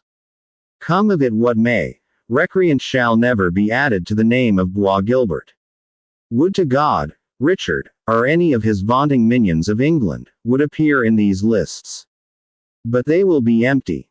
No one will risk to break a lance for the innocent, the forlorn.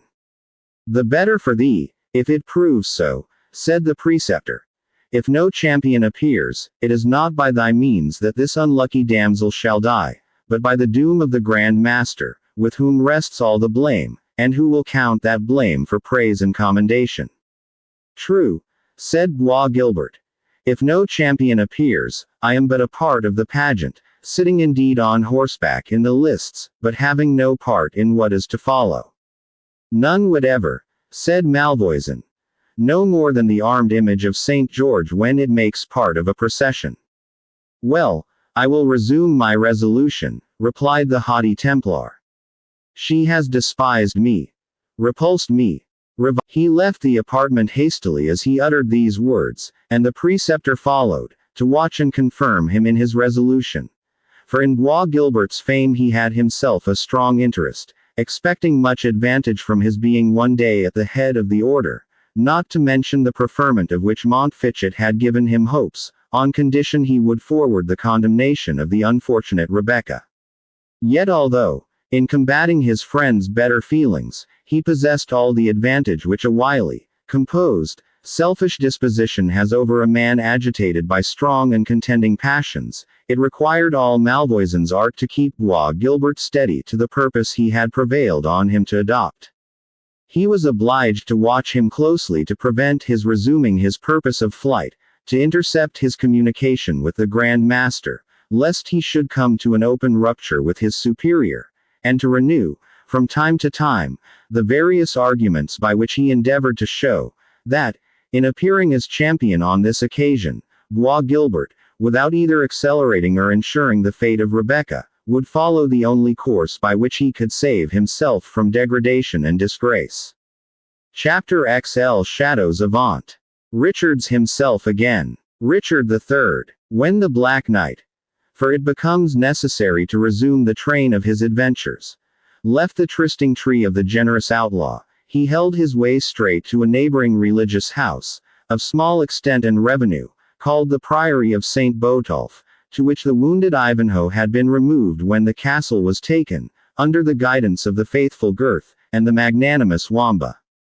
It is unnecessary at present to mention what took place in the interim betwixt Wilfred and his deliverer. Suffice it to say, that after long and grave communication, messengers were dispatched by the prior in several directions, and that on the succeeding morning the Black Knight was about to set forth on his journey, accompanied by the jester Wamba, who attended as his guide. We will meet, he said to Ivanhoe, at Coningsburgh, the castle of the deceased Athelstane, since there thy father Cedric holds the funeral feast for his noble relation. I would see your Saxon kindred together." So saying, he took an affectionate farewell of Ivanhoe, who expressed an anxious desire to attend upon his deliverer. But the Black Knight would not listen to the proposal. "Rest this day. Thou wilt have scarce strength enough to travel on the next. I will have no guide with me but honest Wamba, who can play priest or fool as I shall be most in the humor." "And I," said Wamba, "will attend you with all my heart. I would fain see the feasting at the funeral of Athelstane. For, if it be not full and frequent, he will rise from the dead to rebuke cook, sewer, and cupbearer, and that were a sight worth seeing.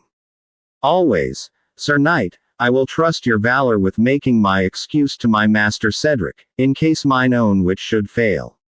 And how should my poor valor succeed, Sir Jester, when thy light wit halts? Resolve me that." "Wit, Sir Knight," replied the jester, "may do much.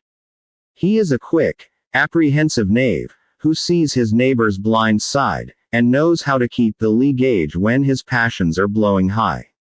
But valor is a sturdy fellow, that makes all split.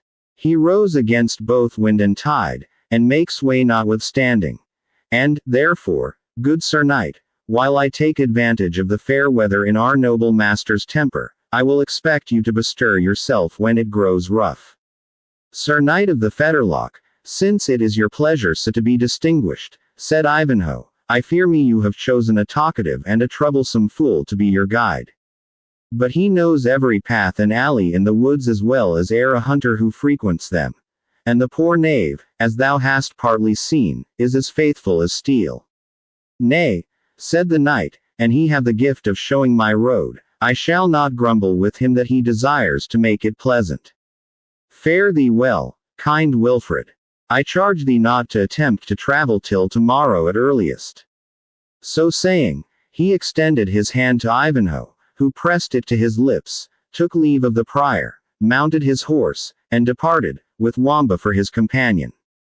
Ivanhoe followed them with his eyes, until they were lost in the shades of the surrounding forest, and then returned into the convent. But shortly after maiden song, he requested to see the prior. The old man came in haste, and inquired anxiously after the state of his health. "It is better," he said, "than my fondest hope could have anticipated. Either my wound has been slighter than the effusion of blood led me to suppose, or this balsam hath wrought a wonderful me unwilling to remain here longer in inactivity. Now, the saints forbid," said the prior, "that the son of the Saxon Cedric should leave our convent ere his wounds were healed. It were shame to our profession were we to suffer it. Nor would I desire to leave your hospitable roof, venerable father," said Ivanhoe, "did I not feel myself able to endure the journey, and compelled to undertake it." "And what can have urged you to so sudden a departure?" said the prior. "Have you never, holy father," answered the knight, "felt an apprehension of approaching evil, for which you in vain attempted to assign a cause? Have you never found your mind darkened, like the sunny landscape, by the sudden cloud, which augurs a coming tempest? And thinkest thou not that such impulses are deserving of attention, as being the hints of our guardian spirits, that danger is impending? I may not deny," said the prior, crossing himself, "that such things have been, and have been of heaven. But then such communications have had a visibly useful scope and tendency. But thou, wounded as thou art, what avails it thou shouldst follow the steps of him whom thou couldst not aid, were he to be assaulted?"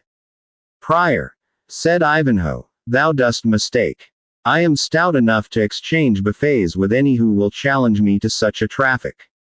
But were it otherwise, may I not aid him were he in danger, by other means than by force of arms? It is but too well known that the Saxons love not the Norman race, and who knows what may be the issue, if he break in upon them when their hearts are irritated by the death of Athelstane, and their heads heated by the carousal in which they will indulge themselves. I hold his entrance among them at such a moment most perilous, and I am resolved to share or avert the danger. Which, that I may the better do, I would crave of thee the use of some palfrey whose pace may be softer than that of my destrier."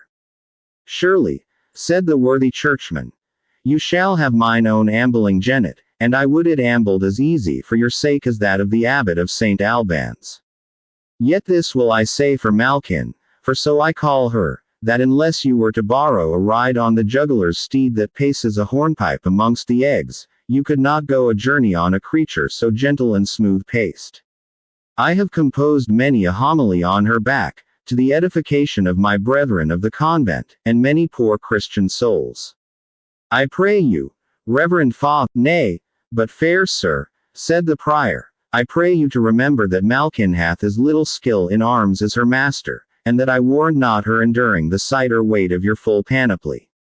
Oh, Malkin, I promise you, is a beast of judgment, and will contend against any undue weight.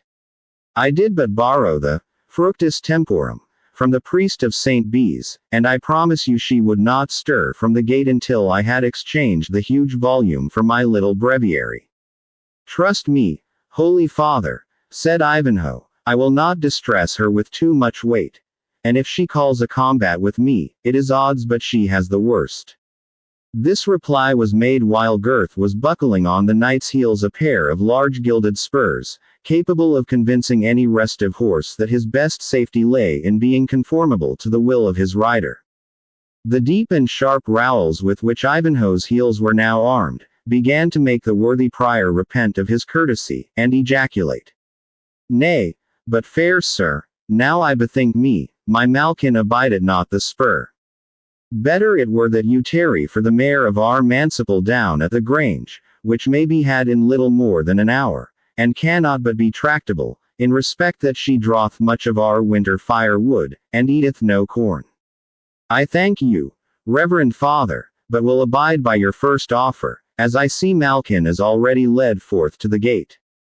Gurth shall carry mine armor.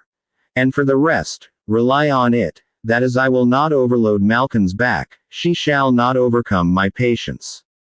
And now, farewell. Ivanhoe now descended the stairs more hastily and easily than his wound promised, and threw himself upon the jennet, eager to escape the importunity of the prior, who stuck as closely to his side as his age and fatness would permit, now singing the praises of Malkin, now recommending caution to the knight in managing her. She is at the most dangerous period for maidens as well as mares, said the old man, laughing at his own jest, being barely in her 15th year. Ivanhoe, who had other web to weave than to stand canvassing a palfrey's paces with its owner, lent but a deaf ear to the prior's grave advices and facetious jests, and having leapt on his mare, and commanded his squire for such Gurth now called himself to keep close by his side, he followed the track of the Black Knight into the forest, while the prior stood at the gate of the convent looking after him, and ejaculating, Saint Mary! How prompt and fiery be these men of war! I would I had not trusted Malkin to his keeping, for, crippled as I am with the cold rheum, I am undone if aught but good befalls her. And yet, said he, recollecting himself, as I would not spare my own old and disabled limbs in the good cause of old England, so Malkin must e'en run her hazard on the same venture. And it may be they will think our poor house worthy of some munificent guerdon. Or, it may be, they will send the old prior a pacing nag. And if they do none of these, as great men will forget little men's service, truly I shall hold me well repaid in having done that which is right. And it is now well nigh the fitting time to summon the brethren to breakfast in the refectory. Ah, I doubt they obey that call more cheerily than the bells for primes and matins. So the prior of St. Botolph's hobbled back again into the refectory, to preside over the stockfish and ale, which was just serving out for the friar's breakfast. Busy and important, he sat him down at the table, and many a dark word he threw out, of benefits to be expected to the convent, and high deeds of service done by himself, which, at another season, would have attracted observation.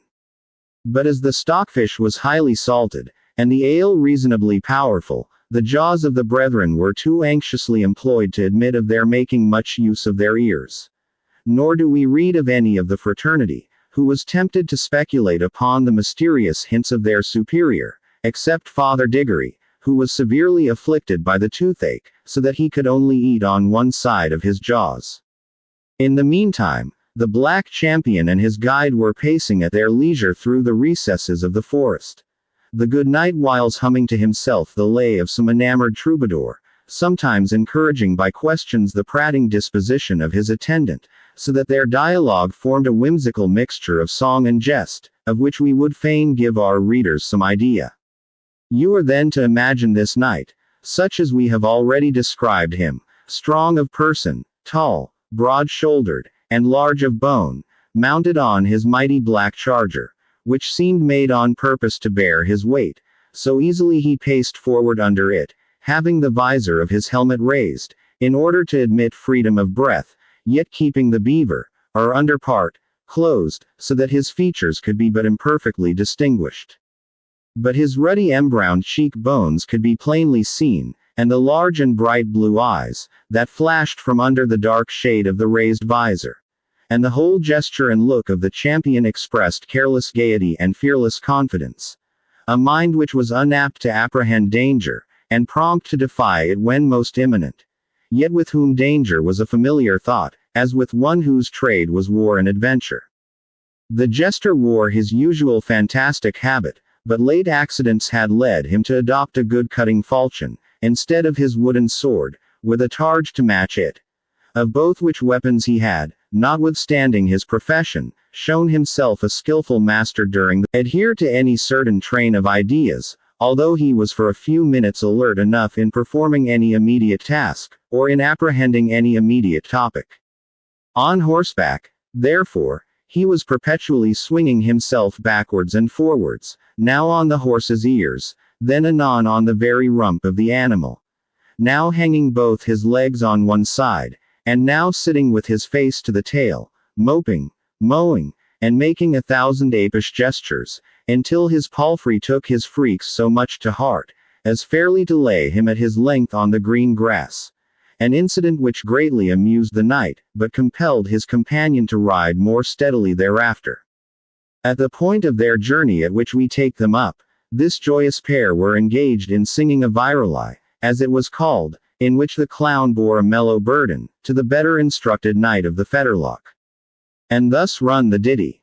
Anna Marie, love, up as the sun, Anna Marie, love, morn is begun, mists are dispersing, love, birds singing free, up in the morning, love, Anna Marie.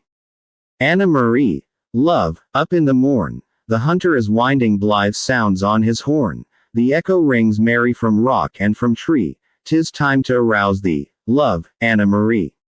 Wamba. O Tybalt, love, Tybalt, awake me not yet, around my soft pillow while softer dreams flit, for what are the joys that in waking we prove, compared with these visions, O Tybalt, my love. Let the birds to the rise of the mist carol shrill, let the hunter blow out his loud horn on the hill, softer sounds, softer pleasures, in slumber I prove. But think not I dreamt of thee, Tybalt, my love. A dainty song, said Wamba, when they had finished their carol, and I swear by my bauble, a pretty moral. Freeman. And we once came by the cudgel for being so entranced by the melody, that we lay in bed 2 hours after sunrise, singing the ditty betwixt sleeping and waking. My bones ache at thinking of the tune ever since. Nevertheless, I have played the part of Anna Marie, to please you, fair sir. The jester next struck into another carol, a sort of comic ditty, to which the knight, catching up the tune, replied in the like manner. Knight and Wamba, there came 3 merry men from south, west, and north, evermore sing the roundelay. To win the widow of Wickham forth, and where was the widow might say them nay. The first was a knight, and from Tynedale he came, evermore sing the roundelay. And his fathers, God save us, were men of great fame, and where was the widow might say him nay. Of his father the laird, of his uncle the squire, he boasted in rhyme and in roundelay. She bade him go bask by his sea-coal fire, for she was the widow would say him nay. Wamba, the next that came forth, swore by blood and by nails, merrily sing the roundelay. Hers a gentleman, God wot, and hers lineage was of Wales, and where was the widow might say him nay. Sir David A. P. Morgan A. P. Griffith A. P. Hugh A. P. Tudor A. P. Rice, quoth his roundelay she said that one widow for so many was too few, and she bade the Welshman wend his way.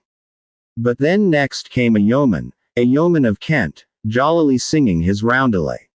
He spoke to the widow of living and rent, and where was the widow could say him nay. Both. So the knight and the squire were both left in the mire, therefore to sing their roundelay.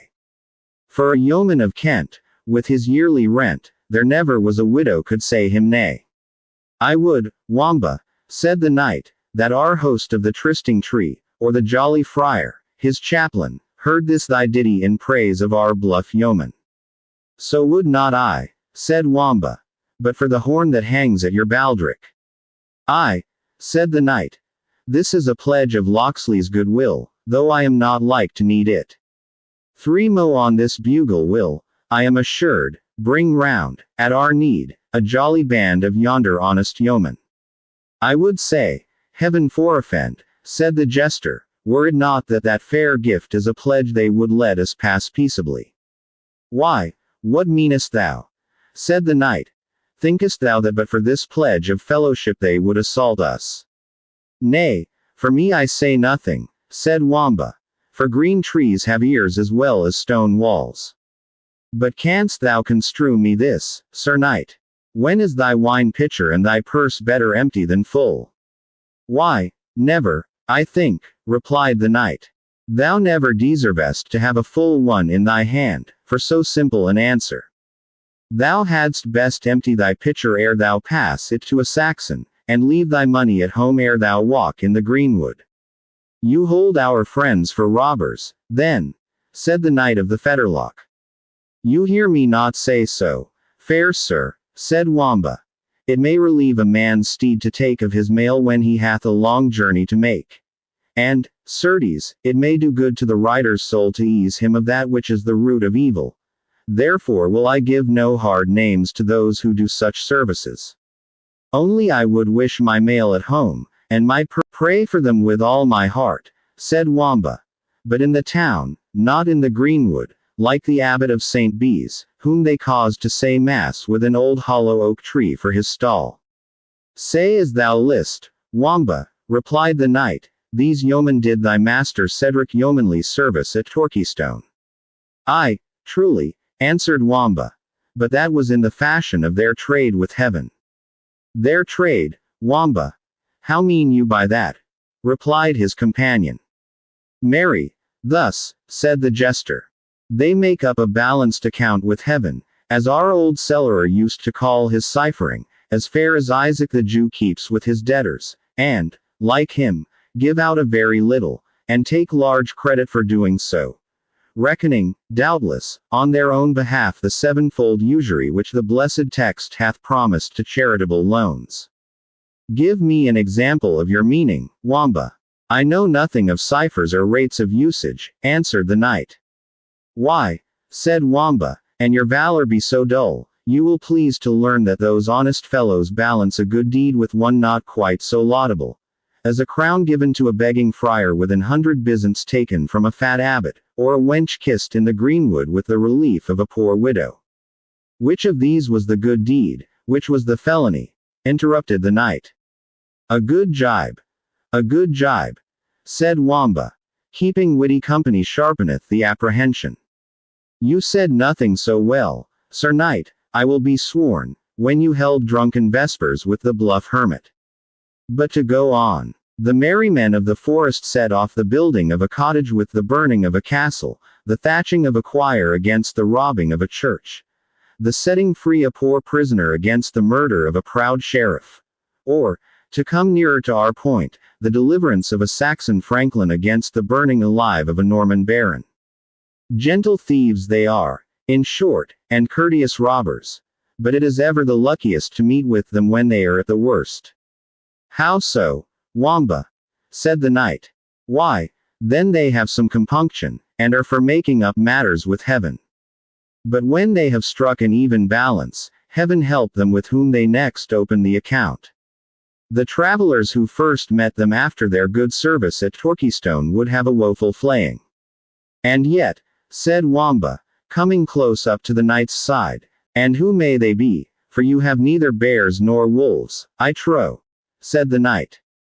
Marry, sir, but we have Malvoisin's men at arms, said Wamba. And let me tell you, that, in time of civil war, a half-score of these is worth a band of wolves at any time. They are now expecting their harvest, and are reinforced with the soldiers that escaped from Torquaystone. So that, should we meet with a band of them, we are like to pay for our feats of arms. Now, I pray you, Sir Knight, what would you do if we met 2 of them? Pin the villains to the earth with my lance, Wamba, if they offered us any impediment. But what if there were 4 of them? They should drink of the same cup, answered the knight. What if 6, continued Wamba, and we as we now are, barely 2? Would you not remember Locksley's horn? What? Sound for aid, exclaimed the knight, against a score of such rascaille as these, whom one good knight could drive before him, as the wind drives the withered leaves. Nay, then, said Wamba, I will pray you for a close sight of that same horn that hath so powerful a breath. The knight undid the clasp of the baldric, and indulged his fellow traveller, who immediately hung the bugle round his own neck. Tra lirala, said he, whistling the notes. Nay, I know my gamut as well as another. How mean you, knave? Said the knight. Restore me the bugle. Content you, Sir Knight, it is in safe keeping. When valor and folly travel, folly should bear the horn, because she can blow the best. Nay but, rogue, said the Black Knight, this exceedeth thy license. Beware ye tamper not with my patience. Urge me not with violence, Sir Knight, said the jester, keeping at a distance from the impatient champion, or folly will show a clean pair of heels, and leave valor to find out his way through the wood as best he may. Nay, I tell thee no, thou knave. Ay, but pledge me your knightly word for it, continued Wamba, as he approached with great caution. My knightly word I pledge. Only come on with thy foolish self. Nay, then, valor and folly are once more boon companions, said the jester, coming up frankly to the knight's side. But, in truth, I love not such buffets as that you bestowed on the burly friar, when his holiness rolled on the green like a king of the 9 pins. And now that folly wears the horn, let valor rouse himself, and shake his mane. For, if I mistake not, there are company in yonder brake that are on the lookout for us. What makes thee judge so? Said the knight. Because I have twice or thrice noticed the glance of emotion from amongst the green leaves. Had they been honest men, they had kept the path. But yonder thicket is a choice chapel for the clerks of St. Nicholas. By my faith, said the knight, closing his visor, I think thou beest in the right on't. And in good time did he close it, for 3 arrows flew at the same instant from the suspected spot against his head and breast, one of which would have penetrated to the brain, had it not been turned aside by the steel visor. The other 2 were averted by the gorget, and by the shield which hung around his neck. Thanks, trusty armorers, said the knight. Wamba, let us close with them, and he rode straight to the thicket. He was met by 6 or 7 men at arms, who ran against him with their lances at full career. 3 of the weapons struck against him, and splintered with as little effect as if they had been driven against a tower of steel. The Black Knight's eyes seemed to flash fire even through the aperture of his visor. He raised himself in his stirrups with an air of inexpressible dignity, and exclaimed, What means this, my masters? The men made no other reply than by drawing their swords and attacking him on every side, crying, Die, tyrant! Ha! Saint Edward! Ha! Saint George! Said the Black Knight, striking down a man at every invocation. Have we traitors here? His opponents, desperate as they were, bore back from an arm which carried death in every blow, and it seemed as if the terror of his single strength was about to gain the battle against such odds, when a knight, in blue armor, who had hitherto kept himself behind the other assailants, spurred forward with his lance, and taking aim, not at the rider but at the steed, wounded the noble animal mortally. "That was a felon stroke," exclaimed the Black Knight, as the steed fell to the earth, bearing his rider along with him. And at this moment, Wamba winded the bugle, for the whole had passed so speedily, that he had not time to do so sooner. The sudden sound made the murderers bear back once more, and Wamba, though so imperfectly weaponed, did not hesitate to rush in and assist the Black Knight to rise. "Shame on ye, false cowards!" exclaimed he in the blue harness, who seemed to lead the assailants. "Do ye fly from the empty blast of a horn blown by a jester?" Animated by his words, they attacked the Black Knight anew, whose best refuge was now to place his back against an oak, and defend himself with his sword. The felon knight, who had taken another spear, watching the moment when his formidable antagonist was most closely pressed, galloped against him in hopes to nail him with his lance against the tree, when his purpose was again intercepted by Wamba.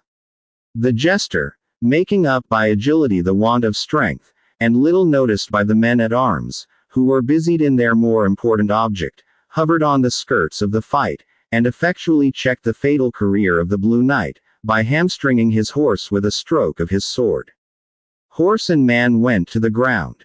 Yet the situation of the Knight of the Fetterlock continued very precarious, as he was pressed close by several men completely armed, and began to be fatigued by the violent exertions necessary to defend himself on so many points at nearly the same moment, when a grey goose shaft suddenly stretched on the earth one of the most formidable of his assailants, and a band of yeomen broke forth from the glade, headed by Locksley and the jovial friar, who, taking ready and effectual part in the fray, soon disposed of the ruffians, all of whom lay on the spot dead or mortally wounded. The Black Knight thanked his deliverers with a dignity they had not observed in his former bearing, which hitherto had seemed rather that of a blunt bold soldier, than of a person of exalted rank. "It concerns me much," he said, "even before I express my full gratitude to my ready friends, to discover, if I may, who have been my unprovoked enemies. Open the visor of that Blue Knight, Wamba, who seems the chief of these villains." The jester instantly made up to the leader of the assassins, who, bruised by his fall, and entangled under the wounded steed, lay incapable either of flight or resistance. "Come, valiant sir," said Wamba, "I must be your armorer as well as your equerry. I have dismounted you, and now I will unhelm you." So saying, with no very gentle hand he undid the helmet of the Blue Knight, which, rolling to a distance on the grass, displayed to the Knight of the Fetterlock grizzled locks, and a countenance he did not expect to have seen under such circumstances. "Waldemar Fitzurse," he said in astonishment, "what could urge one of thy rank and seeming worth to so foul an undertaking?" "Richard," said the captive knight, looking up to him, "thou knowest little of mankind, if thou knowest not to what ambition and revenge can lead every child of Adam." "Revenge," answered the Black Knight. "I never wronged thee. On me thou hast not to revenge. My daughter, Richard, whose alliance thou didst scorn, was that no injury to a Norman, whose blood is noble as thine own?" "Thy daughter," replied the Black Knight. "A proper cause of enmity, and followed up to a bloody issue. Stand back, my masters, I would speak to him alone. And now, Waldemar Fitzurse, say me the truth. Confess who set thee on this traitorous deed." "Thy father's son," answered Waldemar, "who, in so doing, did but avenge on thee thy disobedience to thy father." Richard's eyes sparkled with indignation, but his better nature overcame it. He pressed his hand against his brow, and remained an instant gazing on the face of the humbled baron, in whose features pride was contending with shame. "Thou dost not ask thy life, Waldemar," said the king. "He that is in the lion's clutch," answered Fitzurse, "knows it were needless." "Take it, then, unasked," said Richard. "The lion preys not on prostrate carcasses. Take thy life, but with this condition, that in 3 days thou shalt leave England, and go to hide thine infamy in thy Norman castle, and that thou wilt never mention the name of John of Anjou as connected with thy felony. If thou art found on English ground after the space I have allotted thee, thou diest. Or if thou breathest aught that can attaint the honor of my house, by St. George, not the altar itself shall be a sanctuary. I will hang thee out to feed the ravens, from the very pinnacle of thine own castle. Let this knight have a steed, Locksley, for I see your yeomen have caught those which were running loose, and let him depart unharmed. But that I judge I listen to a voice whose behests must not be disputed, and, thou bearest an English heart, Locksley, said the Black Knight, and well dost judge thou art the more bound to obey my behest. I am Richard of England. At these words, pronounced in a tone of majesty suited to the high rank, and no less distinguished character of Coeur de Lion, the yeomen at once kneeled down before him, and at the same time tendered their allegiance, and implored pardon for their offenses. Rise, my friends, said Richard, in a gracious tone, looking on them with a countenance in which his habitual good humor had already conquered the blaze of hasty resentment, and whose features retained no mark of the late desperate conflict, excepting the flush arising from exertion. Arise, he said, my friends. Your misdemeanors, whether in forest or field, have been atoned by the loyal services you rendered my distressed subjects before the walls of Torquystone, and the rescue you have this day afforded to your sovereign. Arise, my liegemen, and be good subjects in future. And thou, brave Locksley, call me no longer Locksley, my liege, but know me under the name, which, I fear, fame hath blown too widely not to have reached even your royal ears. I am Robin Hood of Sherwood Forest, King of outlaws, and Prince of good fellows, said the king, who hath not heard a name that has been borne as far as Palestine. But be assured, brave outlaw, that no deed done in our absence, and in the turbulent times to which it hath given rise, shall be remembered to thy disadvantage. True says the proverb, said Wamba, interposing his word, but with some abatement of his usual petulance. When the cat is away, the mice will play. Single quote. What, Wamba, art thou there? Said Richard. I have been so long of hearing thy voice, I thought thou hadst taken flight. I take flight, said Wamba. When do you ever find folly separated from valor? There lies the trophy of my sword, that good grey gelding, whom I heartily wish upon his legs again, conditioning his master lay there huffed in his place. It is true, I gave a little ground at first, for a motley jacket does not brook lance heads, as a steel doublet will. But if I fought not at sword's point, you will grant me that I sounded the onset. King's side. My Latin will carry me no farther. But I confess my deadly treason, and pray leave to have absolution before I am led to execution. Richard looked around, and beheld the jovial friar on his knees, telling his rosary, while his quarter-staff, which had not been idle during the skirmish, lay on the grass beside him. His countenance was gathered so as he thought might best express the most profound contrition, his eyes being turned up, and the corners of his mouth drawn down, as Wamba expressed it, like the tassels at the mouth of a purse.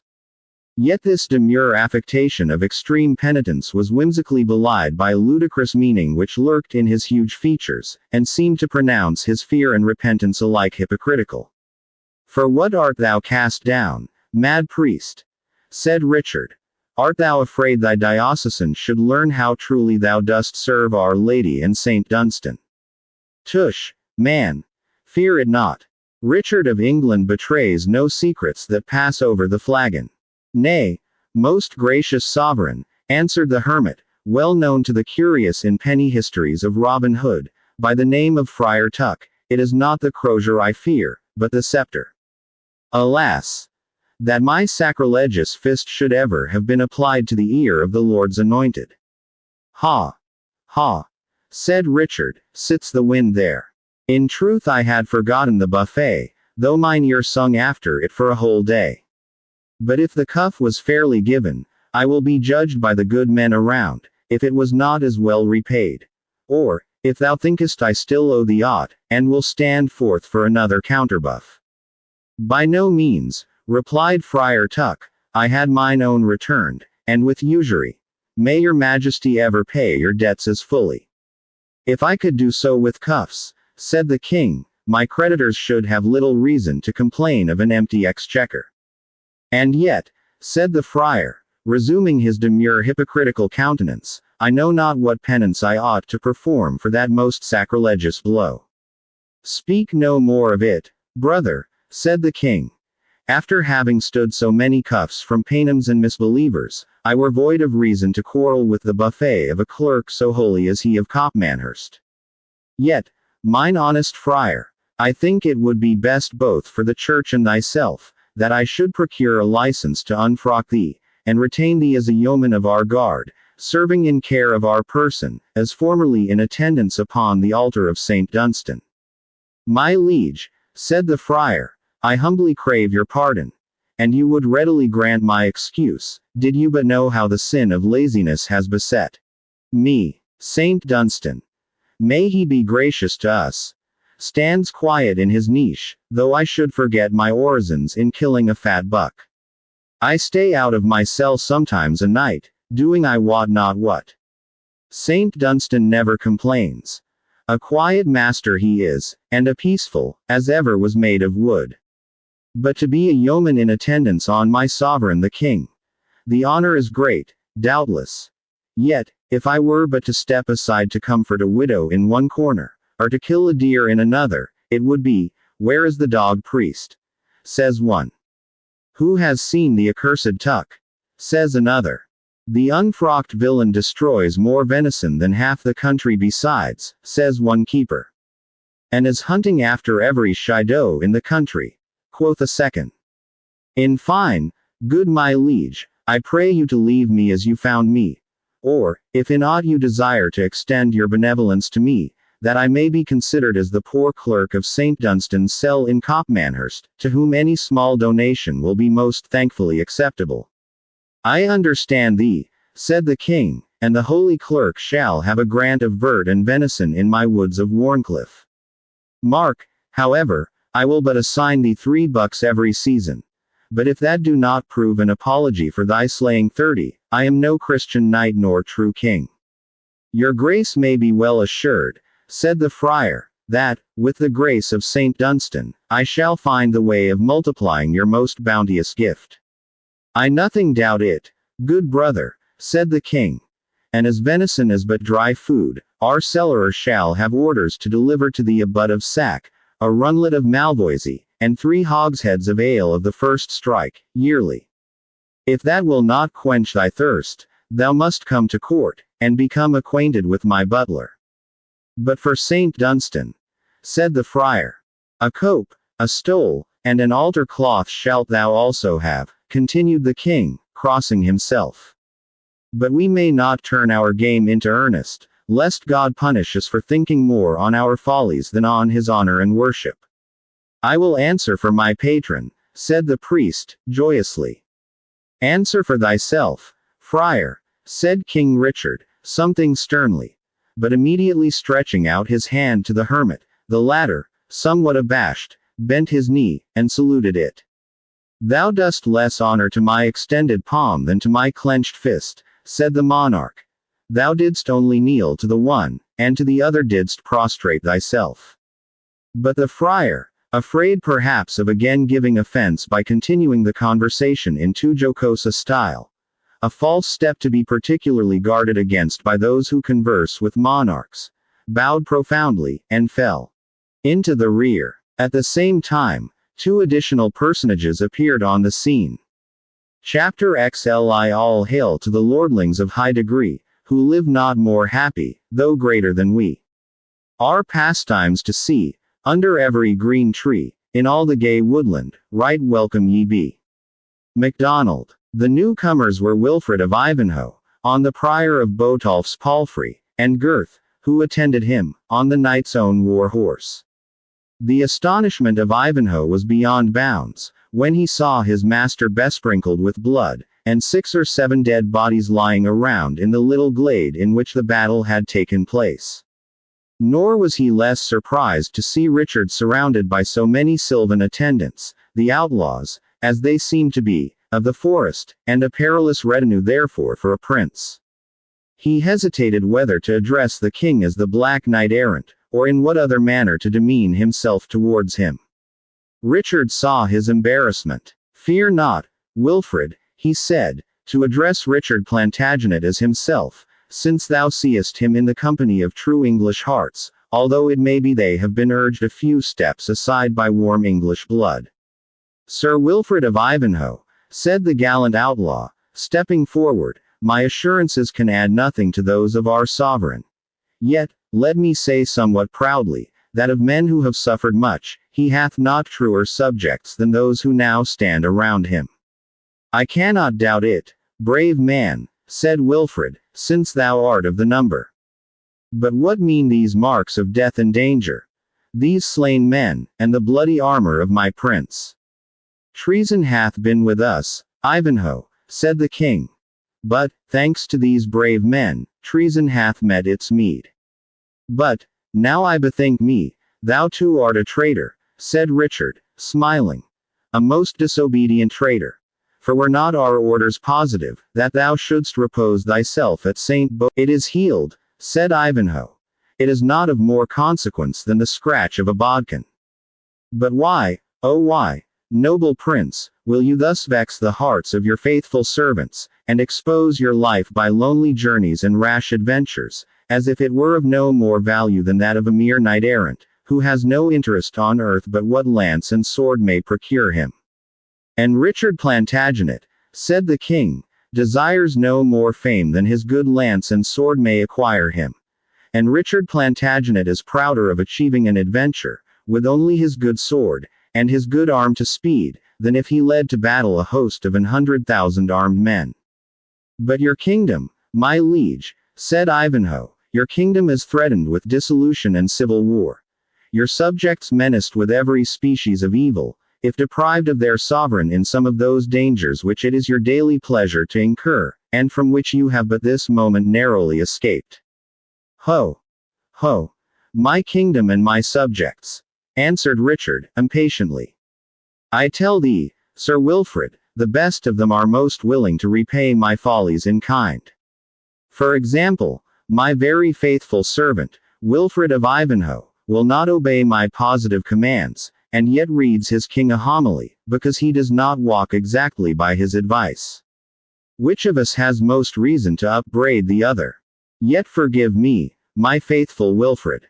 The time I have spent, and am yet to spend in concealment, is, as I explained to thee at St. Botolph's, necessary to give my friends and faithful nobles time to assemble their forces, that when Richard's return is announced, he should be at the head of such a force as enemies shall tremble to face, and thus subdue the meditated treason, without even unsheathing a sword. Estoteville and Bowen will not be strong enough to move forward to York for 24 hours. I must have news of Salisbury from the south, and of Beauchamp, in Warwickshire, and of Multon and Percy in the north. The Chancellor must make sure of London. Too sudden an appearance would subject me to dangers, other than my lance and sword, though backed by the bow of bold Robin, or the quarter-staff of Friar Tuck, and the horn of the sage Wamba, may be able to rescue me from." Wilfred bowed in submission, well knowing how vain it was to contend with the wild spirit of chivalry which so often impelled his master upon dangers which he might easily have avoided, or rather, which it was unpardonable in him to have sought out. The young knight sighed, therefore, and held his peace, while Richard, rejoiced at having silenced his counselor, though his heart acknowledged the justice of the charge he had brought against him, went on in conversation with Robin Hood. "King of outlaws," he said, "have you no refreshment to offer to your brother sovereign? For these dead knaves have found me both in exercise and appetite." "In troth," replied the outlaw, "for I scorn to lie to your grace, our larder is chiefly supplied with—" He stopped, and was somewhat embarrassed. "With venison, I suppose," said Richard, gaily. "Better food at need there can be none. And truly, if a king will not remain at home and slay his own game, methinks he should not brawl too loud if he finds it killed to his hand. If your grace, then, said Robin, will again honor with your presence one of Robin Hood's places of rendezvous, the venison shall not be lacking, and a stoup of ale, and it may be a cup of reasonably good wine, to relish it withal. The outlaw accordingly led the way, followed by the buxom monarch, more happy, probably, in this chance meeting with Robin Hood and his foresters, than he would have been in again assuming his royal state, and presiding over a splendid circle of peers and nobles. Novelty in society and adventure were the zest of life to Richard Coeur de Lion, and it had its highest relish when enhanced by dangers encountered and surmounted. In the lion-hearted king, the brilliant, but useless character, of a knight of romance, was in a great measure realized and revived, and the personal glory which he acquired by his own deeds of arms, was far more dear to his excited imagination, than that which a course of policy and wisdom would have spread around his government. Accordingly, his reign was like the course of a brilliant and rapid meteor, which shoots along the face of heaven, shedding around an unnecessary and portentous light, which is instantly swallowed up by universal darkness. His feats of chivalry furnishing themes for bards and minstrels, but affording none of those solid benefits to his country on which history loves to pause, and hold up as an example to posterity. But in his present company Richard showed to the greatest imaginable advantage. He was gay, good-humored, and fond of manhood in every rank of life. Beneath a huge oak tree the sylvan repast was hastily prepared for the King of England, surrounded by men outlaws to his government, but who now formed his court and his guard. As the flagon went round, the rough foresters soon lost their awe for the presence of majesty. The song and the jest were exchanged. The stories of former deeds were told with advantage, and at length, and while boasting of their successful infraction of the laws, no one recollected they were speaking in presence of their natural guardian. The merry king, nothing heeding his dignity any more than his company, laughed, quaffed, and jested among the jolly band. The natural and rough sense of Robin Hood led him to be desirous that the scene should be closed ere anything should occur to disturb its harmony, the more especially that he observed Ivanhoe's brow clouded with anxiety. "We are honored," he said to Ivanhoe, "apart, by the presence of our gallant sovereign. Yet I would not that he dallied with time, which the circumstances of his kingdom may render precious." "It is well and wisely spoken, brave Robin Hood," said Wilfred, apart. "And know, moreover, that they who jest with majesty even in its gayest mood are but toying with the lion's whelp, which, on slight provocation, uses both fangs and claws." "You have touched the very cause of my fear," said the outlaw. "My men are rough by practice and nature, the king is hasty as well as good-humored. Nor know I how soon cause of offense may arise, or how warmly it may be received. It is time this revel were broken off." "It must be by your management then, gallant yeoman," said Ivanhoe. "For each hint I have essayed to give him serves only to induce him to prolong it." "Must I so soon risk the pardon and favor of my sovereign?" said Robin Hood, pausing for all instant. "But by Saint Christopher, it shall be so. I were undeserving his grace did I not peril it for his good. Here, Scathlock, get thee behind yonder thicket, and wind me a Norman blast on thy bugle, and without an instant's delay on peril of your life."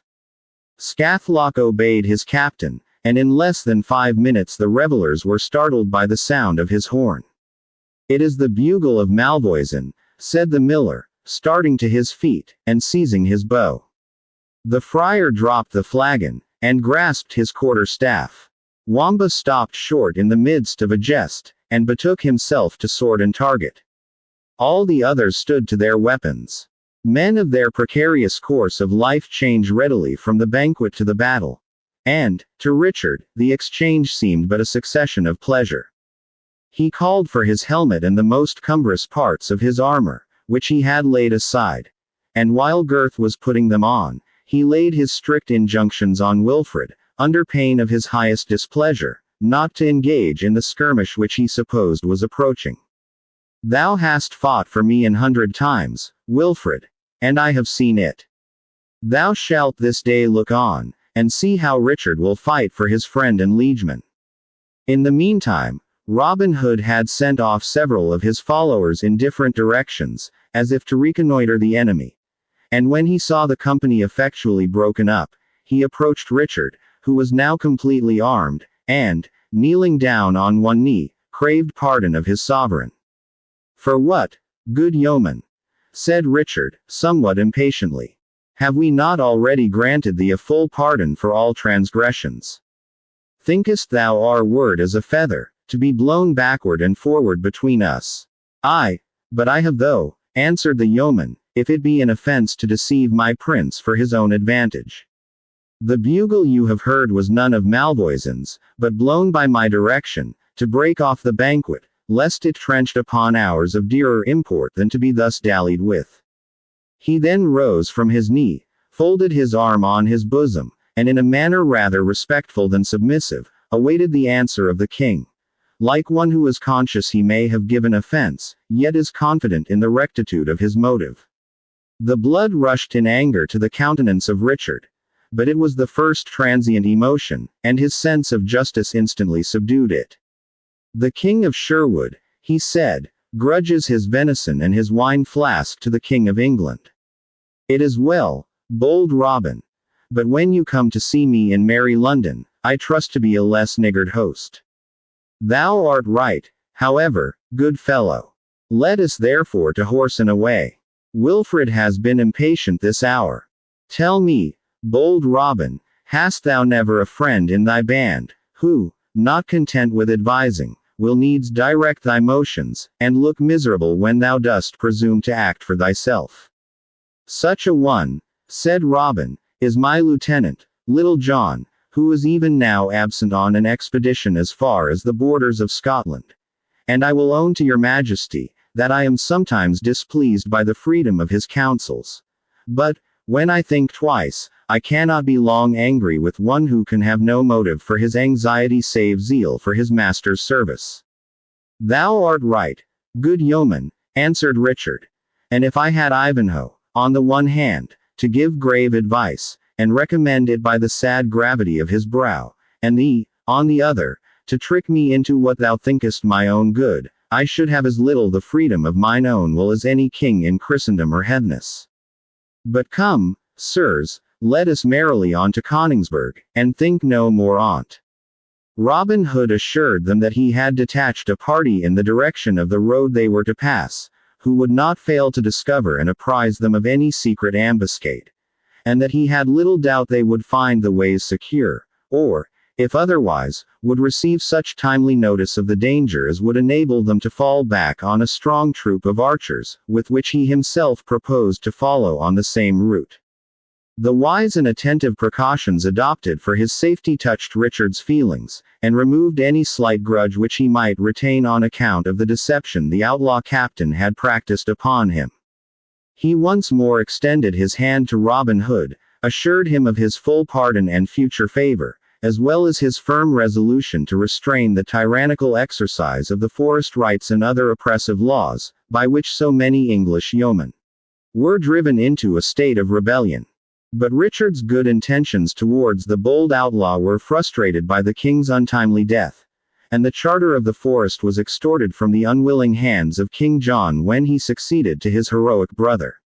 As for the rest of Robin Hood's career, as well as the tale of his treacherous death, they are to be found in those black-letter garlands, once sold at the low and easy rate of 1 halfpenny.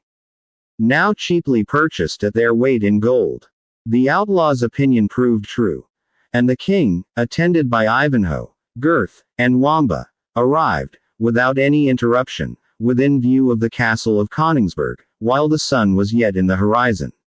There are few more beautiful or striking scenes in England than are presented by the vicinity of this ancient Saxon fortress.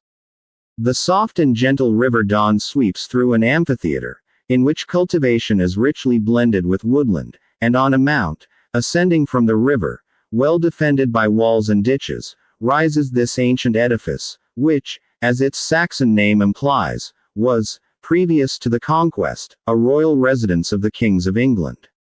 The outer walls have probably been added by the Normans, but the inner keep bears token of very great antiquity. It is situated on a mount at one angle of the inner court, and forms a complete circle of perhaps 25 feet in diameter.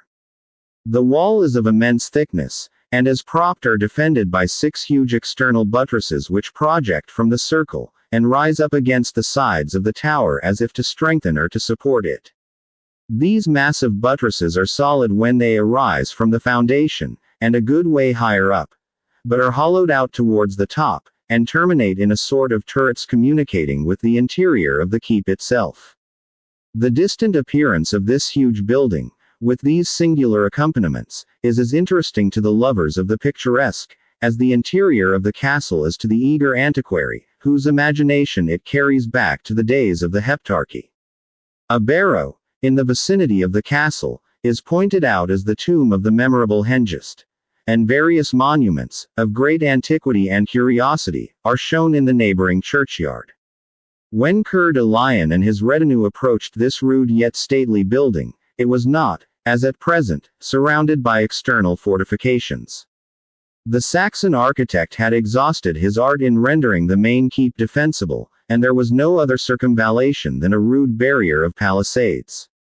A huge black banner, which floated from the top of the tower, announced that the obsequies of the late owner were still in the act of being solemnized.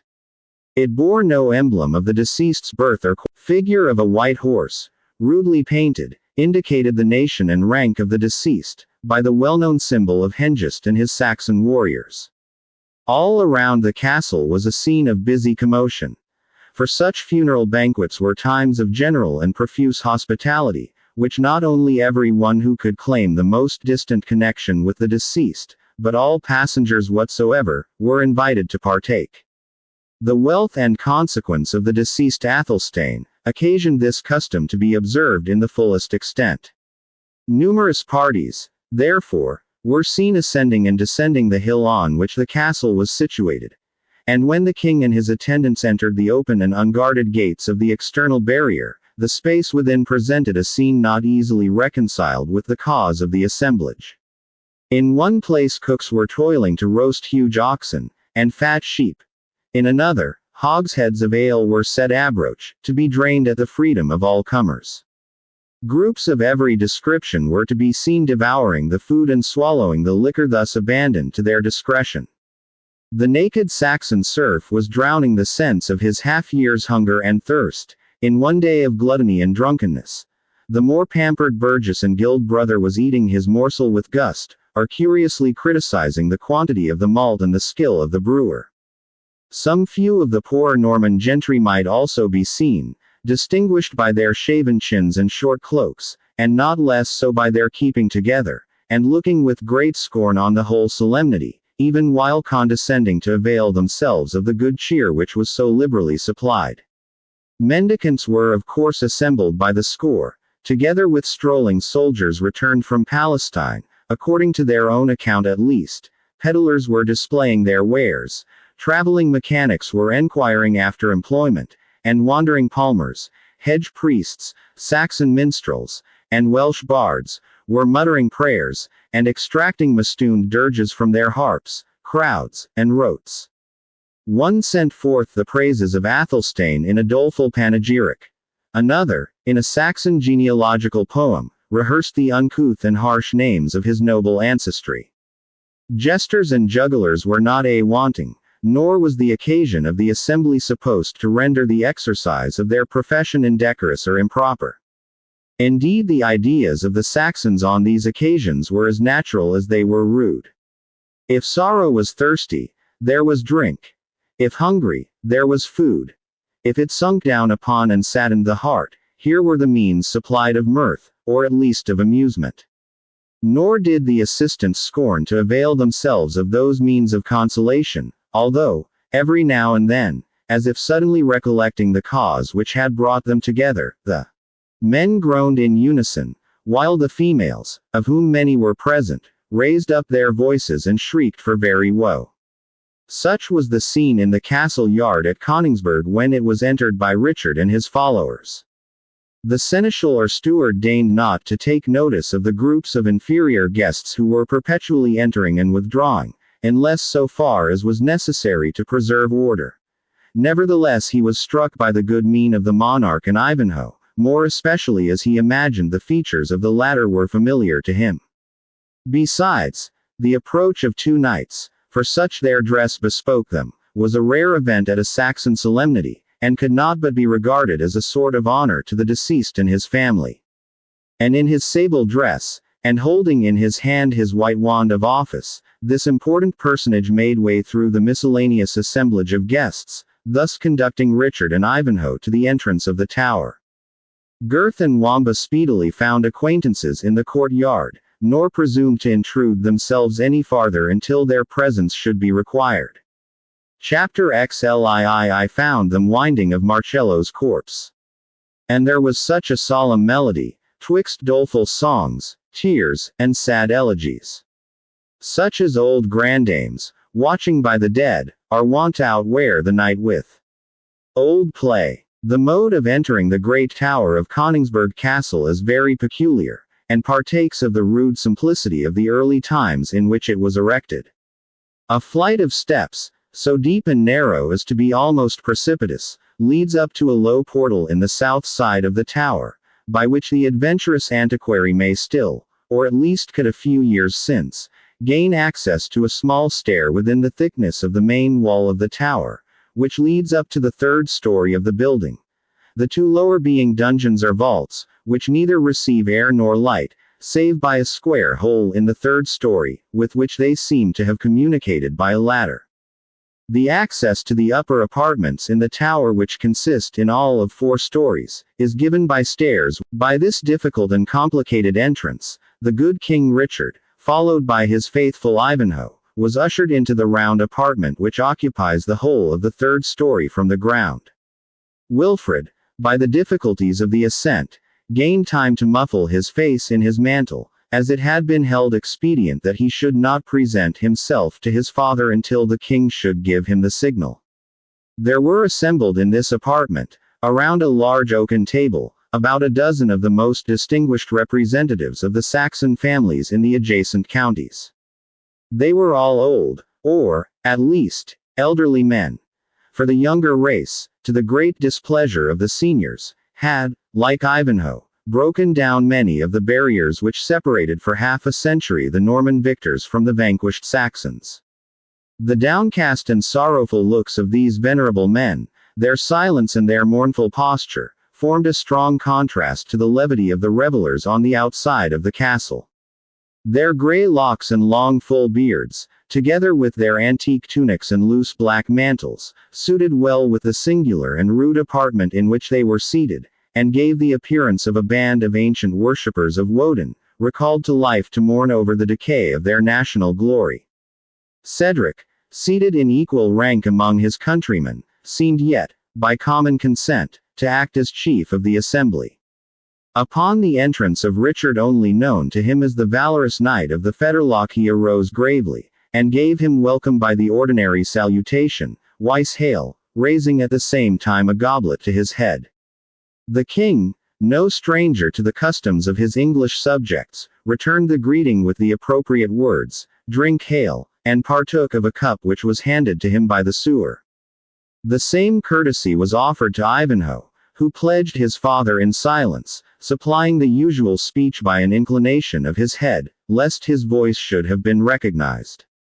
When this introductory ceremony was performed, Cedric arose, and, extending his hand to Richard, conducted him into a small and very rude chapel, which was excavated, as it were, out of one of the external buttresses. As there was no opening, saving a little narrow loophole, the place would have been nearly quite dark but for 2 flambeaux or torches, which showed, by a red and smoky light, the arched roof and naked walls, the rude altar of stone, and the crucifix of the same material.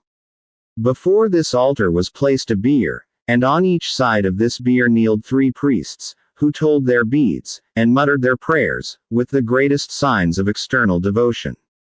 For this service a splendid soul scat was paid to the convent of St. Edmund's by transferred themselves to Königsberg, where, while 6 of their number were constantly on guard in the performance of divine rites by the bier of Athelstane, the others failed not to take their share of the refreshments and amusements which went on at the castle.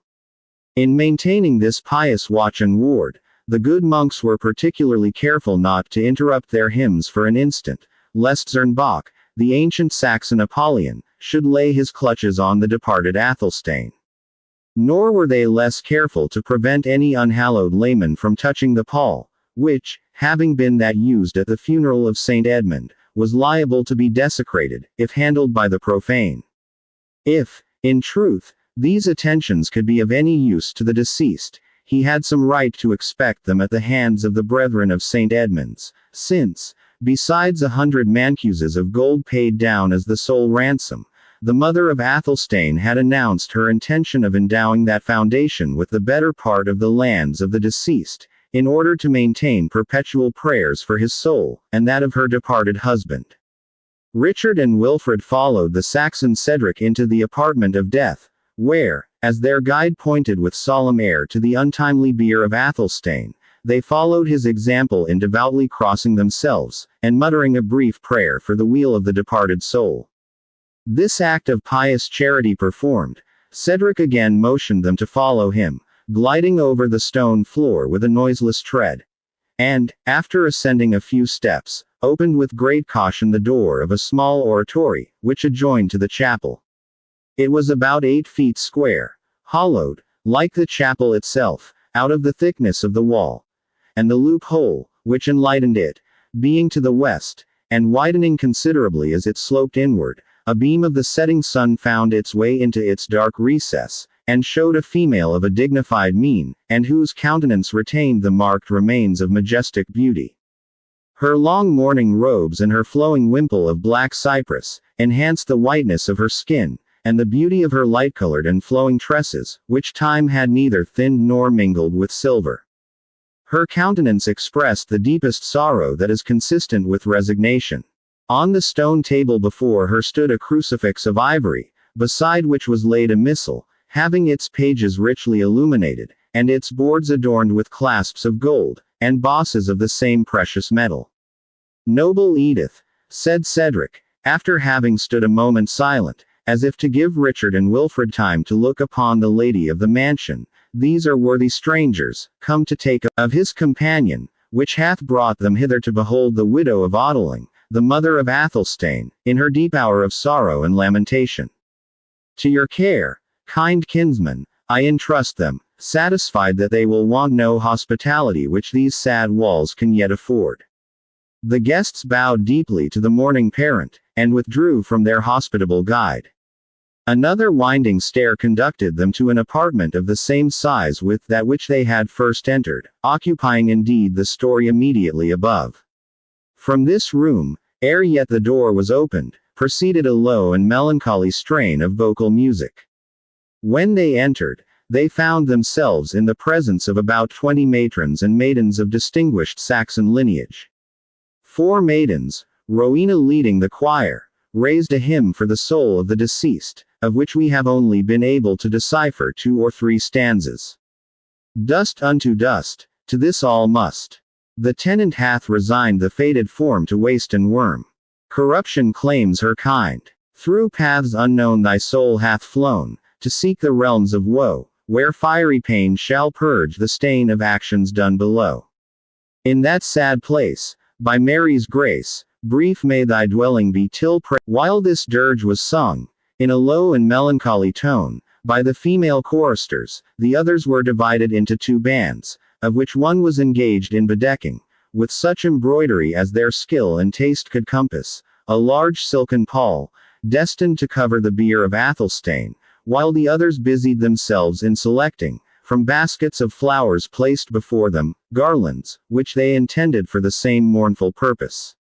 The behavior of the maidens was decorous, if not marked with deep affliction.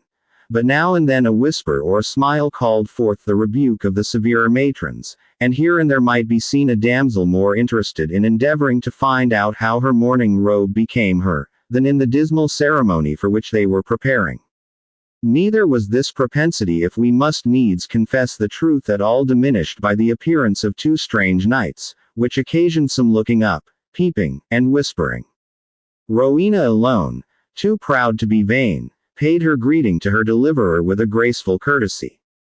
Her demeanor was serious, but not dejected, and it may be doubted whether thoughts of Ivanhoe, and of the uncertainty of his fate, did not claim as great a share in her gravity as the death of her kinsman.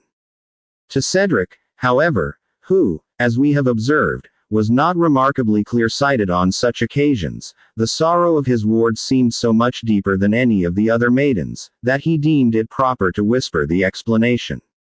She was the affianced bride of the noble Athelstane.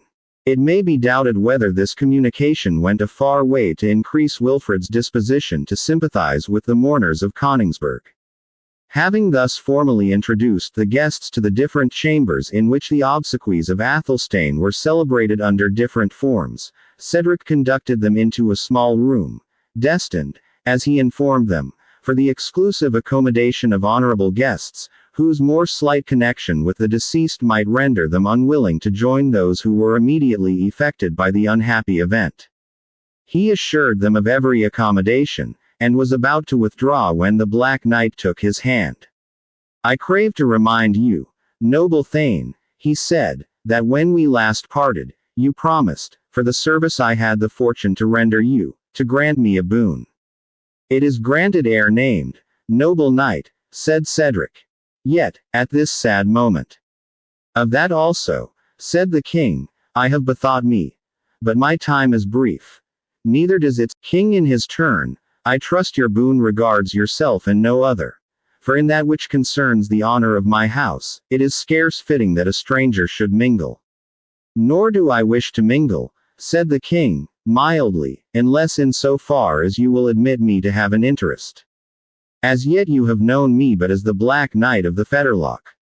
Know me now as Richard Plantagenet." "Richard of Anjou!" exclaimed Cedric, stepping backward with the utmost astonishment. "No, noble Cedric. Richard of England, whose deepest interest, whose deepest wish, is to see her sons united with each other. And, how now, worthy Thane? Hast thou no knee for thy prince?" "To Norman blood," said Cedric, "it hath never bended." "Reserve thine homage then," said the monarch, "until I shall prove my right to it by my equal protection of Normans and English." "Prince," answered Cedric, "I have ever done justice to thy bravery and thy worth. Nor am I ignorant of thy claim to the crown through thy descent from Matilda, niece to Edgar Atheling, and daughter to Malcolm of Scotland. But Matilda, though of the royal Saxon blood, was not the heir to the monarchy." "I will not dispute my title with thee, noble Thane," said Richard, calmly, "but I will bid thee look around thee, and see where thou wilt find another to be put into the scale against it." "And hast thou wandered hither, prince, to tell me so?" said Cedric. "To upbraid me with the ruin of my race, ere the grave has closed o'er the last scion of Saxon royalty." His countenance darkened as he spoke. "It was boldly. It was rashly done." "Not so, by the Holy Rood," replied the king. "It was done in the frank confidence which one brave man may repose in another, without a shadow of danger." "Thou sayest well, Sir King. For king the first own thou art, and wilt be, despite of my feeble opposition. I dare not take the only mode to prevent it, though thou hast placed the strong temptation within my reach. And now to my boon," said the king, "which I ask not with one jot the less confidence, that thou hast refused to acknowledge my lawful sovereignty. I require of thee, as a man of thy word, on pain of being held faithless, mansorn, and knightering, to forgive and receive to thy paternal affection the good knight, Wilfred of Ivanhoe. In this reconciliation thou wilt own I have an interest, the happiness of my faithful people, and this is Wilfred," said Cedric, pointing to his son. "My father, said Ivanhoe, prostrating himself at Cedric's feet, "grant me thy forgiveness." "Thou hast it, my son," said Cedric, raising him up. The son of Hereward knows how to keep his word, even when it has been passed to a Norman. But let me see thee use the dress and costume of thy English ancestry.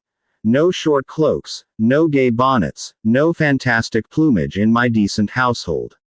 He that would be the son of Cedric, must show himself of English ancestry. Thou art about to speak, he added, sternly, and I guess the topic.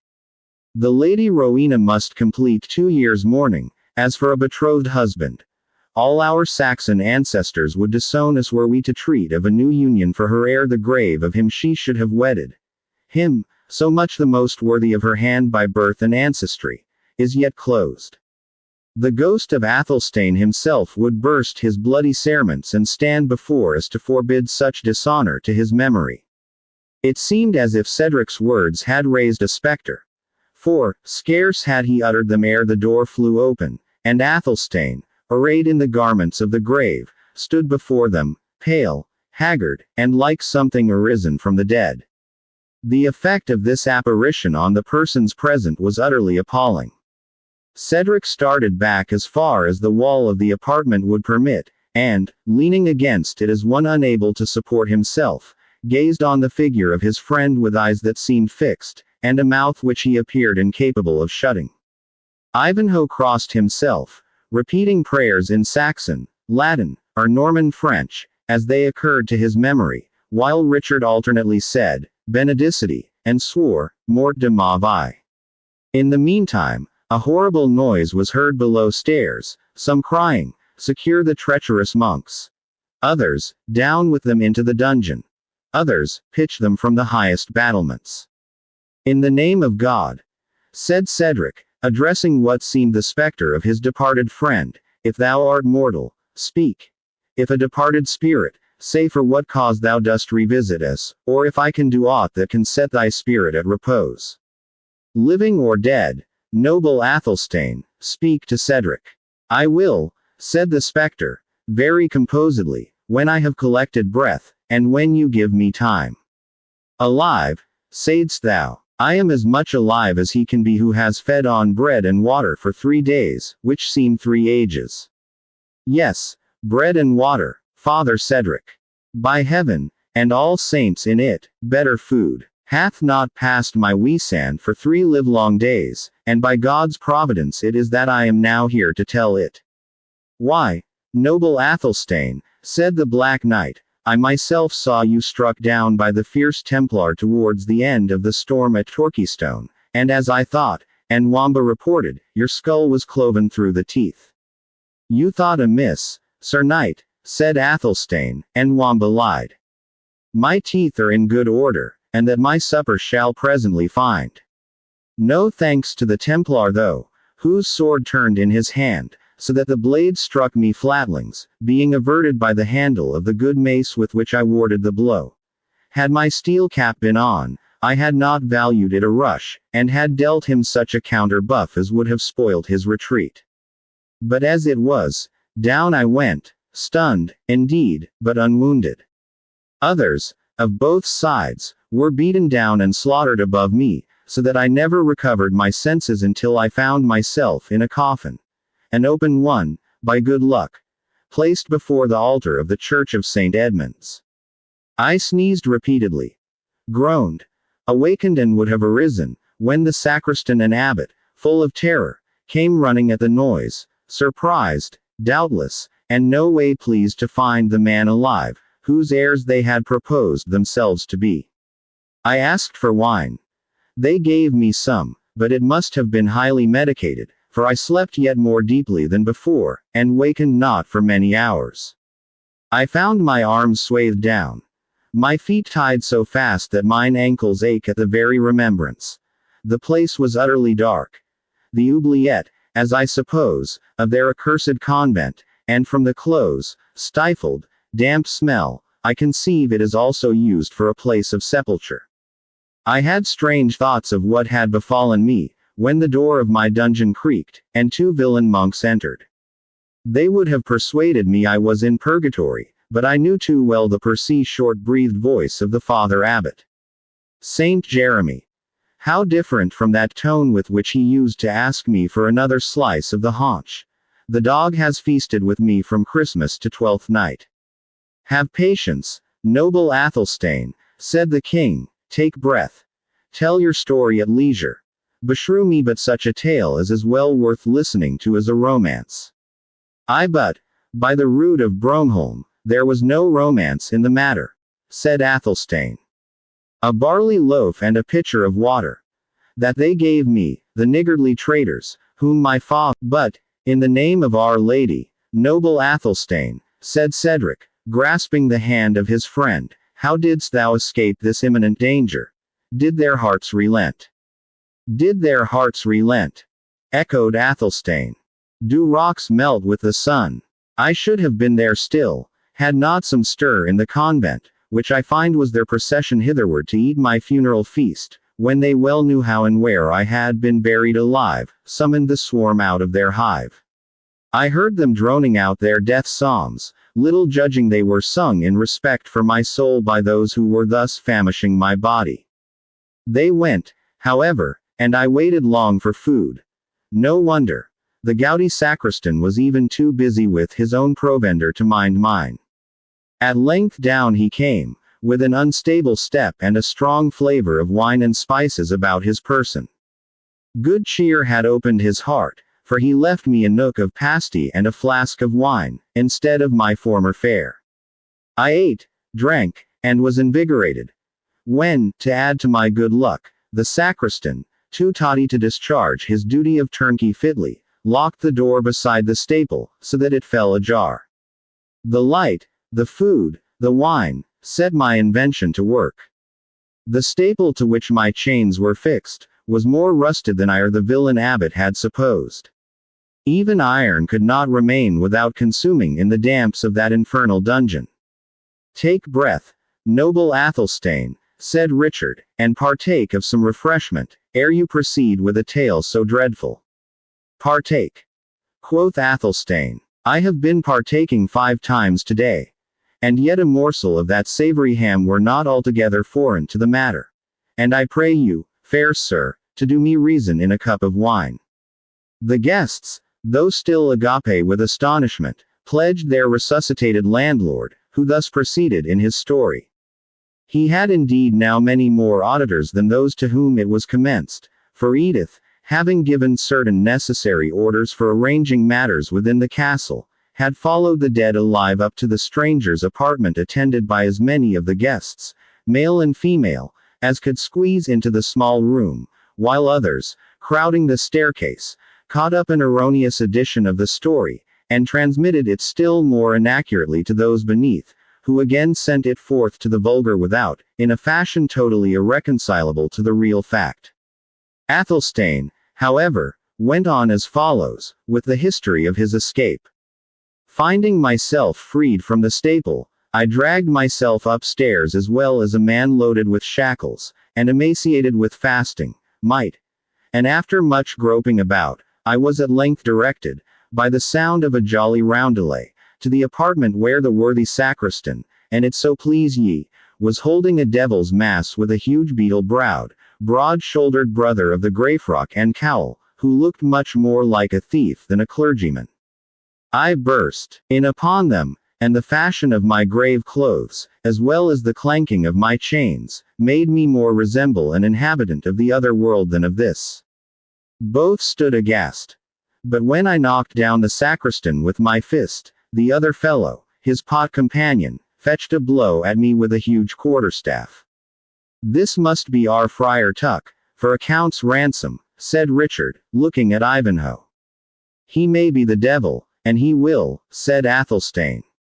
Fortunately he missed the aim, and on my approaching to grapple with him, took to his heels and ran for it. I failed not to set my own heels at liberty by means of the fetter key, which hung amongst others at the sexton's belt. And I had thoughts of beating out the knave's brains with the bunch of keys, but gratitude for the nook of pasty and the flask of wine which the rascal had imparted to my captivity, came over my heart. So, with a brace of hearty kicks, I left him on the floor, pouched some baked meat, and a leathern bottle of wine, with which the two venerable brethren had been regaling, went to the stable, and found in a private stall mine own best palfrey, which, doubtless, had been set apart for the Holy Father Abbot's particular use. Hither I came with all the speed the beast could compass, man and mother's son flying before me wherever I came, taking me for a spectre, the more especially as, to prevent my being recognized, I drew the corpse hood over my face. I had not gained admittance into my own castle, had I not been supposed to be the attendant of a juggler who was making the people in the castle yard very merry, considering they are assembled to celebrate their lord's funeral. I say the sewer thought I was dressed to bear a part in the treachetor's mummery, and so I got admission, and did but disclose myself to my mother, and eat a hasty morsel, ere I came in quest of you, my noble friend. And you have found me, said Cedric, ready to resume our brave projects of honor and liberty. I tell thee, never will dawn a morrow so auspicious as the next, for the deliverance of the noble Saxon race. Talk not to me of delivering any one, said Athelstane. It is well I am delivered myself. I am more intent on punishing that villain abbot. He shall hang on the top of this castle of Coningsburg, in his cope and stole. And if the stairs be too strait to admit his fat carcass, I will have him craned up from without. But, my son, said Edith, consider his sacred office. Consider my 3 days' fast, replied Athelstane. I will have their blood every one of them. Front de Boeuf was burnt alive for a less matter, for he kept a good table for his prisoners, only put too much garlic in his last dish of pottage. But these hypocritical, ungrateful slaves, so often the self-invited flatterers at my board, who gave me neither pottage nor garlic, more or less, they die, by the soul of Hengist. But the Pope, my noble friend, said Cedric. But the devil, my noble friend, answered Athelstane.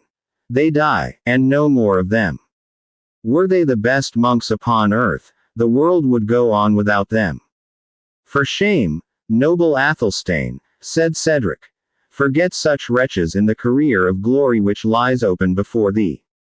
Tell this Norman prince, Richard of Anjou, that, lion-hearted as he is, he shall not hold undisputed the throne of Alfred, while a male descendant of the holy confessor lives to dispute it.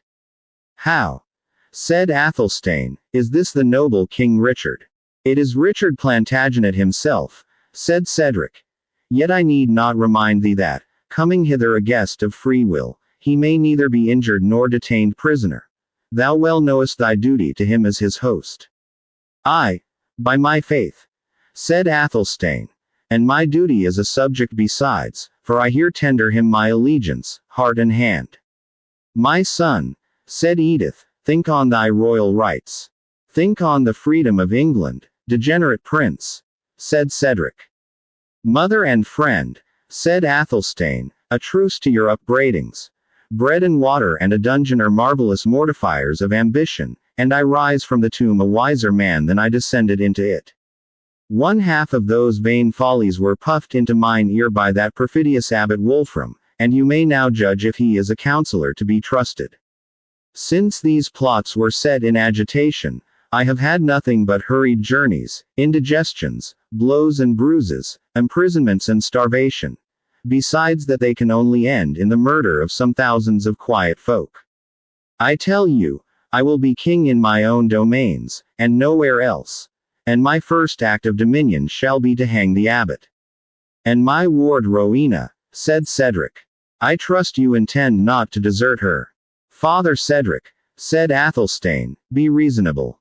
The Lady Rowena cares not for me. She loves the little finger of my kinsman Wilfred's glove better than my whole person. There she stands to avouch it. Nay, blush not, kinswoman, there is no shame in loving a courtly knight better than a country franklin. And do not laugh neither, Rowena, for grave clothes and a thin visage are, God knows, no matter of merriment. Nay, and thou wilt needs laugh, I will find thee a better jest. Give me thy hand, or rather lend it me, for I but ask it in the way of friendship. Here, cousin Wilfred of Ivanhoe, in thy favor I renounce and abjure. Hey, By St. Dunstan, our cousin Wilfred hath vanished. Yet, unless my eyes are still dazzled with the fasting I have undergone, I saw him stand there but even now. All now looked around and inquired for Ivanhoe, but he had vanished. It was at length discovered that a Jew had been to seek him, and that, after very brief conference, he had called for girth and his armor, and had left the castle. Fair cousin, said Athelstane to Rowena, could I think that this sudden disappearance of Ivanhoe was occasioned by other than the weightiest reason, I would myself resume. But he had no sooner let go her hand, on first observing that Ivanhoe had disappeared, than Rowena, who had found her situation extremely embarrassing, had taken the first opportunity to escape from the apartment. Certainly, quoth Athelstane, women are the least to be trusted of all animals, monks and abbots excepted. I am an infidel, if I expected not thanks from her, and perhaps a kiss to boot. These cursed grave clothes have surely a spell on them, every one flies from me. To you I turn, noble King Richard, with the vows of allegiance, which, as a liege subject. But King Richard was gone also, and no one knew whither.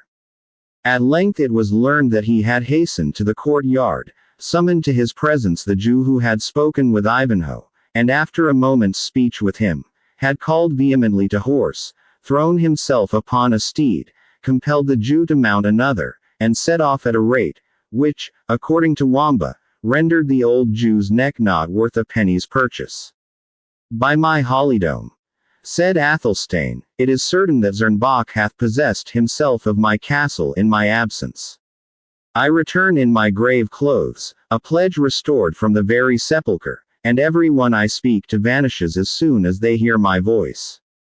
But it skills not talking of it.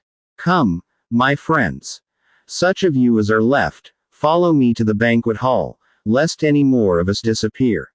It is, I trust, as yet tolerably furnished, as becomes the obsequies of an ancient Saxon noble. And should we tarry any longer, who knows but the devil may fly off with the supper. Chapter XLIII Mowbray's sins so heavy in his bosom, that they may break his foaming courser's back, and throw the rider headlong in the lists, a caitiff recreant. Richard II. Our scene now returns to the exterior of the castle, or preceptory, of Templestowe, about the hour when the bloody die was to be cast for the life or death of Rebecca. It was a scene of bustle and life, as if the whole vicinity had poured forth its inhabitants to a village wake, or rural feast. But the earnest desire to look on blood and death, is not peculiar to those dark ages. Though in the gladiatorial exercise of single combat and general tourney, they were habituated to the bloody spectacle of brave men falling by each other's hands.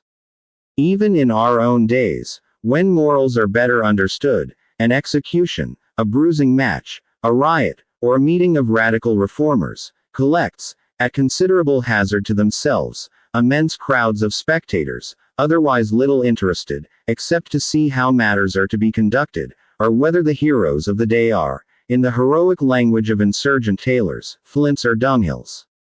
The eyes, therefore, of a very considerable multitude, were bent on the gate of the preceptory of Templestowe, with the purpose of witnessing the procession, while still greater numbers had already surrounded the tiltyard belonging to that establishment. This enclosure was formed on a piece of level ground adjoining to the preceptory, which had been leveled with care, for the exercise of military and chivalrous sports. It occupied the brow of a soft and gentle eminence, was carefully palisaded around, and, as the Templars willingly invited spectators to be witnesses of their skill in feats of chivalry, was amply supplied with galleries and benches for their use. On the present occasion, a throne was erected for the Grand Master at the east end, surrounded with seats of distinction for the preceptors and knights of the order. Over these floated the sacred standard, called Le Beau Saint, which was the ensign, as its name was the battle cry, of the Templars. At the opposite end of the lists was a pile of faggots, so arranged around a stake, deeply fixed in the ground, as to leave a space for the victim whom they were destined to consume, to enter within the fatal circle, in order to be chained to the stake by the fetters which hung ready for that purpose. Beside this deadly apparatus stood 4 black slaves, whose color and African features, then so little known in England, appalled the multitude, who gazed on them as on demons employed about their own diabolical exercises. These men stirred not, excepting now and then, under the direction of one who seemed their chief, to shift and replace the ready fuel. They looked not on the multitude. In fact, they seemed insensible of their presence, save the discharge of their own horrible duty. And when, in speech with each other, they expanded their blubber lips, and showed their white fangs, as if they grinned at the thoughts of the expected tragedy, the startled commons could scarcely help believing that they were actually the familiar spirits with whom the witch had communed, and who, her time being out, stood ready to assist in her dreadful punishment. They whispered to each other, and communicated all the feats which Satan had performed during that busy and unhappy period, not failing, of course, to give the devil rather more than his due. Have you not heard, Father Dennet, quoth one boor to another advanced in years, that the devil has carried away bodily the great Saxon Thane, Athelstane of Coningsburgh? Aye, but he brought him back though, by the blessing of God and Saint Dunstan. How's that? Said a brisk young fellow, dressed in a green cassock embroidered with gold, and having at his heels a stout lad bearing a harp upon his back, which betrayed his vocation. The minstrel seemed of no vulgar rank. For, besides the splendor of his gaily braided doublet, he wore around his neck a silver chain, by which hung the rest, or key, with which he tuned his harp. On his right arm was a silver plate, which, instead of bearing, as usual, the cognizance or badge of the baron to whose family he belonged, had barely the word Sherwood engraved upon it. How mean you by that? Said the gay minstrel, mingling in the conversation of the peasants. I came to seek one subject for my rhyme, and, by'r lady, I were glad to find two. It is well avouched, said the elder peasant, that after Athelstane of Coningsburgh had been dead 4 weeks. That is impossible, said the minstrel. I saw him in life at the passage of arms at Ashby de la Zouche. Dead, however, he was, or else translated, said the younger peasant. For I heard the monks of St. Edmund singing the death's hymn for him. And, moreover, there was a rich death meal and dole at the castle of Coningsburgh, as right was. And thither had I gone, but for Mabel Parkins, who, dead was leaning on a pole that exhibited an appearance between a pilgrim's staff and a quarter-staff, and probably acted as either when occasion served. Your story, said the stalwart churchman. Burn not daylight about it. We have short time to spare. And please your reverence, said Dennet, a drunken priest came to visit the sacristan at St. Edmund's. It does not please my reverence, answered the churchman, that there should be such an animal as a drunken priest, or, if there were, that a layman should so speak him. Be mannerly, my friend, and conclude the holy man only wrapped in meditation, which makes the head dizzy and foot unsteady, as if the stomach were filled with new wine. I have felt it myself. Well, then, answered Father Dennet, a holy brother came to visit the sacristan at St. Edmund's.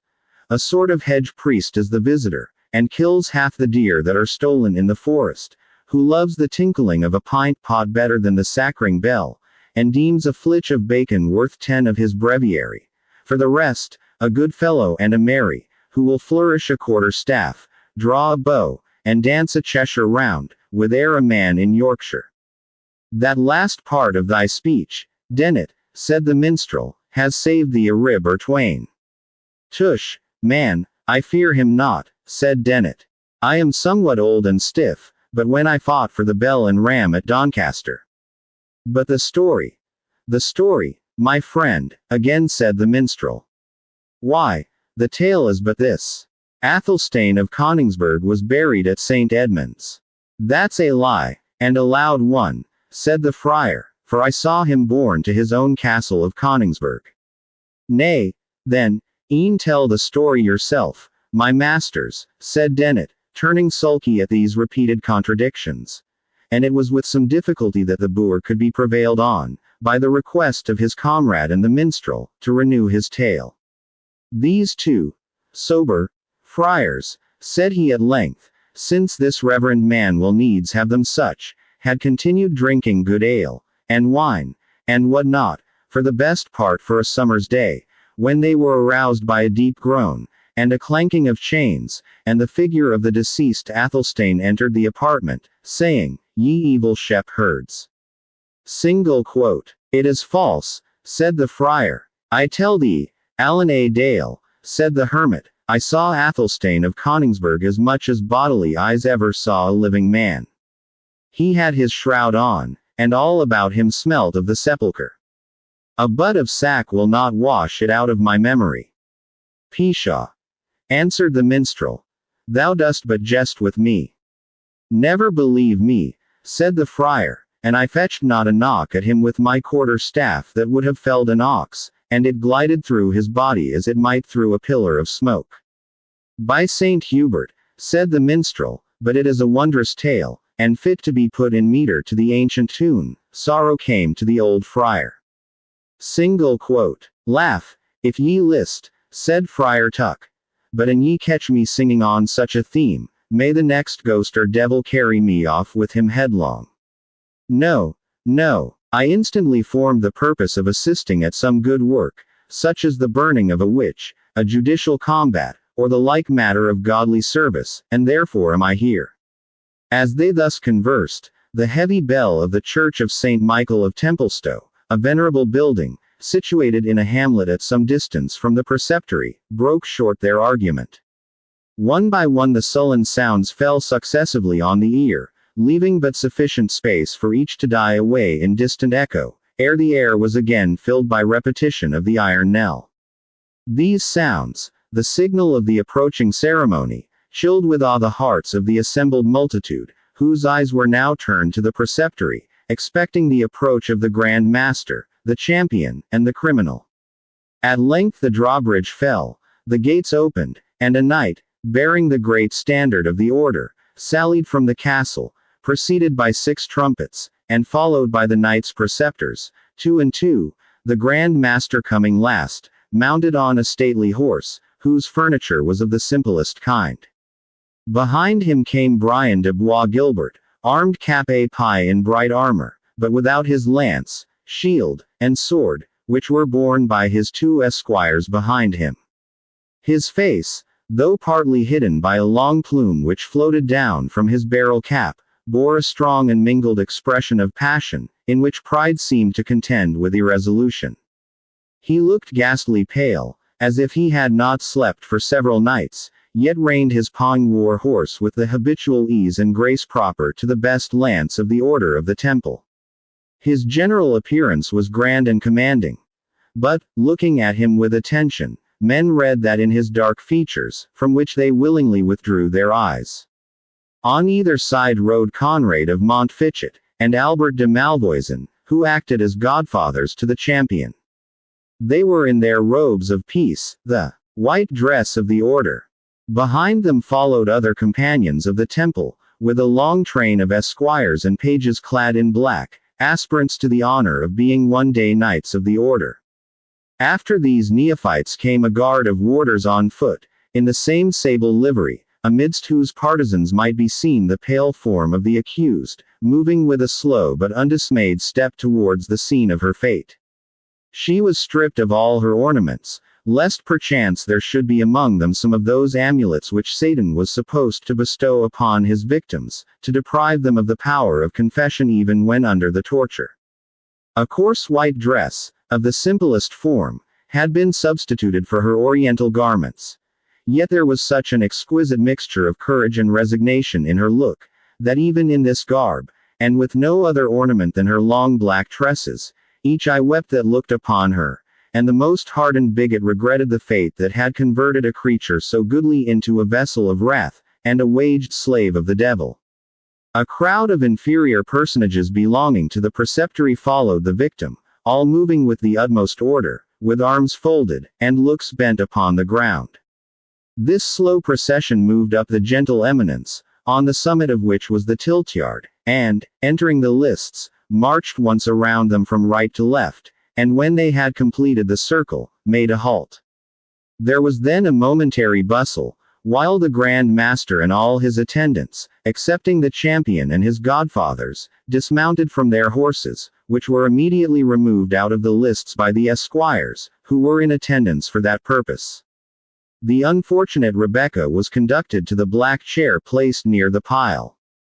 On her first glance at the terrible spot where preparations were making for a death alike dismaying to the mind and painful to the body, she was observed to shudder and shut her eyes, praying internally doubtless, for her lips moved though no speech was heard. In the space of a minute she opened her eyes, looked fixedly on the pile as if to familiarize her mind with the object, and then slowly and naturally turned away her head. Meanwhile, the Grand Master had assumed his seat, and when the chivalry of his order was placed around and behind him, each in his due rank, a loud and long flourish of the trumpets announced that the court were seated for judgment. Malvoisin, then, acting as godfather of the champion, stepped forward, and laid the glove of the Jewess, which was the pledge of battle, at the feet of the Grand Master. Valorous lord, and reverend, accepting the pledge of battle which I now lay at your reverence's feet, hath become bound to do his devoir in combat this day, to maintain that this Jewish maiden, by name Rebecca, hath justly deserved the doom passed upon her in a chapter of this most holy order of the Temple of Zion, condemning her to die as a sorceress.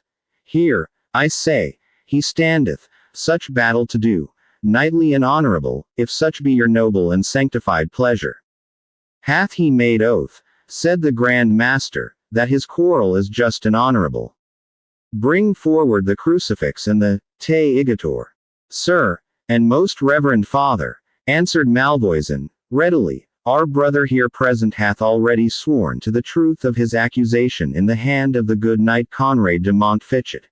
And otherwise he ought not to be sworn, seeing that his adversary is an unbeliever, and may take no oath. This explanation was satisfactory, to Albert's great joy. For the wily knight had foreseen the great difficulty, or rather impossibility, of prevailing upon Brian de Bois Guilbert to take such an oath before the assembly, and had invented this excuse to escape the necessity of his doing so. The Grand Master, having allowed the apology of Albert Malvoisin, commanded the herald to stand forth and do his devoir. The trumpets then again flourished, and a herald, stepping forward, proclaimed aloud, O yes, O yes, O yes. Here standeth the good knight, Sir Brian de Bois Guilbert, ready to do battle with any knight of free blood, who will sustain the quarrel allowed and allotted to the Jewess Rebecca, to try by champion, in respect of lawful eswan of her own body. And to such champion the reverend and valorous Grand Master here present allows a fair field, and equal partition of sun and wind, and whatever else appertains to a fair combat. The trumpets again sounded, and there was a dead pause of many minutes. No champion appears for the appellant, said the Grand Master. Go, herald, and ask her whether she expects any one to do battle for her in this her cause. The herald went to the chair in which Rebecca was seated, and Bois Guilbert suddenly turning his horse's head toward that end of the lists, in spite of hints on either side from Malvoisin and Montfichet, was by the side of Rebecca's chair as soon as the herald. Is this regular, and according to the law of combat? Said Malvoisin, looking to the Grand Master. Albert de Malvoisin, it is, answered Beaumanoir. For in this appeal to the judge, in the meantime, the herald spoke to Rebecca in these terms. Damsel, the honorable and reverend the Grand Master demands of thee, if thou art prepared with a champion to do battle this day in thy behalf, or if thou dost yield thee as one justly condemned to a deserved doom. Say to the Grand Master, replied Rebecca, that I maintain my innocence, and do not yield me as justly condemned, lest I become guilty of mine own blood. Say to him, that I challenge such delay as his forms will permit, to see if God, whose opportunity is in man's extremity, will raise me up a deliverer. And when such uttermost space is past, may his holy will be done. The herald retired to carry this answer to the Grand Master. God forbid, said Lucas Beaumanoir, that Jew or pagan should impeach us of injustice. Until the shadows be cast from the west to the eastward, will we wait to see if a champion shall appear for this unfortunate woman. When the day is so far past, let her prepare for death." The herald communicated the words of the Grand Master to Rebecca, who bowed her head submissively, folded her arms, and, looking up towards heaven, seemed to expect that aid from above which she could scarce promise herself from man. During this awful pause, the voice of Bois Guilbert broke upon her ear. It was but a whisper, yet it startled her more than the summons of the herald had appeared to do. "Rebecca," said the Templar, "dost thou hear me? I have no portion in thee, cruel, hard-hearted man," said the unfortunate maiden. "Ay, but dost thou understand my words?" said the Templar, "for the sound of my voice is frightful in mine own ears. I scarce know on what ground we stand, or for what purpose they have brought us hither. This listed space, that chair, these faggots. I know their purpose, and yet it appears to me like something unreal, the fearful picture of a vision, which appalls my sense with hideous fantasies, but convinces not my reason. My mind and senses keep touch and time," answered Rebecca, "and tell me alike that these faggots are destined to consume my earthly body, and open a painful but a brief passage to a better world." "Dreams, Rebecca. Dreams," answered the Templar. "Idle visions, rejected by the wisdom of your own wiser Sadducees. Hear me, Rebecca," he said, proceeding with animation. "A better chance hast thou for life and liberty than yonder knaves and dotard dream of. Mount thee behind me on my steed. On Zamor, the gallant horse that never failed his rider. I won him in single fight from the Soldan of Trebizond. Mount, I say, behind me. In one short hour is pursuit and enquiry far behind. A new world of pleasure opens to thee, to me a new career of fame. Let them speak the doom which I despise, and erase the name of Bois Guilbert from their list of monastic slaves. I will wash out with blood whatever blot they may dare to cast on my scutcheon." "Tempter," said Rebecca, "begone. Not in this last extremity canst thou move me one hair's breadth from my resting place. Surrounded as I am by foes, I hold thee as my worst and most deadly enemy. Avoid thee, in the name of God." Albert Malvoisin, alarmed and impatient at the duration of their conference, now advanced to interrupt it. "Hath the maiden acknowledged her guilt?" he demanded of Bois Guilbert. "Or is she resolute in her denial?" "She is indeed resolute," said Bois Guilbert. "Then," said Malvoisin, "must thou, noble brother, resume thy place to attend the issue. The shades are changing on the circle of the dial. Come, brave Bois Guilbert. Come, thou hope of our holy order, and soon to be its head." As he spoke in this soothing tone, he laid his hand on the knight's bridle, as if to lead him back to his station. "False villain! What meanest thou by thy hand on my rein?" said Sir Brian, angrily. And shaking off his companion's grasp, he rode back to the upper end of the lists. "There is yet spirit in him," said Malvoisin apart to Montfichet, "were it well directed. But, like the Greek fire, it burns whatever approaches it." The judges had now been 2 hours in the lists, awaiting in vain the appearance of a champion. "And reason good," said Friar Tuck, "seeing she is a Jewess. And yet, by mine order, it is hard that so young and beautiful a creature should perish without one blow being struck in her behalf. Were she 10 times a witch, provided she were but the least bit of a Christian, my quarter-staff should ring noon on the steel cap of yonder fierce Templar, ere he carried the matter off thus." It was, however, the general belief that no one could or would appear for a Jewess, accused of sorcery, and the knights, instigated by Malvoisin, whispered to each other, that it was time to declare the pledge of Rebecca forfeited. At this instant a knight, urging his horse to speed, appeared on the plain advancing towards the lists. 100 voices exclaimed. Glance, however, served to destroy the hope that his timely arrival had excited. His horse, urged for many miles to its utmost speed, appeared to reel from fatigue, and the rider, however undauntedly he presented himself in the lists, either from weakness, weariness, or both, seemed scarce able to support himself in the saddle. To the summons of the herald, who demanded his rank, his name, and purpose, the stranger knight answered readily and boldly, "I am a good knight and noble, come hither to sustain with lance and sword the just and lawful quarrel of this damsel, Rebecca, daughter of Isaac of York. To uphold the doom pronounced against her to be false and truthless, and to defy Sir Brian de Bois Guilbert, as a traitor, murderer, and liar.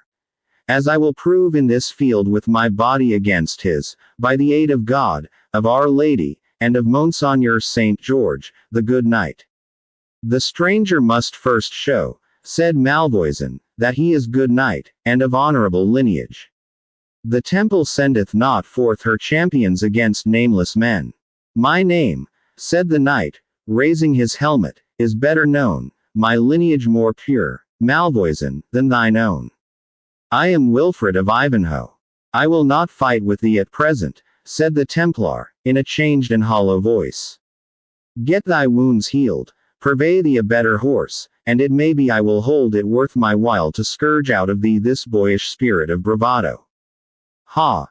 Proud Templar," said Ivanhoe, "hast thou forgotten that twice didst thou fall before this lance? Remember the lists at Acre. Remember the passage of arms at Ashby. Remember thy proud vaunt in the halls of Rotherwood, and the gage of your gold chain against my reliquary, that thou wouldst do battle with Wilfred of Ivanhoe, and recover the honor thou hadst lost. By that reliquary and the holy relic it contains, I will proclaim thee, Templar, a coward in every court in Europe, in every preceptory of thine order, unless thou do battle without farther delay." Bois Guilbert turned his countenance irresolutely towards Rebecca, and then exclaimed, looking fiercely at Ivanhoe, "Dog of a Saxon! Take thy lance, and prepare for the death thou hast drawn upon thee." "Does the Grand Master allow me the combat?" said Ivanhoe. "I may not deny what thou hast challenged," said the Grand Master, "provided the thus as I am, and not otherwise," said Ivanhoe. "It is the judgment of God. To his keeping I commend myself." "Rebecca," said he, riding up to the fatal chair, "dost thou accept of me for thy champion?" "I do," she said. "I do," fluttered by an emotion which the fear of death had been unable to produce, "I do accept thee as the champion whom heaven hath sent me. Yet, no, thy wounds are uncured. Meet not that proud man. Why shouldst thou perish also?" But Ivanhoe was already at his post, and had closed his visor, and assumed his lance. Bois Guilbert did the same.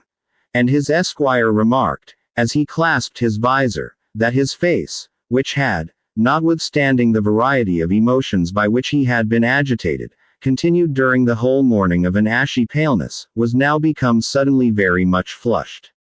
The herald, then, seeing each champion in his place, uplifted his voice, repeating thrice, "Faites vos devoirs, preux chevaliers." After the third cry, he withdrew to one side of the lists, and again proclaimed, that none, on peril of instant death, should dare, by word, cry, or action, to interfere with or disturb this fair field of combat. The Grand Master, who held in his hand the gauge of battle, Rebecca's glove, now threw it into the lists, and pronounced the fatal signal words, "Laissez aller." The trumpets sounded, and the knights charged each other in full career. The wearied horse of Ivanhoe, and its no less exhausted rider, went down, as all had expected, before the well-aimed lance and vigorous steed of the Templar. This issue of the combat all had foreseen. But although the spear of Ivanhoe did but, in comparison, touch the shield of Bois Guilbert, that champion, to the astonishment of all who beheld it, reeled in his saddle, lost his stirrups, and fell in the lists. Ivanhoe, extricating himself from his fallen horse, was soon on foot, hastening to mend his fortune with his sword. But his antagonist arose not. Wilfred, placing his foot on his breast, and the sword's point to his throat, commanded him to yield him, or die on the spot. Bois Guilbert returned no answer. "Slay him not, Sir Knight," cried the Grand Master, unshriven and unabsolved. "Kill not body and soul." We allow him vanquished. He descended into the lists, and commanded them to unhelm the conquered champion. His eyes were closed. The dark red flush was still on his brow. As they looked on him in astonishment, the eyes opened, but they were fixed and glazed. The flush passed from his brow, and gave way to the pallid hue of death. Unscathed by the lance of his enemy, he had died a victim to the violence of his own contending passions. This is indeed the judgment of God, said the Grand Master, looking upwards. Fiat voluntas tua. Single quote. Chapter XLIV. So. Now 'tis ended, like an old wife's story. Webster. When the first moments of surprise were over, Wilfred of Ivanhoe demanded of the Grand Master, as judge of the field, if he had manfully and rightfully done his duty in the combat. Manfully and rightfully hath it been done, said the Grand Master. I pronounce the maiden free and guiltless. The arms and the body of the deceased knight are at the will of the victor. I will not despoil him of his weapons, said the Knight of Ivanhoe, nor condemn his corpse to shame. He hath fought for Christendom. God's arm, no human hand, hath this day struck him down. But let his obsequies be private, as becomes those of a man who died in an unjust quarrel. And for the maiden, he was interrupted by a clattering of horses' feet, advancing in such numbers, and so rapidly, as to shake the ground before them. And the Black Knight galloped into the lists. He was followed by a numerous band of men at arms, and several knights in complete armor. I am too late, he said, looking around him. I had doomed Bois Gilbert for mine own property. Ivanhoe, was this well, to take on thee such a venture, and thou scarce able to keep thy saddle? Heaven, my liege, answered Ivanhoe, hath taken this proud man for its victim. He was not to be honored in dying as your will had designed.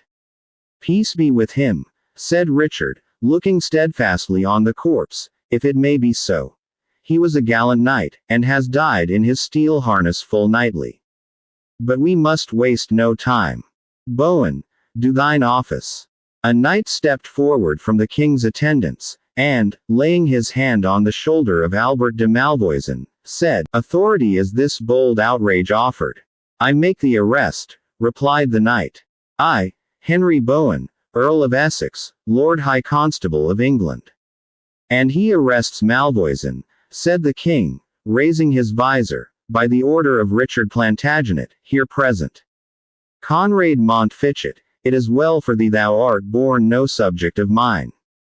But for thee, Malvoisin, thou diest with thy brother Philip, ere the world be a week older. I will resist thy doom, said the Grand Master. Proud Templar, said the king, thou canst not. Look up, and behold the royal standard of England floats over thy towers instead of thy temple banner. Be wise, Beaumanoir, and make no bootless opposition. Thy hand is in the lion's mouth. I will appeal to Rome against thee, said the Grand Master, for usurpation on the immunities and privileges of our order. Be it so, said the king.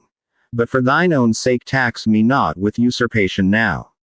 Dissolve thy chapter, and depart with thy followers to thy next preceptory, if thou canst find one, which has not been made the scene of treasonable conspiracy against the King of England. Or, if thou wilt, remain, to share our hospitality, and behold our justice. To be a guest in the house where I should command, said the Templar. Never. Chaplains, raise the psalm, quaere fremurunt gentes. Single quote. Knights, squires, and followers of the Holy Temple, prepare to follow the banner of Beau Saint. Single quote. The Grand Master spoke with a dignity which confronted even that of England's king himself, and inspired courage into his surprised and dismayed followers. They gathered around him like the sheep around the watchdog, when they hear the baying of the wolf. But they evinced not the timidity of the scared flock. There were dark brows of defiance, and looks which menaced the hostility they dared not to proffer in words. They drew together in a dark line of spears, from which the white cloaks of the knights were visible among the dusky garments of their retainers, like the lighter colored edges of a sable cloud. The multitude, who had raised a clamorous shout of reprobation, paused and gazed in silence on the formidable and experienced body to which they had unwarily bade defiance, and shrunk back from their front. The Earl of Essex, when he beheld them pause in their assembled force, dashed the rowels into his charger's sides, and galloped backwards and forwards to array the front of the Templars, calling aloud, "What, sirs! Among so many gallant knights, will none dare splinter a spear with Richard? Sirs of the Temple, your ladies are but sun-burned, if they are not worth the shiver of a broken lance." "The brethren of the Temple," said the Grand Master, riding forward in advance of their body, "fight not on such idle and profane quarrel. And not with thee, Richard of England, shall a Templar cross lance in my presence. The Pope and princes of Europe shall judge our quarrel, and whether a Christian prince has done well in bucklering the cause which thou hast today adopted. If unassailed, we depart assailing no one. To thine honor we refer the armor and household goods of the order which we leave behind us, and on thy conscience we lay the scandal and offense thou hast this day given to Christendom." With these words, and without waiting a reply, the Grand Master gave the signal of departure. Their trumpets sounded a wild march, of an oriental character, which formed the usual signal for the Templars to advance. They changed their array from a line to a column of march, and moved off as slowly as their horses could step, as if to show it was only the will of their Grand Master, and no fear of the opposing and superior force, which compelled them to withdraw. "By the splendor of Our Lady's brow," said King Richard, "it is pity of their lives that these Templars are not so trusty as they are disciplined and valiant." The multitude, like a timid cur which waits to bark till the object of its challenge has turned his back, raised a feeble shout as the rear of the squadron left the ground. During the tumult which attended the retreat of the Templars, Rebecca saw and heard nothing. She was locked in the arms of her aged father, giddy, and almost senseless, with the rapid change of circumstances around her. But one word from Isaac at length recalled her scattered feelings. "Let us go," he said, "my dear daughter, my recovered treasure. Let us go to throw ourselves at the feet of the good youth." "Not so," said Rebecca, "oh no no no. I must not at this moment dare to speak to him. Alas! I should say more than. No, my father, let us instantly leave this evil place." "But, my daughter," said Isaac, "to leave him who hath come forth like a strong man with his spear and shield, holding his life, it is, most thankfully, most devoutly acknowledged," said Rebecca. "It shall be still more so. But not now. For the sake of thy beloved Rachel, Father, grant my request. Not now." "Nay, but," said Isaac, insisting, "they will deem us more thankless than mere dogs. But thou seest, my dear father, that King Richard is in presence, and that." "True, my best, my wisest Rebecca. Let us hence. Let us hence. Money he will lack, for he has just returned from Palestine, and, as they say, from prison.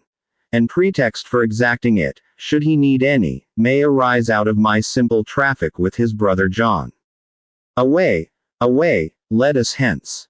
And hurrying his daughter in his turn, he conducted her from the lists, and by means of conveyance which he had provided, transported her safely to the house of the Rabbi Nathan. The Jewess, whose fortunes had formed the principal interest of the day, having now retired unobserved, the attention of the populace was transferred to the Black Knight. They now filled the air with long life to Richard with the lion's heart, and down with the usurping Templars. Notwithstanding all this lip loyalty, said Ivanhoe to the Earl of Essex, it was well the king took the precaution to bring thee with him, noble Earl, and so many of thy trusty followers. The Earl smiled and shook his head.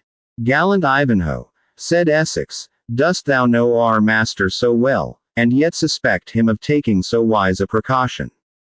I was drawing towards York having heard that Prince John was making head there, when I met King Richard, like a true knight-errant, galloping hither to achieve in his own person this adventure of the Templar and the Jewess, with his own single arm. I accompanied him with my band, almost maugre his consent. And what news from York, brave Earl? Said Ivanhoe. Will the rebels bide us there?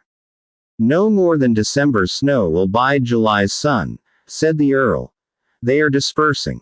And who should come posting to bring us the news, but John himself? The traitor. The ungrateful insolent traitor, said Ivanhoe. Did not Richard order him into confinement? Oh, he received him, answered the Earl, as if they had met after a hunting party. And, pointing to me and our men at arms, said, Thou seest, brother, I have some angry men with me. Thou wert best go to our mother, carry her my duteous affection, and abide with her until men's minds are pacified. Single quote. And this was all he said? Enquired Ivanhoe. Would not any one say that this prince invites men to treason by his clemency? Just, replied the Earl, as the man may be said to invite death, who undertakes to fight a combat, having a dangerous wound unhealed. I forgive thee the jest, Lord Earl, said Ivanhoe. But, remember, I hazarded but my own life. Richard, the welfare of his kingdom.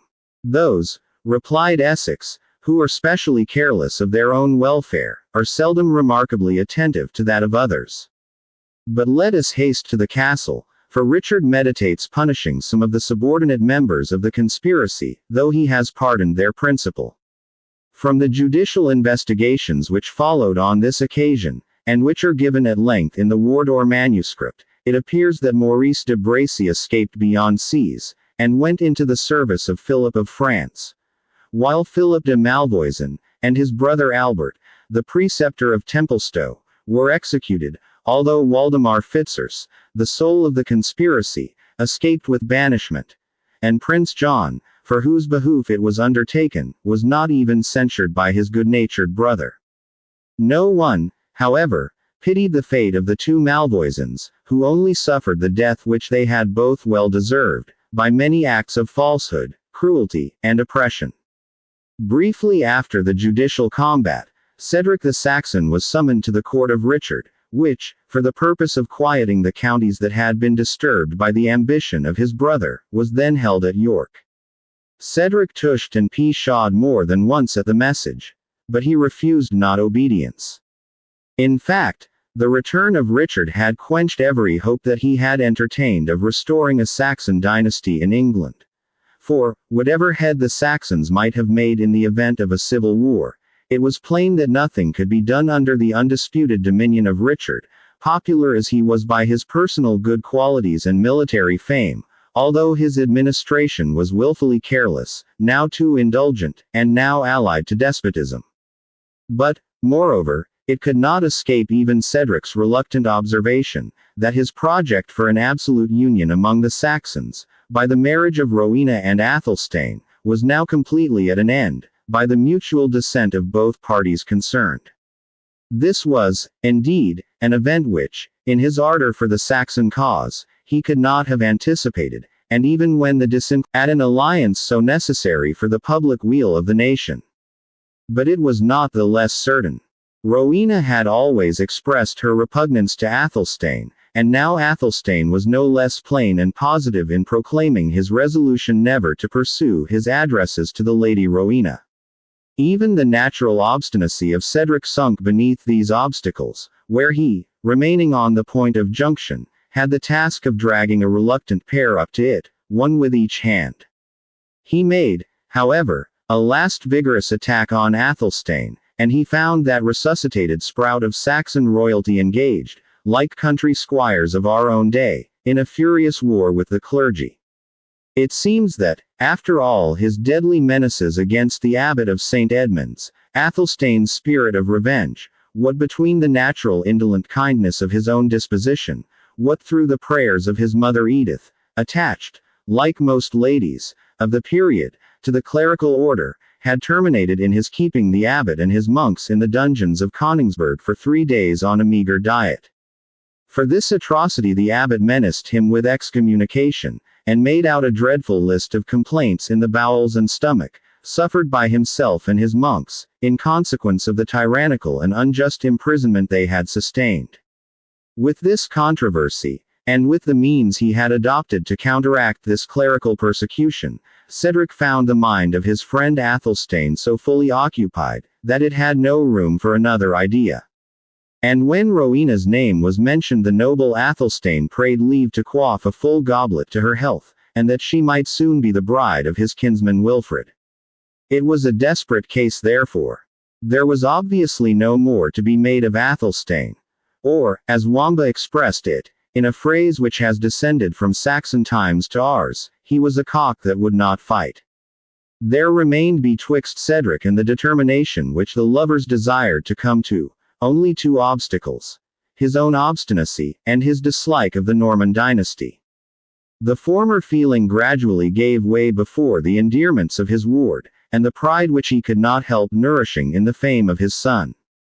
Besides, he was not insensible to the honor of allying his own line to that of Alfred, when the superior claims of the descendant of Edward the Confessor were abandoned forever. Cedric's aversion to the Norman race of kings was also much undermined. First, by consideration of the impossibility of ridding England of the new dynasty, a feeling which goes far to create loyalty in the subject to the king de facto. And, secondly, by the nuptials of our hero, thus formally approved by his father, were celebrated in the most august of temples, the noble minster of York. The king himself attended, and from the countenance which he afforded on this and other occasions to the distressed and hitherto degraded Saxons, gave them a safer and more certain prospect of attaining their just rights, than they could reasonably hope from the precarious chance of a civil war. The Church gave her full solemnities, graced with all the splendor which she of Rome knows how to apply with such brilliant effect. Gurth, gallantly apparelled, attended as esquire upon his young master whom he had served so faithfully, and the magnanimous Wamba, decorated with a new cap and a most gorgeous set of silver bells. Sharers of Wilfred's dangers and adversity, they remained, as they had a right to expect, the partakers of his more prosperous career. But besides this domestic retinue, these distinguished nuptials were celebrated by the attendance of the high-born Normans, as well as Saxons, joined with the universal jubilee of the lower orders, that marked the marriage of two individuals as a pledge of the future peace and harmony betwixt two races, which, since that period, have been so completely mingled, that the distinction has become wholly invisible. Cedric lived to see this union approximate towards its completion. For as the two nations mixed in society and formed intermarriages with each other, the Normans abated their scorn, and the Saxons were refined from their rusticity. But it was not until the reign of Edward III that the mixed language, now termed English, was spoken at the court of London, and that the hostile distinction of Norman and Saxon seems entirely to have disappeared. It was upon the second morning after this happy bridal, that the Lady Rowena was made acquainted by her handmaid Elgitha, that a damsel desired admission to her presence, and solicited that their parley might be without witness. Rowena wondered, hesitated, became curious, and ended by commanding the damsel to be admitted, and her attendants to withdraw. She entered. A noble and commanding figure, the long white veil, in which she was shrouded, overshadowing rather than concealing the elegance and majesty of her shape. Her demeanor was that of respect, unmingled by the least shade either of fear, or of a wish to propitiate favor. Rowena was ever ready to acknowledge the claims, and attend to the feelings, of others. She arose, and would have conducted her lovely visitor to a seat. But the stranger looked at Elgitha. Rowena's resistance, kissed the embroidered hem of her tunic. "What means this, lady?" said the surprised bride. "Or why do you offer to me a deference so unusual?" "Because to you, Lady of Ivanhoe," said Rebecca, rising up and resuming the usual quiet dignity of her manner, "I may lawfully, and without rebuke, pay the debt of gratitude which I owe to Wilfred of Ivanhoe. I am. Forgive the boldness which has offered to you the homage of my country. I am the unhappy Jewess, for whom your husband hazarded his life against such fearful odds in the tiltyard of Templestowe." "Damsel," said Rowena, "Wilfred of Ivanhoe on that day rendered back but in slight measure your unceasing charity towards him in his wounds and misfortunes. Speak, Is there aught remains in which he or I can serve thee? Nothing, said Rebecca, calmly, unless you will transmit to him my grateful farewell. You leave England then? Said Rowena, scarce recovering the surprise of this extraordinary visit. I leave it, lady, ere this moon again changes. My father had a brother high in favor with Muhammad Boabdil, king of Granada. Thither we go, secure of peace and protection, for the payment of such ransom as the Moslem exact from our people. And are you not then as well protected in England? Said Rowena. My husband has favor with the king. The king himself is just and generous. Lady, said Rebecca, I doubt it not. But the people of England are a fierce race, quarreling ever with their neighbors or among themselves, and ready to plunge the sword into the bowels of each other.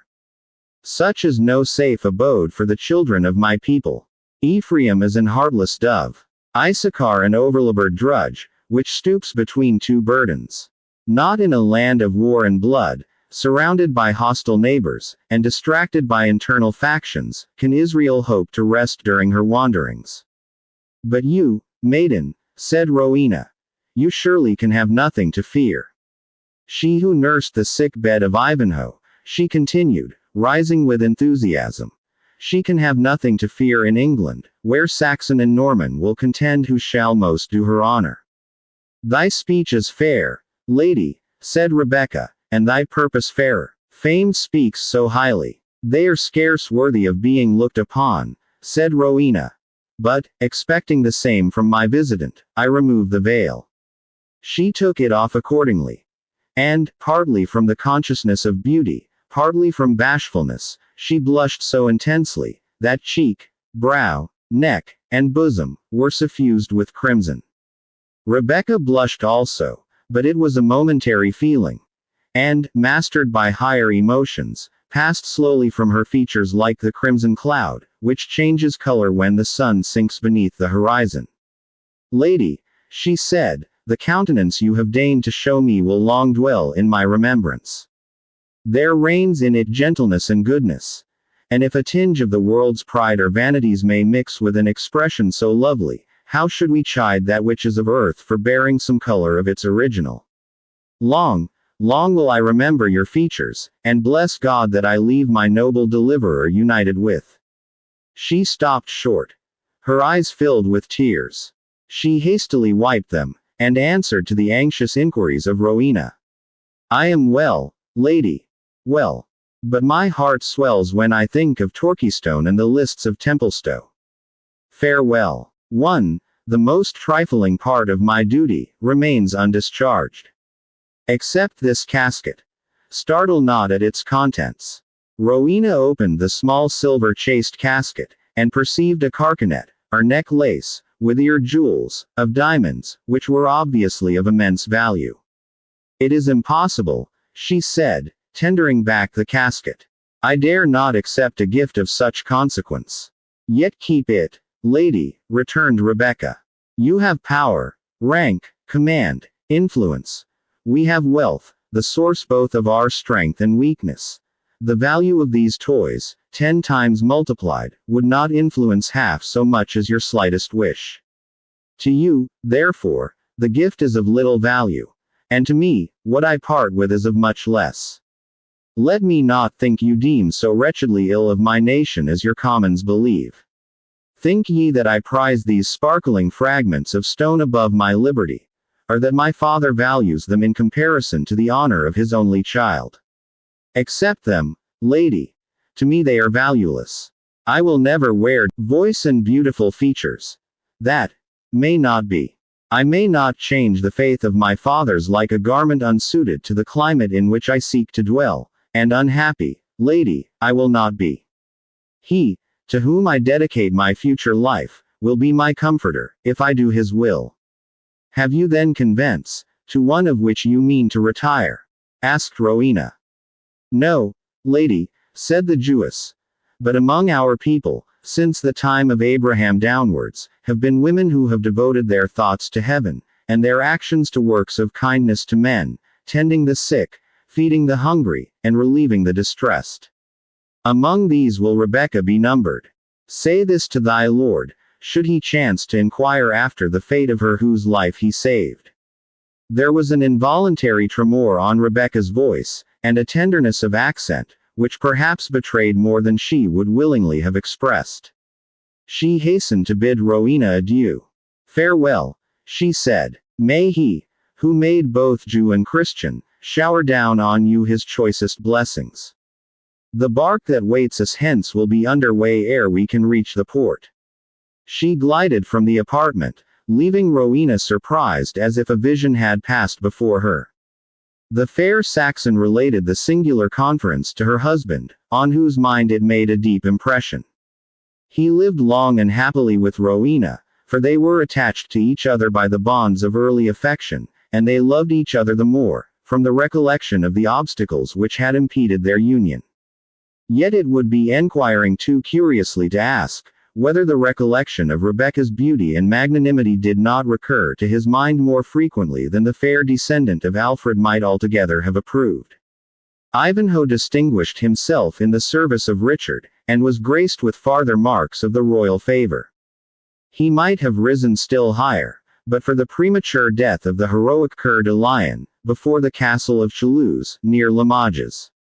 With the life of a generous, but rash and romantic monarch, perished all the projects which his ambition and his generosity had formed. To whom may be applied, with a slight alteration, the lines composed by Johnson for Charles of Sweden. His fate was destined to a foreign strand, a petty fortress and an humble hand. He liked this book. For more free e-books visit freetutorial.com.